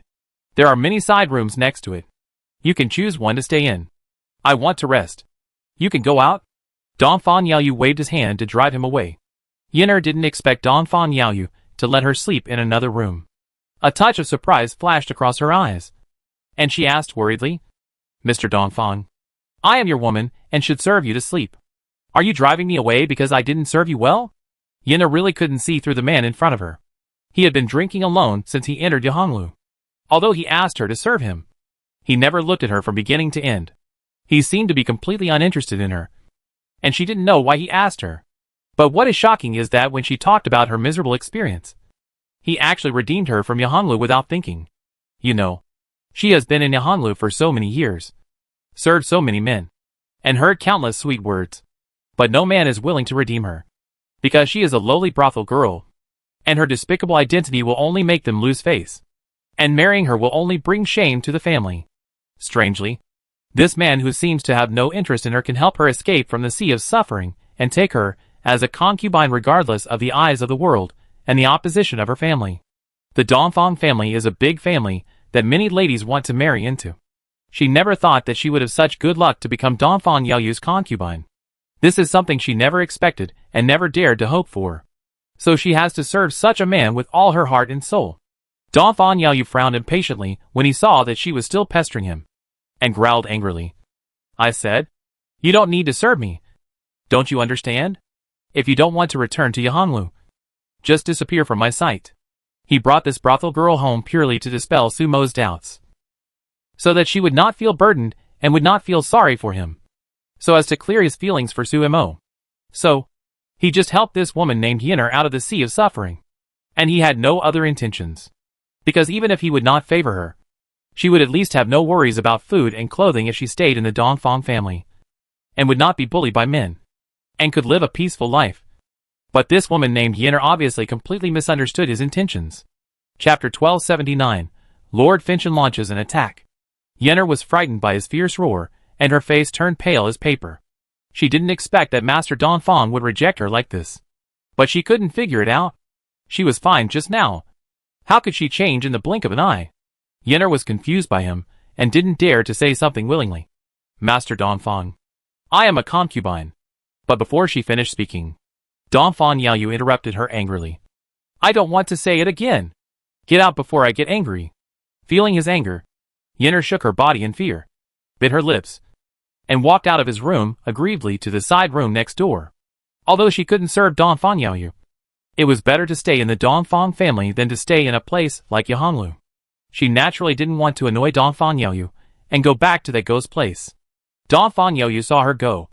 Then he staggered to the bedside, fell on it weakly, staring at the ceiling with empty eyes, numb and expressionless, like a corpse with a soul sucked out. Only the floating tears and bloodshot pupils showed that he was still alive. However, while Dongfang Yaoyu reluctantly gave up, Jun Haotsong also faced separation. That night, Su Maoyang and Jun Haotsong were having dinner when they saw Heishiu suddenly rush in, anxiously clasping his fists and reporting, Emperor, something happened. Lord Finchen launched an army to attack the border of our Yunlu Dark Domain, because the offensive was too fierce and too fast. 3 cities were captured at once. I heard that Lord Finchen was planning to march towards the central town. If the Emperor does not rush to support, the Dark Domain city will be in danger. Black Owl usually wouldn't disturb him, and Sumo's solitude easily. Today, he rushed in so hurriedly. Just by listening to his tone, he could tell that the situation was urgent and not optimistic. Jun Haotsong immediately straightened his face, stared at him suspiciously, and asked in a deep voice, wasn't Finchen Jun seriously injured some time ago? Why would he attack Yunlu at this critical moment? Before coming to Fenglin Empire, he personally went to Fengshuishan City to look for Su Maoyang.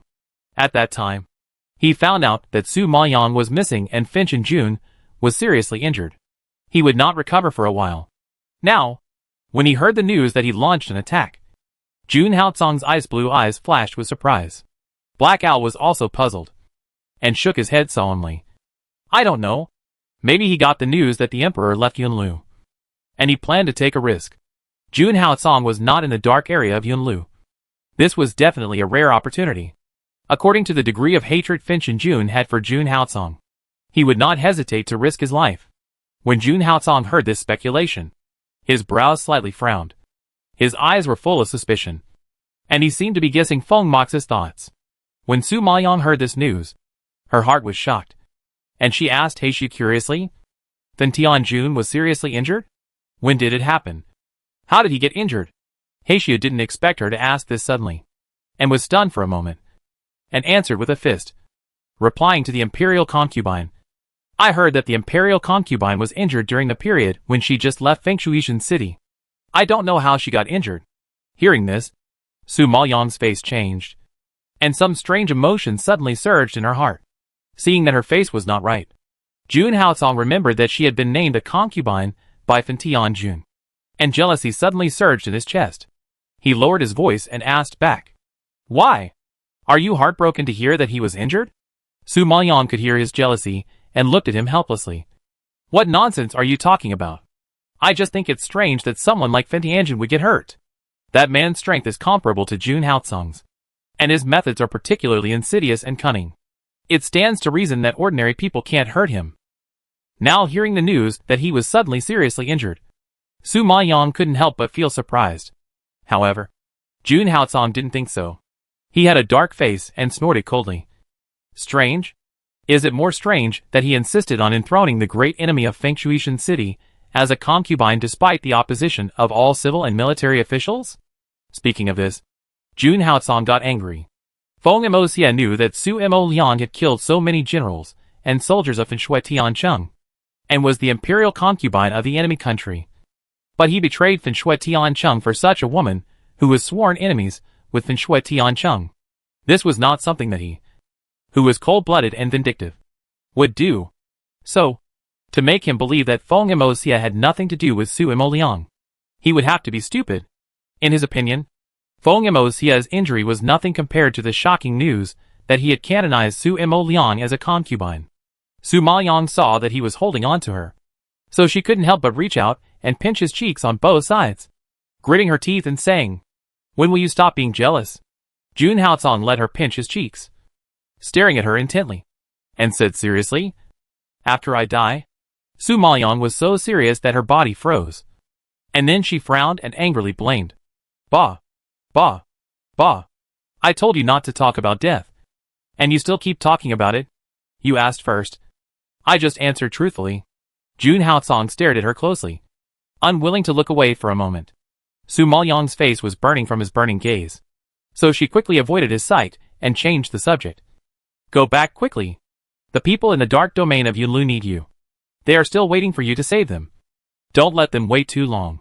She knew the ability of Lord Finshan, and if Jun Haocong did not go there in person, it would be difficult to turn the tide of the battle. Jun Haocong frowned suddenly when he heard her drive people away, and his face became not very good. "What about you?" Su Maoyang saw Jun Haocong frowning with worry, and it was obvious that he was worried about her. Her heart moved slightly, and she kissed him on the forehead. "Don't worry. I have the protection of the Dongfang family. Nothing will happen to me. But you? Take good care of yourself. Don't force yourself against Fan Tianjun.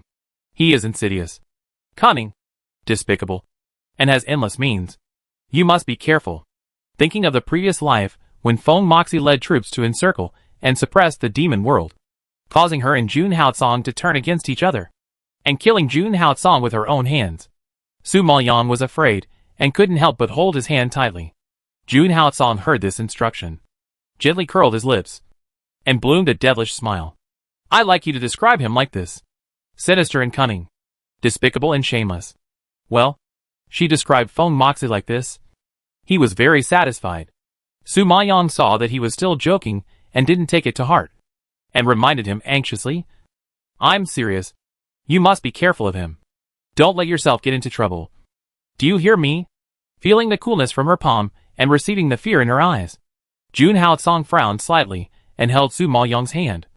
"What's wrong with you?" Seeing that Jun Haocong noticed her abnormality, Su Maoyang smiled to cover it up.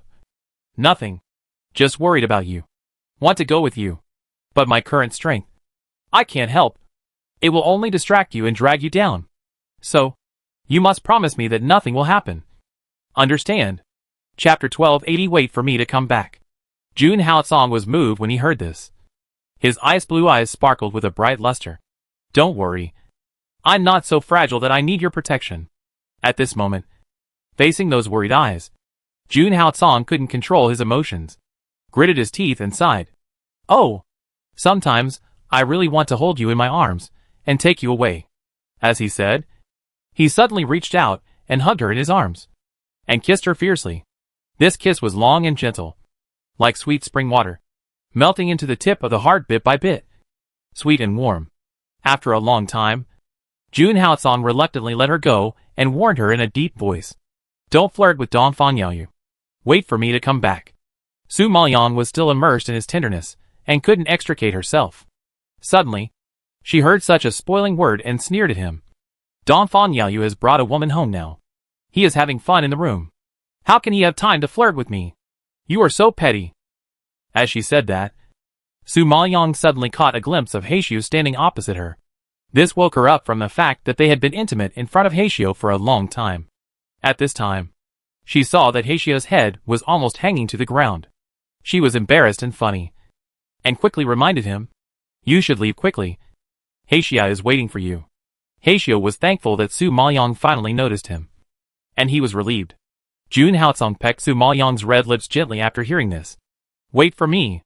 After he finished speaking, he let her go, stood up, and coldly ordered Heishu. Let's go! Heishu just heard him speaking to Su Maoyang in a gentle tone. But the next second, he seemed to have changed into a different person, responding to his cold and hard orders. He couldn't help but sigh in his heart. This is differential treatment.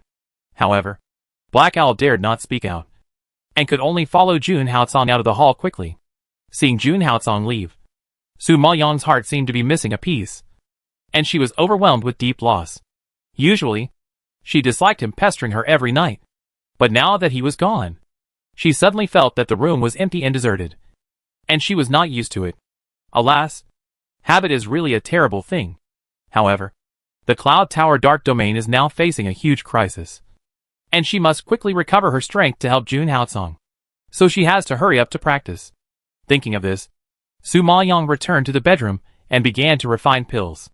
Now she is at the peak of the Dan sect, and is only one step away from the Dan Saint.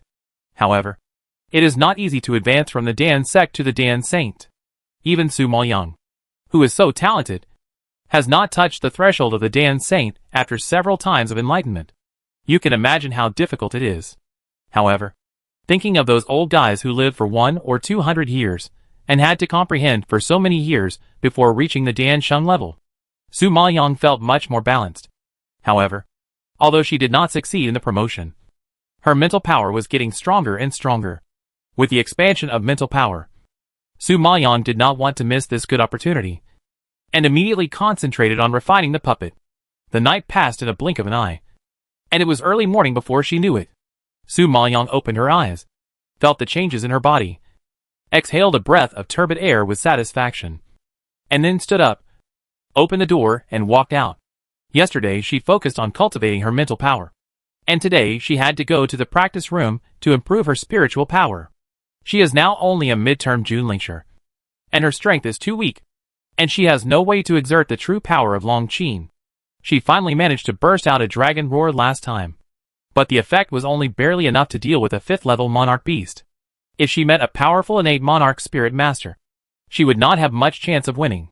So, she had to go to the academy and quickly raise her spiritual power. Thinking of this, she had already walked out of the yard quickly. Shinua, who had been waiting outside, saw her leaving and quickly followed her. Coincidentally, Su Maoyang just walked out of the yard and saw Xiahou Wanxian, Xiahou Zian and Dongfang Liyue coming towards him. To Su Maoyang's surprise, even Dongfang Yaoyu was among them. Xiahou Wanxian saw Su Imo and immediately greeted him with a smile. Su Imo, we were just looking for you. Do you want to go to the academy together? Su Maoyang knew that the two siblings had been running to the academy frequently recently and practicing very hard. Just from the aura of the two, he could feel that their strength had improved greatly. Su Maoyang could understand that they were going to the academy to practice, but she was a little confused when Dongfang Yaoyu followed them. As far as she knew, Dongfang Yaoyu would not stay in the academy to practice normally. He would only go to the academy when there was something going on. Now it seemed that he was going to the academy with them. Dongfang Yaoyu saw her confusion and explained with a smile. I heard that many disciples from the Red Star Alliance helped this time. I plan to go to their house to thank them in person. At the last dinner, because the Emperor was here, it was not easy to invite all the disciples of the Red Star Alliance. Only Mu Jichen and Huapeng were invited. Now that he has completely recovered, it is better to go to the Red Star Alliance to express his gratitude. Su Maoyang heard this and nodded in understanding. Now that he looked much better and in better spirits, the stone that had been hanging in his heart finally fell. Dongfang Liu saw that her brother not only recovered physically, but also seemed to be in a better mood. She winked and teased. I think it's the girl named Yenner who is good at serving people. She cured people's illnesses.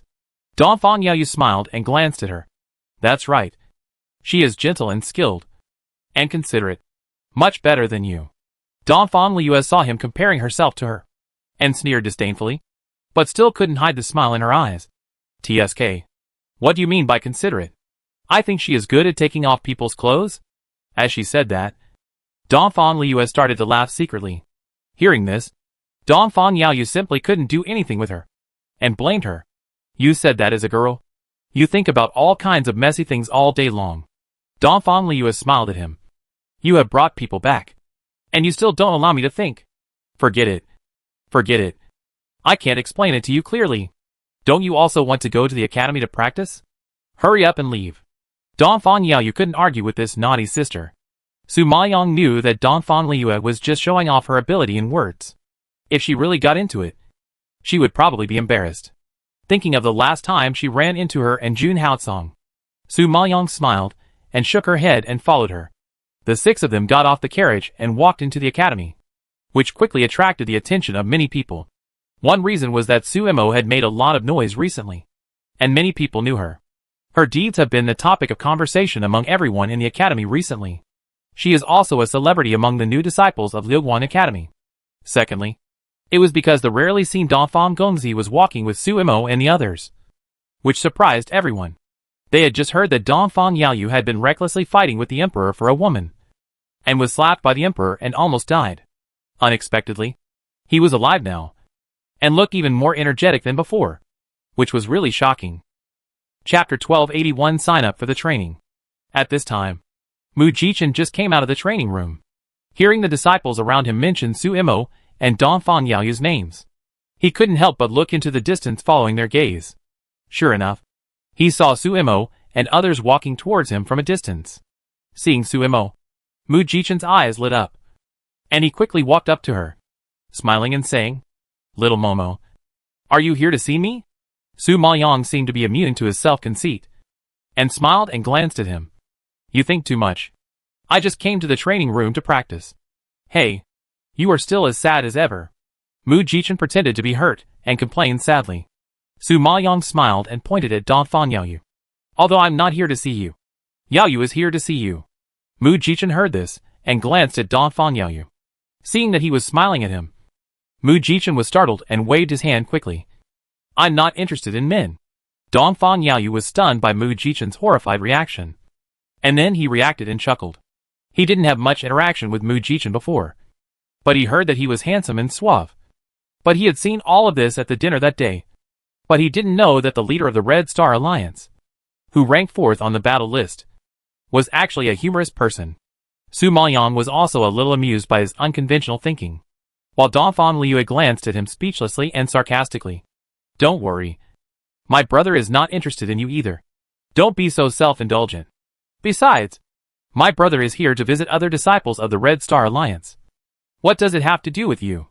Seeing her contemptuous face, Mu Jichen immediately retorted unconvincingly. What do you know? I am the most handsome man in Fenglin, and I am popular with both men and women. It is always others who are self-indulgent. How can I? Mu Jichen wanted to brag, but before he finished speaking, he was suddenly interrupted by Elder Dong, who ran over from a distance. Disciple. My good disciple. My precious disciple. Su Maoyang got goosebumps when she suddenly heard such a cheesy call. She couldn't help but turn around and see Elder Dong, who forced her to be a disciple that day, suddenly appeared and ran towards her with excitement. Su Maoyang was so scared that she couldn't help but take 2 steps back and prepared to run away. However, despite his age, Elder Dong ran faster than a rabbit. He arrived in front of Su Maoyang in the blink of an eye. pulled her up and walked towards the Beast Hall. My dear disciple, I know you must have been preparing for the competition during this period. You must be very distressed. Right? Don't worry. Yesterday, the elders of the Beast Hall unanimously decided to take the new disciples of the Beast Hall to the Nanan Forest for training. They will continue to train their skills and have the opportunity to contract good spirit beasts. Registration is now open. Come with me quickly. After dragging Su Maoyang for a distance, Elder Dong suddenly remembered, stopped, and shouted to Xiahou Wanxian behind him. Wanxian girl, you are also from the Beast Hall. You can also sign up. This opportunity is rare. Don't miss it. Xiahou Wanxian didn't expect Elder Dong to notice her. She was shocked, nodded dully, and then chased after him with a face full of surprise.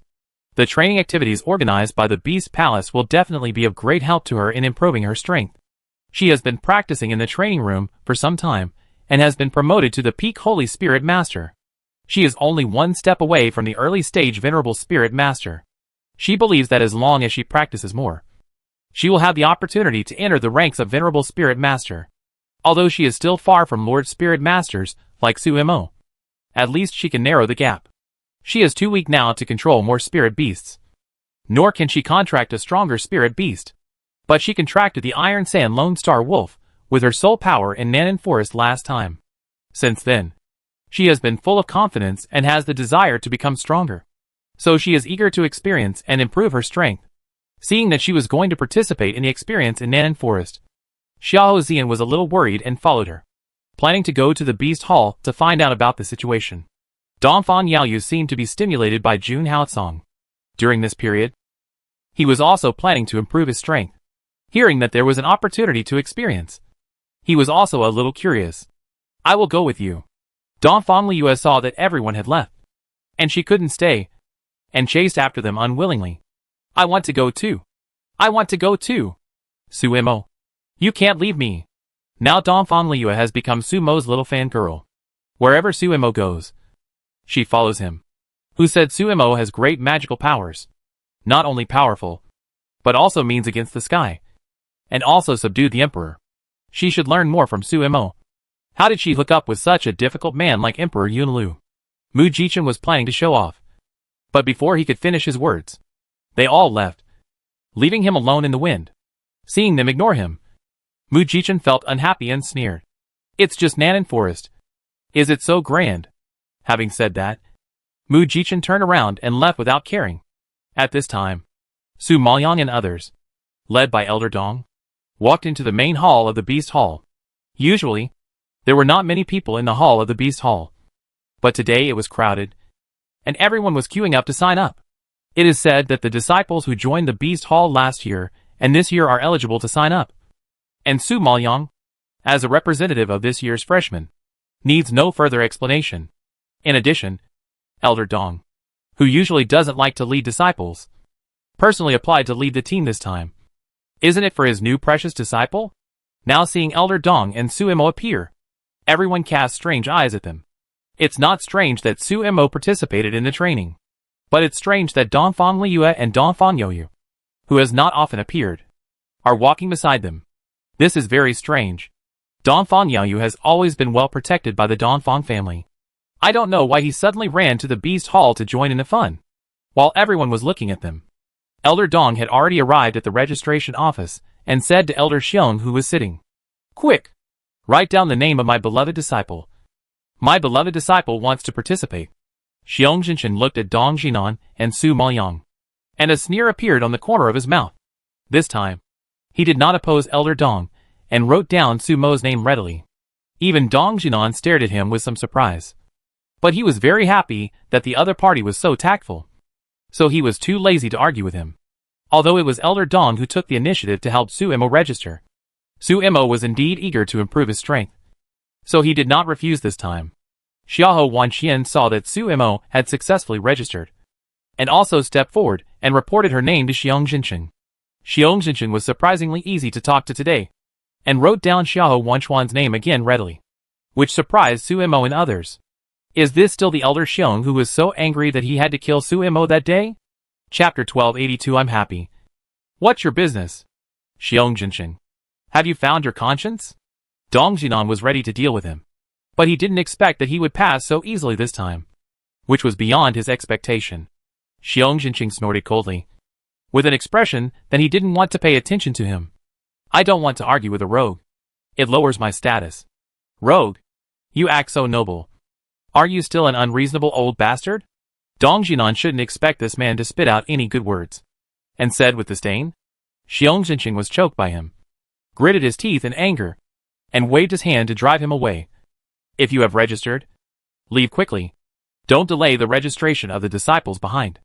Dong Jinan saw him getting angry, and his face was even more smiling, which made Xiong Jinqing angry. Seeing that Su Mo and Xiahou Wanxian were both going to participate in the training, Dongfang Yaoyu thought that due to physical reasons, he had been under the protection of the Dongfang family for the past year and had never gone out for training. Now that he had encountered such an opportunity, he also had the idea of trying it out. He immediately stepped forward and discussed with Dong Jinan. Elder Dong, I wonder if I can go to Nanan Forest with you to train. Dongfang Liu opened her eyes wide in surprise when she heard this, and retorted disapprovingly. Brother, you have just recovered from a serious illness. How can you go to such a dangerous place as Nanan Forest? No, I don't agree. She knew her brother's body best. How could she let him take such a risk? Seeing her worry, Dongfang Yaoyu smiled and comforted her. After taking the pills and recuperating for this period of time, my body has almost recovered, and I should not suffer the pain of body replacement again. I used to stay at home all the time and feel bored. Now it's time to go out and walk around. Besides, didn't you say that there will be an elder from the Beast Hall to lead the team? Don't worry. Hearing him say so, Dongfang Liu was silent. She knew that Dongfang Yaoyu had been staying at home for the past year, enduring the pain of body replacement while learning formations with the head of the Dongfang family. He must have felt bored and uncomfortable, now that he finally had the opportunity to go out and move around. She really couldn't bear to stop him. Dong Jinan didn't expect Dongfang Yaoyu to take the initiative to ask to follow. He looked a little surprised, but still nodded and agreed. Yes, of course. I will take Suemo girl with me when the time comes. Anyway, it doesn't matter if I take one or two. Dongfang Yaoyu's eyes lit up when he heard this, and he clasped his fist in gratitude. Thank you, Elder Dong. Seeing him bowing, Elder Dong immediately reached out and helped him up. Don't be polite to me. Please get up quickly. Dongfang Yaoyu is the nephew of the dean. I heard that the dean has always doted on this nephew. The dean usually takes good care of him. Facing the impeachment of several elders in the Beast Hall, he has always protected him and helped him with many things. No matter what, he has to give Dongfang Yaoyu some face for the dean. Dongfang Liu saw that Elder Dong agreed so easily, and also asked, Elder Dong, since you are going to take two people, you don't mind taking one more, so you can take me too, please. Dongfang Liu was worried about Dongfang Yaoyu, so she had to go with him. In case of anything, she could help. Elder Dong had accepted the favor of the dean before. Facing the dean's nephews and nieces, he really couldn't refuse, since he was determined to take them. He had to bite the bullet and agree. Okay, those of you who want to go and sign up. Hearing this, Xiong Jinqing frowned in dissatisfaction and reminded Dong Jinan, this event is held by my Beast Hall, and the disciples brought are all disciples of the Beast Hall.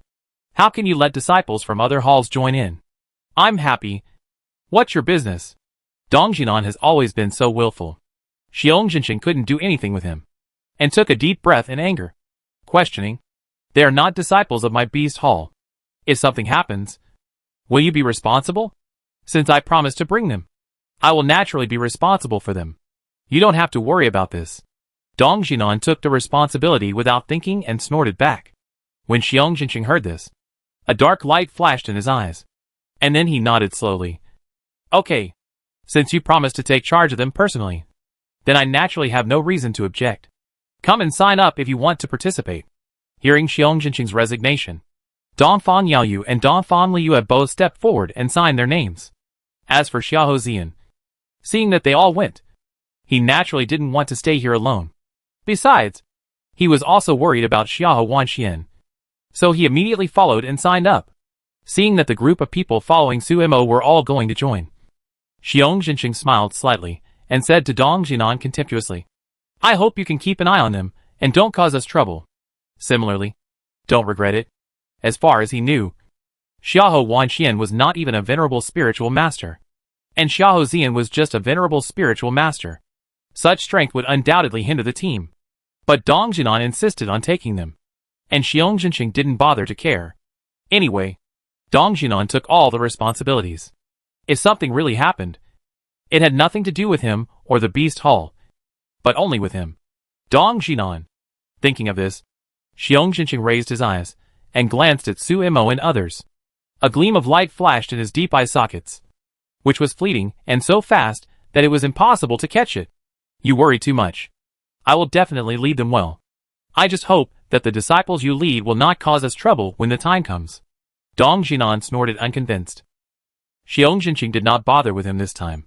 He just glanced at him sarcastically, then retracted his gaze and called on the disciples behind to sign up. In Xiong Zhenxing's opinion, Dong Jinan's chances to show off his eloquence were few and far between. Dong Jinan thought that they were going to Nanan Forest this time, so he couldn't help but seriously instruct Su Imo, Xiahou Wanxian and others. You just arrived at the academy. You probably haven't been to Nanan Forest yet. That place is quite dangerous. There are a lot of high-level spirit beasts in it, so you must be careful. You can't act on your own. You must follow closely. I understand. Their group had just been to Nanan Forest some time ago, and they already had a general understanding of the place. Now, hearing Dong Jinan's words, several people just smiled and nodded without saying anything. Dong Jinan suddenly remembered what he wanted to explain, and continued, By the way, this time we will go to Nanan Forest for 5 days of training. So you should bring more clothes and necessary pills, ointments, etc. in case of emergency. The departure time is the morning of the day after tomorrow. Remember to report to the Beast Hall. Remember it clearly? Xiahou Wanxian, Dongfang Yaoyu and others heard it and nodded in understanding. Elder Dong, don't worry. We will be ready and arrive on time. Su Imo saw that the old man looked worried and nodded with a smile. Dong Jinan was still excited, but suddenly heard her address. His face fell. Good disciple, why are you still calling me Elder Dong? Do you mean you don't intend to recognize me as your master? Su Mayan was forced to accept him as a disciple, and she hadn't entered the role yet, and didn't pay attention to the address at all. When he asked her this, she was embarrassed and didn't know how to answer, but she didn't mean to refuse him. Seeing that Elder Dong misunderstood, Su Mayan was ready to explain, but who knew that a slightly sharp voice suddenly came from a distance and interrupted her. Is this the little sister that the master just accepted? Chapter 1283 Her Senior Brothers and Sisters. Suddenly hearing a voice, Su Mayan was shocked and turned his head to see a man and a woman walking in the distance. The man was wearing a white robe, spotless and pure as snow. The black hair, like a spring, was tied behind his head, making his body more straight and upright. A pair of clear star eyes like lake water, with a gentle smile came from a distance, as if there was a light reflected on that handsome face, looking elegant and moving. Beside him was a woman in a purple dress, with willow eyebrows and almond eyes, peach blossom jade face, skin brighter than snow, and a pure and beautiful temperament. The soft black hair, tied in a snake bun, and the plum blossom hairpin inserted in the cloud hairpin, which matched the delicate little face as big as a palm, looked particularly beautiful. Seeing this, Su Mayan quickly realized that the voice just now should have come from this purple-clothed woman. However, while Su Mayan was sizing her up, the purple-clothed woman was also evaluating her from head to toe. When she saw that the legendary junior sister was just an ugly girl with ordinary appearance, a bit of contempt suddenly jumped into the woman's eyes. Recently, Su Mo's name has spread throughout the academy, and her master has praised her highly, and the degree of attention he paid to her is even greater than that of her back then. So she thought Su Imo was such an outstanding person. But she didn't expect it to be just like that. Elder Dong saw the two precious disciples appear, opened his eyes wide in surprise, waved his hand quickly, and introduced them excitedly. Suya, Yanxiu, let me introduce you. This is my new disciple, named Su Imo. Come and say hello to the junior sister. The purple-clothed woman called Suya heard the words, and the corners of her bright red lips curled slightly, raising a sarcastic arc. Junior sister? I don't think she plans to recognize you as her master. Isn't it too early to call her junior sister? She heard the conversation between Dong Jinan and Su Imo clearly, His attitude showed that he didn't take her master seriously. On the contrary, her master was just trying to please him. Su Maoyang felt helpless when she heard such sharp words. It was obvious that the purple-clothed woman misunderstood her. Although Dong Jinan was a little narcissistic and forced her to be his disciple without her consent. He was a little overbearing and did what he wanted. But if Su Maoyang really rejected him, she would definitely refuse him clearly. So, to some extent, Su Mo acquiesced to this master-disciple relationship. But she was not familiar with Elder Dong and failed to enter the role of disciple in time. So she couldn't call him master all the time. After all, she hadn't had a master for too long. And she was not used to a master suddenly appearing. Elder Dong saw that Ai Shuya had some opinions about Su Mo, and his expression was awkward. He twitched his mouth and quickly tried to smooth things over. Haha. Shuya, you misunderstood. I was just joking with Su Mo. Your junior sister is shy. She is a freshman who just entered the academy and is unfamiliar with the place. How dare she compete with you?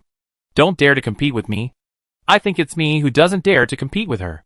Master, when you accepted us as your disciples, you never took us to Nanan Forest to train in person. Now you not only want to take her, but also take people who are not from the Beast Hall with you for her sake. In terms of the degree of pampering, my brother and I are not as good as her. The purple-clothed woman was even more upset when she heard Dong Jinan protecting Su Mo, and said in a yin-yang tone, she heard that Su Mo was born a lowly maid, and later gained the protection of the Dongfang family because she seduced men and hooked up with Dongfang Yaoyu.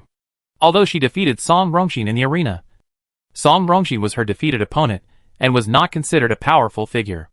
Therefore, Ai Shuya did not take Su Mo seriously. Instead, she was somewhat disgusted with her identity and her behavior of seducing men.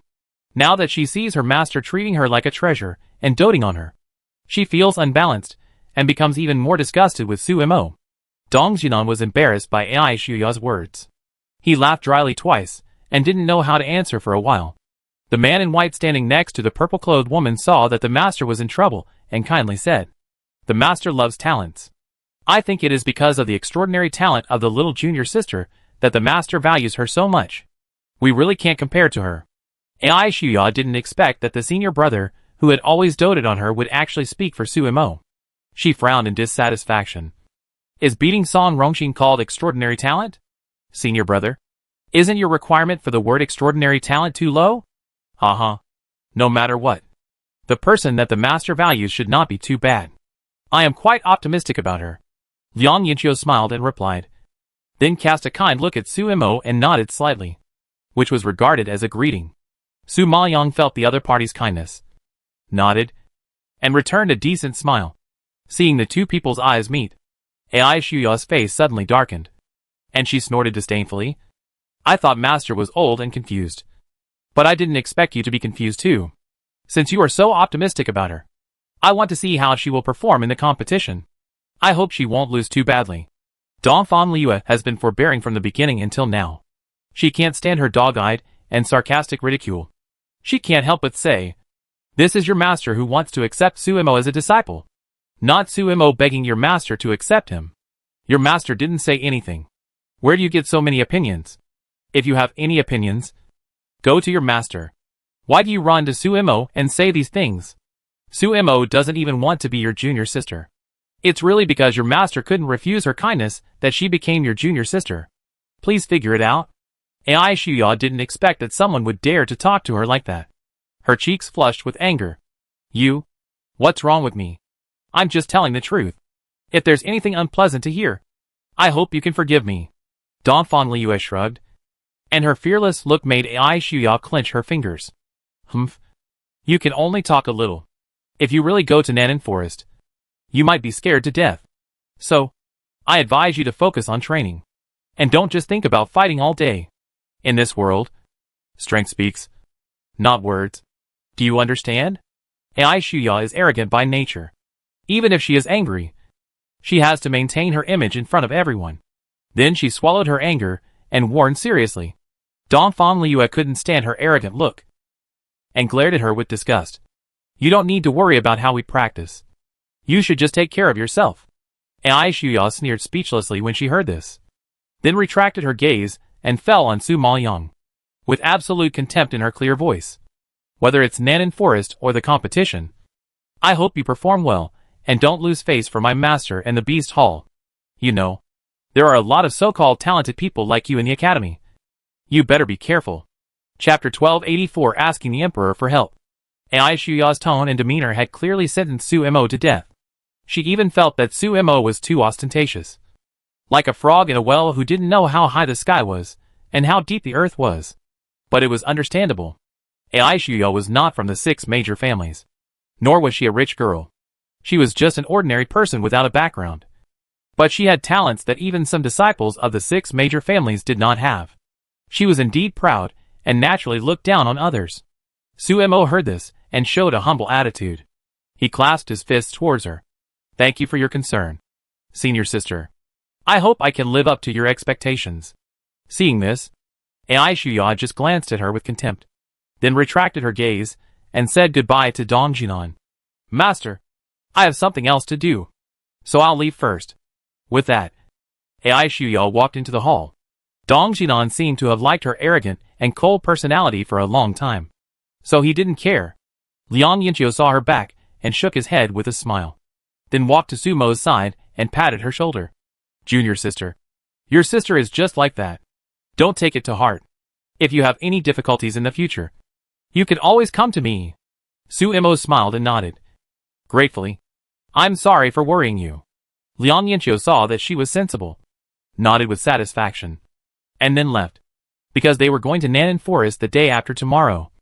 Dong Jinan didn't dare to delay their time, so he let them go back to prepare.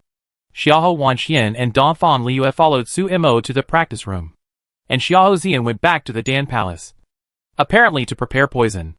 This time in Nanan Forest, poison was indispensable. Dongfang Yaoyu went to the Red Star League. He came to the academy today to visit the disciples who had helped him. So, in the past 2 days, everyone was busy with their own things and preparing for the training. At this time, the palace was also doing something secretly. Chunghua Palace. Brother, you must help me this time. Su Mo doesn't look good, but her skills in seducing people are not weak. It's really annoying. You have to find a way to help me get rid of her. Qi Xianqian looked at the prince, who was sitting on the top and drinking tea slowly, and begged anxiously. Before, the emperor was here. She couldn't figure out the emperor's mind, and didn't dare to act rashly. Now that the emperor is gone, he didn't mention Su Mo's name at all, let alone say that he would take her away. Obviously, he didn't take Su Mo to heart. So Qi Xianqian had the idea of killing Su Mo, and immediately found the prince here to seek help. After all, Su Mo is protected by the Dongfang family, and it is not easy to touch her. But she believed in her resourceful brother, and as long as he took action, there was nothing he couldn't accomplish. Qi Yenya lowered his head, unable to see his expression, and asked in a low voice, Aren't you afraid that the emperor will cause you trouble if you get rid of her? Hee. The emperor is gone. What trouble can he cause me? Last time she rejected the emperor in public and embarrassed him. The emperor must have long disliked such an ungrateful woman. Otherwise, why would he abandon her and leave the Maple Forest Empire alone? And even didn't mention her name. Isn't it obvious that he doesn't care about her? A woman who has been abandoned. Why should this princess be afraid of her? Qi Xianqian didn't take Su Mo's background and appearance seriously at the beginning. Now that the emperor is gone, she has nothing to fear. She just didn't believe that, as the most favored princess of the Maple Forest Empire, she couldn't deal with a slave girl.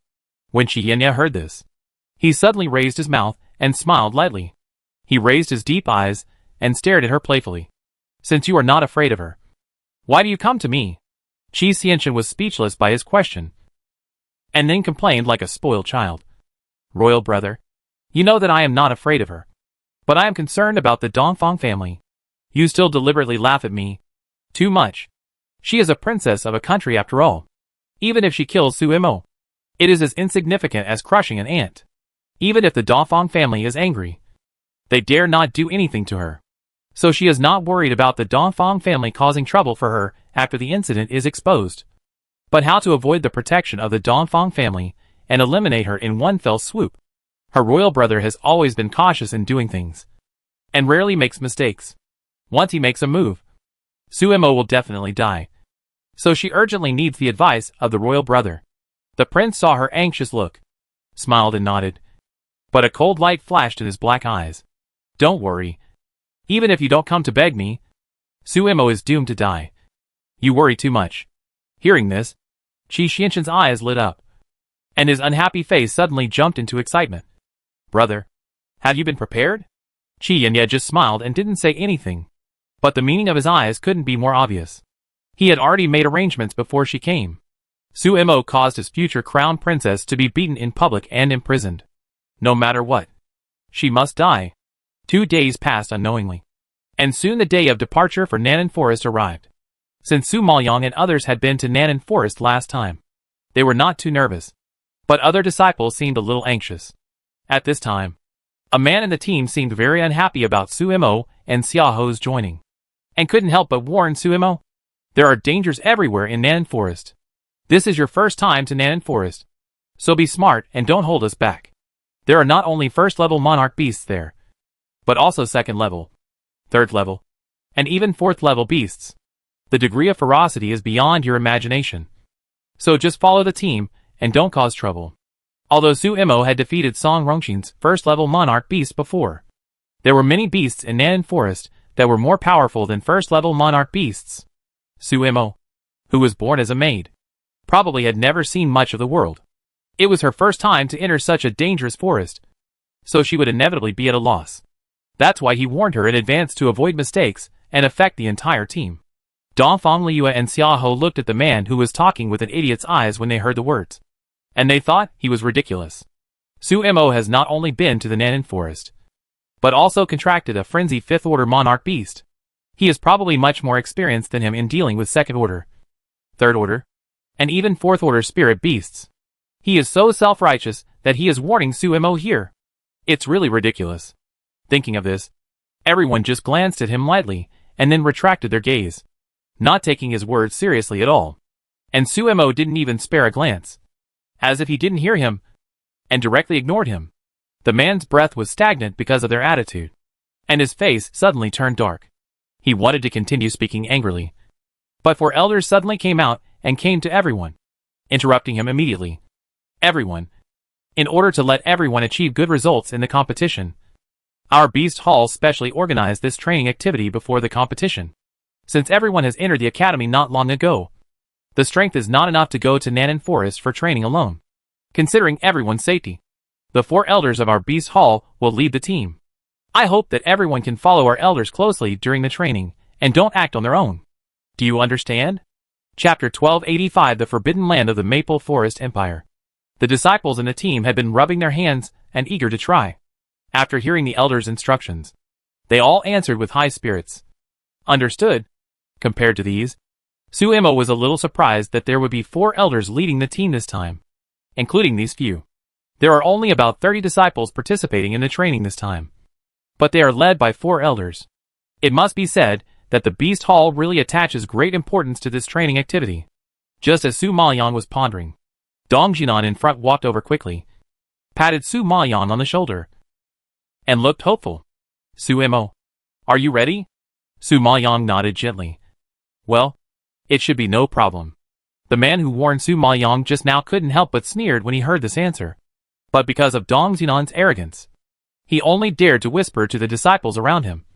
TSK. No problem? What a big tone. Haha. She will know what kind of problem she will face when she goes there. Another man couldn't help but laugh in a low voice. Although they have never been to Nanan Forest, they have listened to the introduction and experience of their senior brothers and sisters, and know that there are many dangerous and even unpredictable things in it. So they are very cautious. And no one dares to guarantee that there will be no problems. And this Suemo thought that he could ignore Nanan Forest after winning the arena. He was too arrogant. Because of the last time Su Maoyan went to Nanan Forest, only the Tianji League and the Red Star League knew about it. In addition, the War Tiger Group and the Han brothers and sisters who had died in Nanan Forest knew about it. These new disciples who joined the academy were not qualified to join the Tianji League and Tianji League, so they were not aware of what Su Maoyan and others did in the Nanan Forest.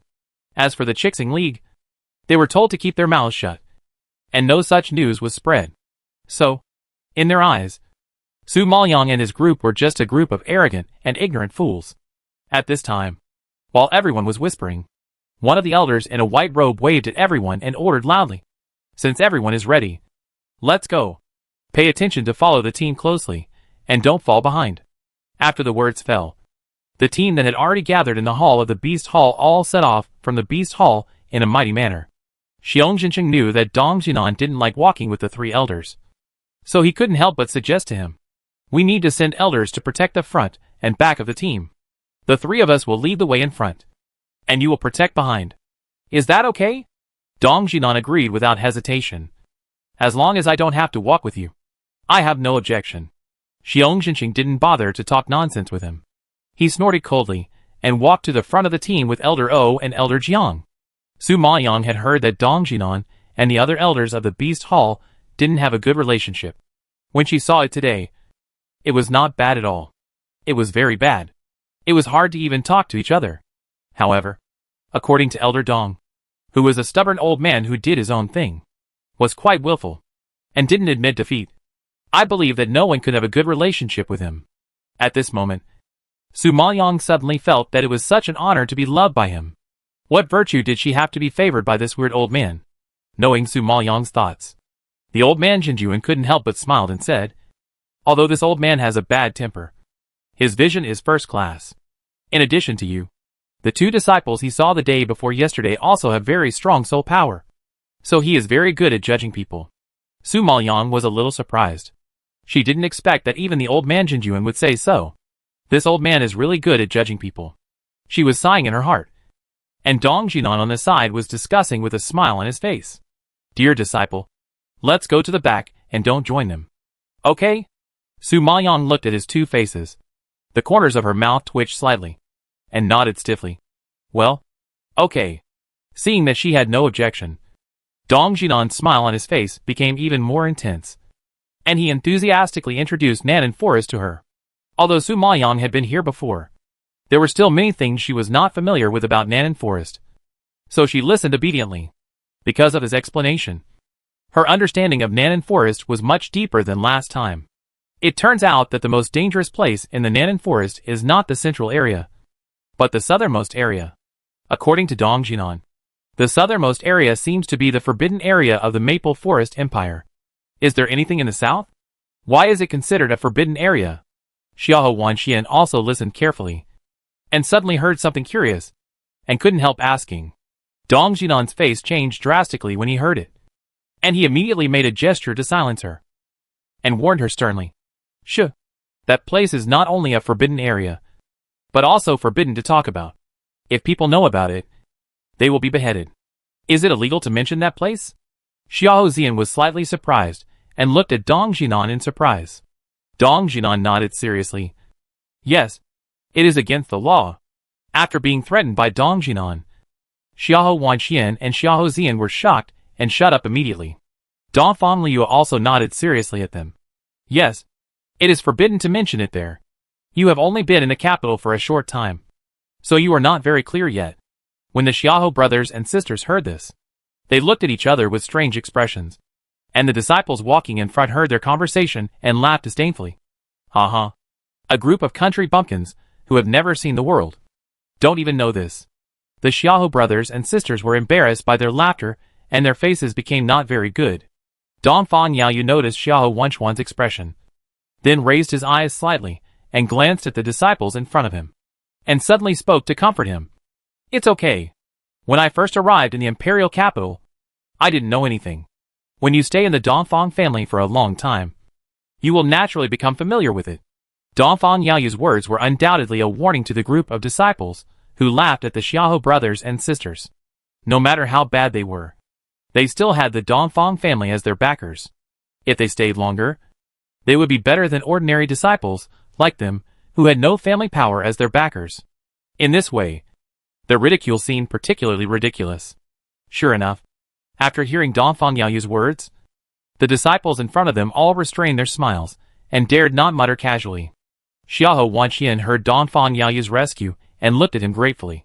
But the latter did not look at her, and hurried forward silently, without any emotion, thinking of what kind of pain he had endured during this period. Xiahou Wanchuan's heart twitched, and she retracted her sight. In this way, The team rushed for an hour before gradually going deeper into the Nanan forest. Many spirit beasts appeared along the way, but most of them were 7th and 8th level holy spirit beasts.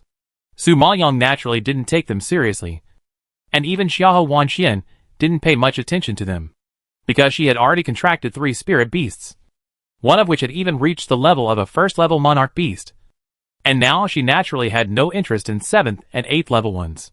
Therefore, after walking for so long, they had been lagging behind the team and hadn't taken action. Chapter 1286 Arousing Public Outrage. Compared to their calmness, other disciples seemed much more excited.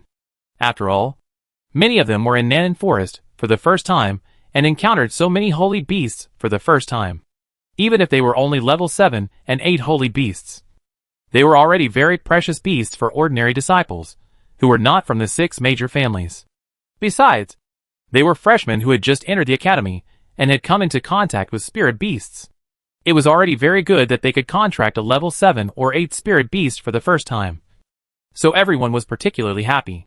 Dong Jinan saw that other disciples had made great achievements, but the group he led was slow and unmotivated, and looked like they were completely out of the picture.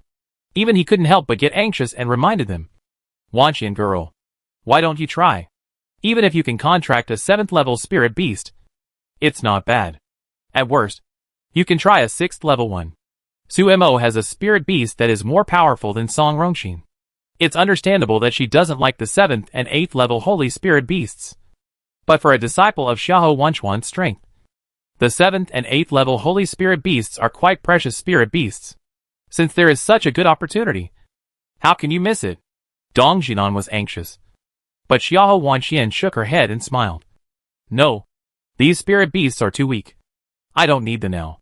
Although she could not defeat the 7th or 8th level holy spirit beasts with her spirit power, her soul power was strong. With the help of the flame moon locking star rope, she could barely subdue the 1st level monarch beasts. Therefore, her current target was spirit beasts with the strength of the 1st level monarch beasts and above.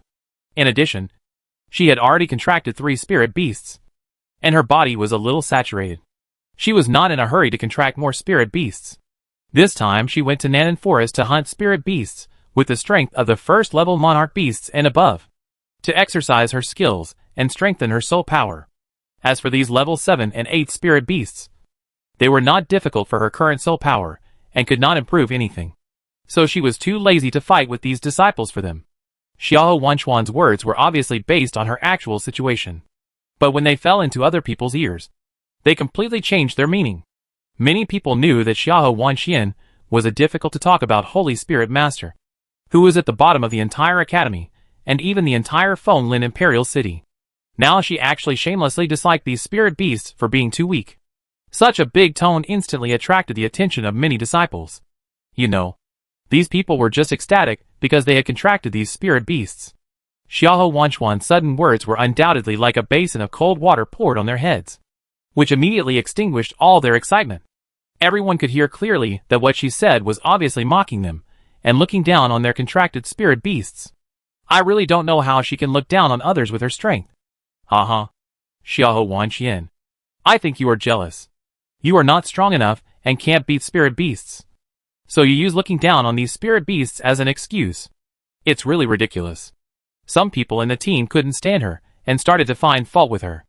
A tree needs bark, and a person needs face. She can't beat a head, so of course she wants to save her face. You expose her directly like this, which is too disrespectful. The man who had been disliking Xiahou Wanxian from the beginning couldn't help but take over the conversation.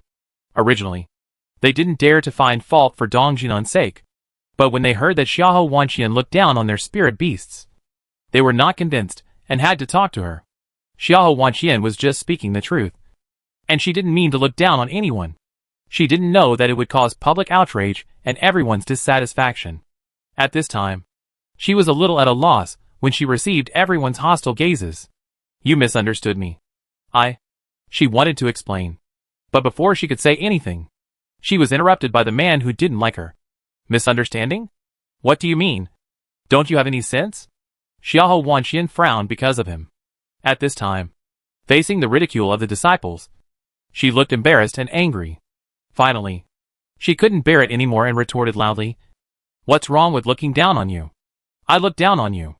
Is it illegal or against the rules of the academy? Does the academy have a clear rule that you can't look down on you? After this, Xiahou Zian looked at Xiahou Wanxian with surprise. He really didn't expect that his sister, who was always gentle and lovely, would actually fight back so strongly. Not only Xiahou Zian, but even Dongfang Liu and Dongfang Yaoyu cast a surprised look at her.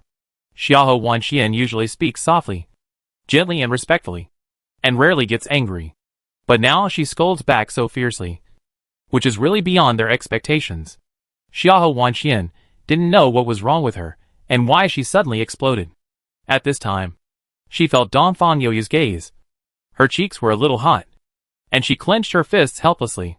For some reason, she just didn't want to show her weak and incompetent side in front of Dongfang Yaoyu, allowing others to bully her. The disciples who were mocking her didn't expect that Xiahou Wanxian, who had always been weak, would fight back. Their expressions froze, and their faces became extremely ugly. They wanted to find fault at this time. But Dong Jinan yelled first. If you have any dissatisfaction, come to me. It was me who decided to bring them with me. As soon as Dong Jinan spoke, the disciples who were dissatisfied with Xiahou Wanxian were choked and could not speak. They were so bold to find fault because they saw that Dong Jinan had a bad relationship with other elders. Now facing Dong Jinan's anger, even if they were dissatisfied with his behavior, they dared not offend him in person.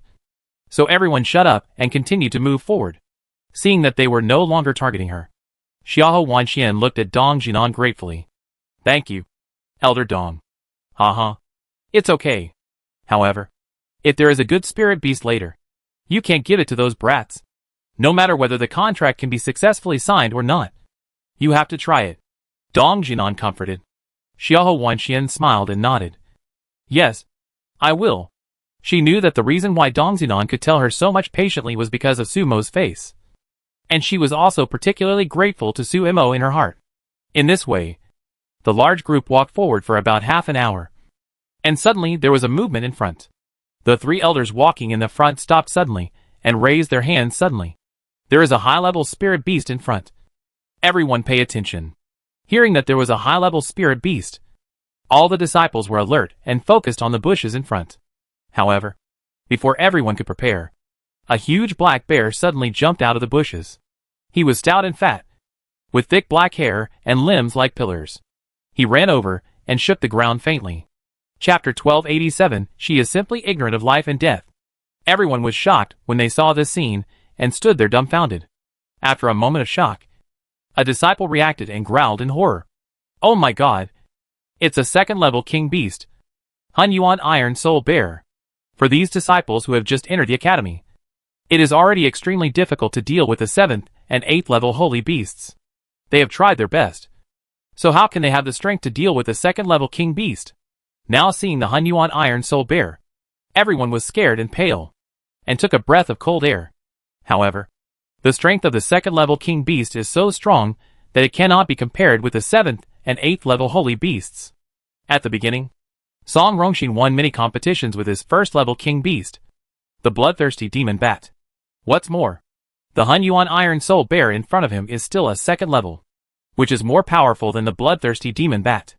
Therefore, although everyone was afraid of the attack of the second-level monarch beast, as long as they thought of Song Rongxin's previous achievements, they couldn't help but get excited.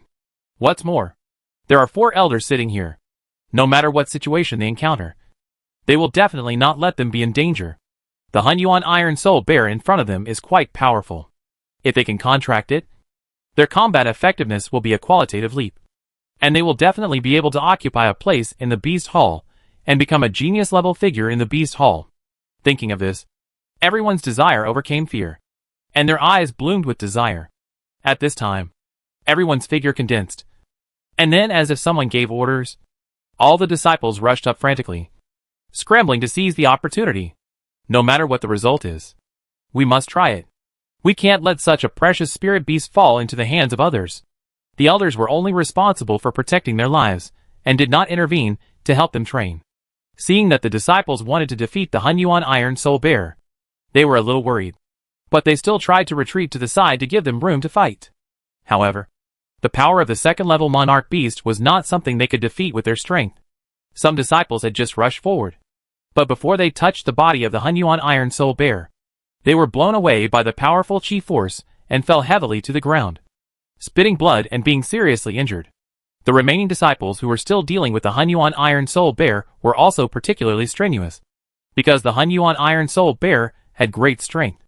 It only needed to swing its arms to burst out a terrible wave of air and spiritual power.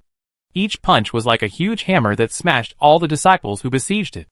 There was a bang, and the disciples around were shot out again, falling a large area. Although the spiritual power of the second-level Monarch Beast is similar to that of the late-stage Monarch Spiritual Master, its combat power can be comparable to that of the peak Monarch Spiritual Master. The disciples in front of them are almost all at the level of the early-stage Monarch Spiritual Master. It is difficult to deal with even the middle-stage Monarch Spiritual Master, let alone the Hunyuan Iron Soul Bear that is comparable to the peak Monarch Spiritual Master. Therefore, seeing that this group of disciples were beaten away without exception, the elders were all expected. After all, the second-level Monarch Beast is indeed beyond the ability of this group of disciples. It's just that the siege of the disciples has completely angered the Hunyuan Iron Soul Bear. In order to ensure everyone's safety, they must take action to subdue it. Thinking of this, Xiong Jinqing took a step forward, raised his hand slightly, and prepared to kill it in one fell swoop. However, before he could use his spiritual power, he saw a figure suddenly flashing behind him and rushing towards the manic Hunyuan Iron Soul Bear. Seeing the sudden scene, Xiong Jinqing was shocked, his eyes fixed, and then he saw clearly that it was Xiahou Wanxian, who had been looked down upon just now, who rushed forward. The disciples who fell to the ground did not expect that after they were all beaten away, there were still people who rushed forward without knowing whether to live or die. When they saw clearly that it was Xiahou Wanxian, everyone's faces jumped with a touch of surprise. But soon, it was covered with contempt. In their eyes, Xiahou Wanxian, who was only a Holy Spirit Master, was undoubtedly seeking death. However, they did not have time to mock, and saw Xiahou Wanxian waved her hand fiercely, and suddenly threw out a red rope with a blood-red luster, which whipped the fat and sturdy body of the Hunyuan Iron Soul Bear, and a crisp whipping sound was made.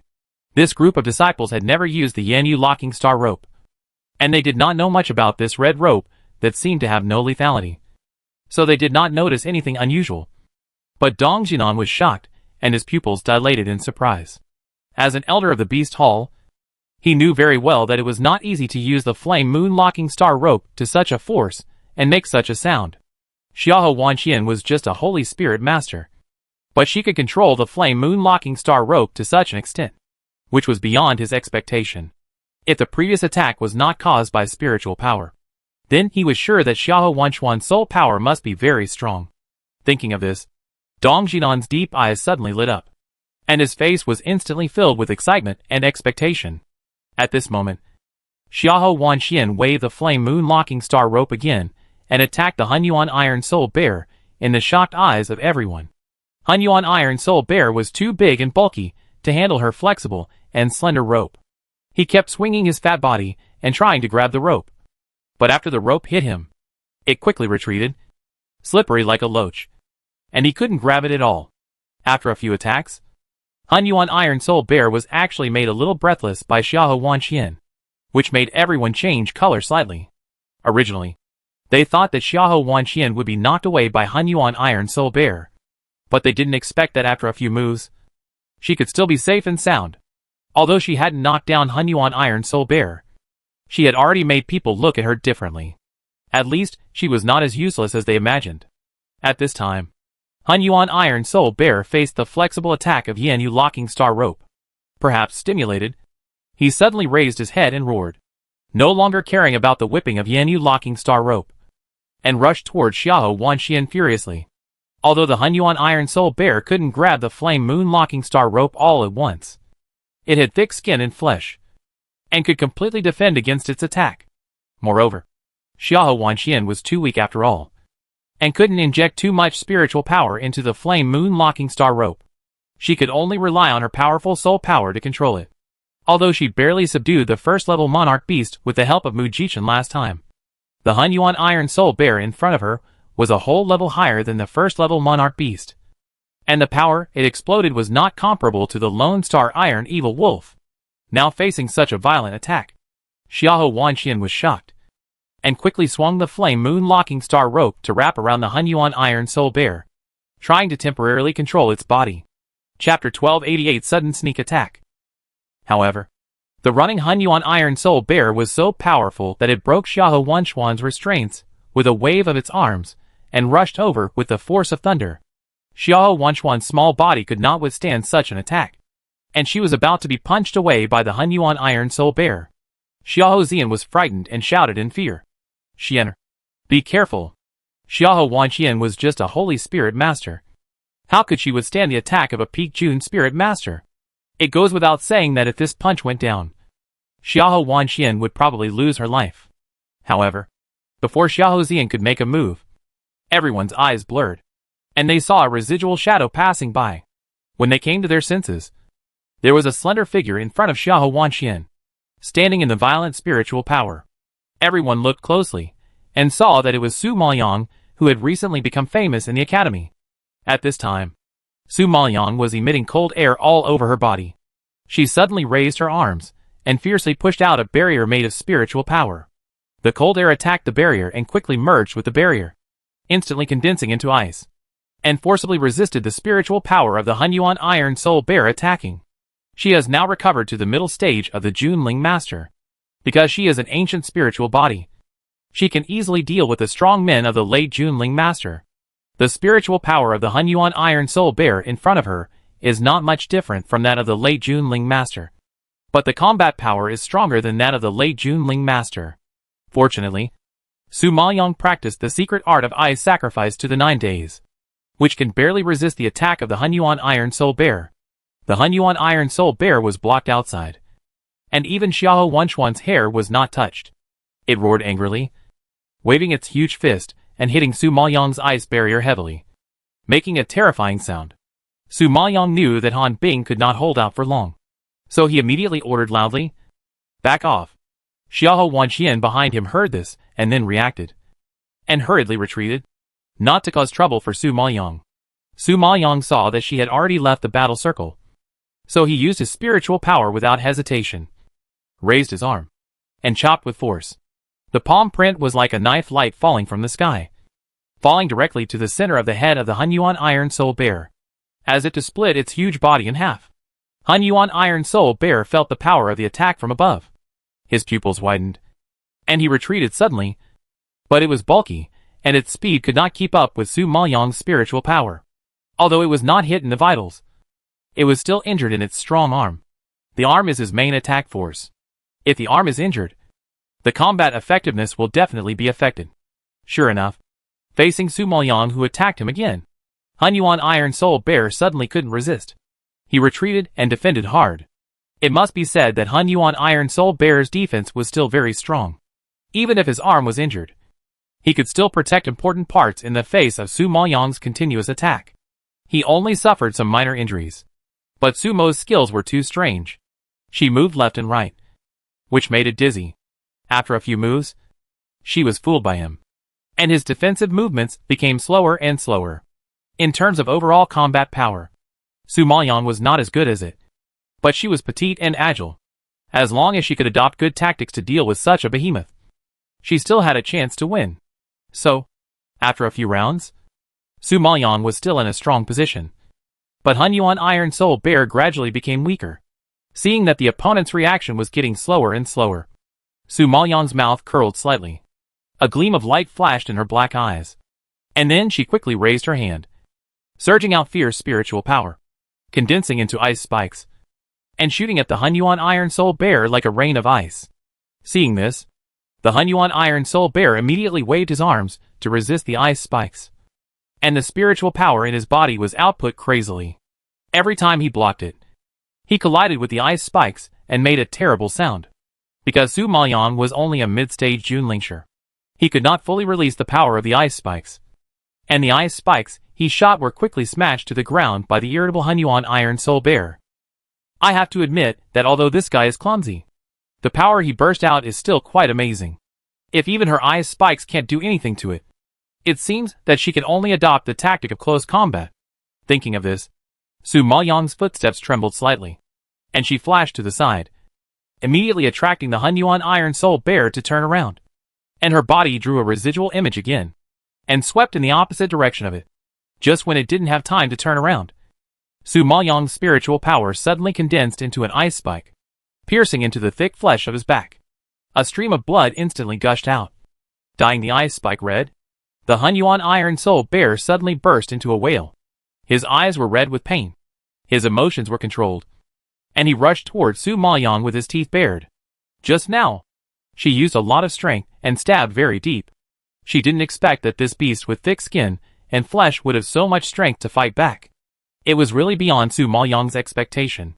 In desperation, Su Maoyang had to mobilize his spiritual power again, brushing past the bear's waving paw, and raised his hand again, stabbing the ice spike into his shoulder again. With the lesson learned last time, Su Maoyang didn't wait for him to react, and fell back to avoid his crazy critical strike. Taking the opportunity, he shot out ice spikes and pierced his legs at once, with his arms and legs all injured. The Hunyuan Iron Soul Bear wailed and knelt on the ground, unable to bear the load. He had no strength to fight. Seeing this, Su Maoyang breathed a sigh of relief and planned to walk over and contract it. Although this guy is a bit clumsy, his defensive power is still very strong. If he is trained, he can at least be a human puppet, which is good for holding the enemy. However, before Su Maoyang could make a move, a figure suddenly flew over from a distance, bursting out spiritual power, and grabbed the chest of the Hunyuan Iron Soul Bear fiercely, and actually grabbed the beast core of the black bear directly. The Hunyuan Iron Soul Bear had no strength to resist, and was killed by someone in one fell swoop.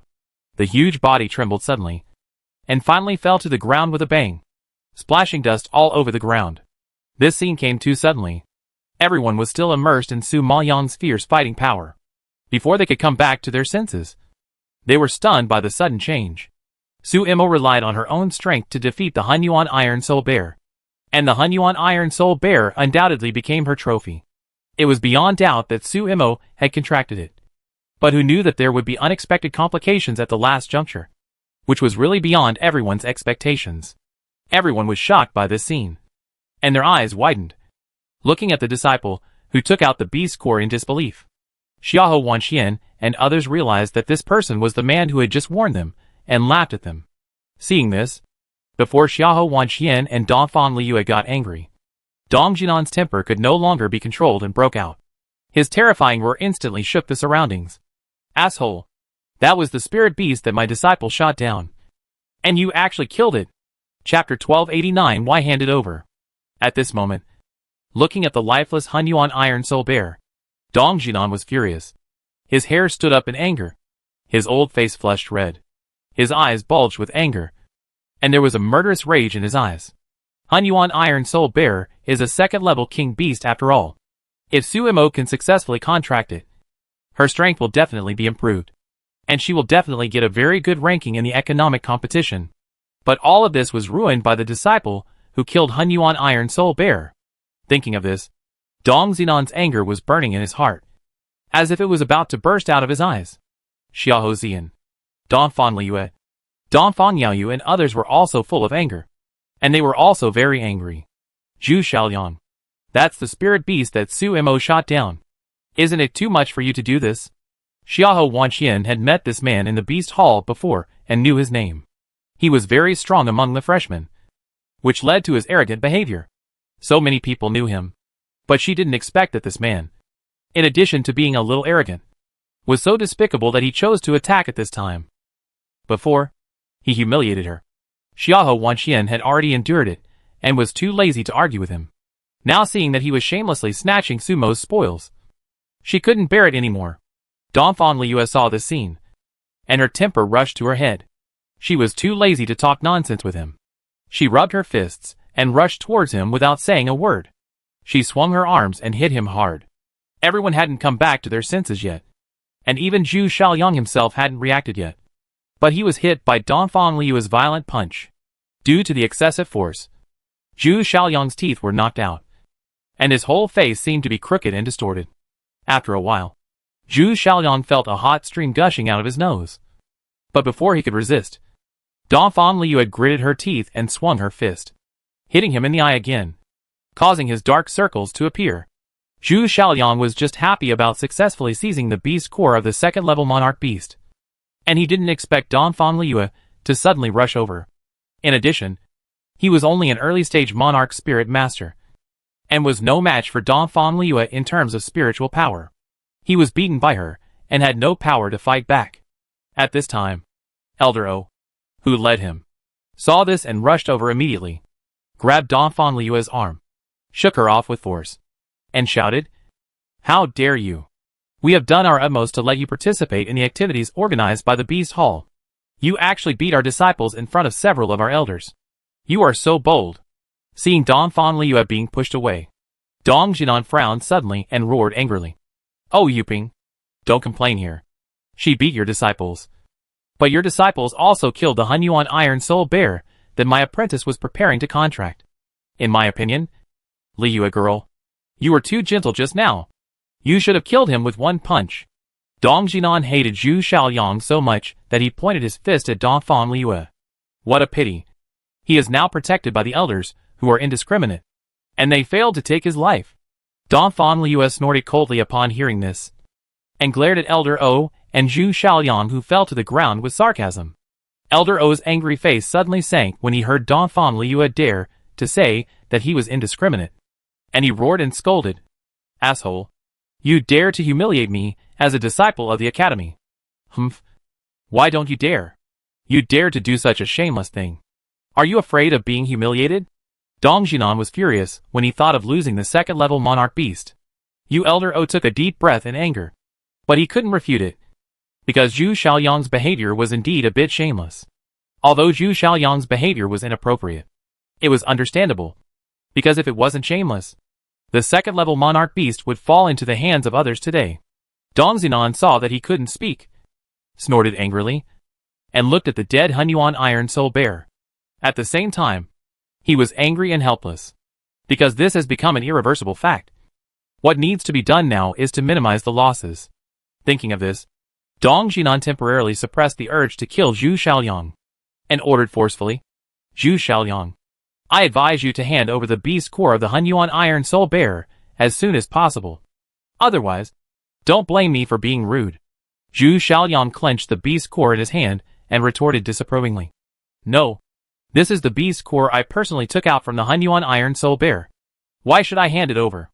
In Zhu Xiaoyang's view, he killed the Hunyuan Iron Soul Bear with his own hands and took the beast core out of its body, which belongs to him, and there is no reason to give it to anyone. You are so shameless. That is the spirit beast that Su Mo shot down. You didn't use any strength, didn't help at all, but took advantage of the time when the Hunyuan Iron Soul Bear was beaten by Su Mo and couldn't resist, and took the opportunity to sneak attack and kill the spirit beast that was ready to contract. Do you still have any shame? Xiao Zian couldn't stand it, and couldn't help but question. Obviously, someone who could do such a thing had already thrown away his face and dignity. Zhu Xiaoyang sneered and refuted confidently. Who said I didn't put in any effort? Doesn't it take spiritual power to kill the Hunyuan Iron Soul Bear? No matter what. I killed the Hunyuan Iron Soul Bear with my own hands, so its beast core naturally belongs to me. This is an indisputable fact. Originally, he also wanted to contract the Hunyuan Iron Soul Bear, but his strength was limited. After a few fights with the beast, he was beaten away. Therefore, he knew very well that it was impossible to contract the Hunyuan Iron Soul Bear with his own strength. Later, when he saw that Su Mo could actually subdue that guy, Zhu Xiaoyang began to worry, because if Su Mo contracted the second-level monarch beast, her strength and status would definitely be greatly improved, and she would become a threat to him in the Beast Hall. In his opinion, since he couldn't contract the Hunyuan Iron Soul Bear, he might as well kill the beast. Anyway, he couldn't let his competitors get away with it. In this way, even if he couldn't contract the Hunyuan Iron Soul Bear, he at least took its beast core. No matter what, he finally saved one thing, and he didn't lose anything. I've never seen such a shameless person. Dongfang You heard this, shook his head slightly, and sighed speechlessly.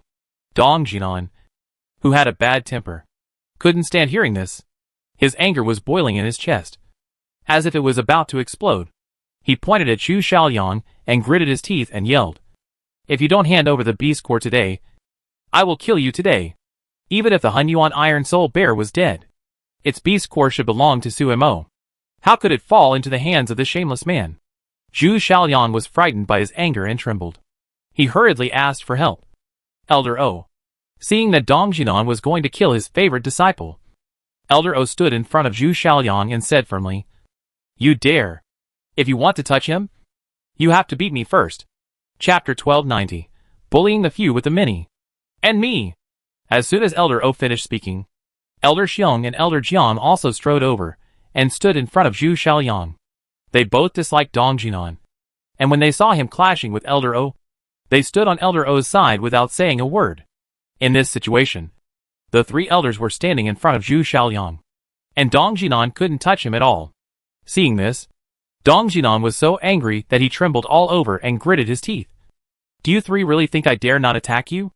If you want to attack, we will accompany you to the end. I want to see if you can really fight three people alone." Xiong Jinqing sneered and invited fearlessly. Even if Dong Jinan is strong, he is no match for the three of them anyway. If he comes hard, he will suffer. Su Maoyang saw the other party's arrogant and strong attitude, and knew that it would be fruitless if she continued to entangle. Not to mention that the current situation was very unfavorable to them. If they really quarreled, they would definitely not get any benefits. Besides, it was just a second-level king beast. Su Maoyang had so many spirit beasts, and they were all very powerful. So she didn't lack this one. Contracting it was icing on the cake, and not contracting it would not have much impact on her. Now this second-level king beast is dead, and there is only a second-level beast core left.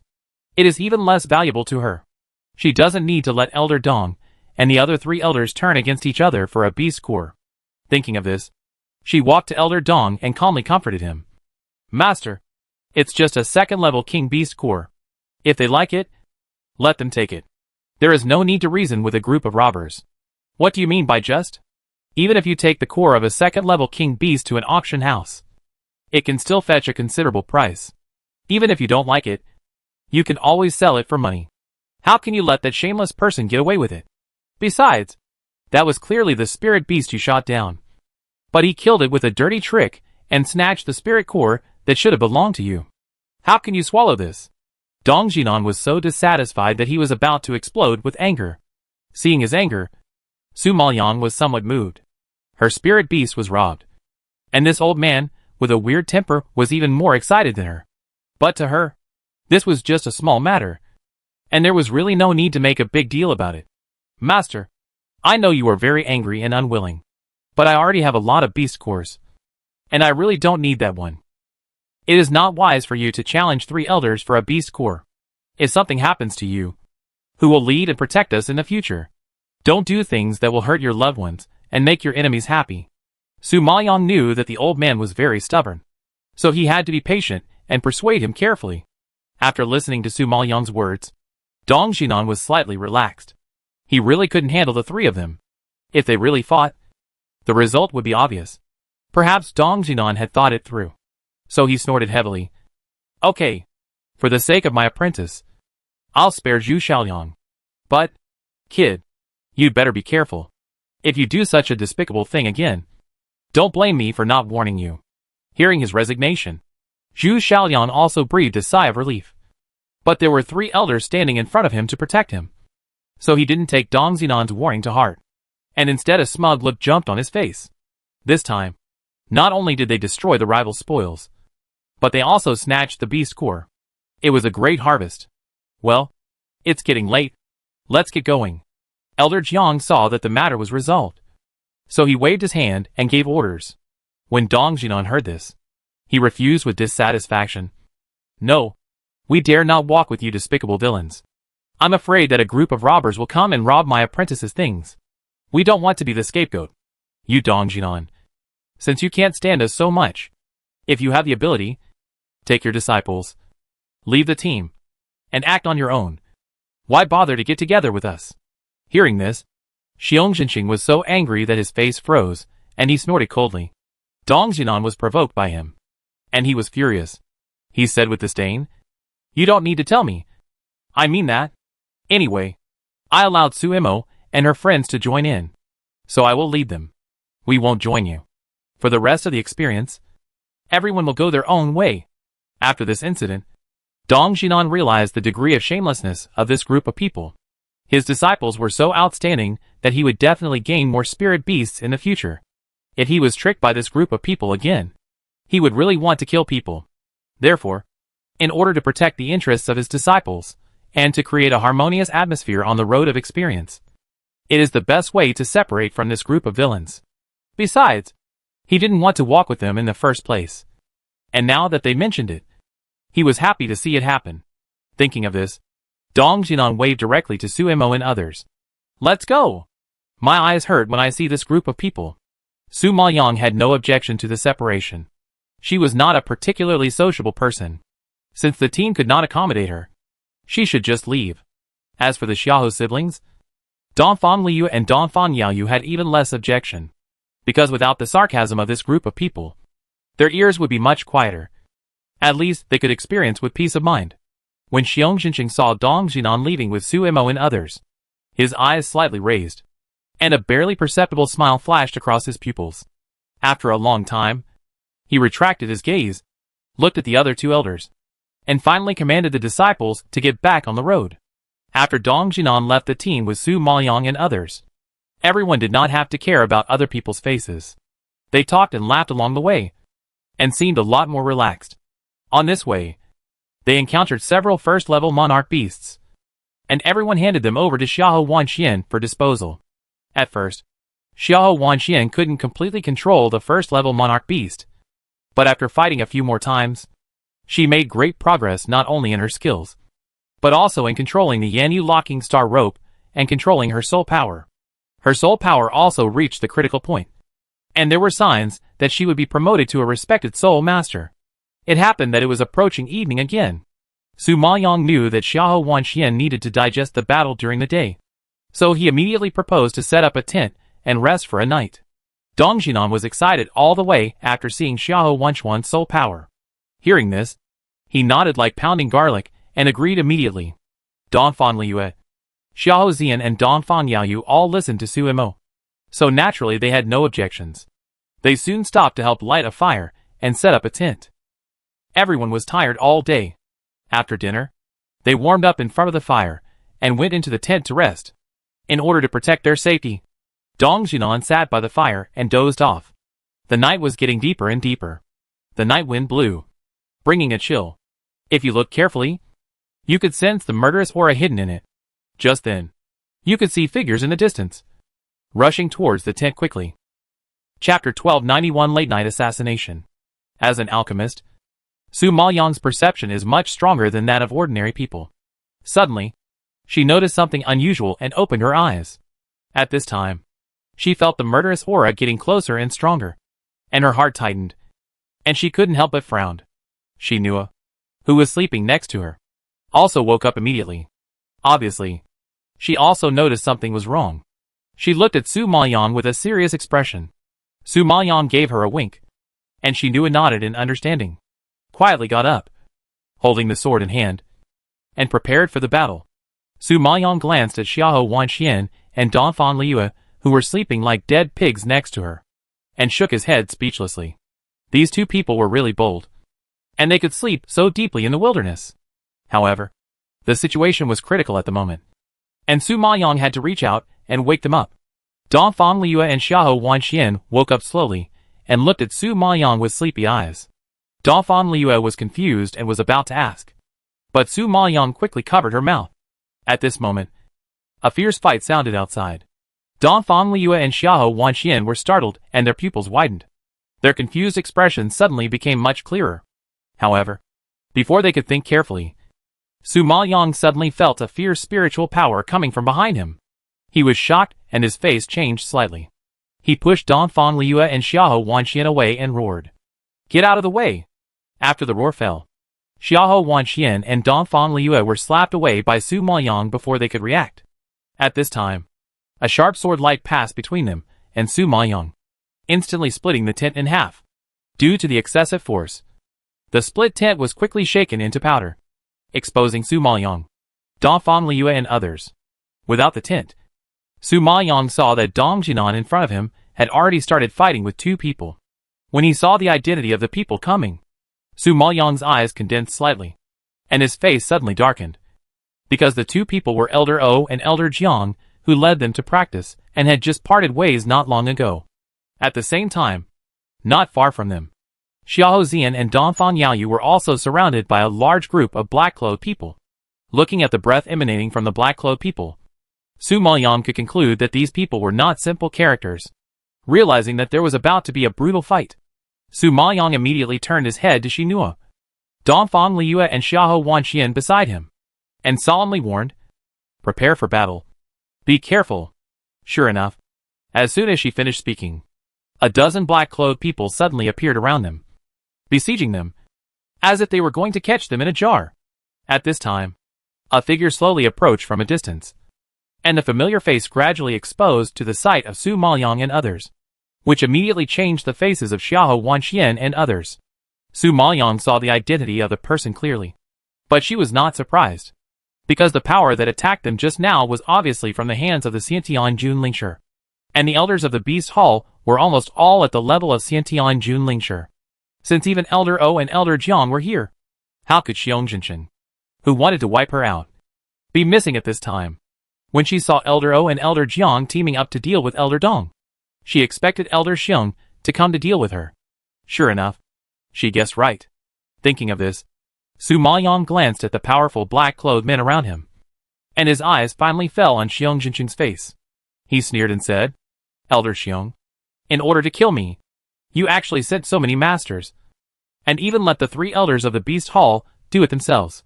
You really think highly of me. It's not that I think highly of you, but I don't like to cause trouble, like you did just now." Elder Xiong laughed when he heard this, but the smile didn't reach his eyes, and it looked particularly sinister. What he said just now was naturally referring to the incident in which Su Mo's Beast Core was robbed, although he didn't take Su Mo, a mid-stage Junlingshi, seriously. The trouble was that the old guy Dong Zinan was present. The old guy had a bad temper, but his strength was not bad. He was also an innate Junlingshi of the initial stage, like himself. Therefore, if Dong Jinan interfered, he would definitely not be able to defeat him with his strength alone. Therefore, in order to ensure that everything was foolproof, he had to ask Elder O and Elder Jiang for help. It just so happened that Elder O was also an innate Junlingshi of the initial stage, and his strength was comparable to Dong Zinan. Although Elder Jiang was slightly inferior, he had at least reached the peak level of the acquired Junlingshi. Now that these two people were to entangle Dong Jinan, he could safely deal with Su Mo. As for the others who came with Su Maoyang, they were left to this group of black-clothed men at the level of post-heavenly monarch spiritual masters. It was more than enough. Haha. You've gone to such great lengths. You must have received a lot of kickbacks from the Song, Sun and Han families. Su Maoyang raised his eyebrows slightly and sneered. Those three families have been looking for an opportunity to kill her. It goes without saying that they must have bribed Xiong Jinshin with money, and Xiong Jinshin just wanted to get rid of him, since there was money to be made. How could he miss this opportunity? At this time, Su Maoyang realized that it was no wonder that they would organize training activities under the guise of preparing for the economic competition at this time. No wonder they arranged 4 elders to protect them when there were only about 30 disciples. No wonder Xiong Jinshin deliberately provoked Dong Jinan and provoked him to leave the team with him. It turns out that all this was Xiong Jinshin's conspiracy. Su Mo knew that she was now protected by the Dongfang family, and Xiong Jinshin didn't dare to attack her directly in the academy, because the third uncle of the Dongfang family was the dean of the academy. If the Dongfang family came to the academy and asked the dean to do justice, they would be in trouble. So they chose to do it in Nanan Forest. In addition, when they signed up, Dong Jinan patted his chest and took the initiative to promise that he was willing to take responsibility alone to protect their safety. Therefore, from the beginning, Xiong Jinshin, Elder O and Elder Jiang had already cut off their relationship with them. So if she and Dongfang Yaoyu and others had any problems in the forest, even if the Dongfang family wanted to investigate, they couldn't blame them. After all, Dong Jinan asked them to participate in this operation. If they got into trouble, it was Dong Jinan's responsibility. What's more, they deliberately let Dong Jinan take people away from the team in front of more than 30 disciples. Those disciples can testify for Xiong Jinshin and others that their deaths had nothing to do with Xiong Jinshin and the 3 elders. Thinking back to what happened before, Su Maoyang couldn't help but sigh that Elder Xiong was extremely scheming and clever. He had set up the trap from the very beginning and arranged it perfectly. She really underestimated him. Chapter 1292 The Duel Between Elders. Seeing that she had guessed it right away, Xiong Jinqing smiled and nodded. Haha. You're not too stupid. Since you know that the three families are trying their best to kill you, you should be aware of death. I advise you not to resist. Otherwise, I will make you die in pain. Dong Jinan, who was being entangled by the two elders, heard the conversation here and couldn't help but curse at Xiong Jinqing. Xiong Jinqing, you despicable villain. Bastard. You actually used a trick to plot against us. I tell you, I'm here. You can't touch my precious apprentice. No. Not even half a hair. Dong Jinan, don't talk big. You are in a difficult situation. You should take care of yourself. Seeing that he was dying and his mouth was still so stinky, Xiong Jinqing snorted speechlessly. Dong Jinan suddenly raised his arm to block Elder O's fierce attack, and shouted again. Xiong Jinqing, you want to kill me? You'll dream about it in your next life. After saying that, Dong Jinan waved his hand and called out loudly. Black Feather Eagle, come out! As soon as Dong Jinan's voice came out, a black behemoth suddenly appeared in the open space in front of him. It flapped its wings, and its 3-meter-wide black wings fluttered up, instantly casting a large and terrifying shadow on the open space. The sharp eyes, like two sharp swords, burst out with a terrible cold light, falling on Elder O and Elder Jiang, and immediately made the two shudder as if they were thorns. When the Xiahou brothers and sisters and the Dongfang brothers and sisters saw the spiritual power fluctuations bursting out of the Black Feather Eagle, their faces suddenly changed and they gasped. Oh my god! It's actually a 7th level monarch beast! Dongfang Liu bulged her eyes, tightened her pretty face, and sighed in shock. Facing the pressure released by the 7th level monarch beast, her voice seemed to tremble a little.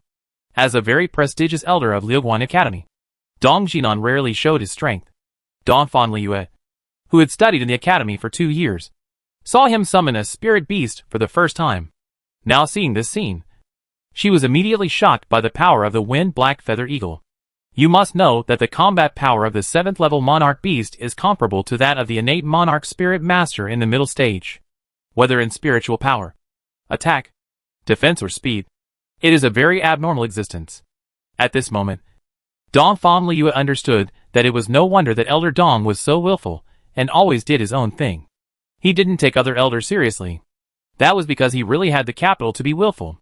When Xiong Jinqing saw this scene, he sneered and said, Dong Jinan, don't think you are the only one who has a 7th level monarch beast. I have one too. Xiong Jinqing also raised his hand and shouted, Two-headed cheetah, come out! As soon as the roar came out, everyone saw a cheetah with black hair like a paintbrush appearing beside Xiong Jinqing in an instant. But this cheetah is a little different from other leopards, because it has 2 heads on its neck, one on the left and one on the right, both grinning and showing a fierce look. It has a slender figure and strong limbs. At a glance, it is all muscle without any fat. In Su Maoyang's view, it is like a bodybuilder, exuding a majestic temperament. Seeing 2 7th level monarch beasts in a row, Xiahou Wanqian, Dongfang Liu, Xiahou Zian and others were quite shocked. It was also the first time they saw a duel between elders. Such a terrifying lineup was beyond their tolerance. Just as they were shocked, Xiong Jinqing's 2-headed cheetah had already rushed towards the black-feathered eagle. In the blink of an eye, they collided with each other, and a sound like the collapse of the sky and the earth broke out. The confrontation between 2 7th level king beasts can be imagined to cause a lot of noise. Xiong Jinqing saw the 2 spirit beasts fighting cruelly, evenly matched, and a mocking arc appeared on the corner of his mouth. Dong Jinan, I warned you before. Don't provoke me. I'm not easy to provoke. After so many years, it's time to settle the accounts. Elder O, Elder Jiang, he will be handed over to you. I don't want him to die too easily. Elder O and Elder Jiang heard the words, and their faces also jumped into a grim smile. Don't worry. We don't want him to die too easily. Dong Jinan's personality and temper are too weird. Not only Xiong Jinqing, but also they are very annoying. Now that they have the opportunity to torture him, they will naturally not be stingy. Thinking of this, Elder O and Elder Jiang also summoned their own spirit beasts. Although Elder O did not have a 7th level monarch beast, he had a 6th level monarch beast and a 5th level monarch beast. and his strength should not be underestimated. Elder Jiang was weaker than both of them, and only contracted 2 5th-level monarch beasts. But it was more than enough to entangle Dong Xinan. Dong Xinan saw that he was surrounded by spirit beasts, and the black-feathered eagle was entangled by the 2-headed cheetah. He had no choice but to wave his hand and release all the remaining spirit beasts. Golden armored lizard. Furious tiger. Come out! At this time, everyone saw that there were 2 more spirit beasts around Dong Xinan. One was a lizard covered with golden scales, and the other was a yellow tiger with a pair of big red eyes and white spots. Su Maoyang and the others only felt a surge of murderous aura coming at them, and they all widened their eyes in shock. There are actually 2 level 6 king beasts. Elder Dong is really not simple. Dong Fanyoyu's eyes condensed slightly, and he couldn't help but sigh. Originally, it was already very impressive to have contracted a level 7 king beast, but he didn't expect that he had 2 level 6 ones. Generally, only people with special talents and soul power would contract 3 or more. In this way, Elder Dong's soul power talent is stronger than these elders. Su Maoyang saw that Elder Dong could still use his trump card to deal with such a sharp siege, and he couldn't help but feel relieved. Although Elder Dong was still in a weak position, it was not so easy to kill him. Xiong Jinshin, hearing Dong Fanyaoyu sigh, couldn't help but sneer.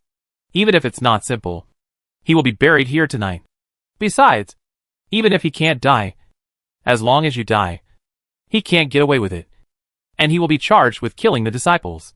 At that time, it's not me who will kill him personally, but your dean.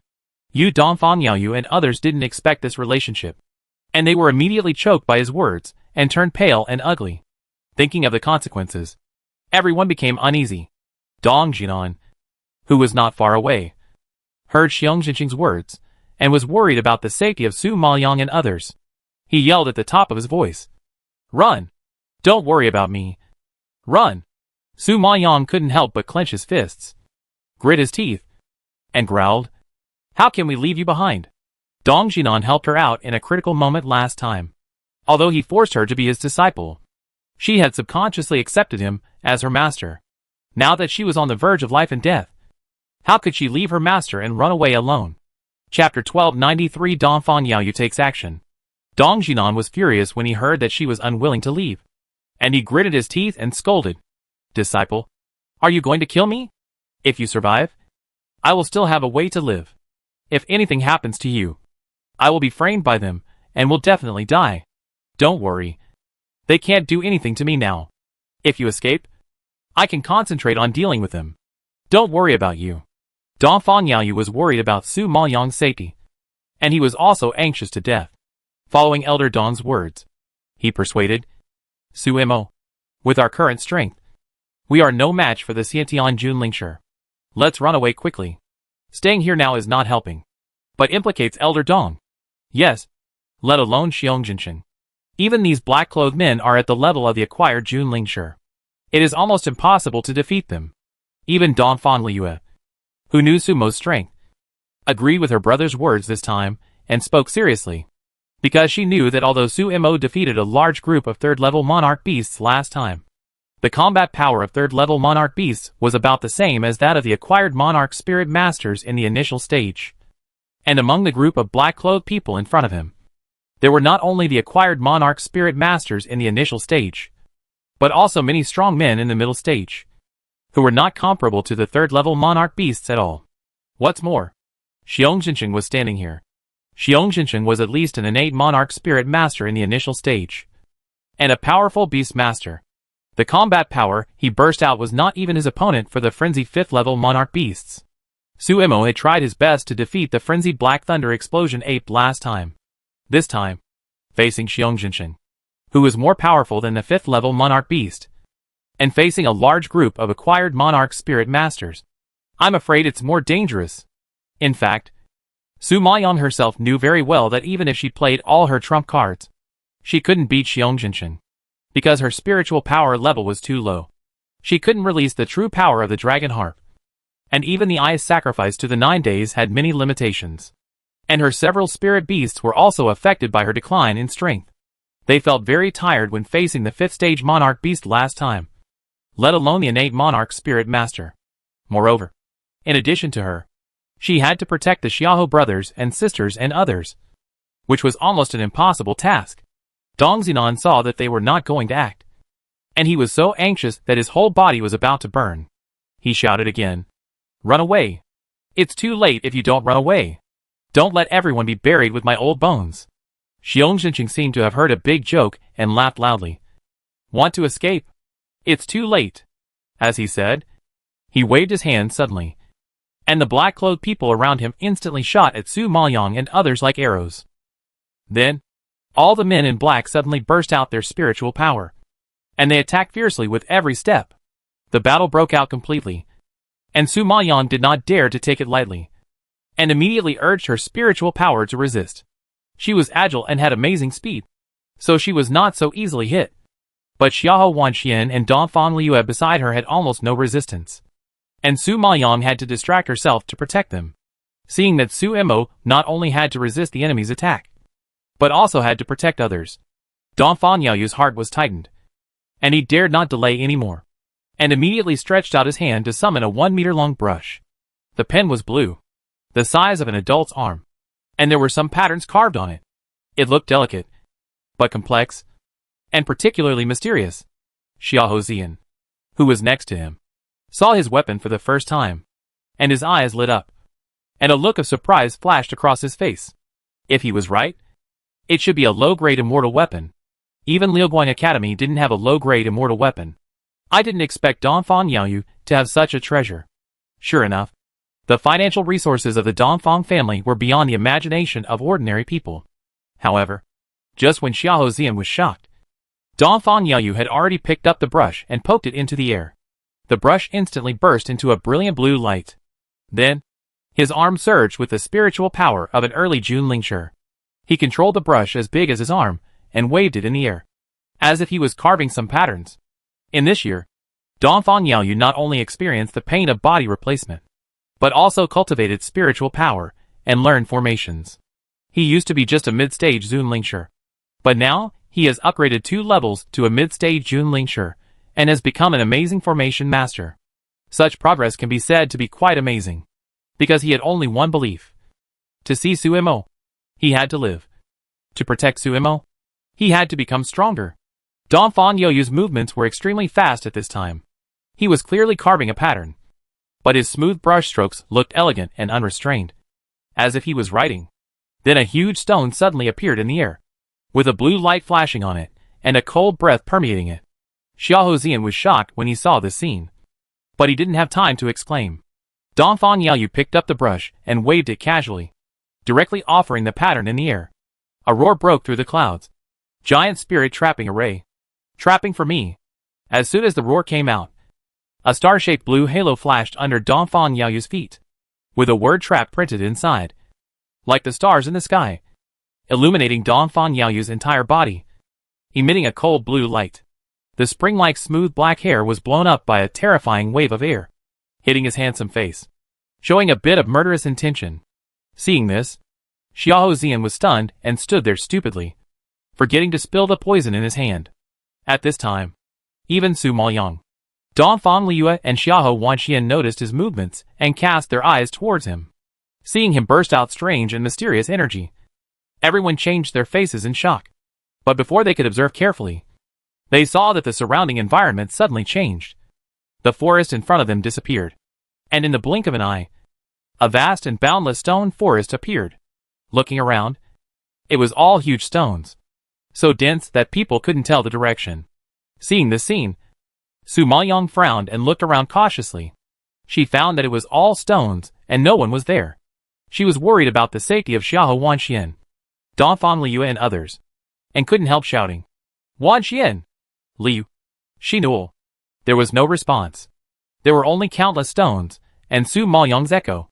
Su Maoyang saw this, and knew that she should be trapped in Dongfang Yaoyu's formation. Now she had to find him quickly. Thinking about it, Su Maoyang walked forward to the open space. At this moment, the stone seemed to have sensed it, and changed instantly. The stone that was still next to her suddenly blocked her way.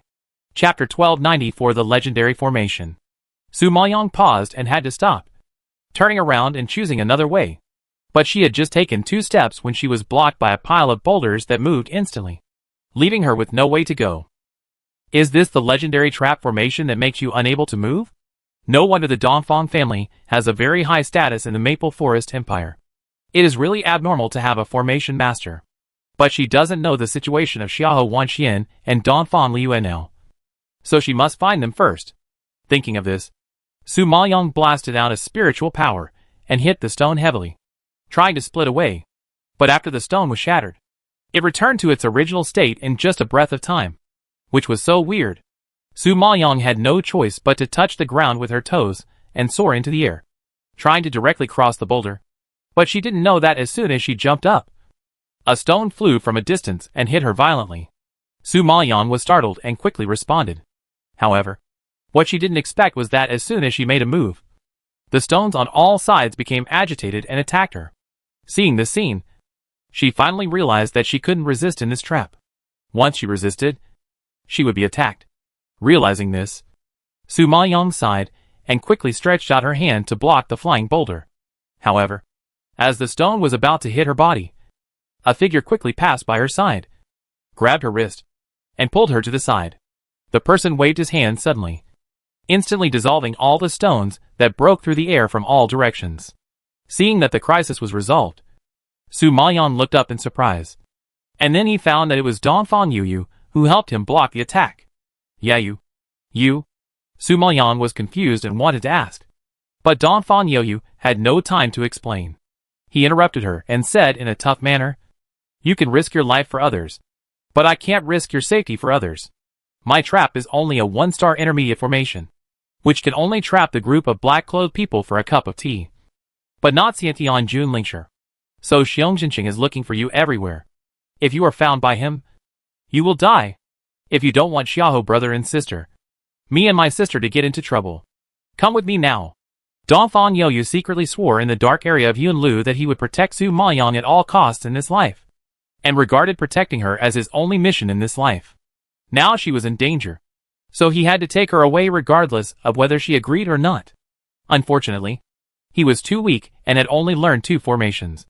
1 killing formation and 1 trapping formation. However, the killing formation was only 1-star primary, which could only kill the postnatal Jun Lingshi in the initial stage, but not the postnatal Jun Lingshi in the middle stage. So those men in black could easily break his killing formation and chase him. The trapping formation was at least 1-star intermediate, which could temporarily trap them for a while. Although the time was not long, it was enough to escape. The only thing he was worried about was that Xiongxinqing would not let them go. Xiongxinqing was a congenital Jun Lingshi, and the 1-star formation had no effect on him at all. So they had to escape quickly before he came. Su Maoyang knew that now was the best time to escape. If they missed it, no one would be able to leave. Although it was a bit sorry for Xiongxinqing, it was better than being wiped out. Thinking of this, Su Maoyang gritted his teeth and asked seriously, "Where are the Xiahou brothers and sisters?" "Don't worry. This is my formation. I know where they are." As he said that, Dongfang Yuyu pulled Su Maoyang and ran in one direction quickly. Sure enough, he found him soon. Feeling Xiongxinqing's breath getting closer and closer, Dongfang Yuyu did not dare to delay. With a wave of his hand, countless stones suddenly surged from the distance, directly blocking their escape exit. Dongfang Yuyu led them to run for a distance before walking out of the formation. Su Maoyang immediately summoned the incredibly fast Tontian Flamingo and fled in one direction. However, Xiongxinqing's speed was extremely fast. Not long after Su Maoyang and others came out of the formation, he also ran out. Since all the black-clothed men sent by the prince were trapped in the formation and could not get out for a while, he had to go on the road alone to chase Su Mo. It must be said that the Beast Master is powerful. The pung bird contracted by Xiongxinqing is not inferior to the Tontian Flamingo in any way. However, in just one stick of incense, he was about to catch up with him. Seeing the figure getting closer and closer from behind, even Su Maoyang couldn't help but feel a little anxious, and urged again, "Flamingo, speed up. We are about to be caught up." Although Tontian Flamingo is the 5th beast on the murderer list, it has not yet fully grown up, so its strength is limited, and naturally it is not as good as the 6th level monarch beast that Xiongxinqing sat on. But now the situation is critical. Tontian Flamingo has to use all its strength. However, at this time, Dongfang Yaoyu frowned and stopped him with a serious face. Wait! There seems to be a formation in front. Xiao Zian, who was standing aside, heard this and widened his eyes in shock. He asked in confusion, Formation? Why is there a formation here? Is there a formation master here too? Xiao Zian was deeply touched by Dongfang Yaoyu's use of the formation just now. Now that he heard about another formation, he was particularly curious. Dongfang Yaoyu felt the energy fluctuations in front of him, and was shocked. He couldn't help but narrow his eyes. After pondering for a moment, he nodded solemnly, seeing that he confirmed his guess. Not only Xiao Zian, but also Xiao Wanxian and Dongfang Liyue were shocked. How is it possible? Isn't it only our Dongfang family that has a formation master in the Maple Forest Empire? How could a formation master suddenly appear here? Dongfang Liyue shook her head in disbelief. Su Maoyang saw that Dongfang Yaoyu's face was not right, and his face was gloomy. He asked seriously, What's wrong? The formation in front is above your strength? Well, it's a height that I can't reach. Dongfang Yaoyu nodded with a complicated expression, and his voice seemed a little depressed. Su Maoyang was slightly startled and continued to ask, Can you tell what type and level of formation it is? It seems to be a particularly powerful trap formation, but the specific level is not something I can see with my current strength. Dongfang Yaoyu shook his head helplessly. Su Maoyang frowned slightly when she heard this, and wanted to speak, but who knew that Xiong Jinqing's sinister roar suddenly came from behind, interrupting her. Su Mo, even if you escape to the ends of the earth, you can't escape from the palm of my hand. I advise you to surrender quickly, and don't waste your energy. Seeing that Xiong Jinqing had quickly rushed over, Su Maoyang's eyes condensed slightly, clenched his teeth, and had to make up his mind and said, Although there is a trap formation ahead, it will not kill people immediately. We still have time to understand the mystery and find a way to break the formation. But if we stop, we will all die here. Chapter 1295 Strange Formation. Although there are wolves in front and tigers behind, they will die anyway. But they have to choose a way to die with a glimmer of hope. Fortunately, although the formation in front is powerful, it is just a trap. Although it is not easy to get out, at least they don't have to die immediately. Of course, it doesn't mean that they will never get out. Even if they really die in it, it is better than being tortured to death by Xiong Jinqing, a despicable villain.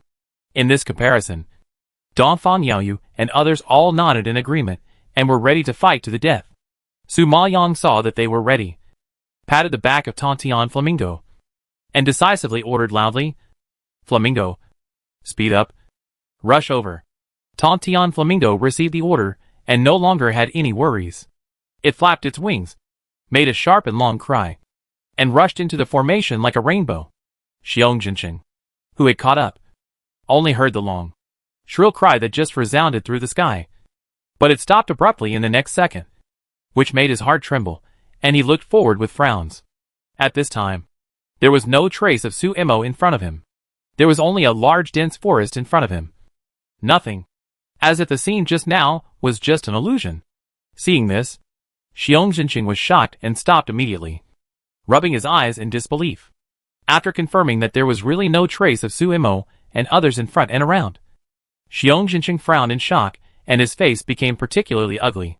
Even if they suddenly hid, they would not have disappeared even with their breath. Faced with such a weird scene, Xiong Jinqing pondered for a moment, and suddenly thought of something. His pupils shrank sharply, and he jumped into a look of horror, and then immediately ordered the pung bird to land and return to the ground. At this time, Xiong Jinqing found a huge sign in front of him. When he saw the bright red characters on the sign, his angry face suddenly laughed. Ha! It's really a self-inflicted disaster. Su Mo, if you don't struggle, I can let you die quickly. At least you can leave a whole body. But you broke into the forbidden area of the Maple Forest Empire. That's worse than death. Thinking of the cruelty in the forbidden area, thinking that Su Mo and his group would be trapped there for the rest of their lives, Xiong Jinqing felt very happy, and couldn't help but sigh that God was really helping him this time. Thinking of this, Xiong Jinqing was in a good mood, and turned around and left with a smile on his face. Now, he can ask the prince and the 3 major families for credit. Xiong Jinqing left with satisfaction, while Su Maoyang and others at this time entered a mysterious world. Su Maoyang never thought that after entering the formation, there was still a large forest in front of him, which was no different from before. She thought it was either white or pitch black. But now facing the completely unchanged environment, Su Maoyang felt a little strange. Isn't this still the Nanan forest? Brother, are you sure we broke into the formation?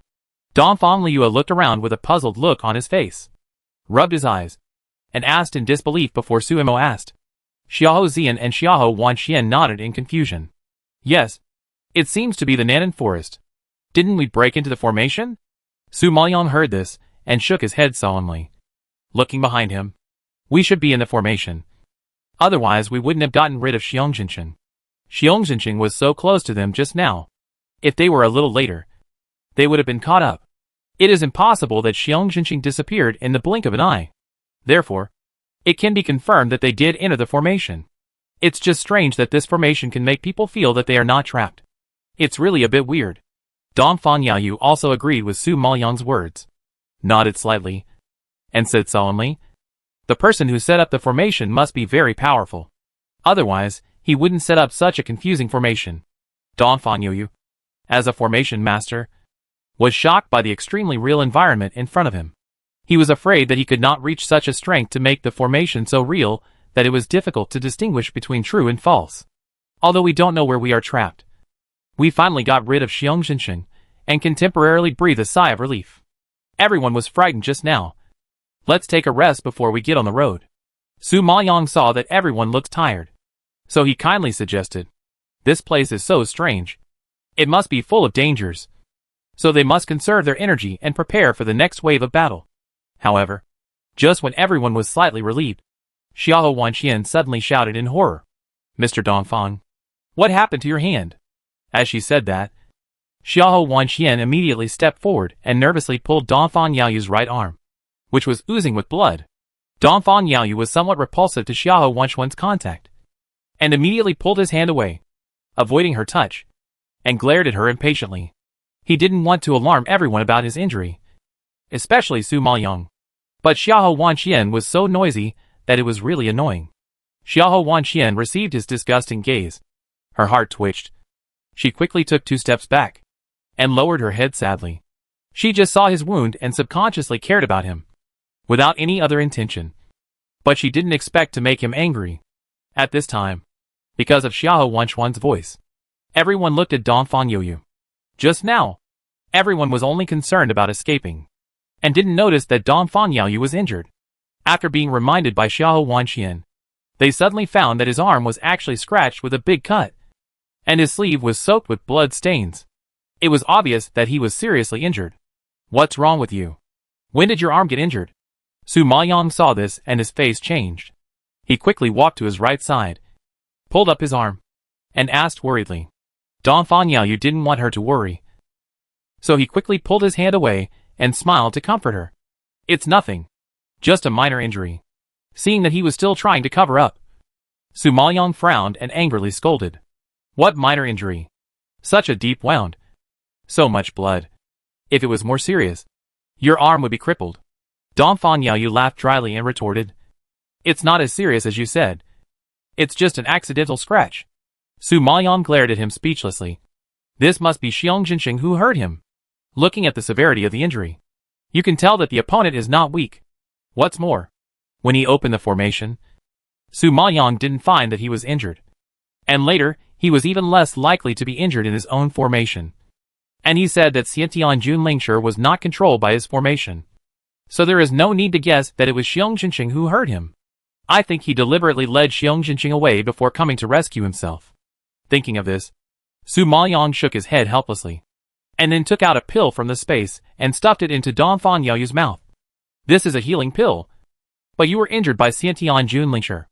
It shouldn't heal so quickly, so you still have to bandage it. Chapter 1296. A group of strange people. Hearing this, Xiao Zian immediately pointed to a large area of plants in front of him and said in surprise, there is a star grass that can stop bleeding and relieve pain in front of me. I will pick some and apply it on the wound. It will heal faster. Xiao Zian has also been in the Dan Palace for a while, and is very familiar with medicinal materials. So when he saw the plants in front of him, he could tell the efficacy of the medicinal materials at a glance. Su Maoyang looked in the direction of his finger, and saw that it was indeed a medicinal material that could heal wounds. He nodded. Well, be careful. After all, this is inside the formation. Unlike outside, no one knows what will happen. So it is better to be careful. Xiao Zian also nodded very cautiously, and prepared to walk towards the medicinal materials. Dongfang Liu seemed to be a little worried about him, and immediately volunteered. I'll go with you. I'm worried about your spiritual master's strength. Hearing the contempt in Dongfang Liu's tone, Xiao Zian frowned slightly. Looking unhappy, who asked you to follow? You still need my help. So you should take care of yourself. Xiao Zian has always been very venomous, and he didn't give Dongfang Liu any face at all. Dongfang Liu was choked by him and blushed when she heard it. Can you stop holding on to what happened in Nanan Forest last time? I didn't pay attention. Not because I didn't have the strength. Can you figure it out? Last time, she was frightened by the fighting power of Su Maoyang and his group. She was careless and let the enemy take advantage of the opportunity, which made Xiao Zian come to support her. Just that one time seemed to have become a stain on her life. She just scolded him a few times, and said he was taking advantage of her. But he held a grudge against her, and used it to ridicule her. It was really abominable. Xiao Zian seemed to completely reject her words, and just glanced at her coldly. No need to make excuses. I know very well. As he said that, Xiao Zian walked towards the star grass in front. Dongfang Liu saw that he was stubbornly looking down on himself, and was furious. He chased after him unconvinced. Stop right there. What do you know? Are you mentally ill or something? Why can't you understand what people say? Seeing the two quarreling, Dongfang Yaoyu sighed helplessly. My sister? I am spoiled by my father and sixth uncle. I heard from other disciples in the family that she has been like a boy since she was a child, without the gentleness and virtue of a woman. And she is noisy all day long, which is a headache. No, I think Sister Liu is very cute. She says whatever she wants, and never wrongs herself. I envy her. Xiao Wanxian was born in a family where her mother didn't love her. Her father didn't love her, and her sister wanted to kill her. She was used to the warmth and coldness of human feelings, and suffered from all kinds of cold eyes and bullying. So she was particularly envious of being spoiled at home and being wanton and unrestrained. Dongfang Liu, who was very generous, also envied Su Mo, who controlled her own destiny with her own strength. In her opinion, they all lived more comfortably and meaningfully than herself. Dongfang Yaoyu heard this, and slightly side-glanced at her pretty face full of envy. After a long time, he said, What's so good about her personality? No man dares to like her. Xiao Wanxian shook her head in disapproval, and said with a smile, I think my brother likes her very much. Your brother? I'm afraid your brother hates her the most. Dongfang Yaoyu looked at the two people bickering in front of him in disbelief. He really couldn't agree with Xiao Wanchuan's statement. Xiao Wanchuan's smile deepened when she heard this. You don't know my brother. Although my brother has a sharp tongue, he rarely quarrels with others. He doesn't bother to pay attention to people he doesn't like. It's obvious that he thinks Sister Liu is interesting, so he wants to tease her on purpose. After hearing this, Dongfang Yaoyu's heart was shocked, and a touch of surprise flashed across his pupils. Su Maoyang didn't seem to expect this relationship, and looked up at Dongfang Liu and Xiao Zian in surprise. However, just as Su Maoyang saw them picking the star grass, the two were suddenly knocked away and fell back heavily. Seeing this scene, Su Maoyang, Xiao Wanxian, Dongfang Yaoyu, and Shi Nua were all shocked by such a movement, and their eyes widened in horror. Dongfang Liu was pressed under Xiao Zian, but she was not injured. At most, there were scratches from falling on the ground, but Xiao Zian had an obvious slap mark on his back, which showed that he was slapped. Dongfang Liu saw Xiao Zian spitting out blood, and was immediately frightened and asked in panic, Zian, are you okay? Don't scare me. She couldn't escape the attack just now, but she didn't expect Xiao Zian, who was only a master of the spirit, to dare to block it for her. He really didn't care about his life. Su Maoyang and others were stunned for a moment before they reacted and rushed forward to help the two people up. Seeing that Xiao Zian was injured internally, Su Maoyang took out another pill from the space and stuffed it into his mouth. Seeing that he recovered a little, everyone breathed a sigh of relief. At this time, a large group of people suddenly appeared in front of them. All of them were men with emaciated and thin bodies. But no one expected that they would burst out with such power. And they punched Xiaozian and Dongfang Liu without them noticing. You know, Dongfang Liu is also a mid-stage Junlingshi. Realizing this, Su Maoyang's face suddenly darkened, frowning and asking, "Who are you?" "Humph. We didn't ask who you are. But you asked us instead? However, you have the guts to steal our medicinal materials. No matter who you are, you must die today." A man in brown clothes on the opposite side snorted coldly, with fierce anger floating on his haggard face. When the word die came out, his whole body instantly burst out with the aura of a mid-stage post-heavenly Junlingshi. Su Maoyang didn't expect that such a thin and haggard man was actually a mid-stage postnatal monarch spiritual master. He was shocked and surprised. And then he said calmly, "Sorry. You may have misunderstood. We don't want to steal your medicinal herbs. We just passed by and picked one to help my friend heal his wounds. Yes. There are so many star grasses here. We just picked one. Do you have to be so heavy-handed?" Dongfang Liu thought of the strength of the palm just now and saw Xiaozian's pale face, and roared in anger. "Besides, this is a forest, not your territory. Why do you say we stole your medicinal herbs?" "Shut up. We found this star grass. It is our medicinal herbs. Picking a leaf of it is not okay. Let alone you picked a plant." The thin man in brown shouted angrily. The voice was deafening, and the momentum was terrifying. Su Maoyang didn't expect that the other party would value the star grass so much. You know, this star grass is the most basic medicinal material, and it can be found everywhere in the forest, even if it is sold in the market. No one will take it seriously. This man is really making a fuss out of nothing. Chapter 1297 Terrible Lineup. Thinking of this, Su Maoyang suddenly felt strange and looked at the man opposite him. Not only Su Maoyang, but also Dongfang Liu, Xiaozian and Dongfang Yaoyu all looked at each other in surprise. They didn't expect that the other party was so nervous about the star grass that they couldn't even pick a leaf. How much did they treasure the star grass? If it weren't for Dongfang Yaoyu being injured and the star grass just happened to stop bleeding and relieve pain, they probably wouldn't even want to look at it. Who knew that these people actually regarded it as a treasure? It was incredible. Just when everyone was shocked, a large group of men on the opposite side seemed to have been severely stimulated. They were furious and immediately released their powerful spiritual power and rushed towards Su Maoyang and others. Su Maoyang didn't expect this group of people to be so violent. They just picked an inconspicuous star grass, and they rushed up to take their lives. Those who didn't know would think that Xiaozian and Dongfang Liu had done something unforgivable to them. However, what shocked her even more was that this group of thin men were all at the level of mid-stage postnatal monarch spiritual masters.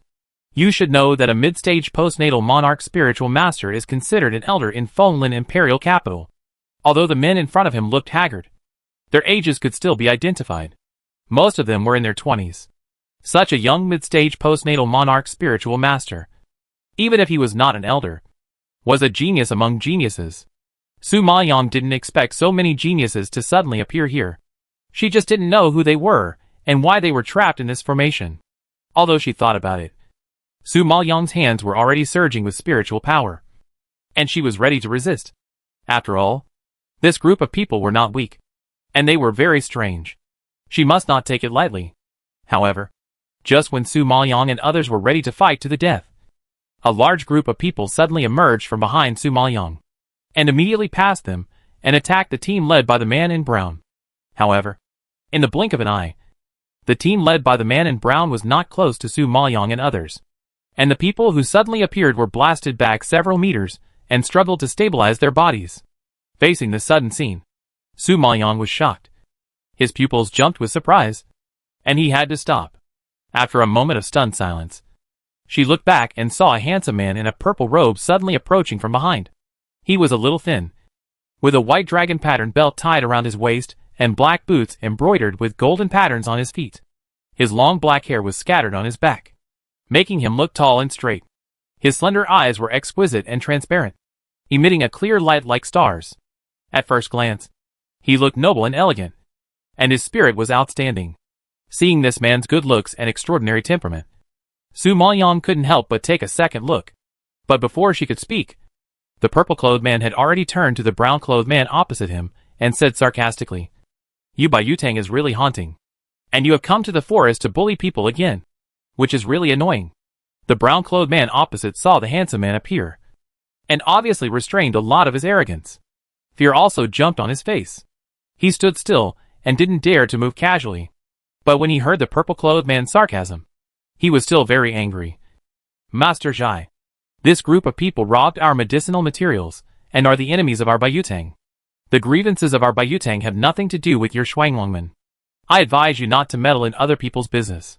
The purple-clothed man called Master Zhai raised his beautiful crescent-shaped eyebrows slightly when he heard this, and his pupils flashed with sarcasm. His gentle voice was obviously cold. How can it not be related to my Shuanglongman? This large area of star grass belongs to my Shuanglongman. This master is still in charge of this matter. The people led by the brown-clothed man heard this, and all their faces changed, and their anger soared 8 feet high. Master Zhai, this piece of star grass was obviously discovered by our Baiyutang first. When did it become your Shuanglongman? It can be seen that the brown-clothed man is a little afraid of this Master Zhai. He is obviously very angry, but he still has to hold back his temper and question loudly. And this Master Zhai seemed to completely ignore this group of mid-stage postnatal monarch spiritual masters. And his tone was overbearing. No matter who discovered it first. Now that we Shuanglongmen have discovered it, it belongs to us. Since they are picking our Shuanglongmen medicinal herbs, please don't meddle in other people's business. You? The brown-clothed man was speechless at Xianran's strong attitude. He was obviously gritting his teeth in anger, but he didn't dare to do anything casually, which made him feel particularly aggrieved, seeing that they were still staying there and refusing to leave. Xianran shot out a sharp cold light in his starry eyes, and warned in a cold voice. Now I give you 2 choices. 1. Get out of my sight immediately. 2. Bury your bones here forever. You only have 10 breaths to consider. If you miss it, don't blame me Shuanglongmen for being cruel. After the words fell, all the people led by Xianran rubbed their fists, and the bright spiritual light flashed on them. Seeing this, everyone in Baiyutang was terrified and their faces turned pale. Not only them, but even Su Maoyang and others were shocked by the strength of these people. They found that the people led by the purple-clothed man also had many postnatal monarch spiritual masters in the middle stage, and even many postnatal monarch spiritual masters in the late stage. Judging from their ages, they were all young people. Such a lineup was really shocking. Among these 2 groups of people, no matter who they were, they would be super genius level figures in Fenglin Imperial Capital. At this moment, Su Maoyang suddenly became very curious. What on earth is this place? Why are there so many perverts? At this time, the brown-clothed man saw that Shuanglongmen was really going to take action, and his face was scary black. After a stalemate for a while, he finally did not dare to step forward to provoke. He could only forcefully suppress his anger and wave to everyone to retreat. After watching the man in brown leading the people of Baiyutang to leave quickly, Xianran slowly retracted his gaze and fell on Su Imo and others, asking lightly, "Are you not injured?" The Xiahou siblings and Dongfang siblings suddenly heard his kind greetings, and they came back to their senses from the shock. They waved their hands as if awakened and laughed dryly. No. No! At this time, Su Maoyang clasped his fists and saluted, gratefully saying, "Thank you, young master, for coming to the rescue." Obviously, if he hadn't come forward, they would have been in a fight. It's okay. It's just a small effort. Xianran smiled and nodded, as if he didn't take it to heart. Then, he ordered the people behind him, "Pick up all the star grass here." After saying that, Su Maoyang saw a large group of men rushing towards the star grass in front of them. Soon, they looted all the star grass. Not even one was spared. Not only Su Maoyang, but also Xiahou Wanxian, Dongfang Liyue, Xiahou Zian, and others were all stunned. When did the star grass become so precious that so many people were scrambling for it? Chapter 1298. What on earth is this place? Su Maoyang was confused and couldn't help asking the purple-clothed man, "Sir, what are you doing? Why are you collecting so much star grass? Don't you know that star grass has the effect of stopping bleeding and relieving pain?" Xianran seemed to have not expected Su Maoyang to ask this question. He was slightly surprised and explained. Su Maoyang nodded. "I know this, but I don't understand why you need so much." "A lot? There are already very few here. It will be consumed in less than 2 days." Xianran glanced at the star grass in front of him and obviously disagreed with Su Maoyang's statement. Su Maoyang was even more confused when he heard this. Star grass? It will be consumed in 2 days. What's going on? As far as she knows, this medicinal material can only treat some of the most basic wounds. Some villagers who have no money, power or strength will collect it to bandage their wounds. For them, a group of postnatal monarch spiritual masters in the late stage, it should have no appeal. Even Su Maoyang had never taken it seriously, and had never collected such medicinal herbs. Because the medicinal herbs in her space, any one of them was hundreds of times more precious than this star grass. The reason why they picked it was because Dongfang Yaoyu was suddenly injured and needed to be bandaged. But they didn't expect that they seemed to have picked something extraordinary. Zhai Yinren saw that they all looked confused, and suddenly had some guesses, raised his eyebrows, and asked back, looking at you. You shouldn't be from here, right? Su Maoyang was asked about his identity. His face froze, and suddenly covered up. Well, we came from far away, and this is our first time here, so we are not familiar with it. She didn't know where this place was, nor did she know the identity of this person. Just in case, it was better not to expose the existence of the Maple Forest Empire.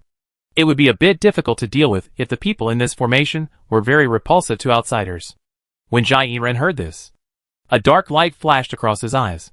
He did not continue to ask, but kindly explained, here, the most precious thing is the medicinal materials.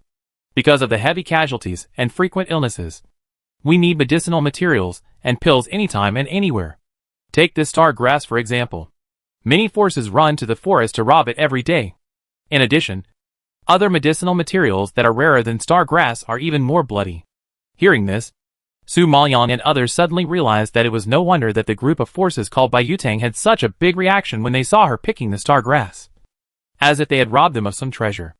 It turned out that this place actually regarded these medicinal materials as so important. Sir, is the forest we are in called Nanan Forest? Dongfang Liyue, who was standing by, had a lot of questions in her mind, and asked quickly while someone was explaining it. Zhai Yinren nodded slightly. Yes, that's right. Everyone didn't expect that this was really the Nanan Forest. But the group of people in front of them were so powerful, and they were considered big names in the Maple Forest Empire. But they had never heard of them, which made them even more puzzled. Even Dongfang Yaoyu couldn't help but ask, since this is the Nanan Forest, what about getting out of the Nanan Forest? Just follow the direction that the Bayutang group ran away just now, and you will reach the Nether City. We all come from that place. Zhai Yinren answered patiently. Netherworld City? Suddenly hearing such a strange name, Dongfang Liyue and others looked at each other in surprise. Sure enough, this place does not belong to Fenglin Imperial Capital. They have lived for more than 20 years, and have never heard of a town like Netherworld City. In contrast, Su Maoyang seemed much calmer. He clasped his fists towards the purple-clothed man and thanked him. Thank you for your guidance. Sir, we will not delay you from picking herbs. Goodbye. Now that we know there is a town inside and people live there, it will be much easier. Zhai Yinren saw that they were about to leave for Netherworld City, and kindly reminded them again. Netherworld City is a bit chaotic. Please be careful. Su Maoyang and others nodded gratefully, then turned and walked in the direction of Bayutang's escape. Seeing their figures gradually disappearing in the forest, the man behind Zhai Yinren suddenly stepped forward, leaned close to Zhai Yinren's ear, and whispered, Sir, those people are a little strange. Do you want to send someone to follow them? Zhai Yinren narrowed his eyes slightly, and a trace of cold light leaked out of his pupils. Then he raised his hand and stopped him in a deep voice. No! This young master has his own ideas. Hearing him say this, the man behind him retreated and said nothing more. At this time, Su Maoyang and others came to the Nether City according to what Zhai Yinren said. As soon as they entered the city, Su Maoyang and others completely understood the last earnest exhortation of the purple-clothed man. What do you mean by a little chaotic? It is obviously a mess, which is terrible. As soon as they walked into the street, they saw 3 or 5 people fighting in a group. Several people were wrestling with each other. Their faces and bodies were covered in blood. One person's eyeballs were gouged out, and another person's arm was chopped off in half and fell into the air. Xiahou Wanxian and Dongfang Liyue were terrified and avoided their sight in horror. Even Xiahou Zian and Dongfang Yaoyu, 2 grown men, felt sick when they saw this scene. It was hard to accept. However, before they could recover from the disgusting fight, There was another big noise on the other side of the street. At this time, they suddenly saw a large group of people in front of them pounced on a man and ate his flesh and blood. Such a horrifying scene frightened Xiahou Wanxian and others so much that they stopped suddenly and stood still. Oh my god! What is this place? Is it a cannibal village? Donphan Liyue, who was usually so arrogant, shuddered when she saw such a bloody and cruel scene. She had seen brutal killings, but she had never seen people eating live people and human flesh. Xiahou Wanxian also sighed with embarrassment. This place is so chaotic, and no one cares. If this happened in Fenglin Imperial Capital, the royal family would have sent troops to suppress it long ago. But she saw that the pedestrians coming and going in front of her looked indifferent, as if they had long been accustomed to such bloody fights. And no one stepped forward to stop or even help. Are the people here still human? They feel like inhumane devils. Donphan Liyue got goosebumps all over her body and sighed. Su Maoyang nodded slightly after hearing this. The name fits very well. It is indeed the Nether City. At this moment, she suddenly remembered the forces of the Bayou Hall. Why they were so violent. And why the purple-clothed man said that the people in the Nether City suffered heavy casualties and needed medicinal materials and pills anytime and anywhere. Seeing the scene in front of her, Su Maoyang understood everything. Chapter 1299, They are poisoned. This town is full of fighting and killing, and it really needs a lot of medicinal materials and elixirs. However, I don't know what exactly makes these people so irritable and unlike ordinary people. Thinking of this, Su Maoyang carefully looked at these people and found that their pupils were scarlet. Their eyes were scattered, and their expressions were ferocious. They really looked like devils, without any humanity. It seems that they have a strange disease.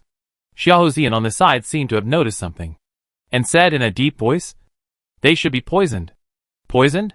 What poison did they have? Donphan Liyue opened her eyes wide in surprise, and looked at Xiahou Zian. Xiahou Zian shook his head solemnly, his expression also confused. I don't know. It should be a very strong special poison that destroyed these people's nerves, making them irritable and restless, unable to control their behavior. Because of the excessive pain, they can only relieve this pain by killing or eating human flesh. What kind of poison is this? It's so perverted. Isn't this torturing people?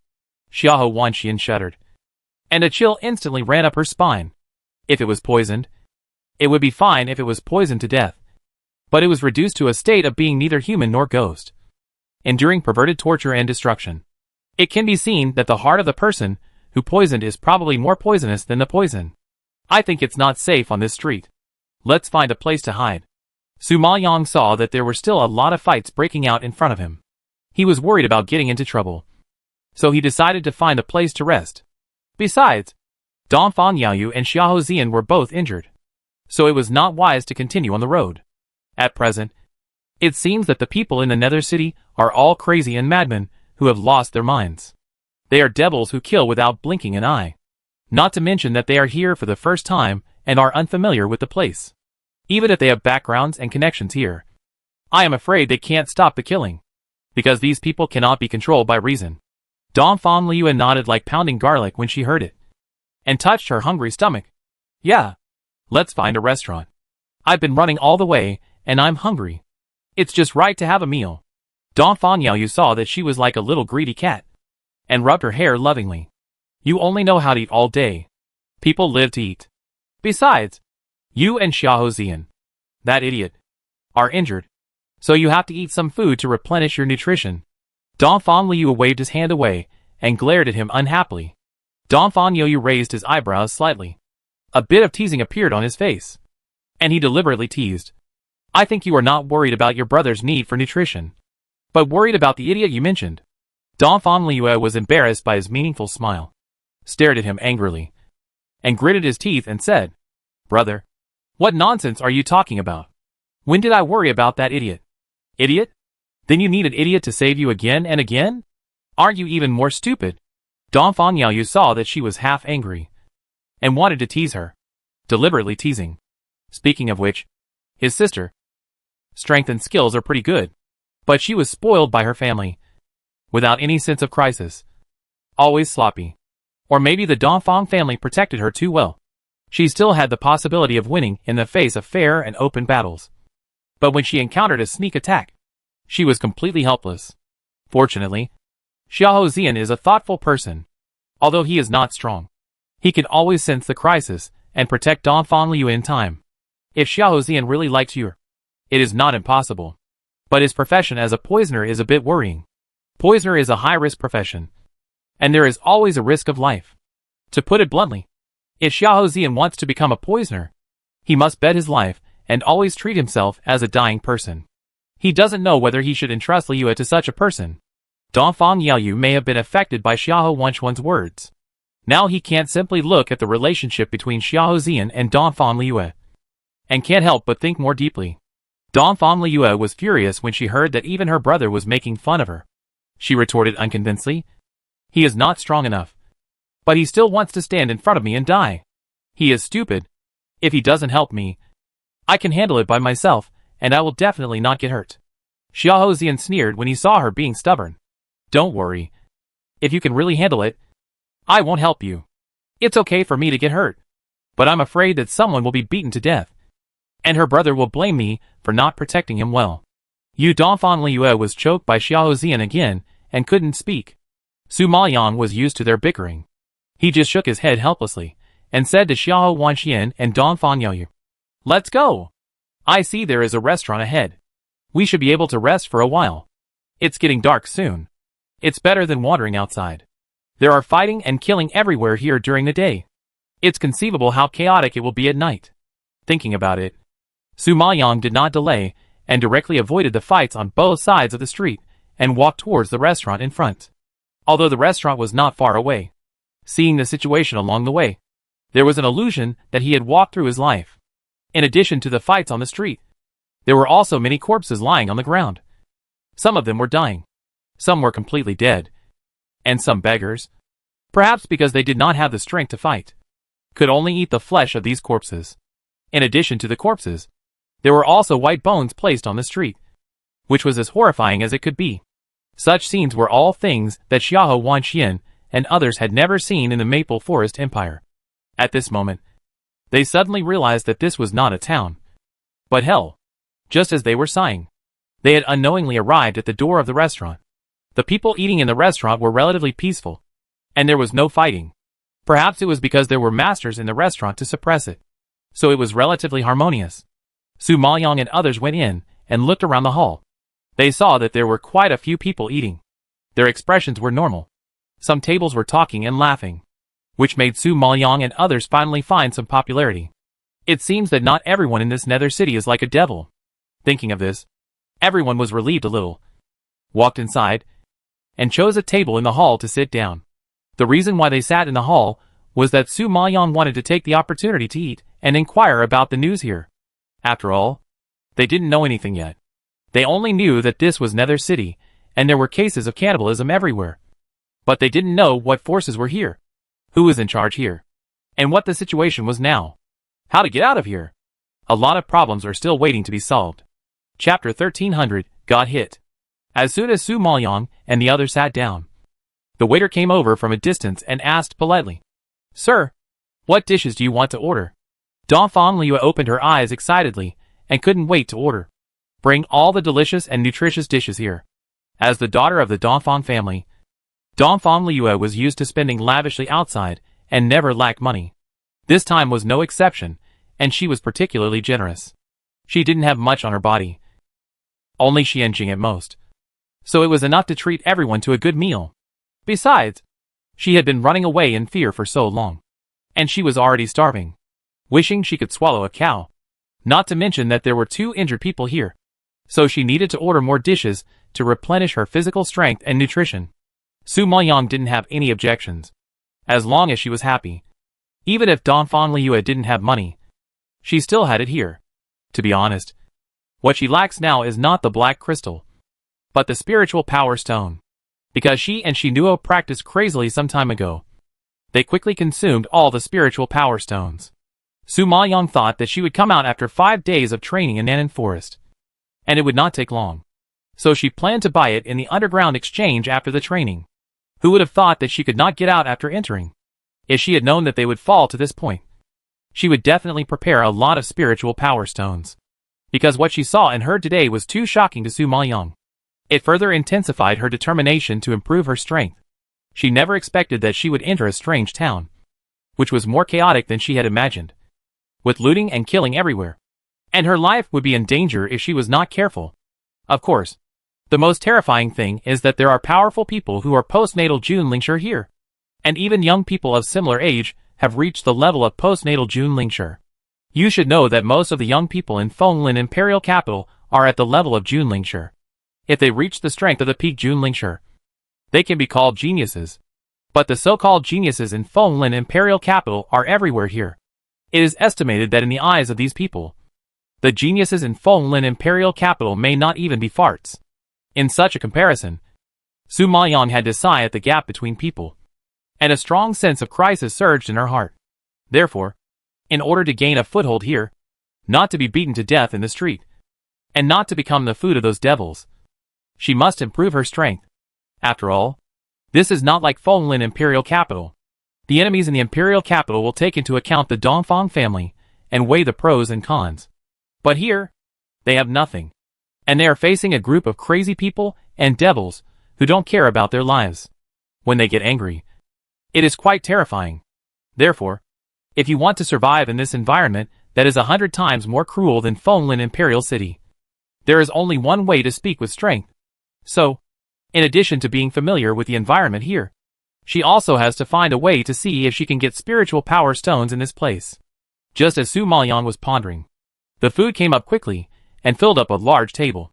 There were all kinds of dishes. Just by looking at the dishes, Su Mayan knew that the price was not cheap. He had to sigh that the waiter in this restaurant was really good at taking advantage of the situation.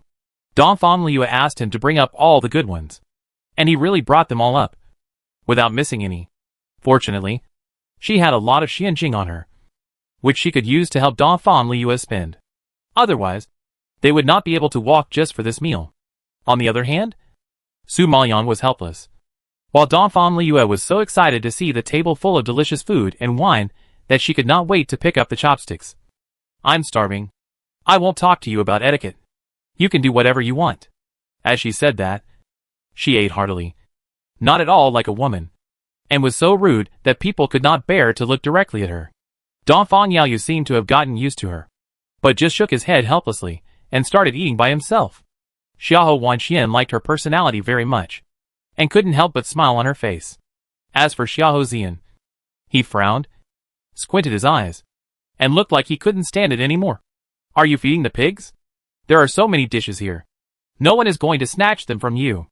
Dongfang Liu hated his mouth that always liked to play against her. So she picked up a piece of cake and stuffed it into his mouth, saying viciously, there are so many delicious foods here, but they can't stop your stinky mouth. Xiahou Zian didn't expect her to suddenly stuff a cake into his mouth.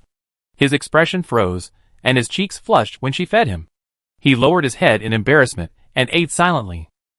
Dongfang Liu was used to being careless, and didn't notice Xiahou Zian's abnormality. Seeing that he restrained himself, he smiled triumphantly and continued to eat. Dongfang Yaoyu saw this scene and had other thoughts in his mind. It has to be said that Dongfang Liu has a really big appetite. Even the two men, Dongfang Yaoyu and Xiahou Zian, had finished their meals early and put down their chopsticks. But Dongfang Liu was still fighting.